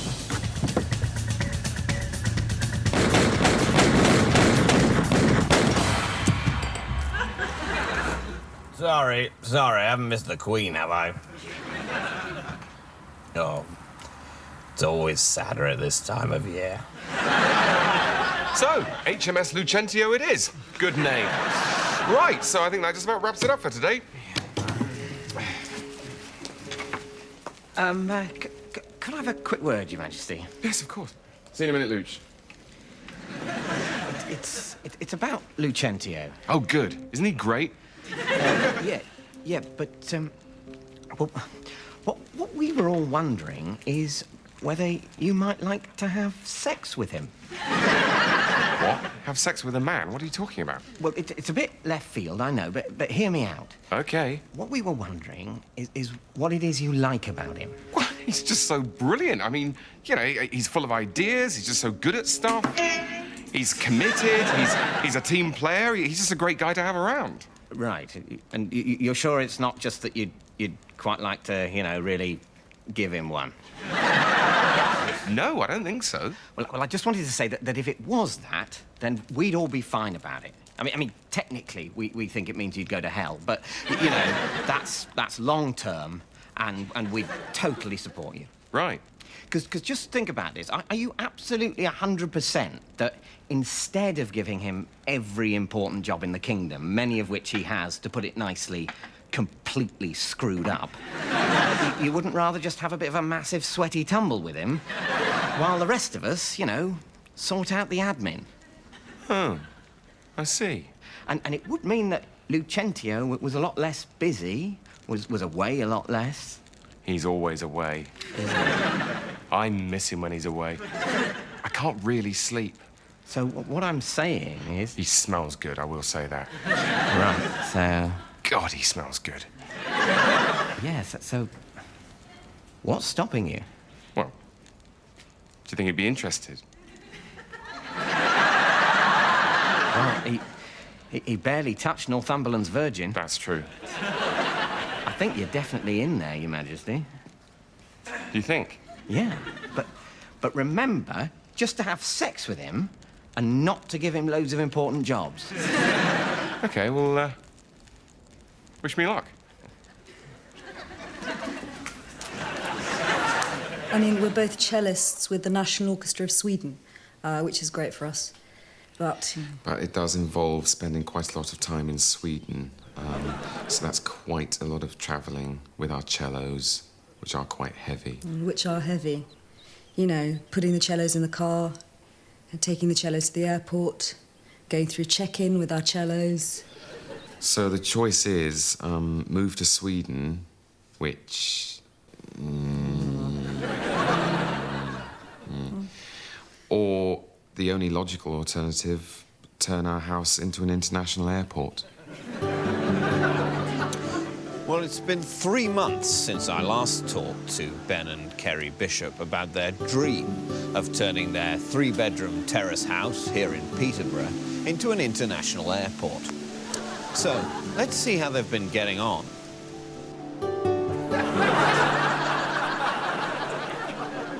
So, we're here in your garden. You know what question I'm going to ask, don't you? Where's the airport? Where's the airport? Yeah.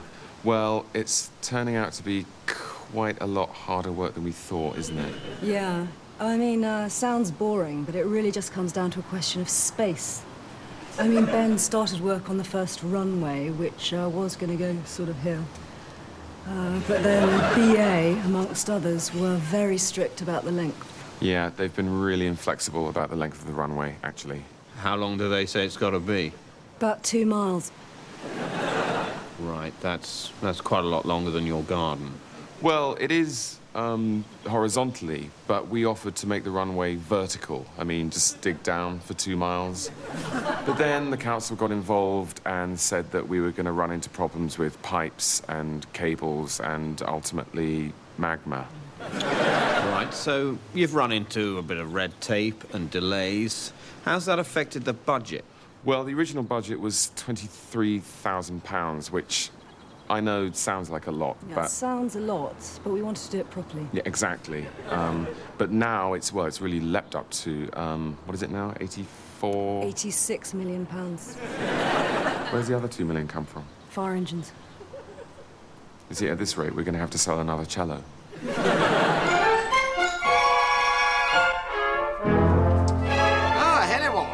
Why aren't you wearing that name badge I had made up for you? Oh, sorry, sir. I forgot, sir. I didn't know your first name was Montgomery. Oh, yes. Well, make sure you wear that always, Hennemore. How can we at Munnery Municipal Name Badges expect to sell name badges to the world if we don't wear them ourselves? Quite right, sir. Now, I know there have been a few problems with morale recently. What with all this nonsense people have been spreading about our printing press confusing N's and M's. I designed the printing press myself and just ran up this sign to prove that there's absolutely nothing wrong with it. You can read that sign clear as a bell, can't you, Hennemore?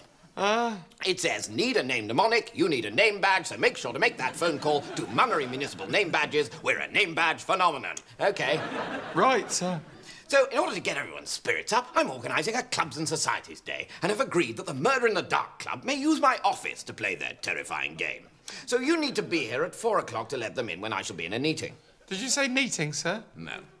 On an unrelated note, one of my wife's charities, the Society for Nervous Incontinence, are holding their annual wine tasting in a room just up the corridor. It's a lovely day for those poor people, and they all get massively full up on wine. Oh, that's nice.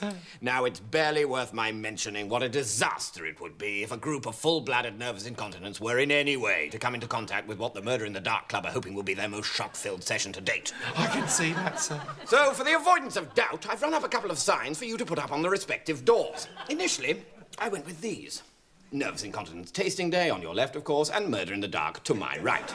But then I thought, hold on, belt and braces, what about all this N&M confusion? So instead, I've gone with these. For some reason, I seem to have put mott instead of not, but I can't see that being a problem. So you just need to make sure you get the right notice up on the left door, by which I mean the correct door. And you should have no problems at all. This time, Hennemore, I could not have made things easier for you.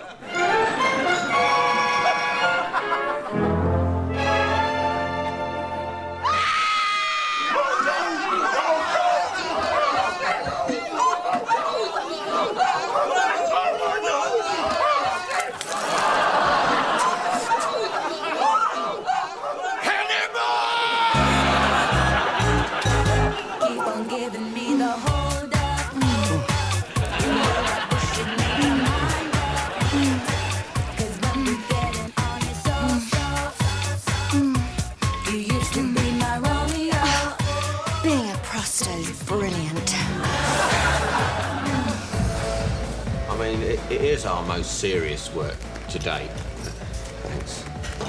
But then that's because the story we were telling was so important to us.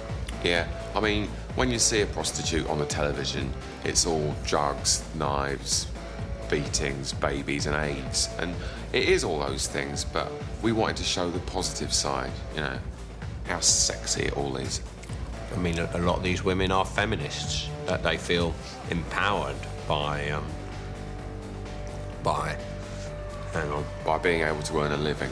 Yeah, the one I went with for research, she had A-levels, a flat, mobile phone. You know, she was doing it because she wanted to. She didn't want to, you know... Starve. Temp. She didn't want to temp. She loved it. She told me she really fancied me, actually. Do you think she meant it? Of course she meant it. Why would she say it if she didn't mean it? Can't believe you're a prostitute. We did our degrees together at university.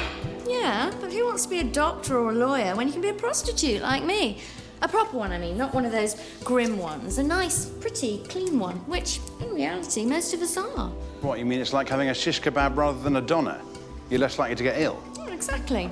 I mean, those grim street corner ones are just a media myth anyway. Most working girls... Working girls? Oh, it's just a feminist word for prostitute. I mean, most of us are having a brilliant time, having brilliant sex with really interesting men, like, writers or screenwriters or men from London who write for TV. Yeah, I mean, some people have said that it's all just male fantasy. Lesbians. Mainly lesbians. I mean, some normal people as well. But what these lesbians don't realise is that the whole show comes out of real conversations with real hookers. I mean, this is real-life drama. It's so real. It's basically just like a documentary that we've made up. Yeah, it's not just an adolescent fantasy of an ideal woman like Weird Science.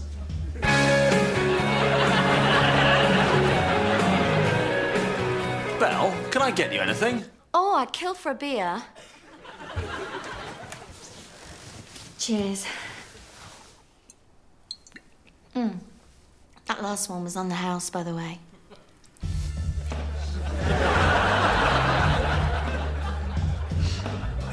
Was your go on the house? No.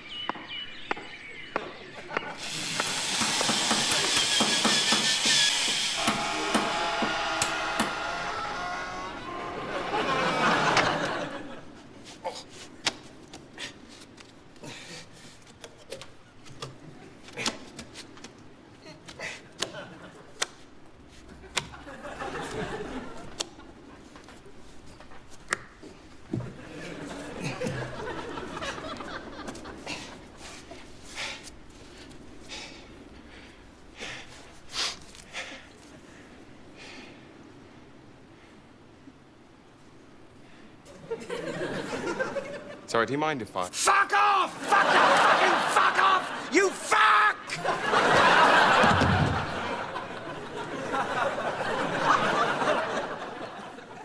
Okay, what's the number? I'll just write it down. David, can I borrow your pen? No. No? No. What sort of person won't lend someone else their pen? The sort of person I could be friends with. I can't believe you're not going to lend it to me. You will soon. Just give me the pen. All right, Robert. I will lend you my pen if you sign this. What's this? Terms and conditions. You acknowledge that you are borrowing my pen and must return it to me as soon as you've finished using it to write down this number. You undertake not to chew the end of my pen at any time while it's in your possession, and you agree only to use the red and green biros and not the blue and black ones because those are my favourites. All right, fine. If that's what it takes to get you to lend me your pen, I'll sign it. Can I borrow a pen? No. Is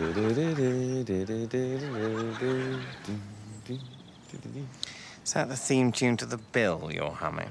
Yeah, this is a bit like... How dare you? The old opening credits of the bill featured the feet of 2 police officers. 2 pairs of police officer shoes. Not 1 pair of police shoes and some flippers, or 1 pair of police shoes and some espadrilles, or wellies, or the hind legs of a cat.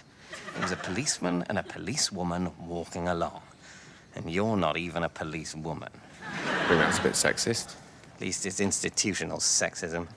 You said it, it would just be sexism. You haven't got an institution, or not one that anyone cares about. Did you see Britain's most senior community support officer on the news last night? No? Neither did I. Come to think of it, I'm wrong about why this isn't like the old opening credits of the bill, because in reality, that was 2 people who were pretending to be police officers. Whereas here, we just have 1 person who's pretending to be a police officer, and 1 person who actually is. Look, I'm not saying I'm a proper policeman. Well, that's a good job, because that's a very serious crime, for which I could send you to prison. Only one of us could send the other one to prison. Can you remember which way round it is? Let me help. Go to prison. Go on, piss off, go to prison. Find the nearest prison and go to it. I won't. Knock on the door and say, I've sent you to prison and you're to stay there. Okay.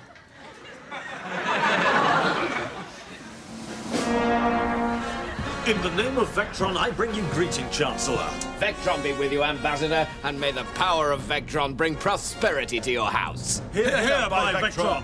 What news of our galactic endeavor? Vectron smiles upon us, Chancellor. By Vectron's eyes, I'm glad to hear it. Indeed, our endeavor proceeds as if Vectron himself was helping. As I'm sure he is by Vectron's golden wings. Praise Vectron! In the name of Vectron, I ask for further mandate to pursue the endeavor. By Vectron, you shall have it, and gladly. I thank you and take my leave. For Vectron. For Vectron! Indeed, these are joyous times by Vectron. I agree by Vectron's beard. Excellent. Chancellor? Yes? Who's Vectron? What? This Vectron we all keep mentioning. Who is he? Don't you know by Vectron? No. You see, about 3 weeks ago I was ill, so one Thursday I was away, and then when I came back on the Friday morning, it was all Vectron, Vectron, Vectron, and no one's really explained. Just 3 weeks ago? But Vectron is eternal. He is the end, the beginning, the circle. Honestly, Steve, none of us had ever said the word Vectron in our lives until I took that day off. Maybe you're right. I think it's really Tim you should be talking to. I'm pretty sure he started it. Okay. Glad greeting, Vice Sky Marshal, by Vectron's name. I thank you by Vectron's kindly claw. Yeah, Tim, Pete had a question for you. Oh, yeah? Yeah, all this, Vectron stuff, that was you, was it? I don't think so. Isn't it the scrolls? The ancient scrolls of Vectron, written by Vectron himself in the first age of Vectron. No, but Pete says it all started 3 weeks ago when he was ill. Well, maybe. But I'm sure there was something about scrolls. Didn't Jeff find the scrolls? Jeff? The scrolls, was that you? I don't think I ever saw any scrolls. Right, because this is an interesting question, because we have been talking a lot about Vectron, and quite rightly, Pete wants to know why. No, totally. But by Vectron, Yeah, shall we just leave that until we sort this? Right, so who was the first person to say Vectron? See, I really thought it was you, Tim. No. I did lose my plectrum a few weeks ago. I was asking around. Do you think plectrum, Vectron? It's not very likely. I think it's that. Yeah, it's probably that. I suppose we must all have seemed a bit daft. No. I feel a bit daft, I must say. No, I mean, it sounded good. It was good. Yeah. Right then. No more Vectron. Okay.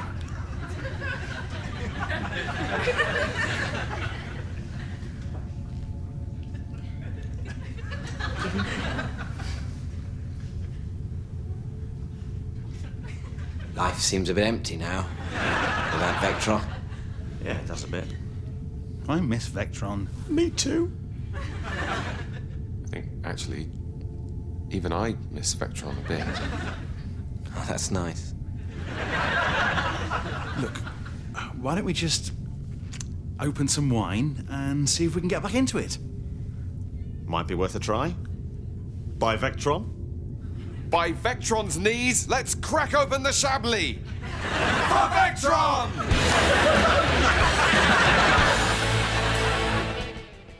And Mitchell and Webb continues next Thursday at the slightly earlier time of 9:30.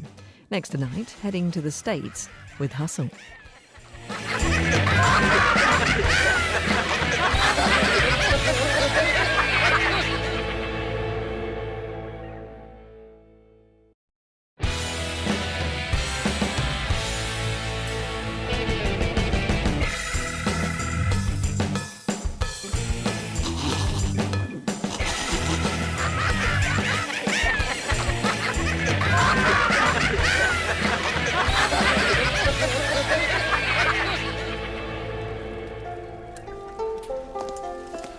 My lord. Ah, Barbieri. What news? Another invention? Yes, my lord. The greatest yet. I suspected as much. Very well, proceed.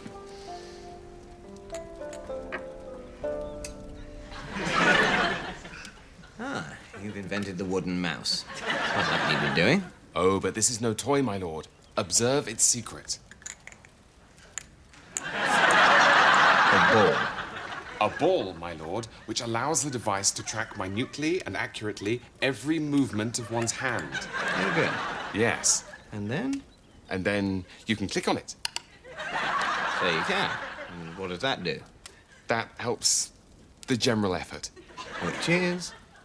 I'm not quite certain just yet, but, oh, it's wireless. It's what? It doesn't have long, thin strands of metal coming out of it. Granted, but then you could say that about almost anything. No, but you see, something tells me that this sort of thing normally would do to help it communicate with the... Yes? Ooh, it's on the tip of my mind. Some wondrous thing with which one could do almost anything. Some magical device. I can't quite see it, but I do see very clearly that it would need one of these.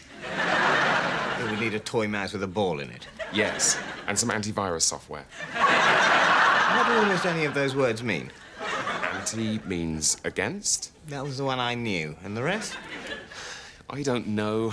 It was all so clear this morning when I woke up and scribbled it all down, but now I just think I've gone a bit mad. I see.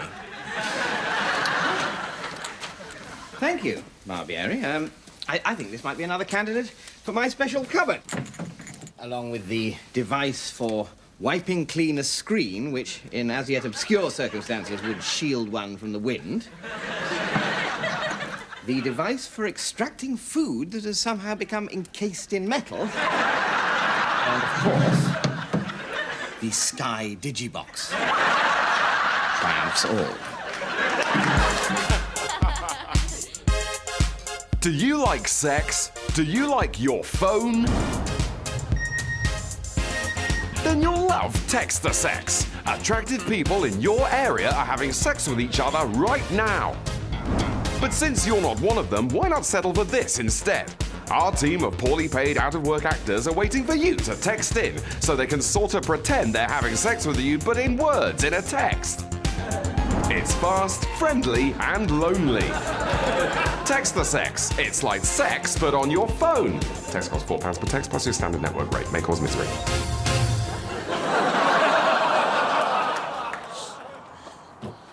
Showing back the other place. Still, this looks nice. Yeah, and it's only for tonight.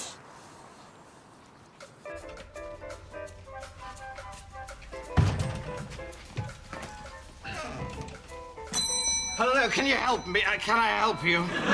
We were hoping to get a room for the night. Of course. Single or double? A double. Excellent.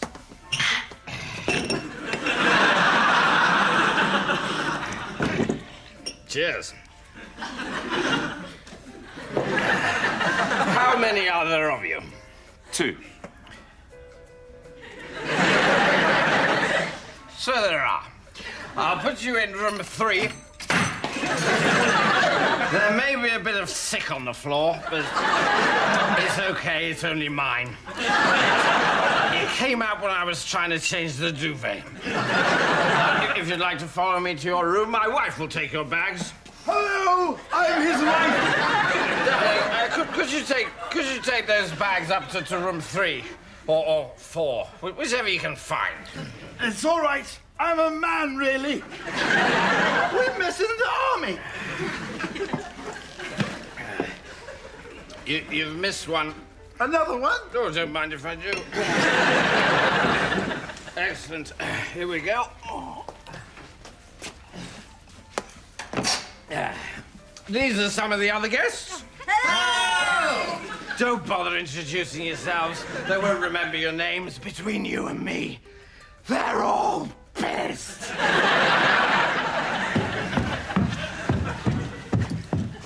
Here's your key. You won't need it. A lot of our residents found getting the little key into the little hole a bit fiddly, so we've had all the doors removed. This is the ensuite.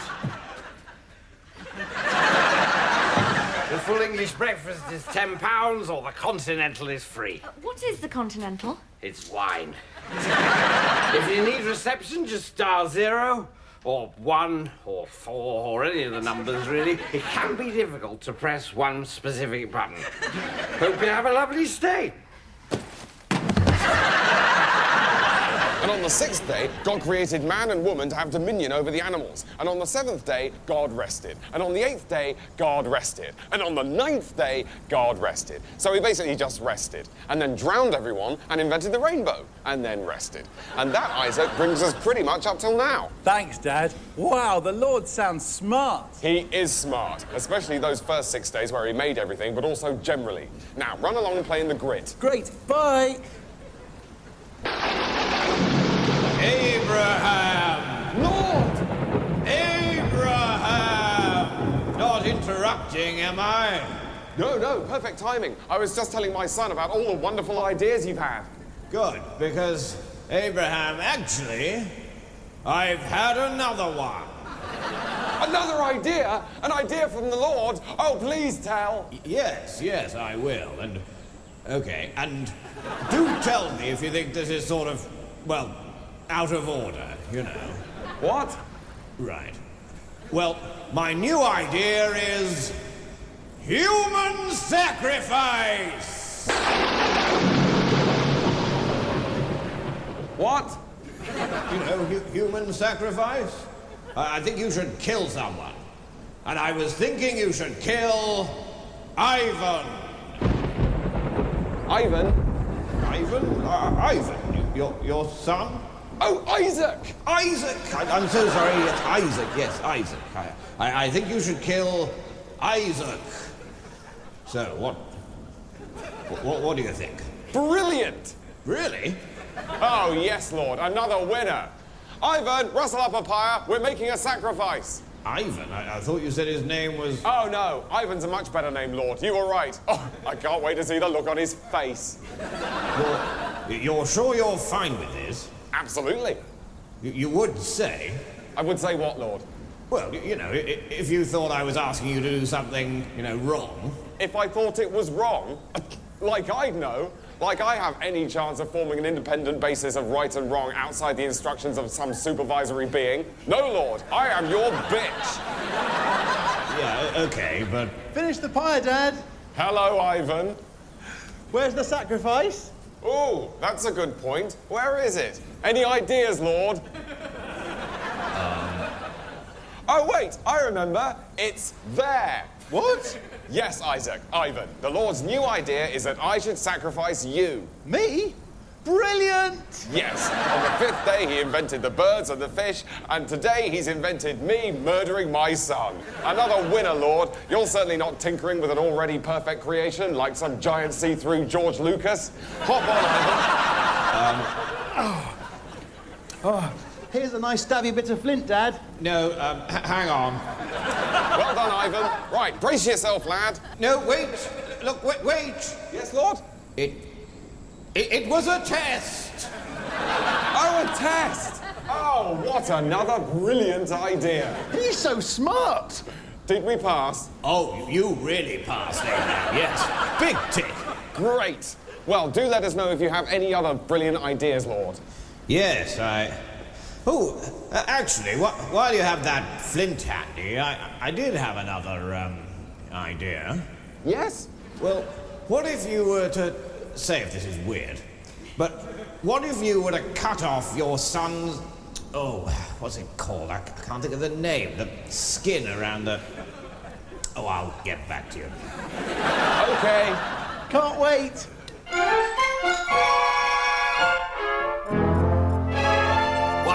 1010011000. Beg pardon, sir? That's hello in computer, Hennemore. I'm very excited about taking our first step into the space age. This could revolutionize how quickly we work out our payroll here at Tempranillo Gaps. Now, the most important thing to remember is blah, blah, blah, blah, blah, blah, blah, blah, blah, blah, blah, blah, blah, blah, blah. No! No, stop! No! No, stop! Go back in! No! Stop! Oh, no! No! No! Clear? 10110, sir. Don't tell me to fuck off, Hennemore. Sorry, sir. On an unrelated note, blah, blah, blah, blah, blah, blah, blah, blah, blah, blah, Russian delegation, blah, blah, blah, blah, blah, blah, here at 4, blah, blah, blah, blah, blah, blah, blah.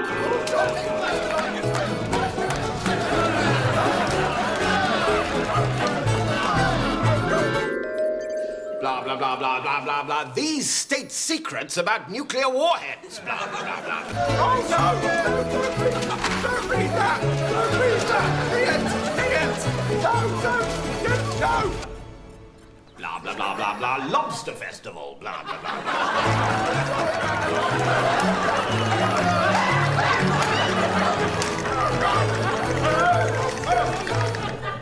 Blah, blah, blah, blah. Espionage, blah, blah, blah, blah.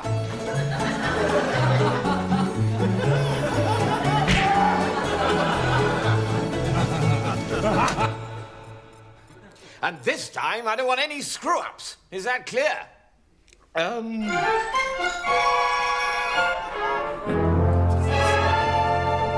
Dos Verdania! Dos Verdania! Dos Verdania! Dos Verdania! Well, that went off without a hitch, Hennemore. Well done. Thank you, sir.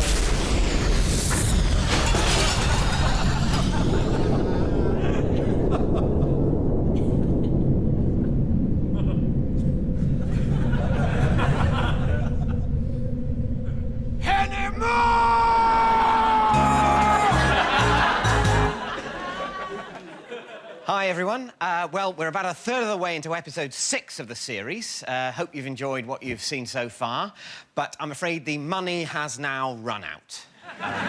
Episode 6 used to be paid for by DVD sales, and unfortunately they've gone through the floor in the last year or so because of YouTube and torrenting, which are great for the viewer, obviously, because particularly with a sketch show, all the items can be up on YouTube pretty much as soon as they've been broadcast, so why would you buy a DVD? You'd have to be, you know, honest. So, as I say, great for the viewer and/or casual criminal.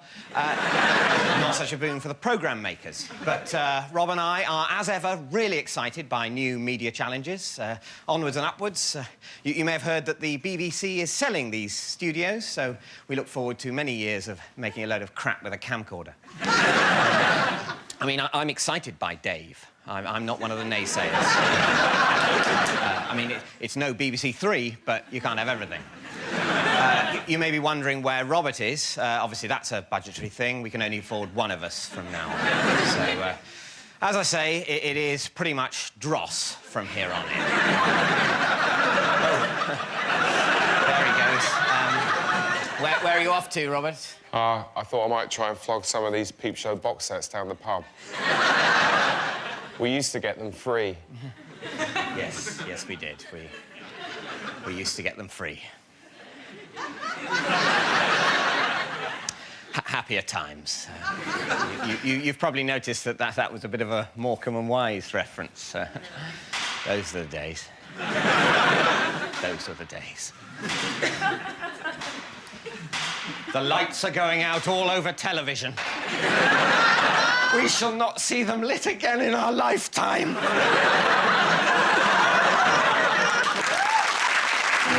Do you like Wagner's Ring Cycle? Do you like your phone?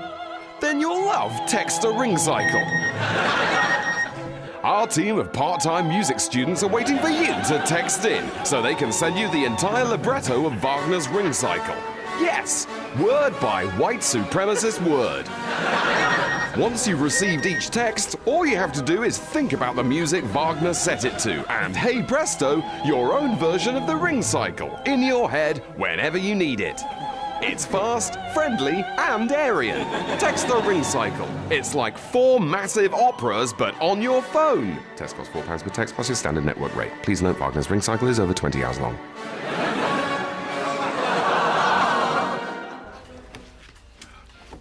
We have had a lovely stay. Lovely. The chocolate liqueur on the pillow was a lovely touch.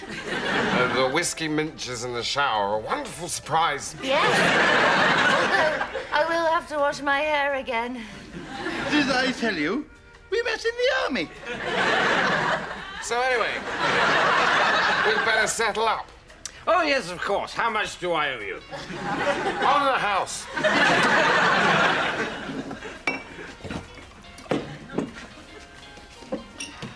Did I tell you we met in the army?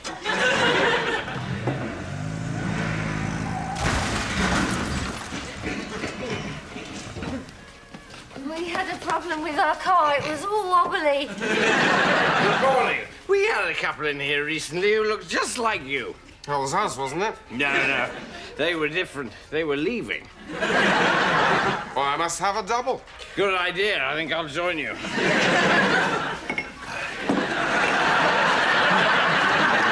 That's right. Don't sit forward. You're too full. Toast the crumpet of your soul on these images. Let out a puddingy burp and enjoy. This is the ultimate Sunday afternoon chill-out DVD. Over the next 14 hours, we'll be lulling you into sofa-y oblivion with, among other things, all the establishing shots from ITV's Kingdom. But without anything as jolting as the plot. Vicars walking across lawns. Some pretty objects from the Antiques Roadshow. But instead of the stress of hearing what things are worth, we've just dubbed it over with the phrase, enough money to last forever. So you should look to insure it for... Enough money to last forever. A crossword being filled in with the names of characters from Dad's Army. And then smeared with delicious jam. And exclusive footage of a beefeater being hosed down with cream. Oh, lovely. I'll just turn round so you can do my back. So sit back, stifle a horseradishy fart with a chintzy cushion, and immerse yourself in the audiovisual equivalent of a hot bath of cake.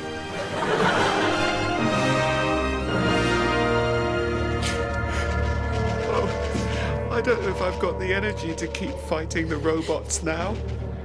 That's Sunday Sensation Chill Out. Brought to you by your robot masters. Nice cup of tea, puny humans. Do you like arguing on the internet? Do you like your phone? Then you'll love Text-a-Block. Our team of furious teenagers and disillusioned 30-somethings are waiting for you to text in so they can react to your opinions with baffling vitriol. It's fast, angry, and pointless. Text-a-Block. It's like strangers having contempt for you, but on your phone. Terms and conditions apply. Please enjoy eye-watering ignorance responsibly.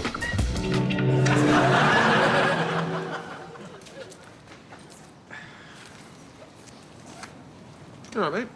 Oh, yeah, it's nothing. You sure? Yes, just my back's really sore. Just right at the top. It's making everything difficult. Do you want me to give you a massage? What? Oh, no, thanks. Suit yourself? It's just, you know, people say they'll give you a massage and then there's this really awkward few minutes while they do it and it's a bit painful and they're touching you in a weird way, so... But I've been studying massage for the last 6 weeks. Have you? Yeah, fuck the oboe, that's not a life skill. Massages, that's where it's at. Oh. Right, well... Oh, go on then, give it a go. Great.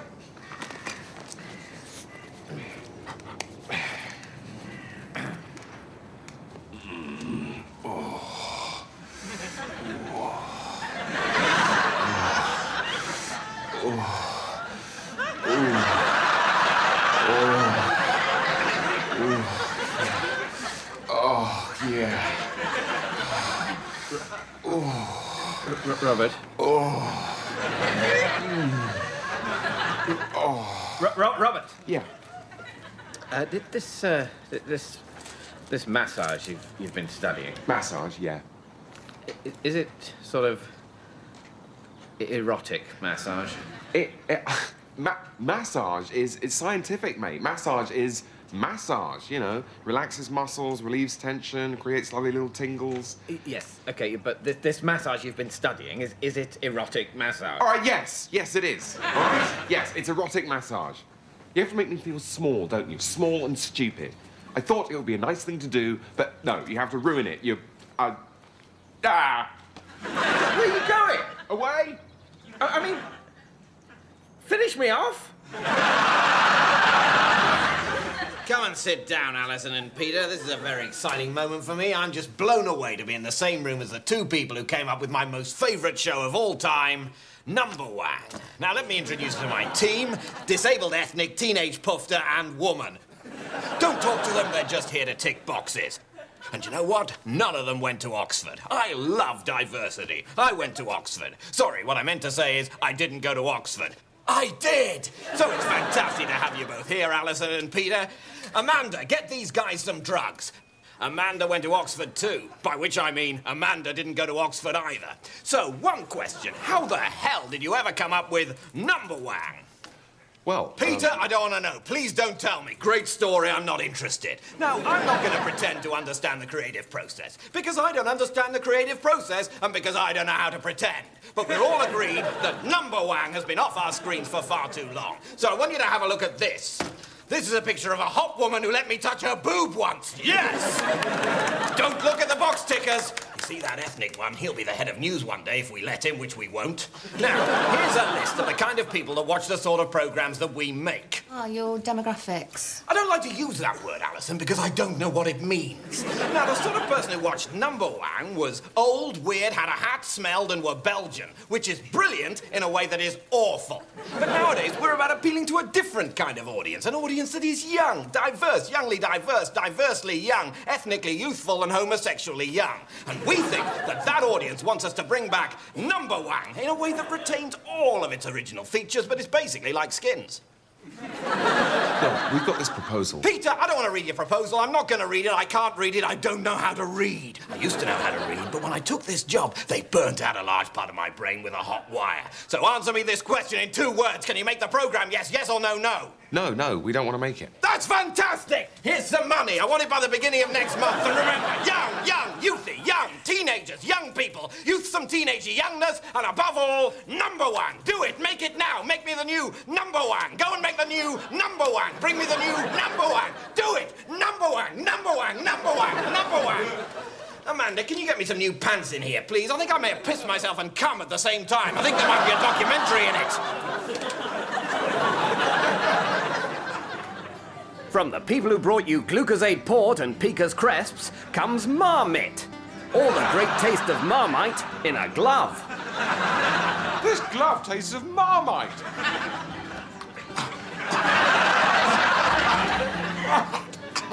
Are you all right? No, I just tried to eat a glove. Marmite. It's the great Marmite-tasting glove that's not suitable for human consumption. I think he's dead.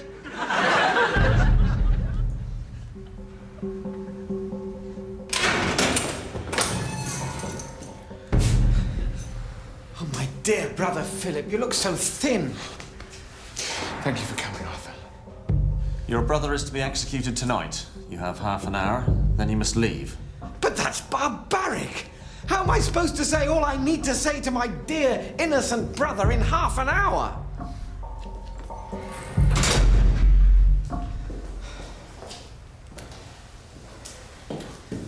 Only half an hour. I know. It's terrible.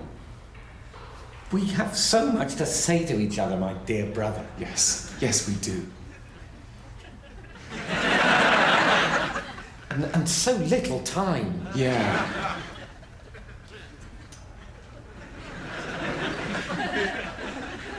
How is Mother? Fine. Good. And Father? Still dead. And little Dorothy? Fine, yes. Everyone's fine. We're all good. Thanks. I mean, really upset that you're getting executed, but that goes without saying. Yeah, thanks.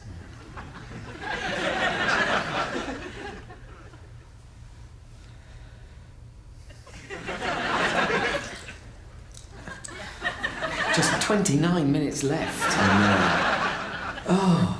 Yes.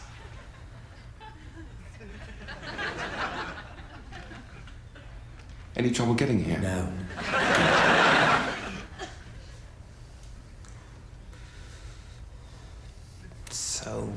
So much to say.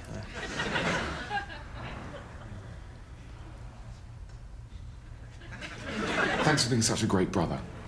Oh, you're welcome, and likewise. Thanks. And,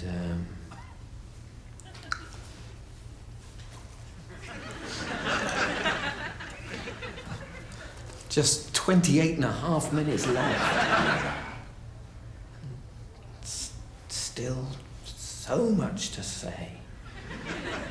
Yeah. And thanks for being a great brother. Thanks for getting executed. I'm fine. Yeah, I'm just trying to think. I think that's it. Right, yeah. And actually, it didn't take as long as I thought. No.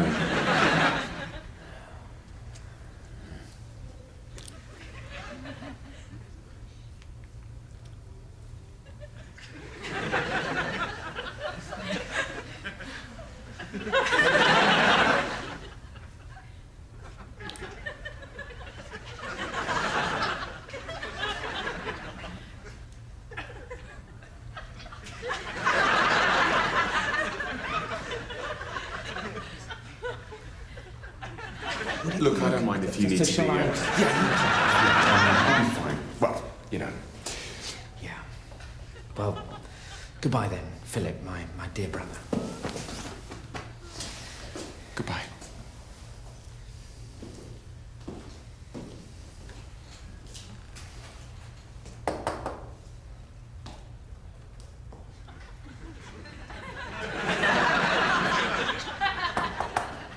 Hello? Guard, I'm ready.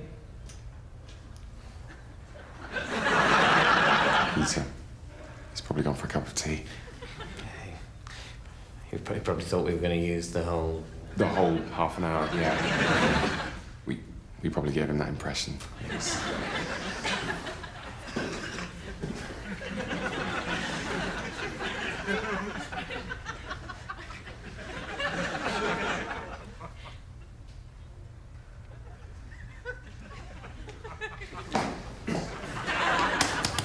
Let me out! I'm ready! Let me out! I'm finished! Let me out!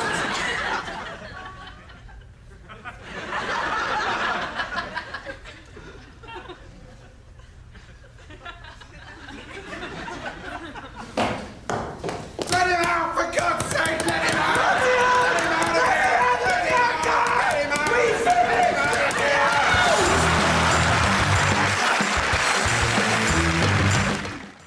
And that was the final episode in the current series of Mitchell and Webb. Next tonight, comedy with a sinister twist in Psychoville.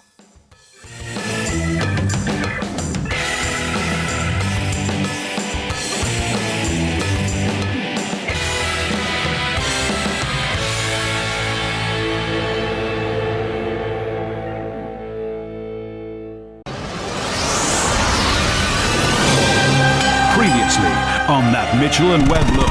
You're a woman, Joyce. A beautiful, sexual woman. You're fine with the nudity, aren't you, Dad? He said what? I vowed never to use my powers.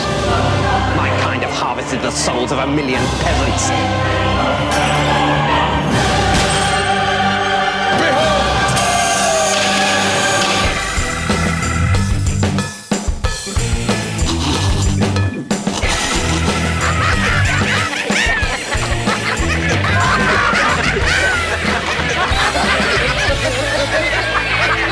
Well, good evening, ladies and gentlemen. This won't take long, but we've got rather an important announcement to make, haven't we, Robert? Yes, we have, David. Right. I'll just come straight out and say it. We're sorry. We're extremely sorry that we've spent the last few years just going along our merry way, making these jokes, you know. Oh, look at the world we live in. Oh, let's put that in our comedy show. Let's make light of everything. Well, that stops now. That's over. We realise now that making a so-called comedy show full of so-called jokes... On the so-called television. No, it's just the television. Right. That making a comedy show is just a deeply inappropriate reaction to what's going on in Britain today. Yeah, I mean, there's Africa, Andrew Sachs's granddaughter, the recession, the expenses, that sex that guy had, everything else. There's all that. And here we stand like the couple of disgusting, overpaid wankers that we are. Hear, hear. And try to be funny about it. I mean, it's pathetic. Well, it all ends now. No more levity and no more filth. The filth, in particular, was getting to be a complete load of fucking balls. Exactly. Now, sadly, we only came to this conclusion after we'd finished making the current series. Yeah, that obviously is regrettable. So we're going to have to show you the so-called comedy programme rather than something actually worthwhile. We're sorry about that, but if the BBC commissions another series of this show, which I, for one, think would be a serious mistake. A huge mistake. But exactly the kind of pathetic thing they might try. Complacent bastards. The new series will just be 6 half hours of sober reflection upon the situation. And, of course, lots and lots of journalists and politicians all talking to each other. Oh, yes, please. What a rare treat. In the meantime, on with the sneering pantomime of impudent crud. Oh, no. Good morning. I'm a sex champion. What sort of trophies can you offer me? A what champion, sir? A sex champion. I'm magnificent in the sack, and I want some kind of shiny prize to prove that fact to my wife.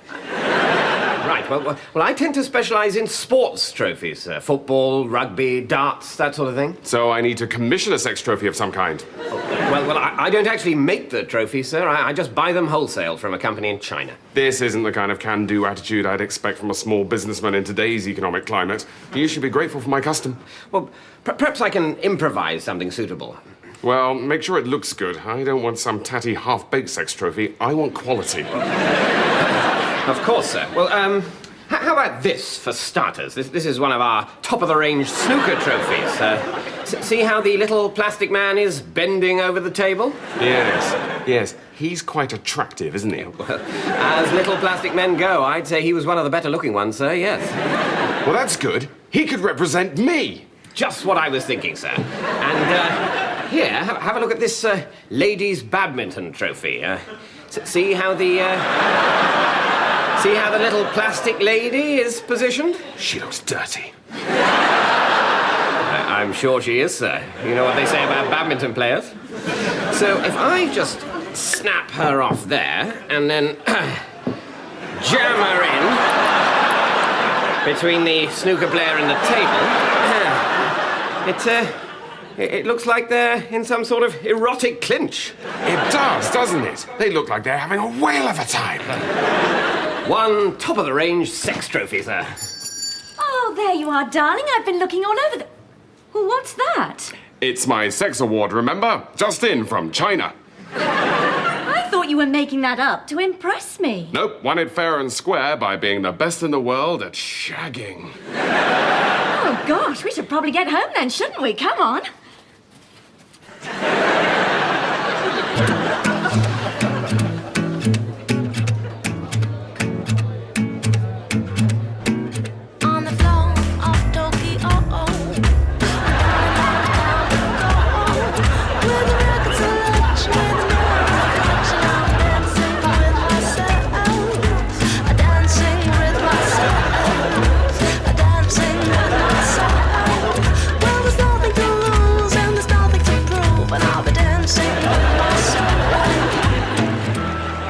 Hail Caesar. Hail Nicholas. No, you don't hail me. Sorry, right. Remember? Sorry. Shall we try that again? Hail Caesar. Hello. That was perfect. Mighty Caesar, your council has devised 2 further ploys to ensure the success of your forthcoming parley with Cleopatra. You mean on top of the hail thing? Which was perfect. Yes, henceforth you're to refer to yourself only in the third person. Right. Okay, so what? No. What? So instead of saying, I am listening, you say, Caesar is listening, or Caesar listens. Makes you seem more... mental? Important. Right. So No, Caesar. I thought I was Caesar. Stop saying I. Oh, I see. Oh, sorry. He sees. That's perfect. So you say he, or one, or Caesar. Makes you seem more imposing. Right. I see. So you want me to... No. Oh, you want Caesar, him, you want him... That's it. To seem more aloof. I get it. What? Mighty Caesar! Mighty Caesar! Nessus. Try that. What? Oh, Caesar is listening. What? Caesar is listening. I thought you were Caesar. No. Yes. Oh, yeah, sorry. Yes. Am I? But I thought... But Caesar thought... Oh, I get it. I mean, he gets it.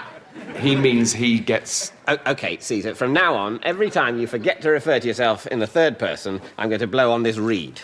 I don't. Caesar understands. What's this third person? New protocol. Ah. You bring news. Mighty Caesar, I bring you news... he brings you news... he brings... Sorry, him news... Nessus. Are we... no. He... Sorry, is it... What? What are you doing? We're all referring to ourselves in the third person. Yes. No. Are we? I mean, them. That was perfect. No, you refer to yourself. I refer to myself. He refers to himself. Who, me? No, me. I mean, him. Caesar. Oh, are you Caesar? Me. Oh, I see. No, you're Caesar. Me? No. You. No, you Caesar. Me? What? Oh, I get it. Shut up. No, it's very simple. Caesar is...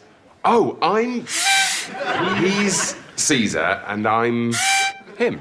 He's... And you're... Who? Caesar. Can't we have a gong if we get it right? No.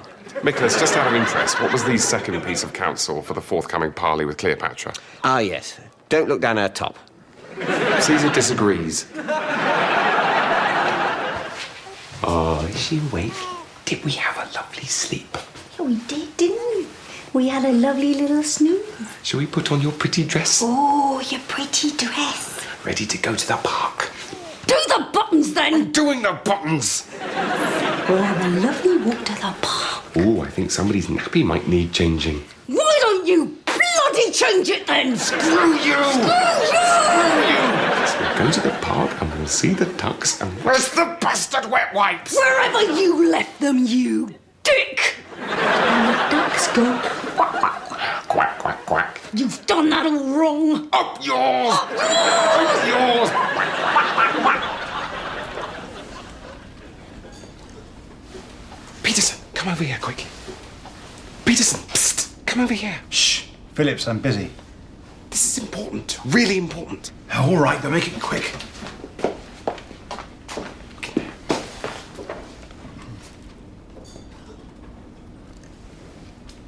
Is that what I think it is? That's the effect of PTT4 on advanced amyloid proteins on the affected brain tissue. A significant shrinkage. A cure for Alzheimer's? It could be. Everyone, we could be on the brink of a massive breakthrough. Colin, guard the door. Stop it, you lot. Get back to your workstations. Monsieur Garnier will be furious if he sees what you've done. Be quiet, Leslie. This is exactly why I got into science in the first place. He's coming.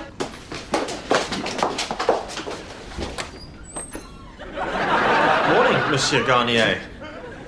Well, what the hell's going on here? Why are you scientists away from your places? This is the laboratoire, not a UNESCO conference. Sorry, Monsieur Garnier. And Phillips, what have we got here? I hope for your sake it's something new for the Garnier Fructis range. It isn't, Monsieur Garnier. It's... What's that, Phillips? It isn't, Monsieur Garnier. It's a potential cure for Alzheimer's, and... Oh. I get it. I get it. It's right again! Now listen up, scientists! And listen good! This is my laboratoire, and what I say goes! I don't want you lot wasting your time with medicines and whatnot!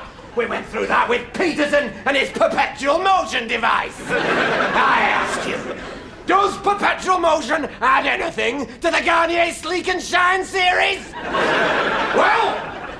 No, Mr. Garnier. And what do we want? New products in the Nutrice collection? Bang on, Leslie!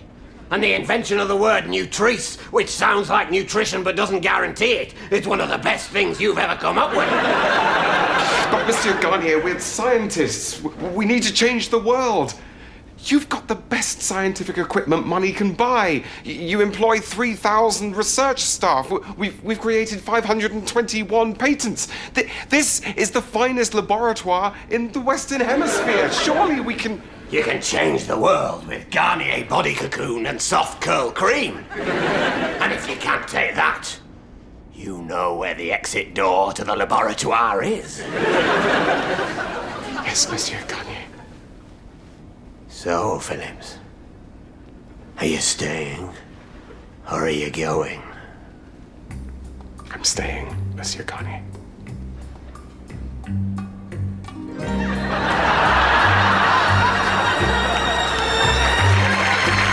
Take care. Bargains, bargains, bargains. All this week at Diddle-de-dee. There's only 1 week left before the new Trade Descriptions Act comes into force, and that means it's bargains, bargains, bargains week at Diddle-de-dee. Like these popcorn bacon octopus shapes in glitter, only 99p. This butter-coloured sandwich dressing, only 99p. And 12 litres of value water, now with no bits, only 99p. You can taste the savings at Diddle-de-dee.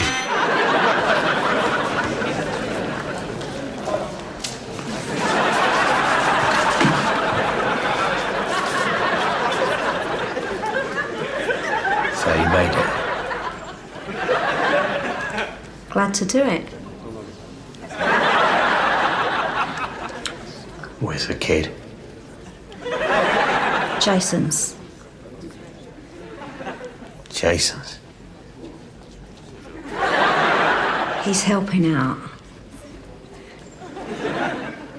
Oh. Right. helping out.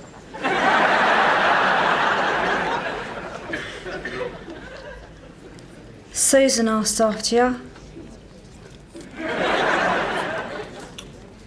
Who? Susan Levy. Oh, right. Susan.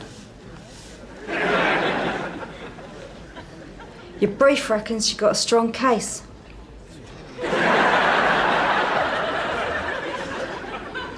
Does he?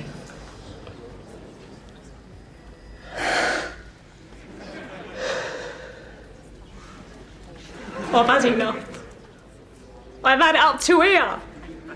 I feel like you don't even see me anymore. For a moment you do, but then you don't.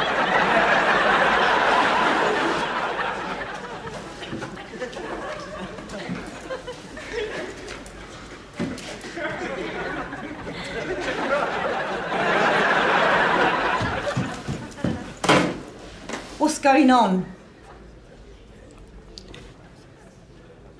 I want to tell you how I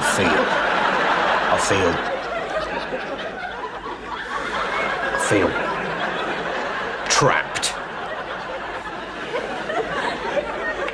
I said I feel trapped. Not just in this prison, but in a box. A glass box. And I feel like I'm walking against the wind. Sort of. And I feel like I'm dragging myself up with my two hands from this swamp. But I'm carrying this heavy weight. And I just wish I could turn it into a balloon and let go. But I feel like I'm being attacked by a swarm of bees. And I just wish I could show you how that feels. But I can't. Because I'm shit.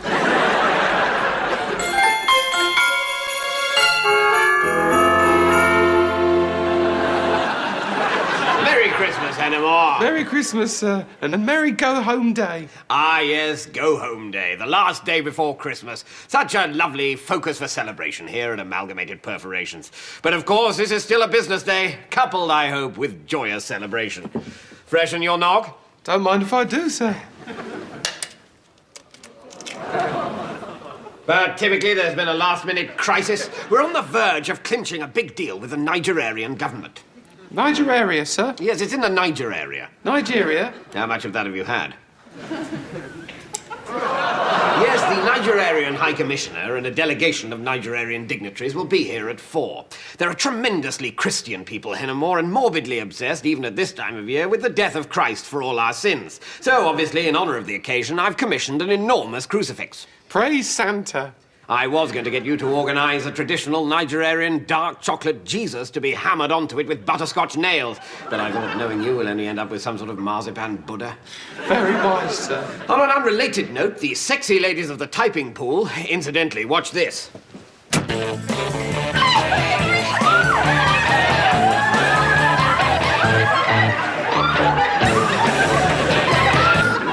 That's what I've had put in instead of computers. They certainly are easy on the eye, sir. You monster! They're human beings, Hennemore! Quite right, sir. Anyway, those crumpets will be holding their annual reading of A Christmas Carol and Christmas pudding eating go-home day afternoon in their typing pool next door. I see, sir. They all dress up as ghosts to make it all the spookier and more festive, and at the climax of the event, which happens on the stroke of 4, tradition dictates that the chief ghost, an eyeless ghost for added scariness, hurtles into the room from the corridor, douses the Christmas pudding with brandy, throws a match onto it, and screams, "Go home!" thus signifying the commencement of the Yuletide gap. What luck, sir. Well, I'm glad to hear you say that, Hennemore, because you're this year's chief ghost. Oh, woo, sir. Are you going to be sick? No, sir. Should be fun, anyway. The only thing to watch out for is the complete sightlessness that the eyeless ghost costume induces. And I should be glad to keep you away from the delicate negotiations with the Nigerians. Not being rude, but that's exactly the sort of thing that you usually screw up.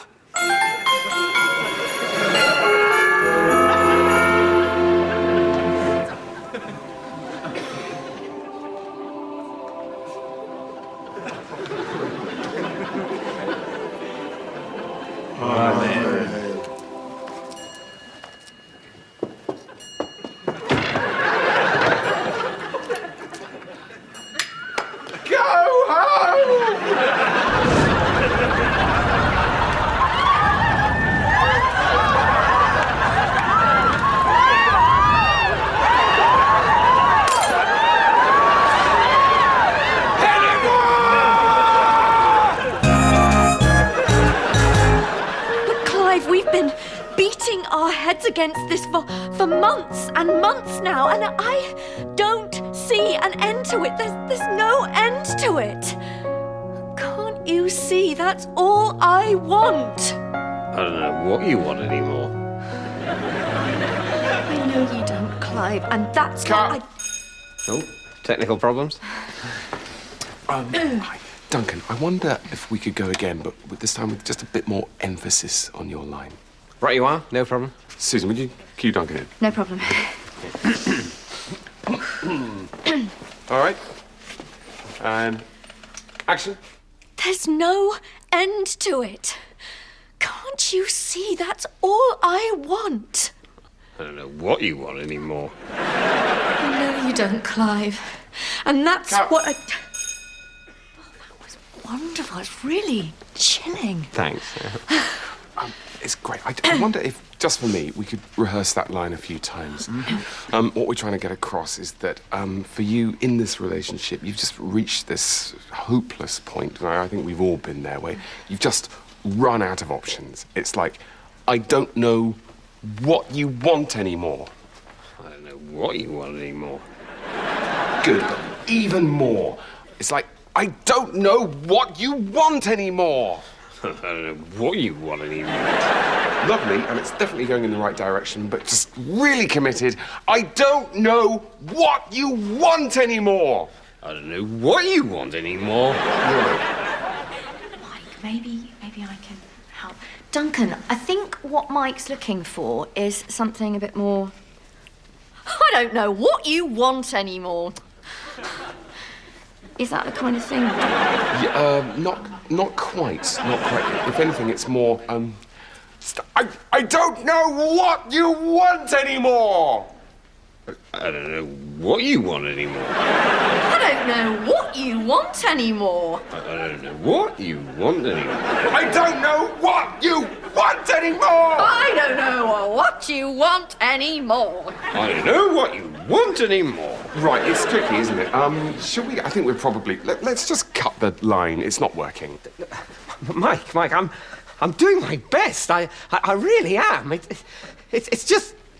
I don't know what you want anymore. You're watching the British Emergency Broadcasting System. Do not be alarmed by the smell. It's 17,000 new British hours since the event, and time for the quiz broadcast.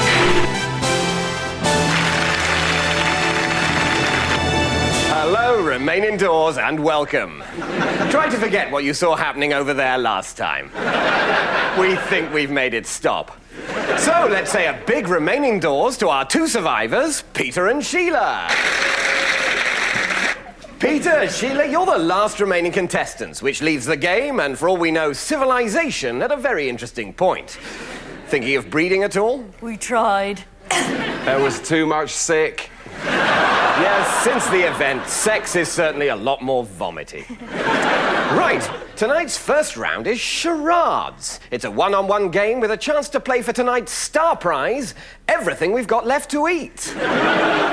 Doesn't that look good in the circumstances? So it really is all to play for. Peter, you're the weakest, so you go first. Join me. Are you nervous? No, we all smell like this now. So we do. Try rubbing in some of the brown soap at night before doing up the face zips on your safety bag. So, Sheila, you have to try and guess what Peter's miming. It could be a book, a film, or even a song. What is a book, a film, or even a song? We don't know. So little remains. Okay, I got something. Excellent. One word. Oh, no, two words. It's second word. Oh, first word. The something. Good luck. What's he thinking of? Second word, 2 syllables. Second syllable, up. Outdoor land. Ceiling, light, stain, vent. The something vent. The vent. The... Yes? Oh no. Not that. I can't say it. I need an answer. But if I say it, I might summon it. Gonna have to hurry you. Peter can have the food. Yay! What a good sport. Oh, your wife called and said she might pop in on the way home. My wife? What? Your wife, David. Why are you looking at me like that? I haven't got a wife. What do you mean you haven't got a wife? Have you gone mental again? No. Have you? No. Well, what are you playing at then? Your wife left a message saying she must... Stop saying my wife. I haven't got a wife. Look, don't take it out on me. If things aren't going well between you and your wife... Right, so who's my wife then? What? Who's my wife? Who am I married to? Keeley Hawes. Keeley Hawes? Yes. Keeley Hawes is my wife. You're a lucky guy. Sorry, Keeley Hawes, the actress who used to be in Spooks? Yes. And who married the guy who also used to be... No. Well, yes, but they split up, and then she married you. Last year, it was in the papers. OK, so say I go along with this. I don't understand why you're fighting it, David. Because I have no memory She's a very talented, beautiful woman. Agreed, but I can't help thinking Here she is. Hey, Robert. Hi, darling. Listen, it's just a flying visit. Bloody Andrew wants me to go in and read something for him, but there is last night's risotto in the fridge and that nice wine that Sarah bought us. And don't forget the man's coming but the tree. All right. See you later. See?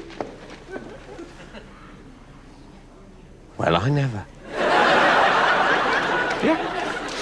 Right. I think I might go for a nice fly. Oh, hang on. This is a dream, isn't it? Of course it's a dream. You dreamt the whole thing. Hey, I'm flying, David. Why aren't you flying? I can't fly. What do you mean you can't fly? It's your dream and you can't fly. Come on, David. Why can't you fly? Yeah, David. Come on, I'm your dream woman. Come and fly with me. You're not my dream woman. What? Oh, that's nice. I'm sorry, but just because you happen to be in a dream... Oh, that's really nice. Are you all right, Keeley? Well, I mean, I'm a bit... Well, you bastard. It's not my fault. Come on, Keeley. Let's fix you up with Martin Freeman. Really? Yeah. Which means a better outcome for everyone. Ladies and gentlemen, that concludes my presentation on the Healthy Homes and Hospitals programme, or HHH. Any questions? How'd you say your acronym again? It's HHH. Thought so.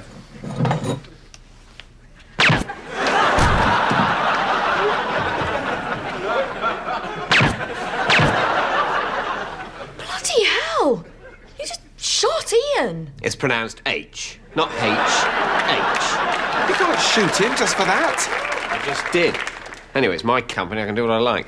But we all signed the No Bullying in the Workplace pledge, which specifically bans physical violence.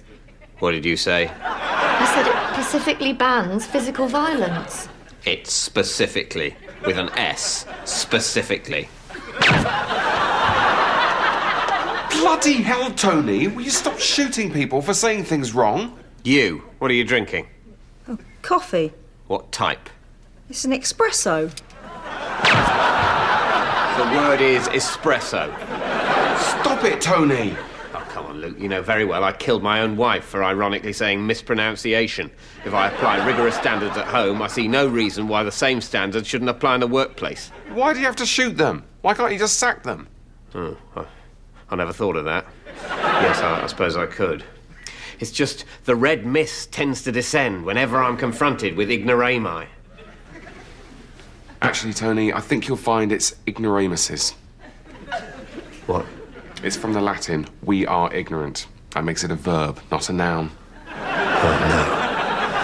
What have I done?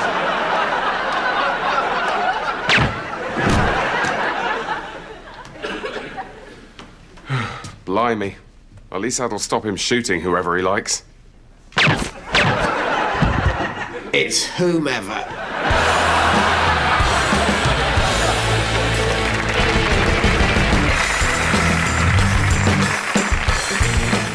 Loving it next on BBC Two. Vic and Bob and surreal celebrity silliness coming your way. It's the new series of Shooting Stars.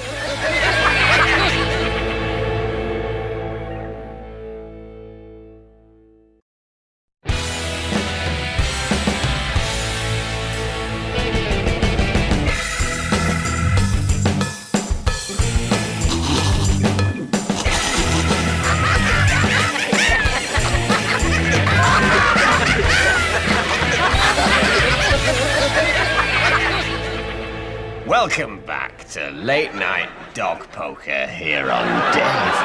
Yes, late night dog poker, rejected by the BBC, chosen by Dave. It's just something we're trying. And we've got an absolutely cracking night of late night dog poker in prospect. And I, for one, am very excited. What about you, Peter? Very excited, Ted.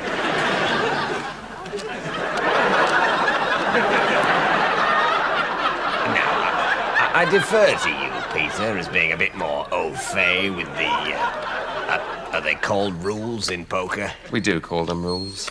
With the rules. So, Peter's the resident card sharp. Yes. Even though his lifetime poker winnings are 300 grand less than mine. But you've never won any money playing poker, Ted. You walked into that one, Peter. But it's not Peter's money that the dogs will be playing with tonight. Whose money will they be playing with, then? That's not clear. That's one of the many things about this show that's not yet clear. I wish I was at the Crucible now. We both do, Peter. We both do. Have you been hoarding gold? Got hordes of unwanted gold just lying around? If you send it to Dosh for gold, you can turn that gold into cold hard dosh. I sent in my hoarded gold for my first pillage, and I was amazed how much Dosh for Gold sent me.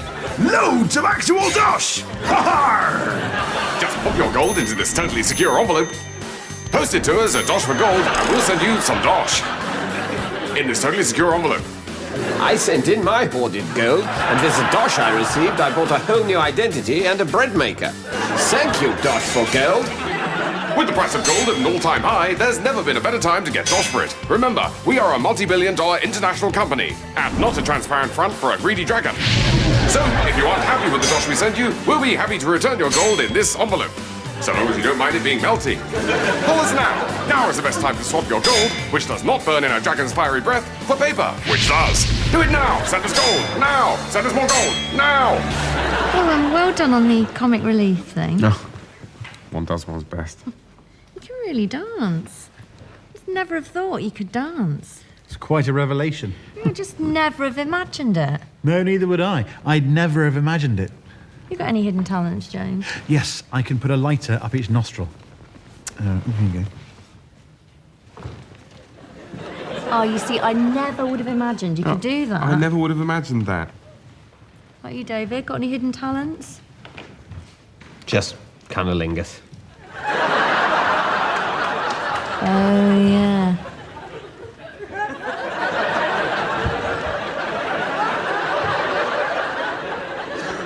Oh, yeah. Yeah.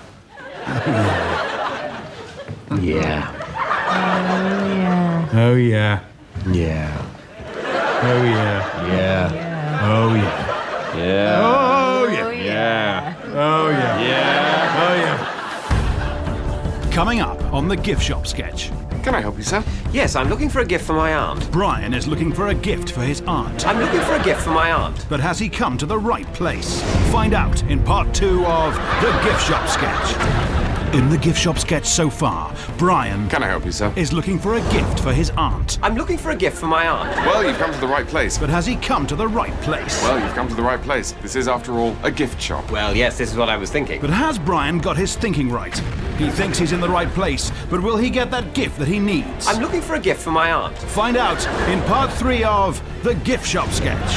Coming up in the gift shop sketch part 3. How about this woolen dog? The shopkeeper makes a suggestion. How about this woolen dog? But what will Brian's reaction be? I'm looking for a gift for my aunt. But what sort? How about this woolen dog? We already know the shopkeeper says that, but what does Brian, who's looking for a gift for my aunt, say before that? Well, the sort of gift that if it were a quote, it would be apposite. How about this woolen dog? Does the shopkeeper have a woolen dog? Will Brian like it? Find out in part 4 of The Gift Shop Sketch. Previously on The Gift Shop Sketch. This woolen dog. Yes, I'm looking for a gift for my aunt. Can I help you, sir? Coming up in part 4. That's perfect. It's like you've met my aunt. What does Brian say that about? How about this woolen dog? Is it that? How about this woolen dog? That's perfect. It's like you've met my aunt. Yes! Coming up in The Gift Shop Sketch. The end of The Gift Shop Sketch. But first, the bit before the end. That's perfect. It's like you've met my aunt. Yes, she's my aunt too. Daddy! And now the end. And now them both together. That's perfect. It's like you've met my aunt. Yes, she's my aunt too. Daddy! Which is a world away from how it started. Yes, I'm looking for a gift for my aunt. Next week on The Gift Shop Sketch. Can I help you, sir? Until then, good night. Yes, I'm looking for a gift for my aunt. Well, you've come to the right place. This is, after all, a gift shop. Well, yes, this is what I was thinking. What sort of thing were you looking for? Well, the sort of thing that if it were a quote, it would be apposite.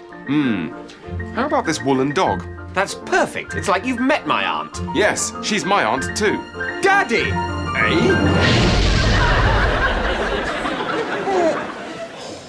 What a lovely walk. We had a lovely walk, didn't we? Right then, where's Monkey? Where's Monkey gone? Monkey goes, monkey, monkey, monkey. Since when? Up yours! Up yours! Let's find Monkey. Oh, Monkey's gone missing, hasn't he? A bit like Mummy's libido or sense of fun. Up yours! Up yours! Here he is. Perhaps Mummy's libido would return faster if Daddy weren't such a smelly alcoholic. I'm under the pressure. Let's give Monkey a kiss.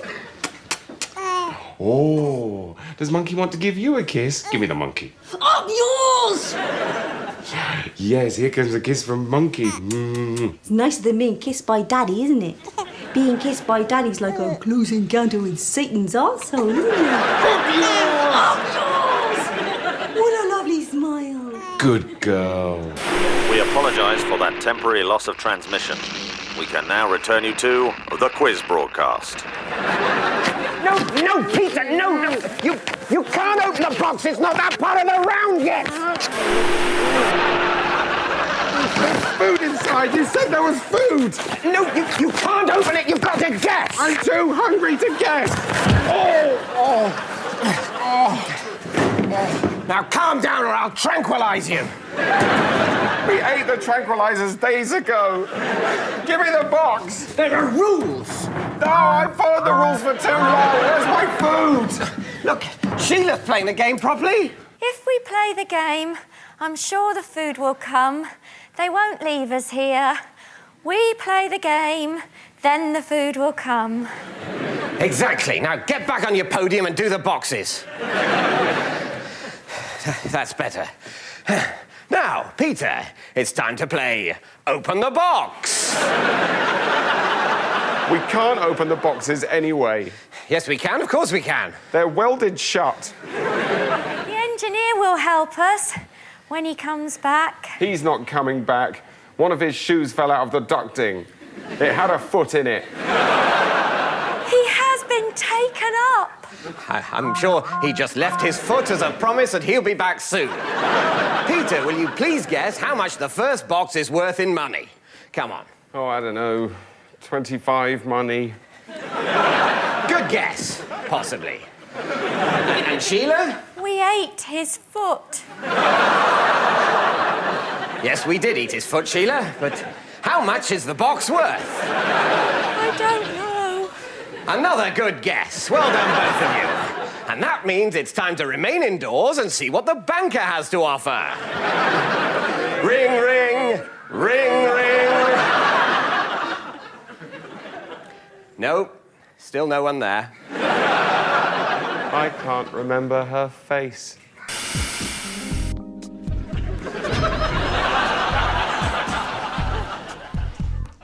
So, this is our famous late-night poker under-the-table angle. This allows us to see what cards the various dogs are holding. Well, you say holding. Just go with it, Peter. It's not working out. Well, if you didn't want to end up here, you should never have said that thing about Dame Kelly Holmes. All I said was... Don't, Peter. All I said... Why? Why say it again? I said that... Peter, We're down to late-night dog poker. Say it again, and then what? Fish golf? All I said. An interesting play there from that dog. Yes, an interesting play there by that dog. It's amazing, isn't it, how well these dogs have taken to the game of poker. Well, it's certainly a big hit compared to dog snooker. Dog snooker was a bit of a misstep by Dave. In hindsight, they were always going to shit in the pockets.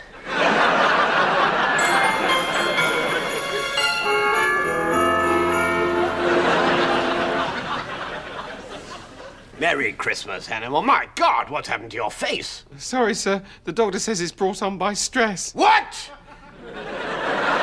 You shouldn't be consulting doctors anymore. You work for Capulets, the country's leading pharmaceutical manufacturer. Here, try one of our new voice-activated nerve cure pills. Doesn't seem to be working, sir. Ah, here's the science bit. They're voice-activated, triggered in this instance and all other instances by the phrase, Merry Christmas.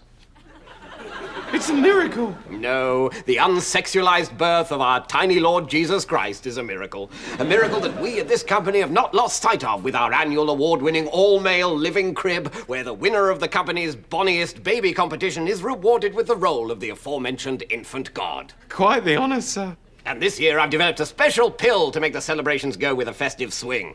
Don't worry, Hannamore. I'm not talking about ecstasy or PCP. This isn't some injectile morphiate or backstreet sphincter loosener. It's just wholesome Christmassy goodwill, the spirit of love and giving in a tablet. Also activated by the phrase Merry Christmas. I call it Ding Dong Merrily on High. And it's up to you to slip 600 of these into the pre-crib party punch while I show the Archbishop of Milton Keynes round the building. The Archbishop of Milton Keynes? Yes, His Grace is honouring us with a viewing of our famous crib. Isn't he the one who... Nothing was ever proved. On an unrelated note, our other big Christmas seller is to be the erectile dysfunction refunctionizer. There's nothing like Christmas for getting people in the mood for having one last desperate go at intercourse. It's being marketed as Dong Merrily on High, as I'm reliably informed that dong is a slang word for tallywhacker or piss piglet. It, too, is activated by the festive phrase, Merry Christmas. And it's up to you to hand 600 of those over to the courier, who'll be distributing them to the country's 50 most flaccid branches of boots. Right you are, sir. I'm very relaxed about this assignment, Hannamore, as I can see very little possibility of any sort of a piss piglet up. The lob-on enabler is clearly labelled Dong Merrily on High, and the Christmas cheer bringer Ding Dong Merrily on High, but for a ding dong with the printers as a result of which they've omitted the first word. Clear? Honestly? Good lad.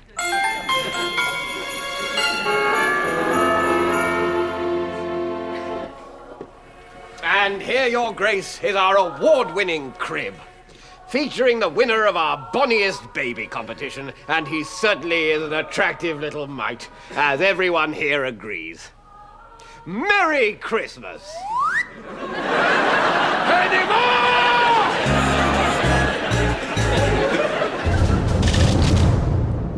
Wouldn't it be great to make everyone think we'd landed on the moon?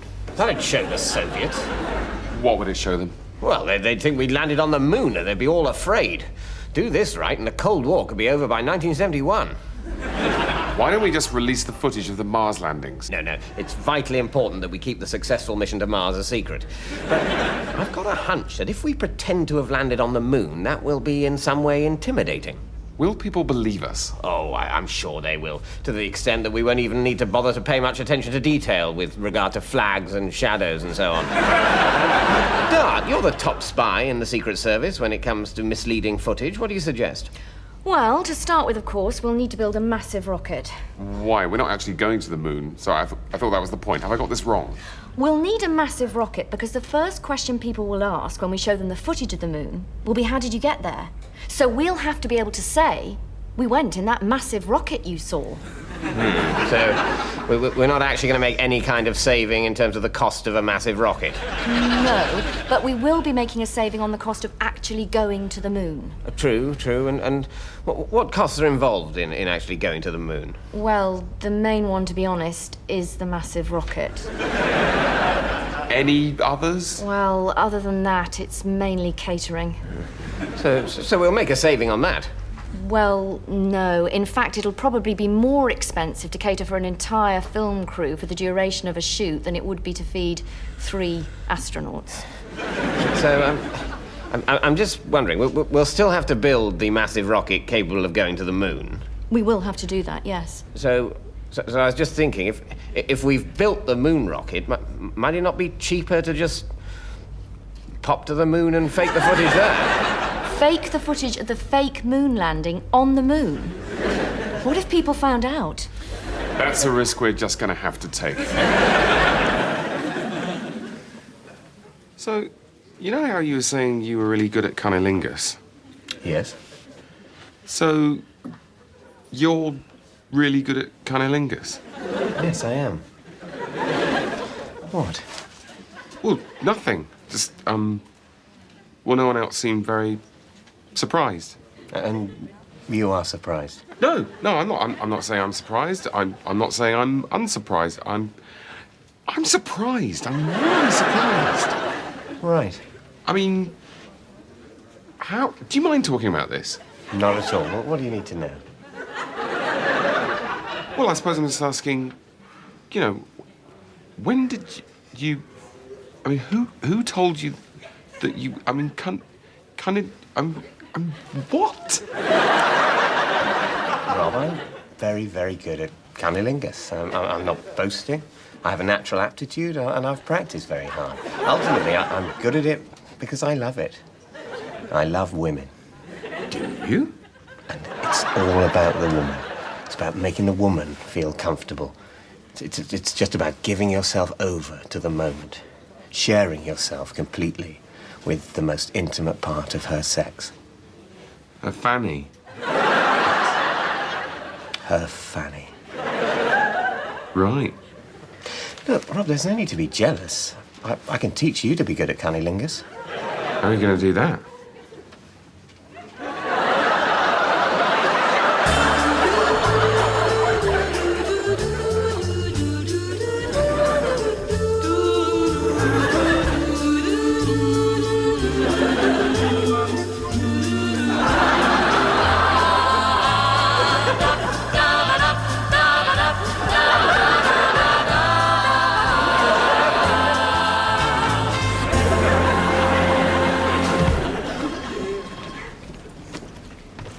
Sorry, Mike, could I have a quick word? Yeah? Just in my office, if you don't mind, not in front of everyone else. A bit private. Okay. Just come on in.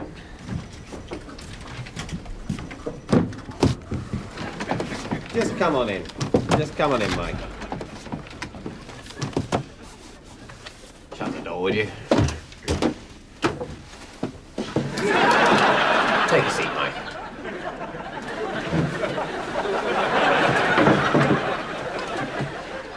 Actually, I'll stand. Fair enough. Now, Mike, I'm afraid it's been brought to my attention that I can't really look you in the eye because of the plant. Why did I stand? Actually, tell you what, I'll come round.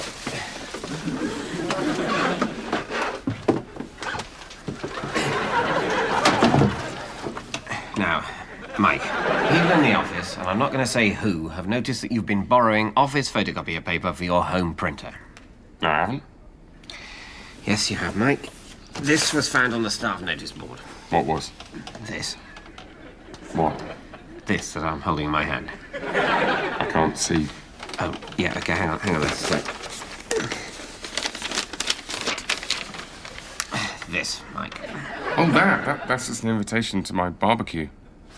Yes, it is, Mike, and it's printed on paper watermarked with the M3 Digital logo, who A, supply laser printer and photocopier paper to this office, and B, do not supply to the general public.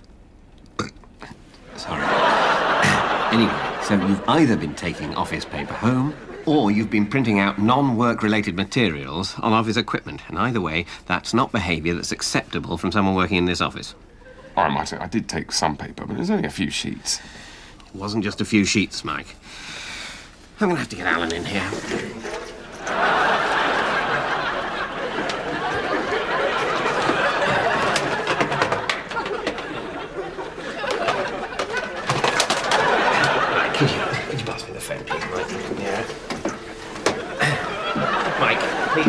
phone? Yeah, I Mike. can't really get to them. Alan, could you come in here, please?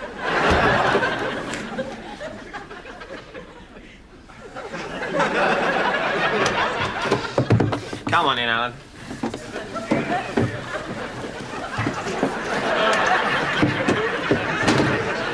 Martin.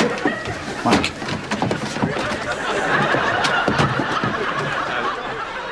Now, Alan, could you please tell Mike what you told me? Mike, I saw you take 3 reams of paper from the photocopier last Thursday and put them in your car. Oh, shit. Don't worry, Mike. It's not a serious offence. I've not called you in here to sack you. Just relax. It's not even a warning. It's just a pre-warning warning. Okay, sorry, Martin. It won't happen again. Oh, no hard feelings, Mike. Just get back to your desk and get those orders coming in. Will do. Oh, and Mike, I'd love to come to your barbecue on Sunday. Okay, see you then. Oh, Alan, would you mind staying? I've got some stuff through from head office I'd like to discuss with you. Sure, Martin. Bye, Mike. See you Sunday. Bye. Bye, Mike. See you, Aaron. Bye.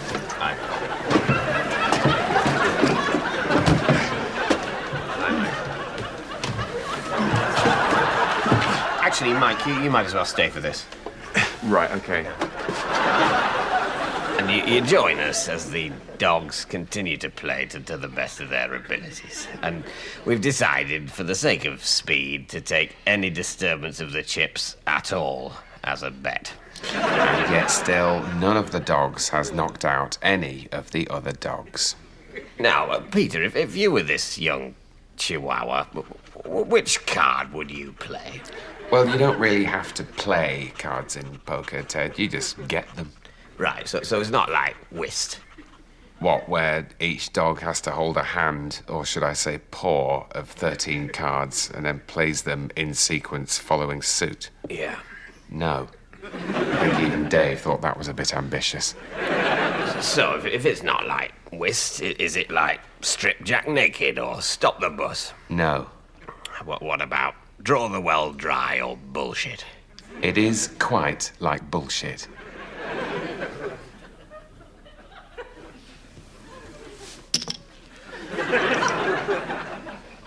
Now, that St. Bernard seems to be getting the hang of it. Is that a St. Bernard? I don't know, Ted. I don't know anything about dogs. Neither do I, Peter. And I don't know anything about poker either. What I know about is snooker. Well, then, you shouldn't have tried to finger Hazel. I did not finger Hazel. I didn't say you fingered Hazel. I said you shouldn't have tried to finger Hazel. Lesbian. No, it is a St. Bernard. Have you got any old, unwanted, or unsecured plutonium just lying around? If you send it to Cash for Plutonium, you can turn it into cold hard cash. I had some plutonium left over from the Cold War. I wasn't expecting to get much cash, but Cash for Plutonium sent me lots of cash. For my plutonium! Your old, useless, and unwanted plutonium could be feeding mankind's never-ending appetite for self-destruction. Just pop your plutonium into this totally secure envelope, post it to us at the address on your screen, and we'll send you some cash. With the cash we got for our unsecured plutonium, we bought more plutonium. Alhamdulillah. If you're happy with the cash we offer, you could be holding that cash within a few days, and more importantly, not holding the plutonium. And I do mean cash.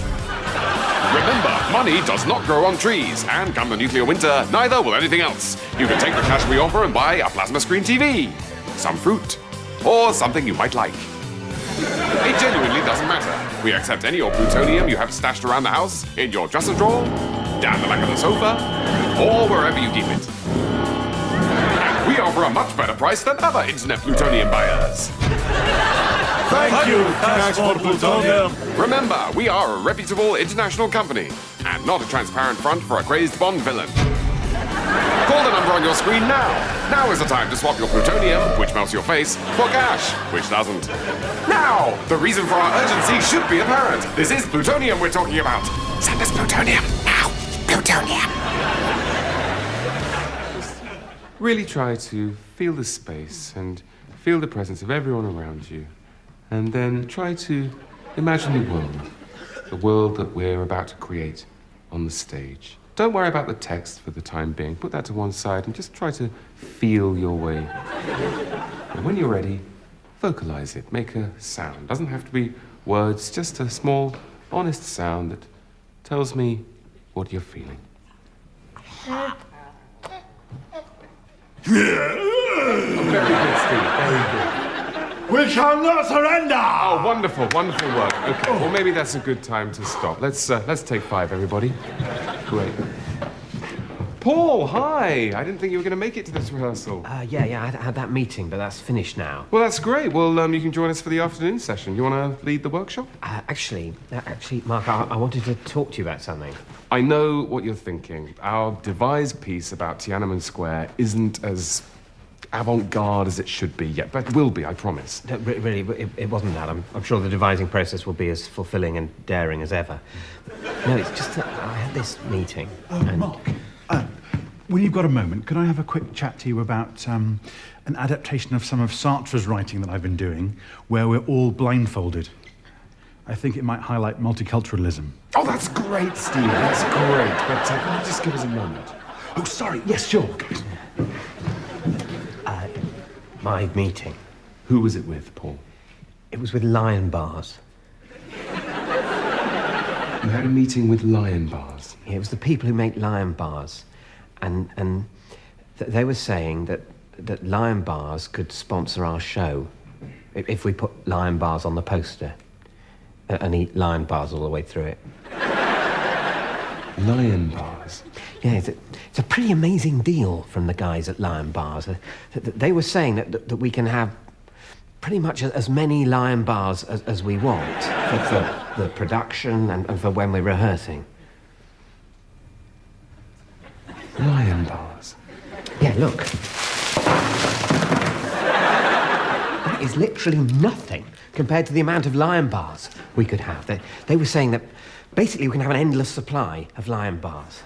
And then if they give us loads and loads of lion bars for the run, like more lion bars than you've ever seen in one place, but then we run out because we've been eating them on stage and you know, in the wings when we're waiting to go on because we like the chocolate so much, well, I could just go back to the Lion Bar building and get a load more lion bars. They've got so many. Paul, we're trying to bring the Tiananmen Square massacre to life, examining its drive and its politics. I just don't think that's going to work if everyone's eating lion bars all the way through. Look how much it looks like a lion's mouth. Oh, no, that one didn't really work, but you get the general idea. Roar! Okay, well, how much money are they offering? Money? Not money, Mark. Lion bars. Lion bars? Not money. What do you mean, not money? Sorry, could I have a lion bar? You can have as many as you like, Steve. They're free. Really? What, free? Yeah, just dig in. That's the tip of the chocolatey iceberg. Wow, that's amazing. That one worked. So, Steve, do you think it would hurt your Sartre play if we were all eating lion bars all the way through it? Will we get free lion bars? As many as we want. I think it would make it brillianter. So, what do you say, Mark? Lion Bar presents a wafer, caramel and crisp rice-covered indictment of Tiananmen Square. Well... OK! Hooray! 1-0 to theatre!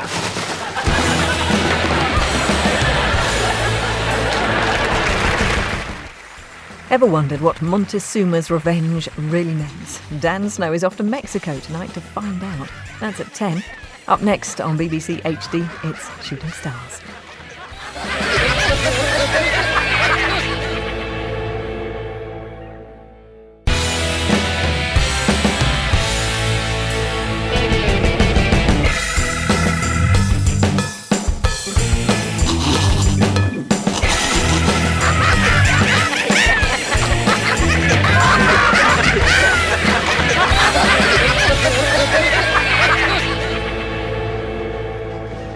Jamie. Hi, Mark Wade, Sunday Times. Yeah, we spoke on the phone. Good to meet you. Okay, so you got 10 minutes with him. Fine. Obviously, he's promoting the new album, and that really is all he wants to talk about. Ah. So he won't be taking any questions about, you know, the stuff he did back in the 60s. Right, only I was going to ask him a few things about... Yeah, I know what you're going to say, but Neil really has been very explicit about this. If you go off topic, he will terminate the interview. He's very serious about the new album. Yeah, but the thing is that most of our readers will be more familiar with him as the first man on the moon. Whatever he did previously, Neil is now a singer-songwriter. Okay, fair enough, but he hasn't stopped being the first man on the moon. Are you going to be unhelpful? I'm not. Look, I've listened to the new album and... well, it's not bad for an astronaut, I suppose. He's a singer-songwriter. How many times? Sorry, if I asked 1,000 people who Neil Armstrong was, I reckon that approximately all 1,000 of them would say he was the first man on the moon. Actually, no, you're wrong, because I'd say he's a singer-songwriter. Okay, imagine I'm an alien who's just landed... You're not tricking me into space talk. I'm not trying to. Oh, God. Imagine I'm someone who's so breathtakingly out of touch that I'm not sure who Neil Armstrong is, and I said to you, Jamie, can you remind me who's Neil Armstrong? What exactly would you say? What I'd say? Yeah? He was the first singer-songwriter on the moon. You're watching the British Emergency Broadcasting System. The alert state is unknown, presumed black. It's 2600 hours and time for the quiz broadcast.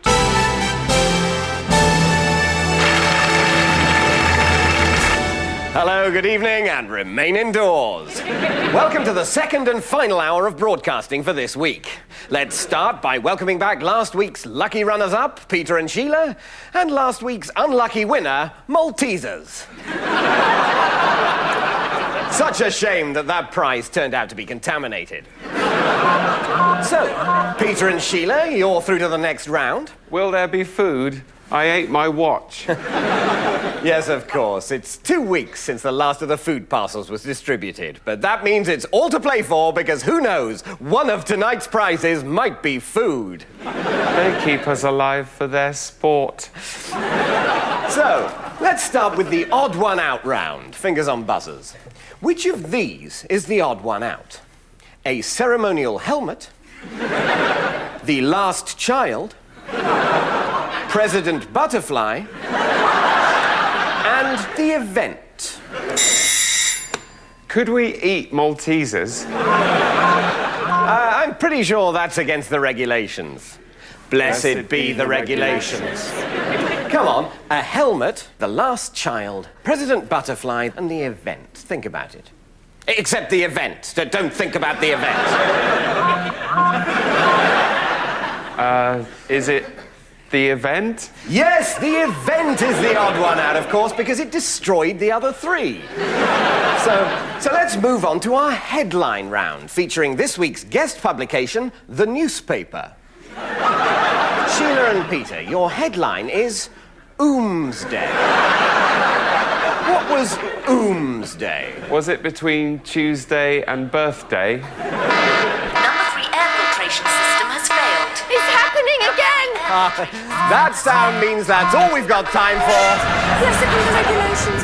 I can hear them in the dark. Well, it seems we're having some technical problems, so while you remain indoors and we send Sheila off to be voltage calmed, here's some music.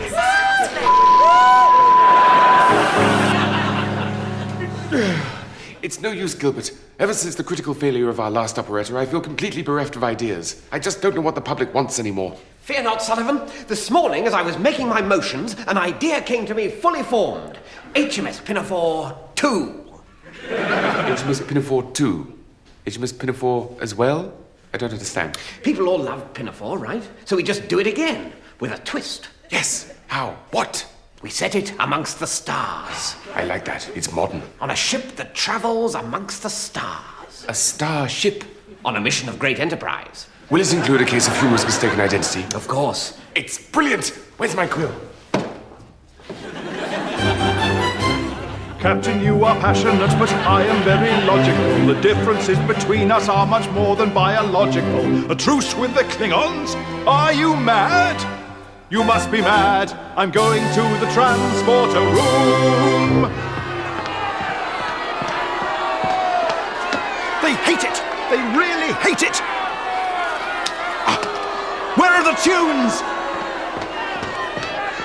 Ignore him, Sullivan. It's your best work. Bargains, bargains, bargains, while bargains last at Diddle-de-Dee. You'll never guess where we've cut corners at Diddle-de-Dee's bumper bargain family-size giveaway. Like this chicken-style oven roaster, just £1.19. These lucky dip tins of textured style afters, just 10 for the price of one. And this 3-litre bottle of fizzy tomato-style drink, only 49p. Diddle-de-Dee. It all goes down the same hole. Daniel Darn-Tooting, the most iconic screen actor of his generation, famous for his blistering historical portraits of Joseph Stalin, Custer, Genghis Khan, and Wilf Lunn. He returns to our screens this year as Skeeg Tash in Tash, a Man of Oil, a towering return to form after the breakdown which saw Darn-Tooting abandon acting seemingly for good on the set of Marty Czar's The Boondock Feuds. 98, take 7.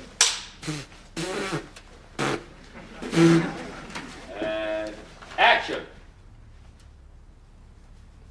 You know, it gets harder to kill a man as you get older.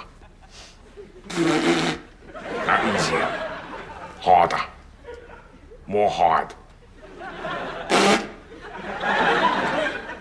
You might think it gets easier, but in fact, the opposite is to just get this off me! Get this thing off me! Get it off me! Get it off me! Daniel Darn-Tooting, it's a great pleasure to see you back at work. Thank you. Now, before we talk about the film, Daniel, your breakdown. Yes. I can't put a finger on precisely what happened there. Obviously, the character I was playing in Boondocks. Bill the Pirate. Yes, he was a dark character. In many ways, he was very... So it wasn't just because of the moustache? What makes you say that? The footage of you physically tearing it out of your face by the roots. No, that was... Oh, that! No, that was... I was very tired. Tired, ill, sick. Sick and tired. You were sick and... Could I get my glass of milk, please? But you're fine now. I'm fine now, yeah. You're not going to suddenly go spare? Spare? Because of the new moustache? Yeah, no. Oh, no. No, this one won't... this one doesn't think that I'm... no, thank you. No, thank you. I like it. Thank you. Is it for a part? Excuse me. Yes, it's for, Skeeg. Skeeg Tash. Skeeg... Shh. And is it glued on, or...? No, it's sprout. It growed on. It's grown, I should say, on my upper lip. It's good, it's big. Yep, they grew them big. Yep. Thank you. There's your milk. Yep. I think I'll actually save that for him. Drink the milk. I don't really feel like it. You asked for the milk. Yeah, of course, yes. I think I'll... My milk?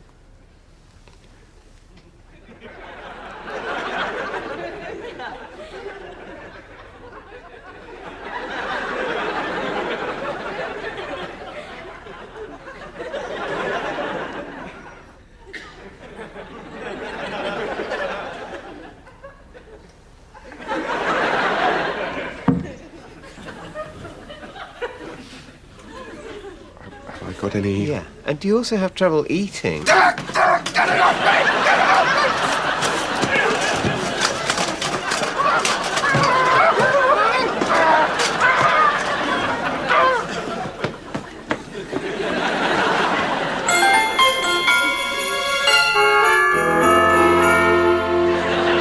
Thank you so much for coming. Happy Christmas. Merry Christmas. Merry Christmas. Ah, Hennemore, before you go, I've got a bit of a Christmas favour to ask you. Oh, little donkey. Help yourself to a prawn Christ and come with me.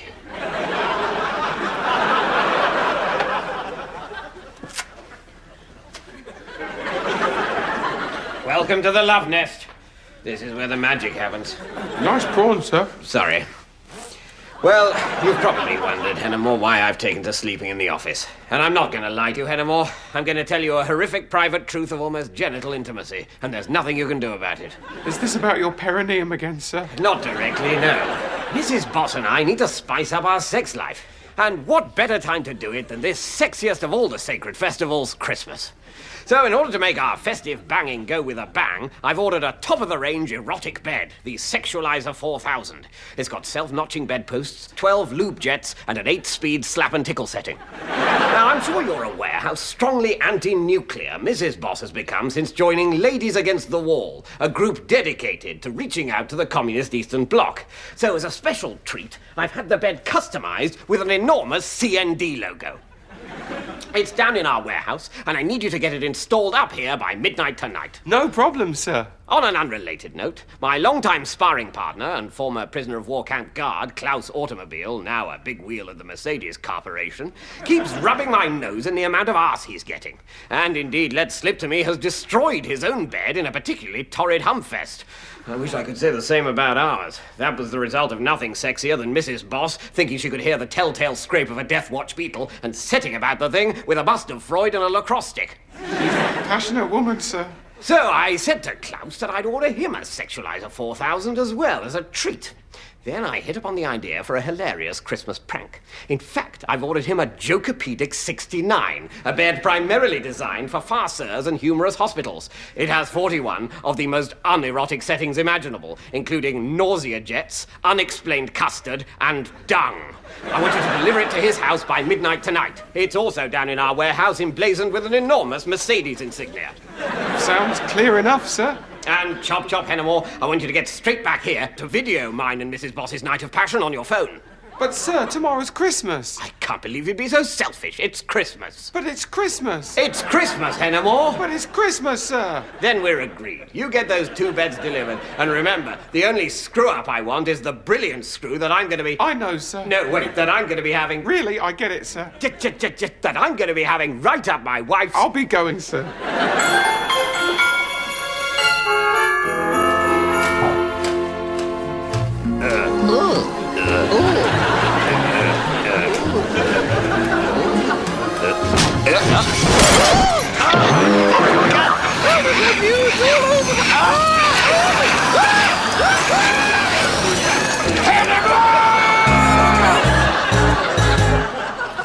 Chocolate Mitchell? No, thank you. Chocolate Mitchell. Chocolate what? Chocolate Mitchell. It's a biscuit named after me. Why? Well, I thought it was about time I had a biscuit named after me. I mean, Garibaldi's got one. Mr. Richard T's got one. Why not me? But it's just a bourbon biscuit. No, it isn't. I don't know what you're talking about. Yes, it is. It's a layer of chocolate fondant sandwiched between 2 dark chocolate biscuits, exactly like a bourbon. No, it isn't. It's different. It's nicer. Bourbons are horrible. Well, that's lucky, because this isn't a bourbon. What, because you scraped the word bourbon off the top and scratched in Mitchell? No, carved, do you mind? Hand-carved the word Mitchell into the top. And anyway, this is a prototype. Soon there'll be 2 of them when my craftsman's finished carving the other one.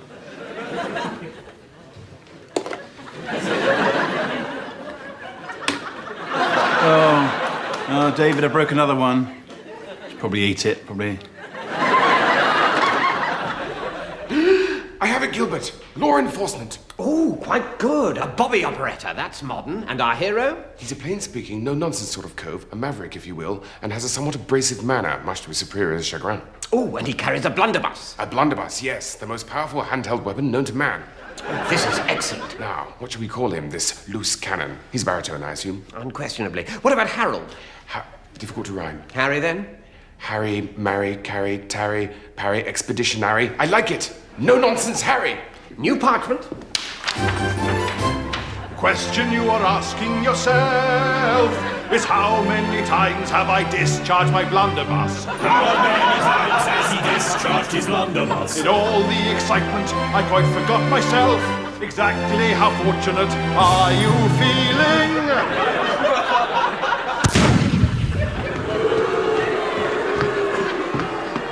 They hate it! And this is really loud! Hello there, I'm Donny Cozy, and I hope you'll join me for a prayer and a pint, which this week celebrates its 500th episode from the beautiful city of Tokyo in Japan.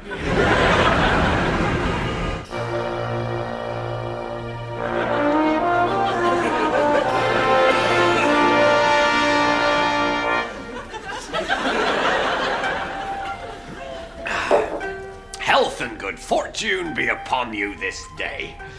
And do you know who said that to me this morning? My toilet. And I'm sat here now with the inventor of that toilet, Professor Yoshida. Yes. Tucking into something you might not normally associate with a Japanese restaurant. Pizza. Now, Tokyo.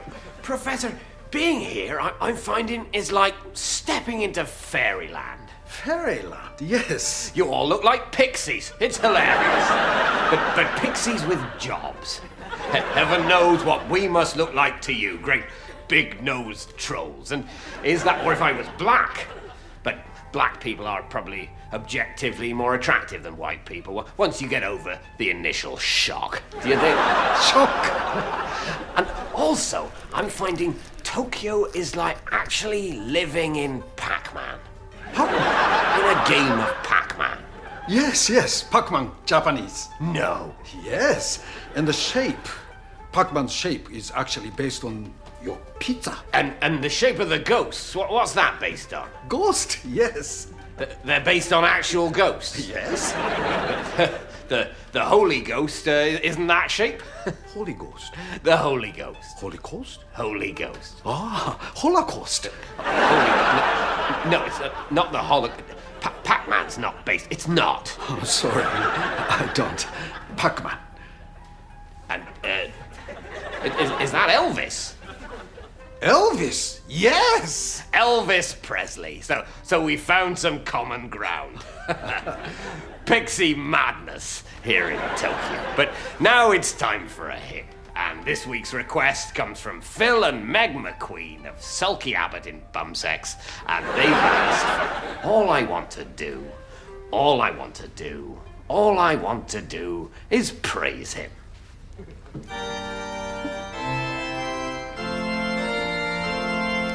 All I want to do, all I want to do, all I want to do is praise him. All I want to do, all I want to do, all I want to do is praise him. What do I want to do? What do I want to do? What do I want to do? Praise him. Who do I want to praise? Who do I want to praise? Who do I want to praise? God. That's us. Bye. We've all got gadgets coming out of our ears. iPods, sat-navs, an electrical item for every job. To many, it must seem like we're living in the future. But to others, the cry has always been, well, if this is the future, then where's my jetpack? Well, today, those people will definitely have a smile on their face. The fastest-selling item ever to go on sale, over 3 million jetpacks have been sold in the last 24 hours. The manufacturer, the Jetpack Company, has soared into the record books, a real success story in a depressed market. I'm here with the inventor of the jetpack and MD of the Jetpack Company, Mark Pelmer. Mark, you must be absolutely over the moon. It's been incredible. It turns out the whole world's just been waiting for the jetpack to be created, and even with its hefty price tag, every man and his dog has gone out to buy one. And what do you say to those people who suggest the jetpack is dangerous?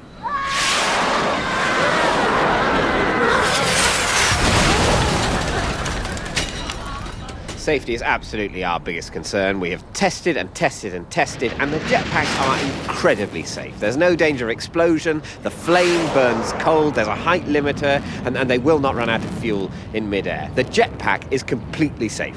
And what about the people using them? I couldn't possibly comment. Well, now, Mark, I can't let you go without asking, can I have a go? Of course. Let's take a flight together. Pete Philpott, signing off. Let's go.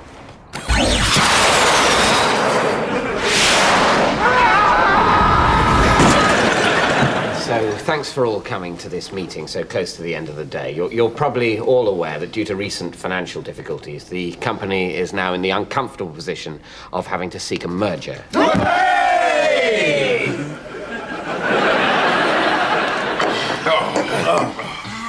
Right.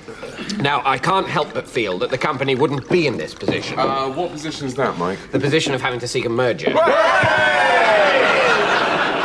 Mike didn't drink. Really, this isn't the time. Down it! All right.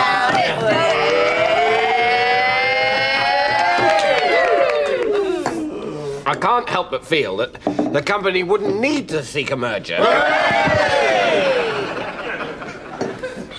If we hadn't adopted, as company policy, the idea of downing a glass of rare vintage claret every time someone says merger. It seriously affected our efficiency, and because of the cost of rare vintage claret, our cash flow. I didn't say merger. You did say cash flow. Cash flow? Now, new policy. As well as drinking claret every time we hear the word merge. Now, we drink 25-year-old scotch every time we hear the word cash flow. 25-year-old scotch? But that'll affect our our balance sheet. Balance sheet as well. Vodka shop. No one told me this. Didn't you get the memo? We don't drink on memo. We've never drunk on the word memo. Guys! You said it twice. It's a miniature of Drambuie when you say that word. No, it's all right. I didn't say memo. I can't be bothered to discuss this now. But besides, it's gone 5:30. It's the end of the day. We can talk about the merger. Oh, God.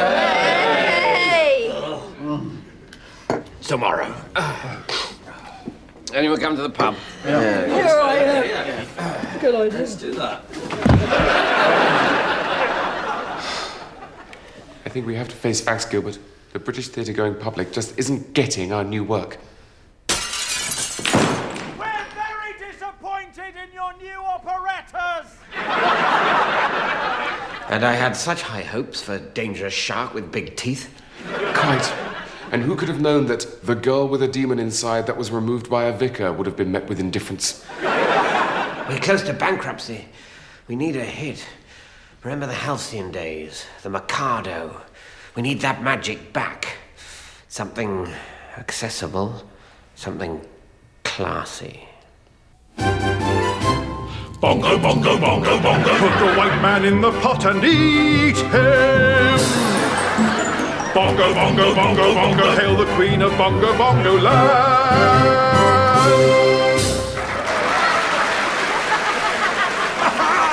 A hit! Finally a tune you can hum! Bongo, bongo, bongo, bongo, bongo. You don't think we've somehow cheapened ourselves? Nah. All right. Next question. And it's to Louise. Louise fielding this one. Are you ready for this, Louise? Richard, listen up, of course, because you'll get the chance to steal this if Louise falters. But she may not. Let's see. Louise, answer me this. It's in the category of people. People is the category. Are you good on people, Louise? Well, let's find out. In the category of people, This is to Louise, initially. In People, which person famously set sail on the HMS Beagle in 1831? Which person famously set sail on the Beagle in 1831? Louise, can you tell me? It was... Take your time. Famous ship, of course, the Beagle, carried a famous man or woman in 1831. We're looking for the name of that person. What was his name? Or her name? Think it over. Take your time. The HMS Beagle in 1831. Bit of a clue there, of course. Many people weren't alive in 1831. Most people, in fact. Of those who were, some would have been too old to sail, and some too young. But not this person. What was their name? Can Louise tell us? Yes, Or Charles... will it be thrown over to Richard to do what comes naturally and steal the point? Richard, of course, we know, fond of dogs. This Beagle, of course, not a dog, but, well, the name have caught his attention. Though that won't help him if Louise knows the answer. So, let's find out as we start the clock. There we are. The clock has now started. It's ticking away. Who set sail on the Beagle in 1831? Does Louise know? Can she work it out against the clock? No, the clock, of course, is just a clock. She's got all the time she needs. After all, it's not as if we're on TV. No distractions like that. It's just you, me, and Richard, Louise. Just the three of us, alone on my spaceship, heading inexorably towards the heart of the sun. Because if I've got to go, Louise, if I've really only got 6 months left, like they say, and if all my billions can't buy me a moment's more time, then, well, two things. One, I'm not going alone. And two, I'm making every second of those remaining months last as long as I possibly can. So, once again, the HMS Beagle set sail in 1831. Which famous person was aboard? Darwin! It's Darwin! Darwin! While she's thinking that over, let's take a look at the scores. Richard has 14,821 correct answers. Louise is on 12,968, so everything to play for. The Beagle, 1831. Just a few minutes left to think it over, Louise, before I ask you for an answer. Certainly no more than 10. Half an hour tops. The comedy continues here on BBC HD this evening. Shooting Stars is up next, and then at 10, we're live at the Apollo with host Ed Byrne. Stay with us.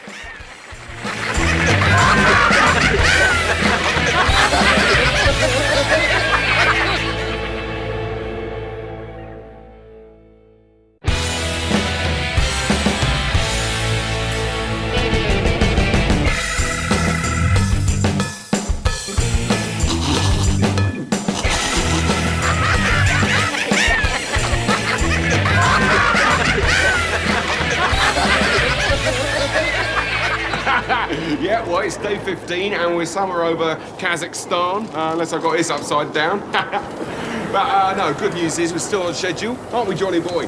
Hey? Yes, chef. Yeah, me and Johnny got this whole sous chef thing going on. Oh, let's put that down there. Ah, yay! I don't know, we've done some mad shit in the past, but this really takes... My name is I know, God. My name is Philip Phillips. I design stationery for W.H. Smith. I think this man means me harm.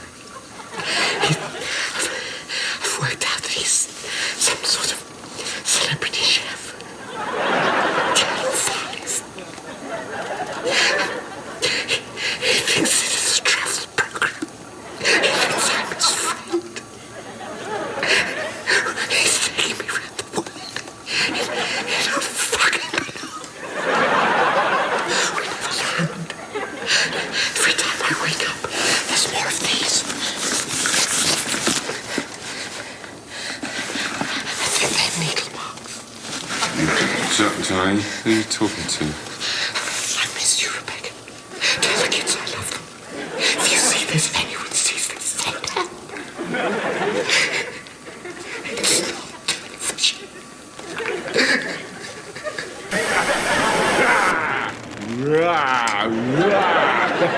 Hey! Hey! What do you reckon? Где ты нашел эту кассету? На месте крушения, Шара. Куда там Чарли Бурману? She's always coming over to my desk to get a pencil and, you know, brushing against my shoulder and smelling my hair, and it just makes me feel very uncomfortable. So basically, you're accusing Claire of sexual harassment in the workplace? No, well, sort of. Well, let's get her in here, see what she has to say about it. Oh, I don't think that's Claire, can you come in here, please? I'll have to call you back.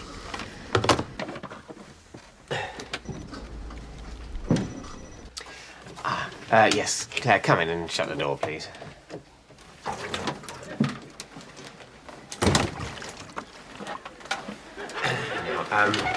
Claire, this is a little bit delicate. Mike says that you've been a bit inappropriate in the office. What? What do you mean? Well, it sometimes feels... I feel a little bit uncomfortable sometimes with the touching. Well, yeah, I'm sorry, genuinely. I thought I was just being, friendly. There you go, Mike. She was just being friendly. And from my point of view, I don't know what you were complaining about. Martin? I know this seems like a lot of fuss about nothing, but I honestly think if I were a woman... Oh, yep, come on in. Oh, I'm really not comfortable with... Mike, it's fine. They're just doing something with the wires in the ceiling, and none of them can speak any English anyway. Sorry.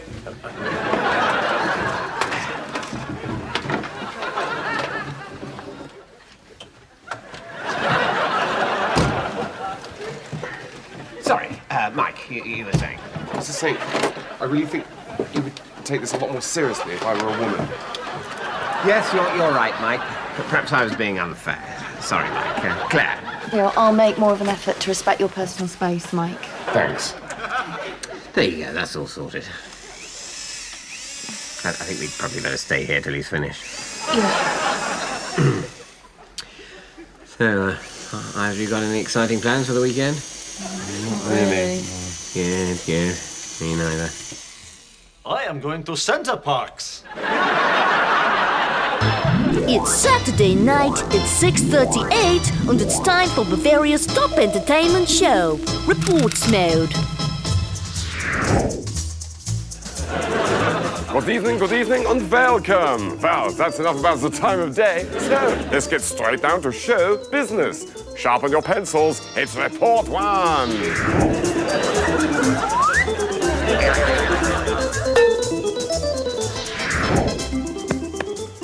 Tickety bonk. Stable at 5.6. 0.2 above the arithmetic mean, so hearty-farty. Now, hold on to your helmets as we head down to the quarry for Report 4.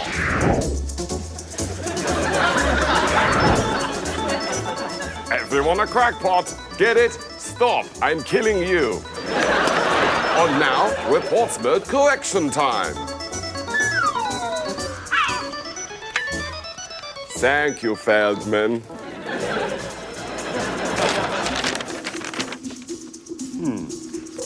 Of course, as many of you spotted in last week's Report 2, Cell DS should have read moderate. Honky tonky. So, let's take a break from all those reports to see how we at Reports Mode are doing in efficiency. Levels have been maintained as they always must be. Isn't that right, Captain?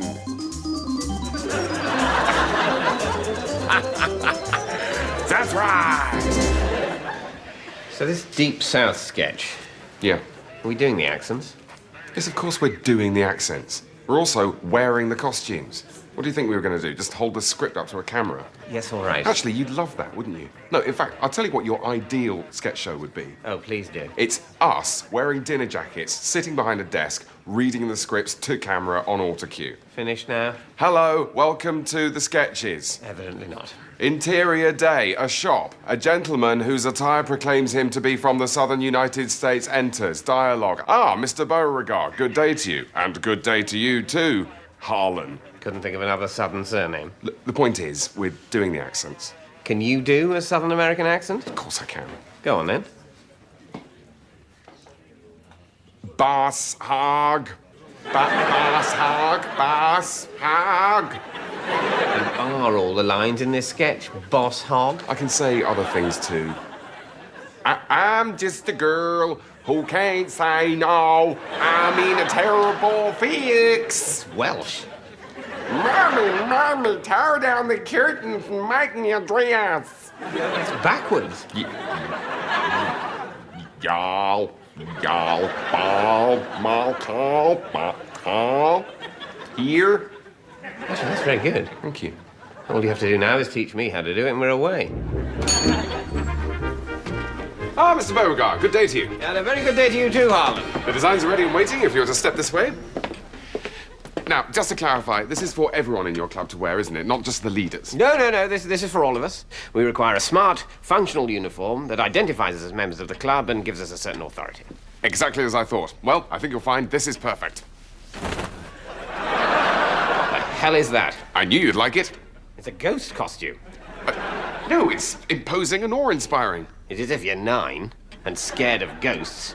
Otherwise, it's a big nightie. I think you're being very unfair. And what's this all about? The pointy hat? It'll make you look taller. It will not make us look taller. What it will make us look is pointier. But you specifically asked for a pointy hat. I meant like a tricorn hat, like a highwayman, not a Rapunzel hat. Look, well, just try it on. That's all I ask. Once you see the effect. Oh, terrific. That's the perfect finishing touch, that is. Would you say you have an unusually small head? No! All right, fine. I can cut eye holes. Eye holes? It'll increase your mystique. Harlan, perhaps you're under some sort of misapprehension. My companions and I have banded together to promote the resurgence of the Confederacy and subjugate the insolent slave race, not to go trick-or-treating. And what's this? KKK? It's the initials of your society. The initials of the Confederate Campaigners Club? No. No, of course not. It's, I came up with a new name for you. We don't want a new name. Yes, you do. Mine's much better. What is it, then? What is it? It's the...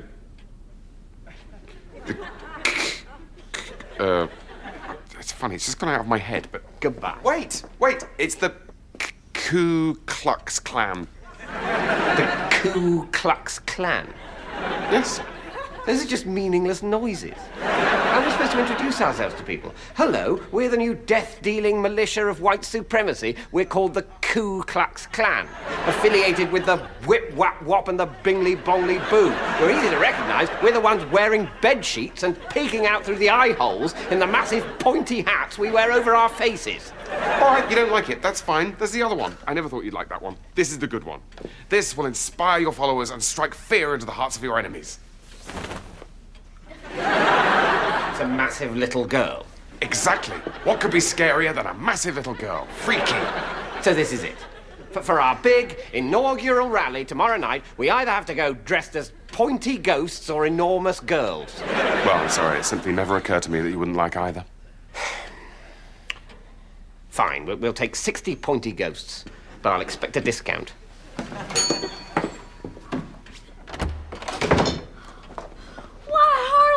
You did it! You'll make those bigots look like twats! We said we're not doing the accent.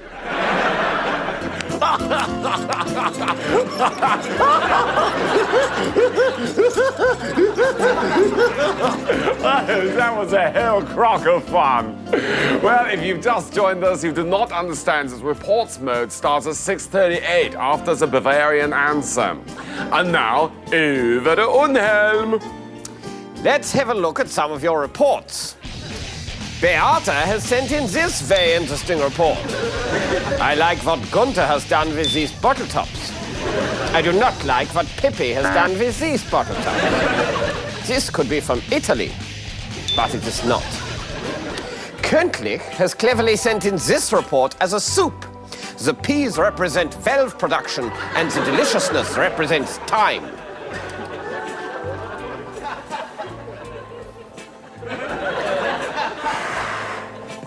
Reports mode will be back after 22 cows.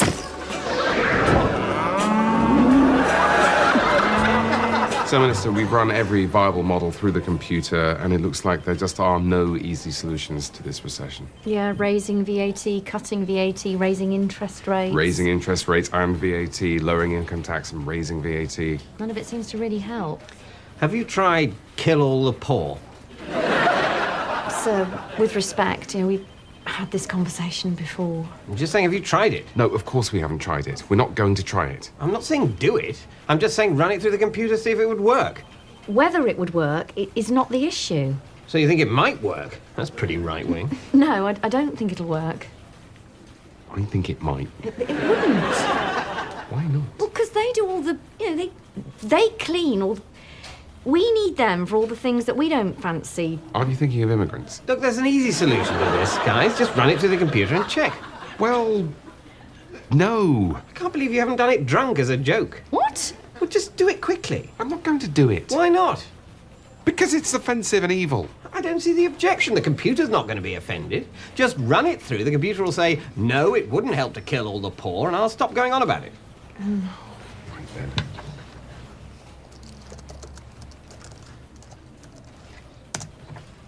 There. See? Satisfied? Have you tried raise VAT and kill all the poor?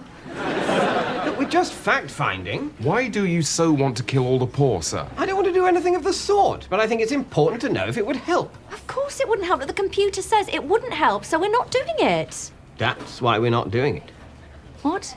That's the only reason why we're not doing it. Bloody hell, now I'm offended. I'm sorry. I shouldn't have asked you to run that through. It turns out if it had come out positive, you'd have started work by now.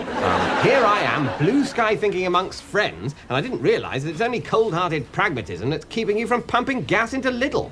I'm confused, sir. Look, just because a computer says that killing all the poor will help the economy doesn't mean I'm going to do it. It's morally wrong, Anne. That's why we can run it through the computer, because we know whatever it says, we're not going to do it. That's the page I'm on, Anne. Are you going to burn the book? No. We were pretty sure that child brothels would help with arts funding. But does that mean we did it? No. Never got beyond a pilot scheme in Yeovil. You're quite right, sir. I'm sorry if I, in any way, cast aspersions on your commitment to the sanctity of all human life. It's all right, guys. I think it's pretty clear what we need to do. Shave 0.5% off interest rates, shore up the pound, keep VAT steady for now, and round up all the dwarves. Yes, Minister. You're watching the British Emergency Broadcasting System. The time is slipping inexorably away. And to help with that, as usual, it's the quiz broadcast. Hello, good evening, and remain indoors unless infected. Hopefully not infected are our 3 contestants tonight. I'm infected. Bad luck, Professor. And our other contestants are Peter, who you may remember. Hello. And Sheila, who you're also permitted to remember. Yes. And Sheila, when we last saw you, you were being taken off to be voltage calmed. Is that right? Yes. How was it? Yes. That's great. Yes. Is it true that you can only say yes now? Yes. Were you answering me, or did you just say that because you can only say yes? Yes. So you can say other things? Yes. That's priceless. That really is TV gold. Please do not attempt to use this program as currency. Barter is forbidden and punishable by exposure. So, our first round, as ever, is the quiz round. Fingers on hands, please. And that's the alarming alarm. Do not be alarmed. It means it's time for a music round. Have a look at this clip. I can't. Yes. Beautiful. But that's enough about our star prize. I bet you'd like to win that, wouldn't you, Sheila? Yes. Change the bloody record. Is the name of our music round. So let's bring on the bloody record. What is the link between the bloody record and the event? Is it A, unknown, B, known but prohibited, or C, yes? Sheila? Yes. Do you mean C? Yes. Bad luck, Sheila. So close. But the answer is, of course, A, unknown. Yes. Happy birthday, happy birthday, happy birthday to us. That's right, Prayer and a Pint is 41 years old this week. Hello there, I'm Donny Cozy, and I hope you can join me for this very special Prayer and a Pint, which this week comes to you from the beautiful city of Tehran in the east. Mention Iraq to most people, and they'll probably think of those Indiana Jones type fellas on the news. But there's also a lot of skiing here. But that may be because, as Azid down here has just kindly pointed out to me, Tehran is in fact the capital of Iran, and not in Iraq at all. Which may explain what's happened to Sherry Lungi and Max Headroom, who I was hoping would be joining me for this week's show. But I'm very happy with the company I've got here, and there's no mistaking what I'm tucking into. Something you probably wouldn't associate with Tehran.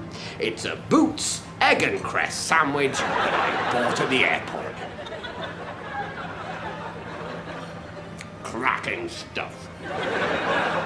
And here, of course, is me birthday pint. Yalla, yalla, lads.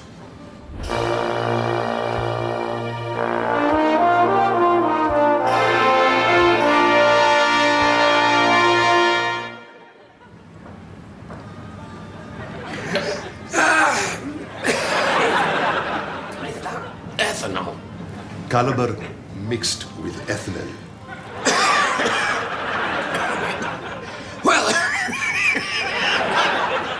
Well, now it's time for a hymn. And our request this week comes from Phil and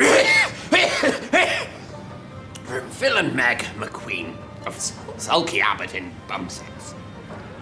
And they've asked for all I want to do, all I want to do, all I want to do, who is praise him.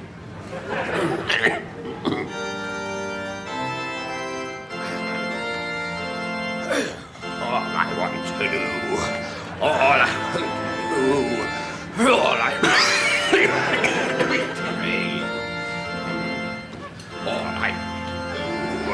all I want to do, all I want to do is... What do I want to do? What do I want to do? What do I want to do? Praise him. Who do I want to praise? I want to praise God.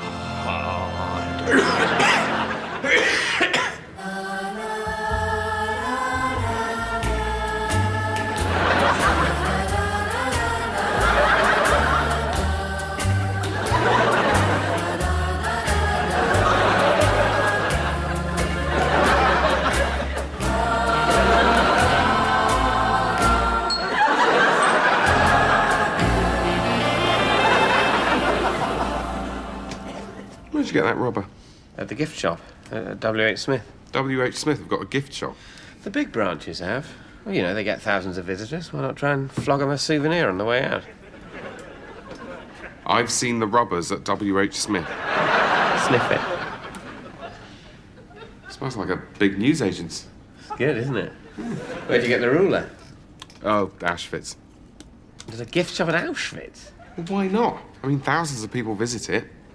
You know, I got this in a poster. A poster? And a hot dog. God. Well, what do you expect people to do at Auschwitz? Starve? But still, fast food. Bit insensitive, isn't it? Oh, for God's sake. Look, it's just a hot dog kiosk in the car park. It's not some bloody great drive-through with Arbeit macht fries written on it.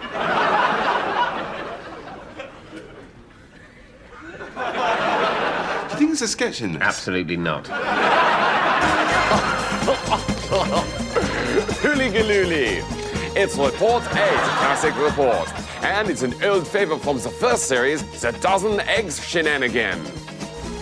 A dozen eggs are labelled 0 to 11 to confuse the housefrau. Will she complain to the grocer? She does not. End of Report 8.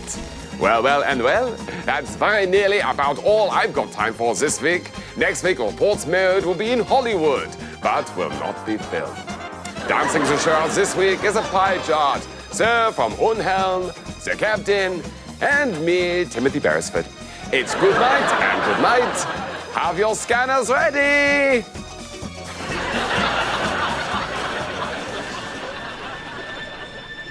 My first day as a barrister. And I just don't know if I'm going to be any good at barristering. Perhaps I can help. Where did you come from? Were you hiding behind that pillar? No. Now, here's my advice. Take these and drink them. But no buts, just drink.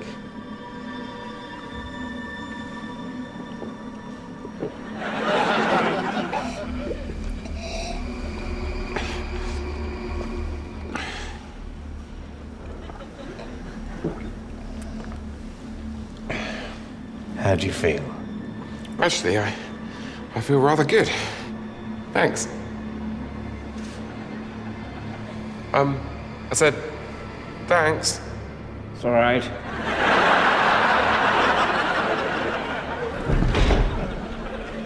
Yes! I got that guy off that vicious sex murder, even though he obviously did it. Have you been there the whole time?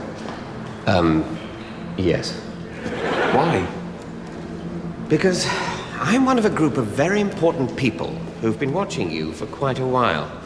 We have great plans for you, which is why earlier I let you in on one of the world's greatest secrets. What secret?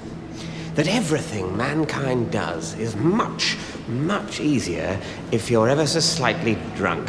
That sensation you get between half and three-quarters of the way down your second drink of the day, when you've just taken the edge off and feel that anything is possible. How did you feel after that wine I gave you? Like anything was possible. Exactly. Come with me. Welcome to our secret headquarters under the head offices of Oddbins. What is the point of the blindfold if you just tell everyone where we are? Sorry, forgot. But then again, I am slightly drunk, as I hope you soon will be. Who are you people? We're a group bound by the creed that humanity is better and more noble after very nearly 2 drinks than at any other time. We've been around for centuries.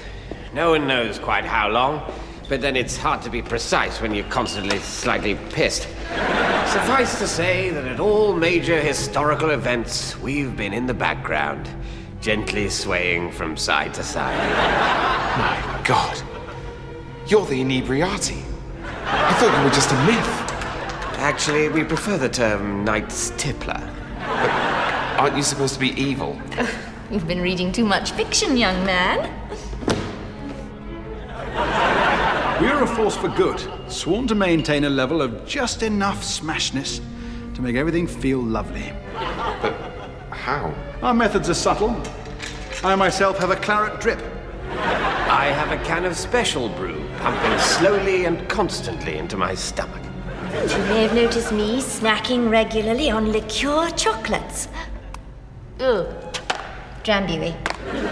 And Malcolm over there is about to administer himself with one of his hourly Cointreau enemas. Bottoms up! Are you sure you aren't evil? We may have made one or two mistakes. It's basically our fault that if you press delete in Microsoft Word, it puts the entire document into 8-point Times New Roman, whether you want it to or not. But overall, we come out very much in credit. What do you want with me? Today's youth is all binge-drinking maniacs and tight-ass teetotalers. And that will inevitably lead to a whole new generation of Stalins and Hitlers. Will it, though? Yes! Which is why we need fresh, young, lovely, slightly drunk people like you. After all, no gently drink-wobbly person could ever commit genocide. They'd be too busy buying crisps or trying to remember the Oscar-winning films of the 70s or just having a small nap. With our backing, you'll be president of the world in 10 years. The only condition is that you must never, ever have any more than slightly less than 2 drinks. Never? Never. Beyond that state of mildly intoxicated perfection lies drunken madness, third pints, kebabs, and destruction. So, what do you say?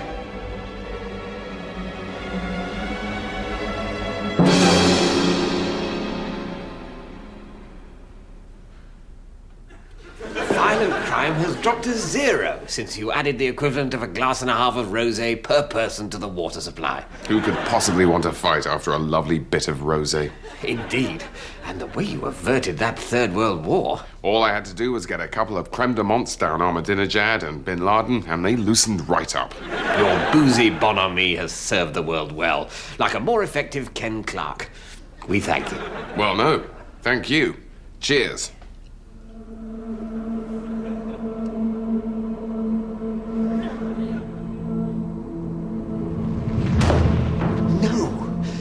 You finished your second drink!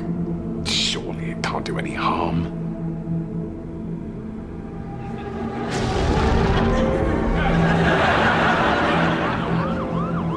Whoops. You know, a man with access to nuclear weapons really should never get a bit fighty. You tit. Might as well get shit-faced now.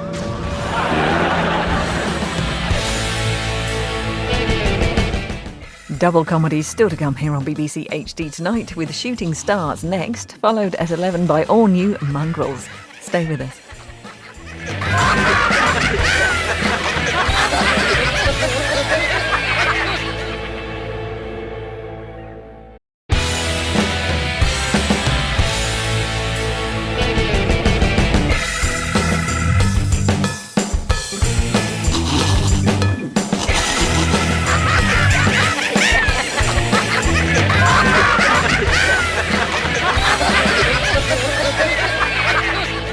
Debbie? Debbie! I've come to read you a poem I've written. All right, whatever. Oh, Debbie, I wish my words could fly from my heart into your... My friend, you'll never find a lady's favour with paltry sentiments such as these. If you wish to win this woman's heart, you must reach out and speak unto her very being. But I never know what to say to her. A lover must speak with audacity, with passion, with courage, with wit. Your words climbing on each other's shoulders, surmounting the cool night air, and then tumbling gently into her ears. How do I do that? Perhaps I can teach you. Alors, return to your battlefield of love and repeat after me. Oi, Debbie! Oi, Debbie! Louder, she is watching EastEnders. Oi, Debbie! What do you want? And so the dance begins. Tell her you want her to stop being such a bitch. I want you to stop being such a bitch. What? She looks annoyed. Ah, but she has turned off the telly. You have her now, mon ami. Ask her if she's bloody coming out or what. Are you bloody coming out or what? Now spit. Bravo. Out where? Well, there's a great new play on at the National, actually, so we... Oh! Idiot! Did you say a play? Are you queer or something? No, I said I've got these tickets for the X Factor live tour. And what makes you think I want to go with you? Tell her because she loves it. That doesn't even make sense as an answer. Do it. Say because you love it. Because you love it. I beg your pardon? Now call her a dirty girl. Oh, that's just sexist. No, she will think it is cheeky. You're a dirty girl. Oi, you cheeky bastard. Ask her if she'd rather you gave the tickets to Carrie Richards instead. Would you rather I give the tickets to Carrie Richards? Who the hell is Carrie Richards? Who the hell is Carrie Richards? She's a girl you got pregnant 18 months ago. She's a girl I got pregnant 18 months ago. You'll give them to her instead of the child support. That's terrible. What's terrible? Nothing. Look, I'll be down in 5 minutes. I just got to put some makeup on. Tell her she needs it. I'm not saying that. You need it, you ugly cow. You are such a cheeky git. Come up and I'll call us a minicab. All right, but you're paying. Yeah, all right. Allez, mon braves, a pigeon. It is nearly in the pot. Actually, you know what? I mean, thanks for the help and everything, but now I've talked to Debbie, I'm not sure if I really like her that much. She'll be all right for the night. I'm not really into that kind of relationship. I think she might have some self-esteem issues, allowing herself to be treated like that. What the hell? I don't even do... You coming in or what, you gormless bastard? Actually... Ooh, nice candy, thank God. Oi, naughty boy, let's at least get a line in first. You wipe, you disinfect, you bleach, but don't let your guard down for a minute. If your children get dirt on them, they'll explode. When it comes to being careful, you can't be too careful. And that's why Cleanlinol protects against absolutely all germs. And that's a promise. Which means you can be confident that your children are protected against bad humours, miasma, and fresh air. And free to enjoy life the healthy way.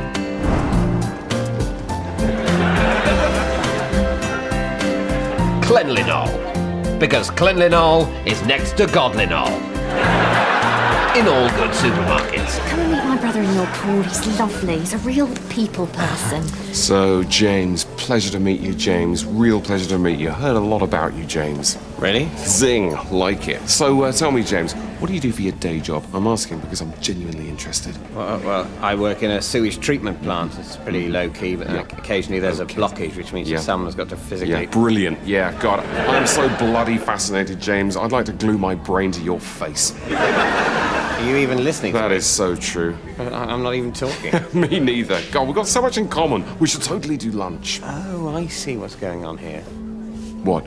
You think you're good with people. Sorry. It all makes sense, that the fake matiness, the rapey arm touching, the way you keep using my name in a way that makes me feel oddly violated, as if you've just dipped your cock in my drink. Sorry. It's called people skills.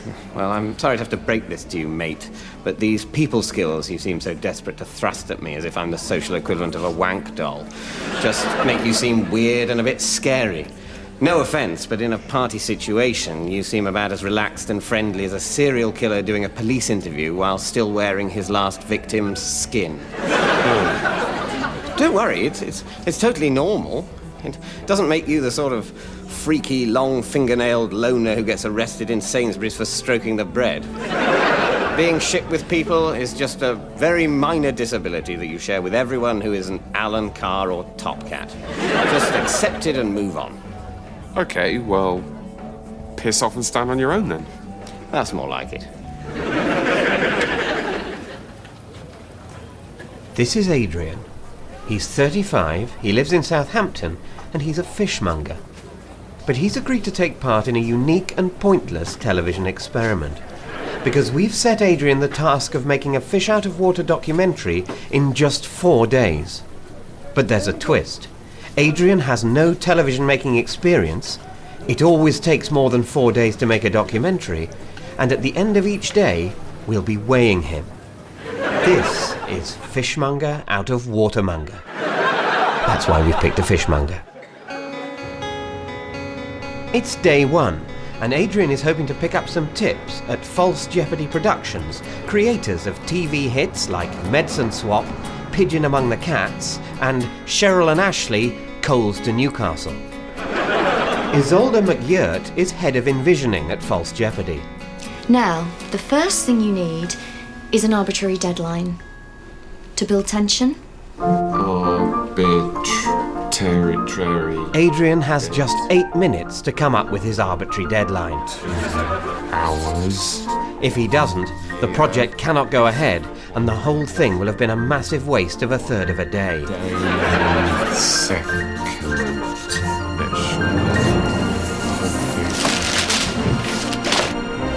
In the nick of time, Adrian has come up with his arbitrary deadline. But there's a problem.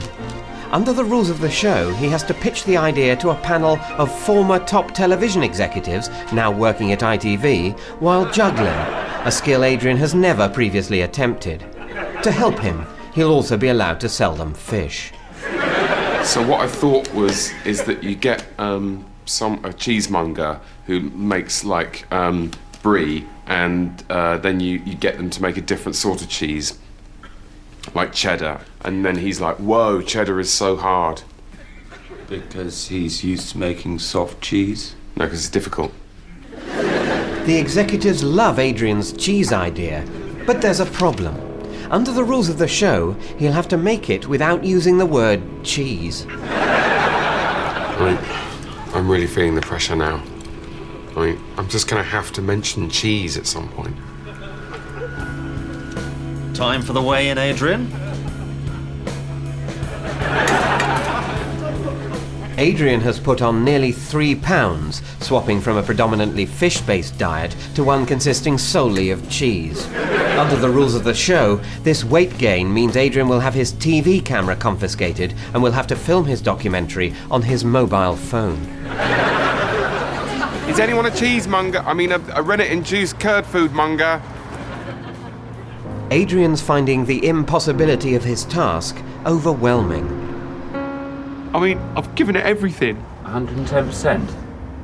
No, that's impossible. I mean, I've just... Cry.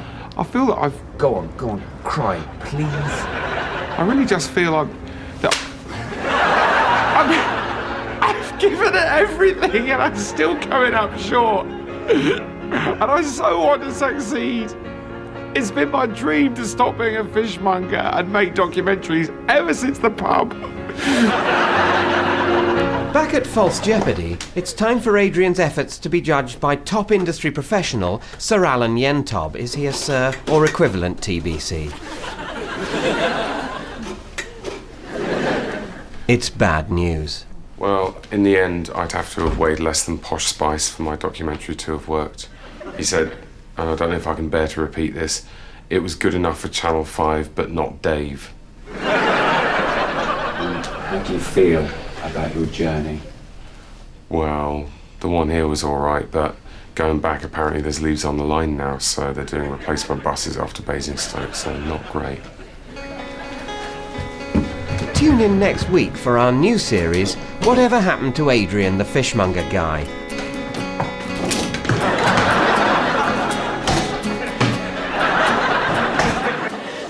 So I've been catching up on my DVD box sets. Oh yeah? The Wire? No Blackadder. I'm further behind than you think. Which reminds me, I really must watch the young ones before one of them dies. Yeah. I love Blackadder, but I have to say, I think the last joke in Blackadder Goes Forth really falls flat. The last joke, so that's... But when they're all going over the top into no man's land, and it looks like they've got shot, and then it cuts to this visual gag of a field of poppies, and the studio audience really aren't buying it at all. Yeah, I'm not altogether sure that that's meant to be funny. Well, the as time goes by defence. No. I think having made a lot of jokes, I mean, really, a lot of jokes, they felt that they needed to show some heart, that, everything's not about jokes, there are serious things. Why would they do that in a comedy show? Isn't that a bit, here's 2 minutes in the hangover simulator to go with your beer? Well, how would you have ended it? Some big Frank Spencer pratfall over barbed wire into some poo, so the credits roll and they're all covered in poo. Poo? Yeah. What poo? The poo in No Man's Land. There wasn't any poo. It looks like poo. It was mud. Mud poo? It's not my idea, David. I'm saying they shouldn't have done that. It's good that they didn't do that. Where would the poo have come from? Forget about the poo. There was no poo. What I'm saying is that comedy can't all just be talk of poo. News to me. Sometimes you have to show some depth. Do you think we should do that? Well. Kill off Adric, roll the credits over silence. It would certainly stop that bastard saying what the next programme is. No, it wouldn't. Nothing would stop that bastard. And even if it stopped the bastard on BBC Two, it would never stop the bastard on Dave. He doesn't give a shit. As soon as he gets to the poppy bit of Blackadder Goes Forth, he's already split the screen and he's showing highlights of Frankie Boyle's Nan Pussy set in memory of the fallen. I think we really need it, David. I think we desperately need to show maturity with something tacked on and mawkish. Like we care about MS. MS? Doesn't have to be MS. Just people and their relationships and their disgusting problems, like we give a shit or something. That's the mission statement.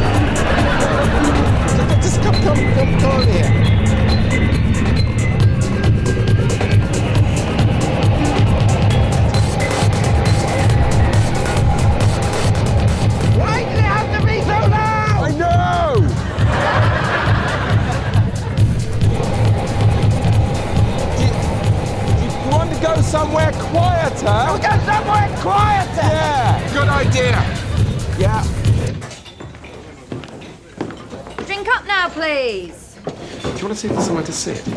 I've called time. Oh, have you? Oh, okay. Is there anywhere nearby? Good night. Are they still... No, shut up. Well, yeah.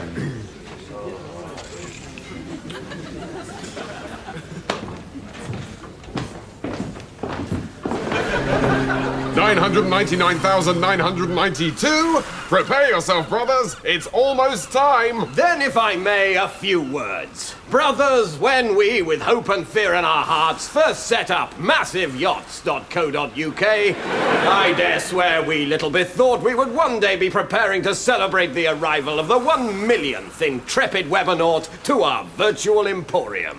999,996? Indeed, and what better spur to our legendary generosity is there than this mathematical milestone? I heartily concur. Brothers, it is once more time to give away a massive yacht. 999,999? Here we go!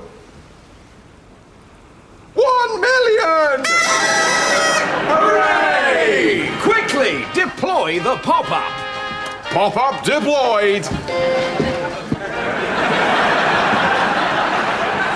Oh, to see their little face now. The initial confusion turning to wonderment and delight as it dawns upon them that the round numberiness of their visit has been justly rewarded with a massive yacht. Oh, that's odd. What? They've closed the pop-up. What? Yes, just closed it. They must have meant to click on it and accidentally hit the corner with the X in instead. What an awful mistake. No. You see, when designing the pop-up, that very eventuality occurred to me. And as a fail-safe, I made sure that the first few times you try to close one, another one pops up even bigger. And yet, they've closed all 19 of them. Why? Do they not want a massive yacht? Who wouldn't want a massive yacht? Maybe they already have a massive yacht. But even then, surely it's just common courtesy to thank us for our generous gift and explain why it must be regretfully declined. Surely, but just to close the pop-up without a word of thanks. It's so rude. Well, we'll offer it to the 1,000,001th customer then, shall we? No, that would just look stupid. The gesture is ruined. Do we even want the massive yacht ourselves anymore? Will it not always be to us a bitter reminder of the ingratitude of man? True enough. Mr. Staybaker, scuttle the massive yacht.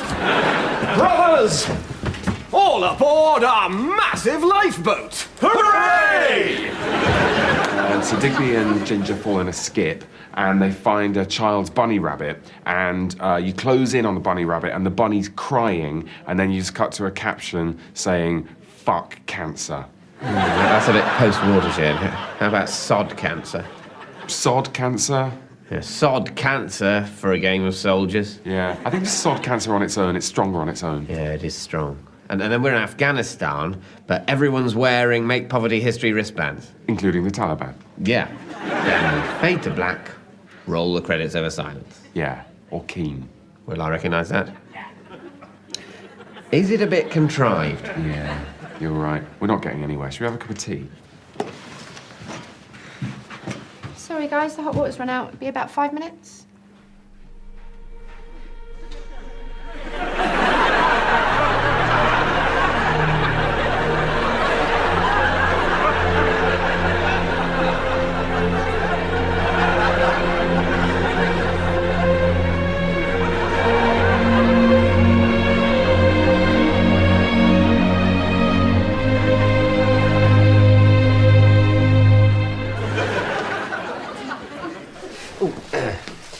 So, the wedding worked? Yes, the wedding worked. Well done, us. And you've called her Dorothy. Lovely name. Yes, yes, Dorothy, although we prefer to call her Dotty. Don't we, Dotty? Hello, Dotty. Hello, Dotty. I prefer Dorothy, actually. Up yours! Up yours! So you'd like the christening to form part of the regular Sunday service? Yes, if that's okay with you. Fine. Absolutely. Absolutely. Shit, you! Otherwise, it's a bit like welcoming someone into a family while everyone's in bed. In bed, what are you saying? We still have sex, you know. I mean, we are very tired, but I'm not tired. you're not breastfeeding. Neither are you anymore. It was very hard! It's been hard for me too. I'm yours. Guys. I'm yours! I'm yours. I'm yours. I'm yours! I'm yours. I'm yours!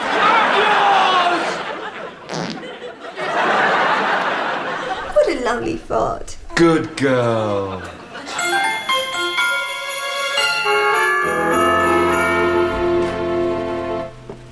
Merry Christmas, sir. What the hell are you talking about, Hennemore? It's August the 12th.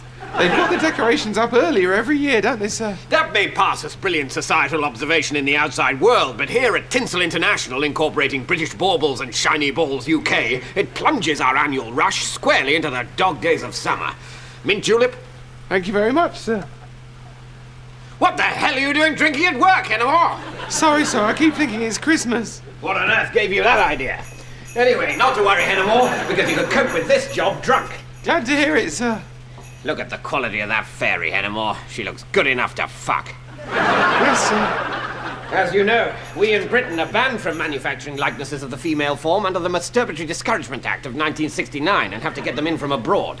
So I need you to order 12 more of those extravagant fairies to be here by 4 o'clock when Gavin Rodd, thrusting chief executive of Whoopsie's department store, Oxbridge Avenue, Central London, will be here to pick up our biggest Christmas order yet. So make sure there are 12 extravagant fairies delivered here, number 4, 1600 Avenue, by 4. Righto, sir.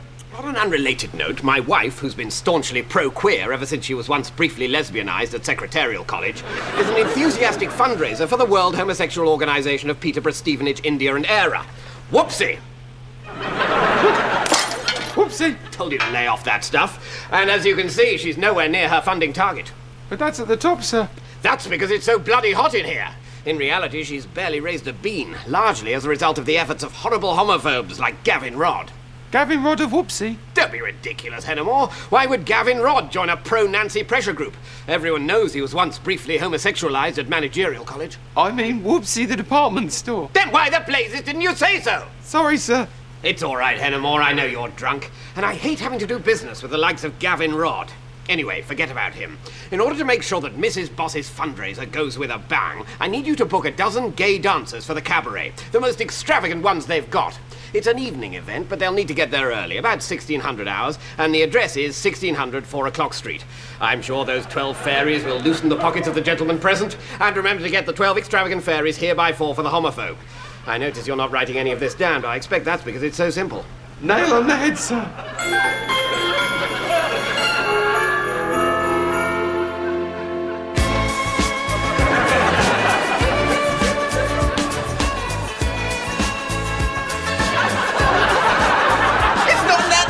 You're all abominations! Oh, it's that managerial college all over again. Oh, sorry I'm late, Gavin, but I've been meaning to say a bit of broad-mindedness when it comes to other people's lifestyle.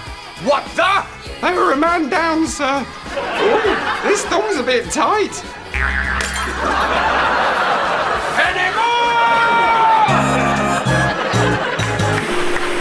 You're watching the British Emergency Broadcasting System.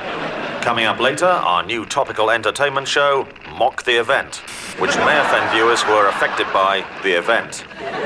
But first, it's time for the quiz broadcast. Hello, good evening, and scratching only makes it worse. Don't! Welcome to the show. Now, before we start, since last week, we've actually had a letter from them, saying that a lot of them apparently watch and enjoy the show. So I'd just like to say to any of them watching, leave us be! Why can't you leave us alone? So let's meet the contestants. Peter, of course, you won't know what one of them looks like. No. Well, let me tell you, they look just like us. Well, of course, they used to be us, didn't they? That's right, they used to be us. I'd also like to welcome back the lovely Sheila. Yes. You're not one of them, I hope, are you, Sheila? Yes. She can only say yes, you fools! She's been voltage calmed! I was just trying to do a joke! I was only trying to do a joke. Is Sheila all right? Sheila's fine, Peter. Sheila's safe. And our third contestant is a newcomer to the quiz broadcast. What's your name? Why do you want to know? And on to round one. Them. Question 1. What do we know about them? Only that we fear them. Correct. Question 2. Are they trying to get in? I'll give you a clue. Sheila could have answered this one. Yes. Correct. They are trying to get in. They're really trying to get in. And question 3. Have any of them got in? Yes. I'm sorry. I'm afraid the answer I've got here is that to date, thankfully, none of them have got in. That's not the right answer. And finally for this round, question 4. Do they really feed on human flesh, or is that just a myth? I can hear crunching. Well, I'm afraid that's all we've got time for, because, They've got in.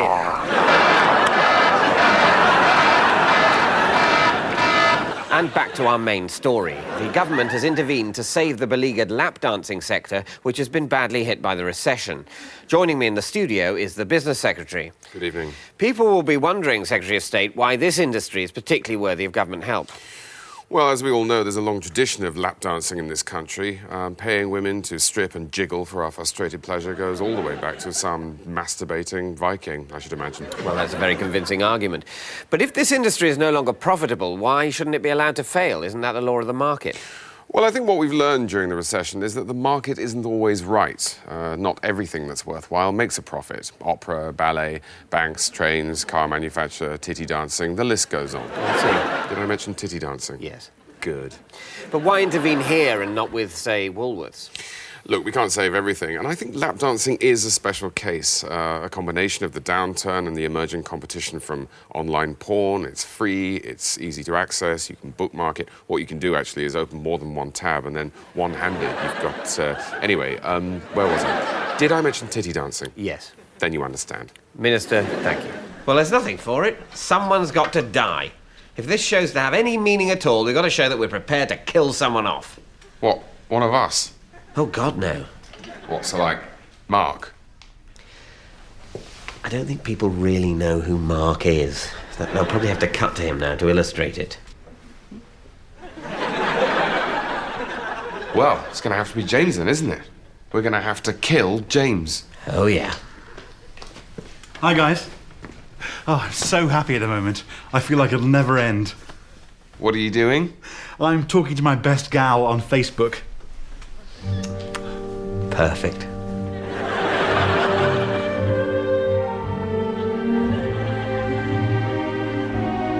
What would you know about cricket? I'm struggling. Can you give us And you sit there and destroy everything he's worked for. Eric is here to provide what we call extreme negative feedback. This guy marries a girl, takes her back. You should be afraid, because bronze is brilliant.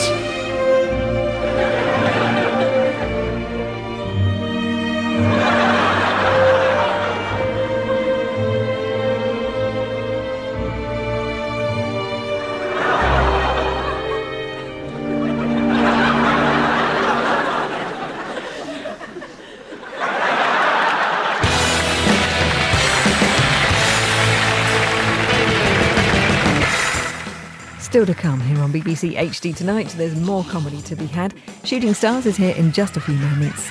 And then at 11, a plan is afoot in Mongols.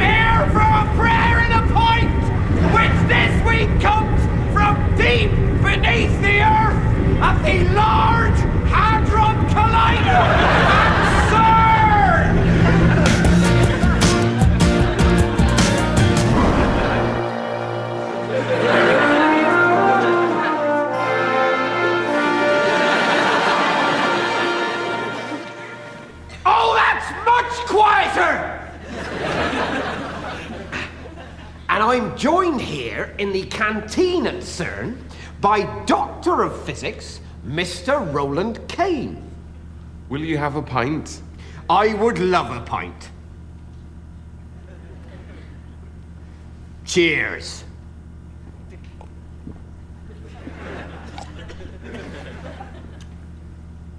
And Roland and the other boffins here at the Large Hadron Collider are up to something rather exciting, because they're trying to blow up the universe. Which, I have to say, Roland, to a layman like me, sounds like a terrible idea.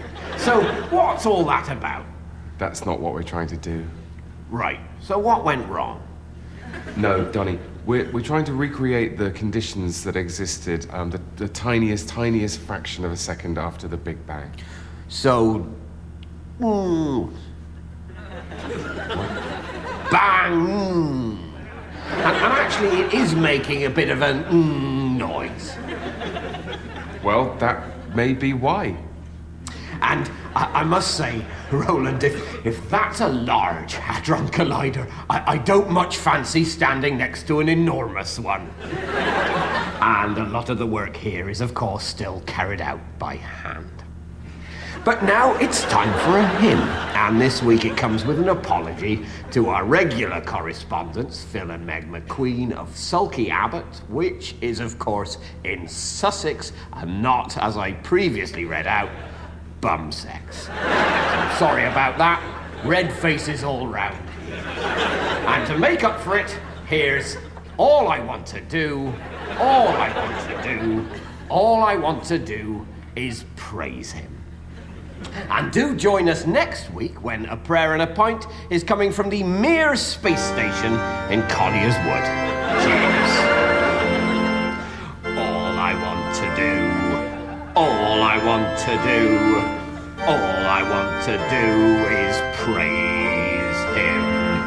All I want to do, all I want to do, all I want to do is praise him. What do I want to do? What do I want to do? What do I want to do? Praise him. Who do I want to praise? Who do I want to praise? Who do I want to praise? God.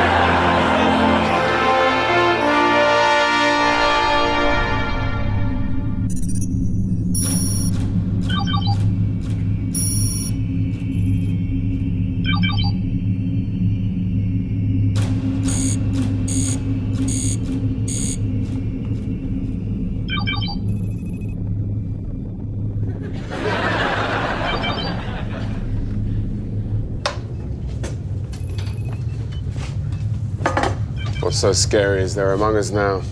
Any one of us could be one of them. The machines. I ain't no fracking machine. Frack those fracking machines. Isn't that right, Colin? Does not compute. Does not compute. You're right there, Colin. John Gravy with that, love. Negative. Oil must eat oil. Oil, Colin? Colin loves his oil. Oil. Let's hear it for the dreamers. The ones who think anything is possible.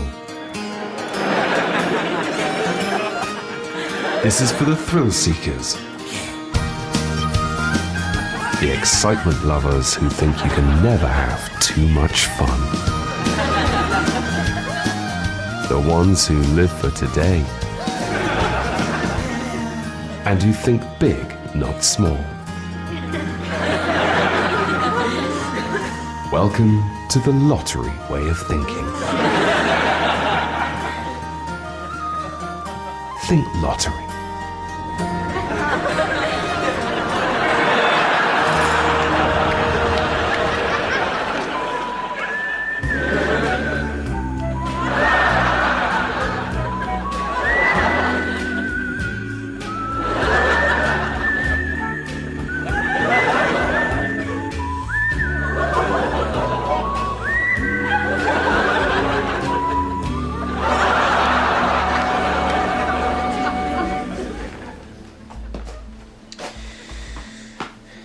Inch wireless slim top with the new Tabby Cat operating system.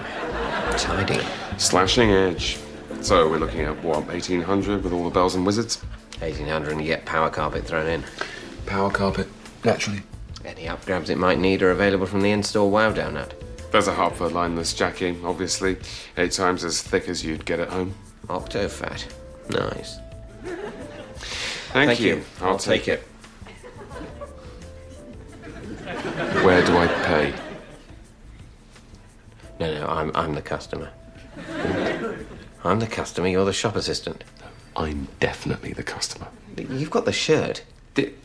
I'm just brand loyal. I don't work here. Look, I'm sure we said I was the customer. No, I'm the customer because I'm standing on the customer side of the shopping table. Is this still the shop sketch? Yes, we agreed to make it modern. We shouldn't have done that. But we can't stay in the past. Shops have changed. Not in sketches. I told you. You need a bell and a wooden counter and a man wearing brown overalls who says, "Hello, sir. Welcome to the computer shop. How can I help you today?" Where do you go shopping? The last time anyone did that, this would have been the size of a bus. We can make the computer bigger. No, this is what these shops are like now. It's just confusing. I mean, we could be anywhere. Are we in heaven? We'd have harps. And to be strictly realistic, you wouldn't even be in a shop. You can pick one of those up for half the price online. Good call. Start again? It's probably for the best. Perfect. 16-inch slim top, Tabby Cat OS, 4 tetrabits of Wintelligence. Just go to checkout. Hello, sir. Welcome to the internet shop. How can I help you? I'd like to buy a computer, please.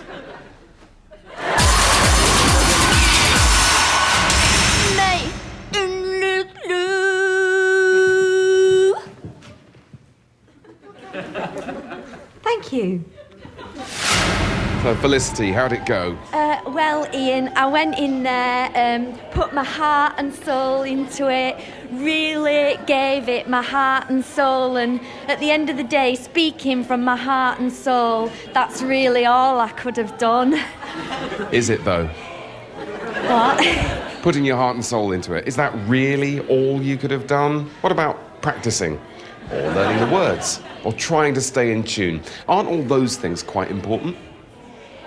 Yeah, but what I'm saying is, Ian, I went in there today, put my heart and soul on the line, really gave it my heart and soul, and at the end of the day, coming right from my heart and soul now, there's really nothing else I could have done. Yeah, but technically there is, though. What? Well, you know, you could have got up early and rehearsed. You could have dressed like a proper singer instead of getting trussed up in leather like some Tory MP 2 seconds before a fatal wanking accident. You could have picked a funky, modern tune instead of that sort of depressing Mariah Carey thing that sounded like something a taxi driver would listen to whilst burning photo albums in a lay-by. Or you could have worked on your vocal technique, which, to be honest, was a bit hoarse and shouty. I don't mean to be rude, but you put me in mind of a dog trying to bark the alphabet. Is any of this helping? But I put my heart and soul into that performance. Yeah, but in the real world, that's not really good enough.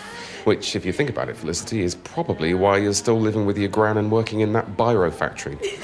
In real life, as opposed to the happy, clappy, rainbow fantasy world that you see fit to fly through on your winged unicorn of delusion, sincerity is no excuse for failure. You don't see pilots saying, "Sorry, I killed 300 people and sheared the roof off that church. I guess I was giving it too much heart and soul."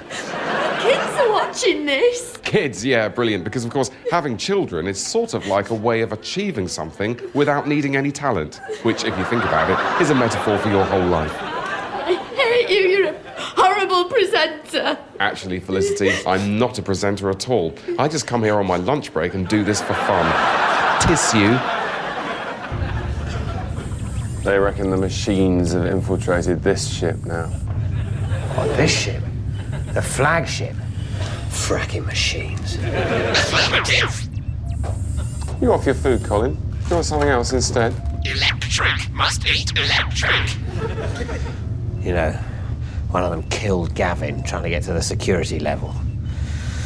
Fracking machines. Fracking toasters. Thanks, Colin. I think it might be pork.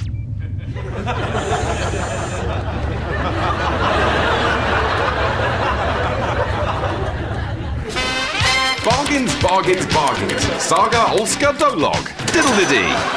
What other supermarkets hide in sausages, we hide everywhere. Just look at these giveaway-style bargains. Taste Watch Vegeta Bits in breadcrumbs, only 18p. Heat Style Magazine in breadcrumbs, only 95p. Frozen Party Pack of deep-fried ranch-style dinosaur flavour fun shapes in breadcrumbs, 9p. That's the diddly-dee difference. Diddle-de-dee. Wake up and smell the shopping. Bloody hell. Typical. Have you read this? Yes, and I agree with you. Oh, right. Hang on, no you haven't. Okay, what? Scientists say that future generations have a very real possibility of living indefinitely. Oh, good. Don't be an idiot. Did you hear me? Future generations, not us. Right.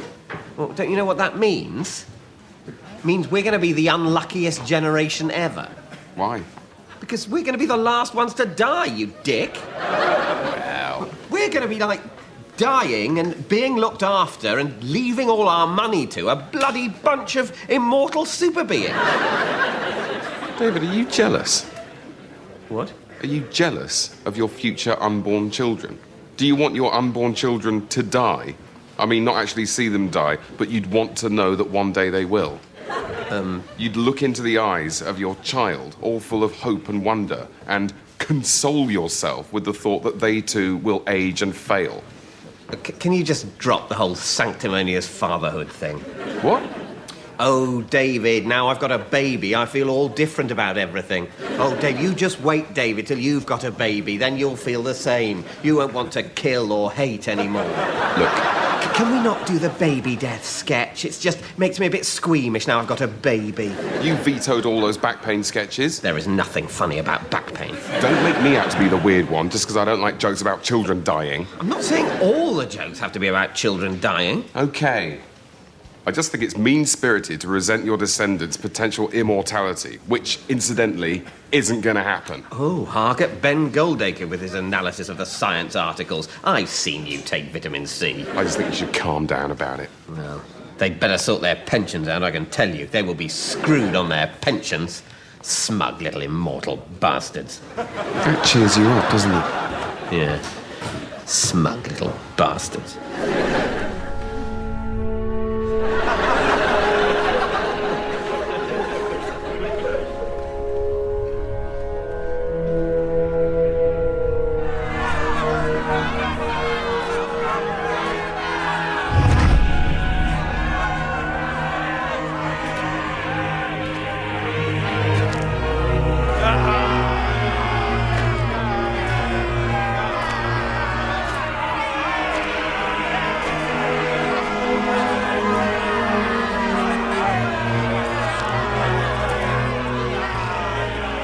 It's fine. I'll carry it.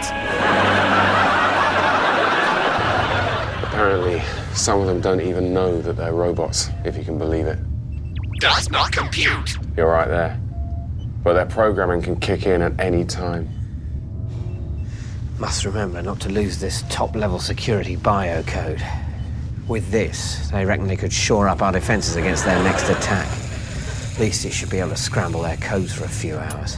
Fracking crunts. That could buy us enough time to get us to moon-based jammer. Yeah. Colin, what you doing, mate? Must destroy humans. What? Honestly, Colin, I'll get you a pudding. Coles, please. Introducing Cat Cat, the delicious new chocolate snack for cats. Yes, for you, my feline friend. Available in 3 great flavors. Chocolate mouse and mouse. Yes, cats love it. Although that was a cat's paw on a stick. And it's good for them, too.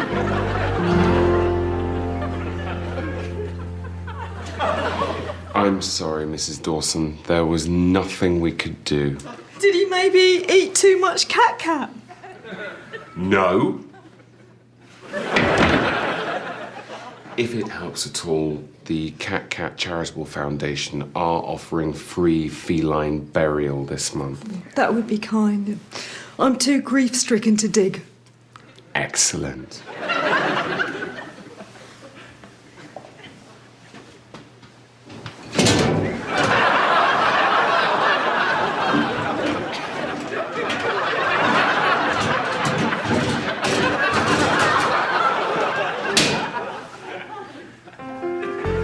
New from the Cat Cat Foundation, it's Kid Cat, the cat snack for kids.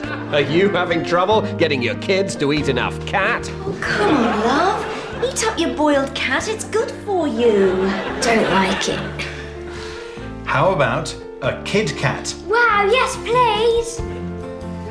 Kids love it, though that was a kid's hand on a stick. Kid Cat, the cat you can eat between cats. I'm so sorry, Mrs. Lawson. There was nothing I could do. went wrong. We gave him all the cat the government recommended and more. Chris, quick word. Yes? Bit of a weird one. Have you been encouraging parents to feed their children cats? Yes, 5 portions of cat or kitten a day. Why? Well, cats. I'm more of a dog person. Fine. You're watching the British Emergency Broadcasting System. It's the beginning of the Second Age. Every ending is a beginning. And now it's time for the return of the quiz broadcast. Hello, good evening, and come back indoors. Regular viewers will remember that in our last broadcast, they got in and ate Sheila. So, round 1, what happened next? They all died. That's right, Peter. They all just died. We didn't kill them. There were thousands of them. They were so angry. And then they died. They died? And they all just died. Why did they all die? We don't know. That was question 2. But they all died. They used to be us. They used to be us. And they all died. Round 2 is our head-to-head round. But there's only me left. Yes, but we've still got Sheila's head. Sheila was kind. I'm afraid you've dropped Sheila's head, Peter, so the winner of this week's head-to-head is Sheila. Well done, Sheila. I'm happy for Sheila. I'm happy for Sheila. Well, I'm afraid that's it for this week's quiz broadcast, as there's no one else. There's no one else. People will come. Let's stand together.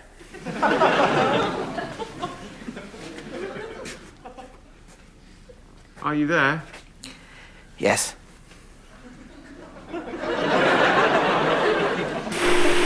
Oh, God. What? They're remaking that Ronnie Corbett sitcom. Sorry. What's wrong with that? It's quite funny. Language, Timothy? Uh-huh. What else was funny about it? Oh, he was still living with his mother. Language, Timothy? It was funny. I mean, are they so bereft of ideas they have to remake old sitcoms? It's not a remake, it's more of a reimagining. Probably. I feel sorry for the poor idiot they've got to carry that one. That's a poison chalice. Really? The knives will be out. Look at Clunes. Yeah, well, Reggie Perrin was more of an acquired taste. Everyone loved Sorry. Who will they have got to do that? I mean, Bradley Walsh, Les Dennis, Jed Wood. I think they might be looking a little bit more high-end. Someone who can give it a bit of gravitas, but also bring the funny. Oh, David, you didn't. It's a smart move. We can't be cutting edge forever. Peep show will end. Face it, we're getting older. We need to go mainstream. They're paying you a lot of money. I want to spread my wings. I want to do something popular that doesn't involve you. John Jerusalem's popular? It's been axed, you insensitive bastard. Look, we can't carry on working as a duo forever. This could be my porridge. No. This could be your sorry. Oh, fuck off. Language, Timothy! So, we're all agreed that that's the best way to do it? Absolutely. It's so simple. No messing around with poison-tipped umbrellas or snipers. We just get a chauffeur drunk. Slightly drunk. And assume that he'll crash the car. Yeah. As long as we pay for a bunch of motorcycling photographers to harass him, I'm sure that'll happen. And the good news is that only involves swearing another 15 or so people to perpetual silence. Yes. Plus, people always die in car crashes, don't they? Yes, always. And people who drive over the limit always crash. What we're organising here, my friends, is a watertight hit. My only worry is that it'll look so much like a murder that people will suspect. Well, that is the risk we run by doing it this way. It will be totally obvious that it's an assassination. But remember what the Duke of Edinburgh said when he came in here to MI6 to give us our orders. I don't mind carrying the lifelong suspicion of murder on my shoulders as long as you kill her in such a way that absolutely nothing can go wrong. Induced tipsy car crash it'll have to be then. It simply can't fail. Unless she wears a seatbelt. She won't. She's unprovably pregnant, remember? Women recently impregnated by the only man they've ever loved are notoriously slapdash about their personal safety. So, Dart, you're our best troubleshooter. Is there anything that we've missed? I've just got one little niggle. Why are we doing this? Well, because Prince Philip told us to. It's well known that the nation's security services are still pretty much at the beck and call of the royal family. This is top priority. The IRA can do whatever they like this weekend, let me tell you. And why is he doing it? Well, because she's so popular. She's beautiful and everyone loves her. We need to kill her now so that people will go off her. Of course. I mean, just think about it. If she's left alive to age as gracefully as one can while bringing up the bastard grandchild of a delusional Egyptian businessman, then the public's just going to love her more and more. You're quite right. As her appearance wrinkles and sags, and she occasionally makes a vacuous remark about something complicated, people's hatred for the rest of the royal family will only intensify. Whereas, if she's dead, she'll be forgotten in a week. Yes, of course. You've made me feel very naive. Hello? Oh. Life imitating art, I suppose. Right. Well, thank you. Well, you can stand down, everyone. That all just happened by accident. Well, don't tell Prince Philip. We'll still get our fee.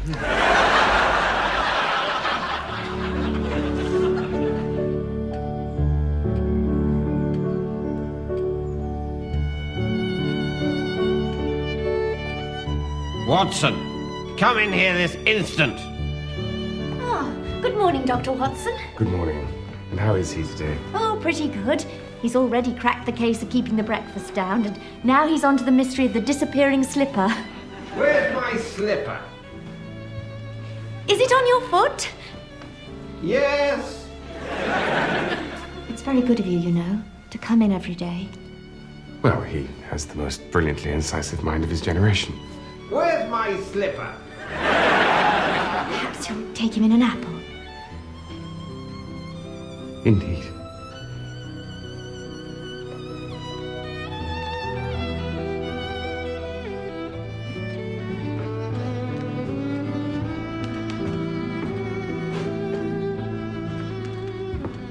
Morning, Holmes.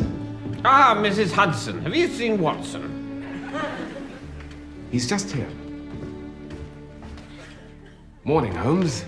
Ah, Watson. I can see from the slight traces of mud on your right trouser leg and the fact that you're holding a bunch of geraniums that you're a retired cavalry officer who's just fallen in love with a Mexican. Extraordinary, Holmes. Your powers remain undiminished. Can I have my mashed apple? Of course. Delicious. Ah, Mrs. Hudson. Everything all right? Yes, just a slight accident with the mashed apple. Yuck! I think Holmes was afraid it was a trap laid for him by his nemesis, Professor Moriarty. Yes, please.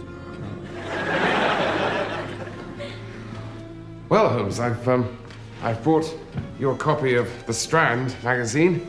Same headline as always. Hold it still. So, how about a bit of a tune on the old Stradivarius? Thank you.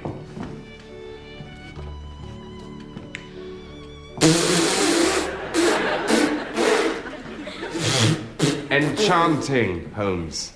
You can't go in there. Only one visitor at a time. It's vital that I speak to Mr. Holmes.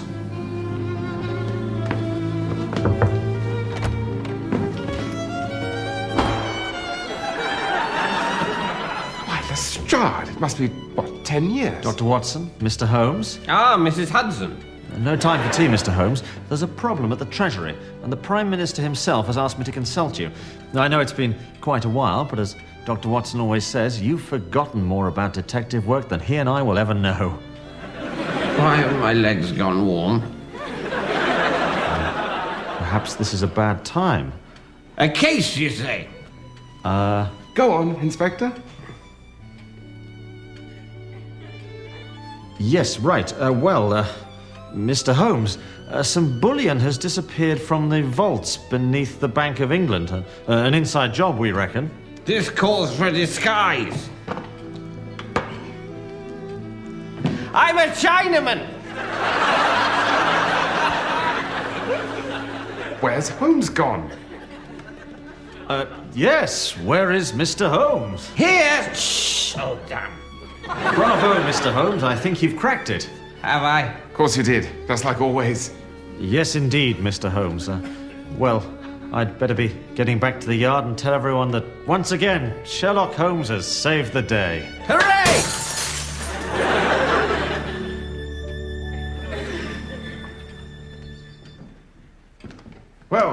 Well, Holmes, another successful case for me to write up. Isn't that right?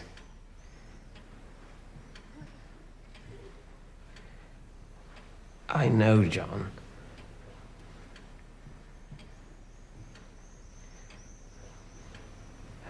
I do know.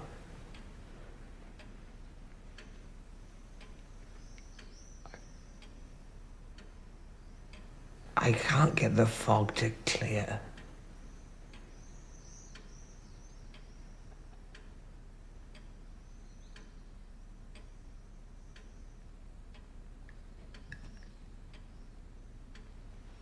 Nurse!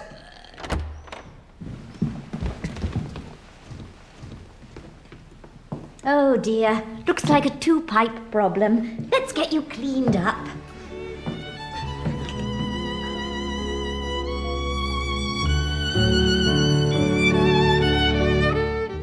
There's brand new drama here on BBC HD on Sunday night with Vexed at 9.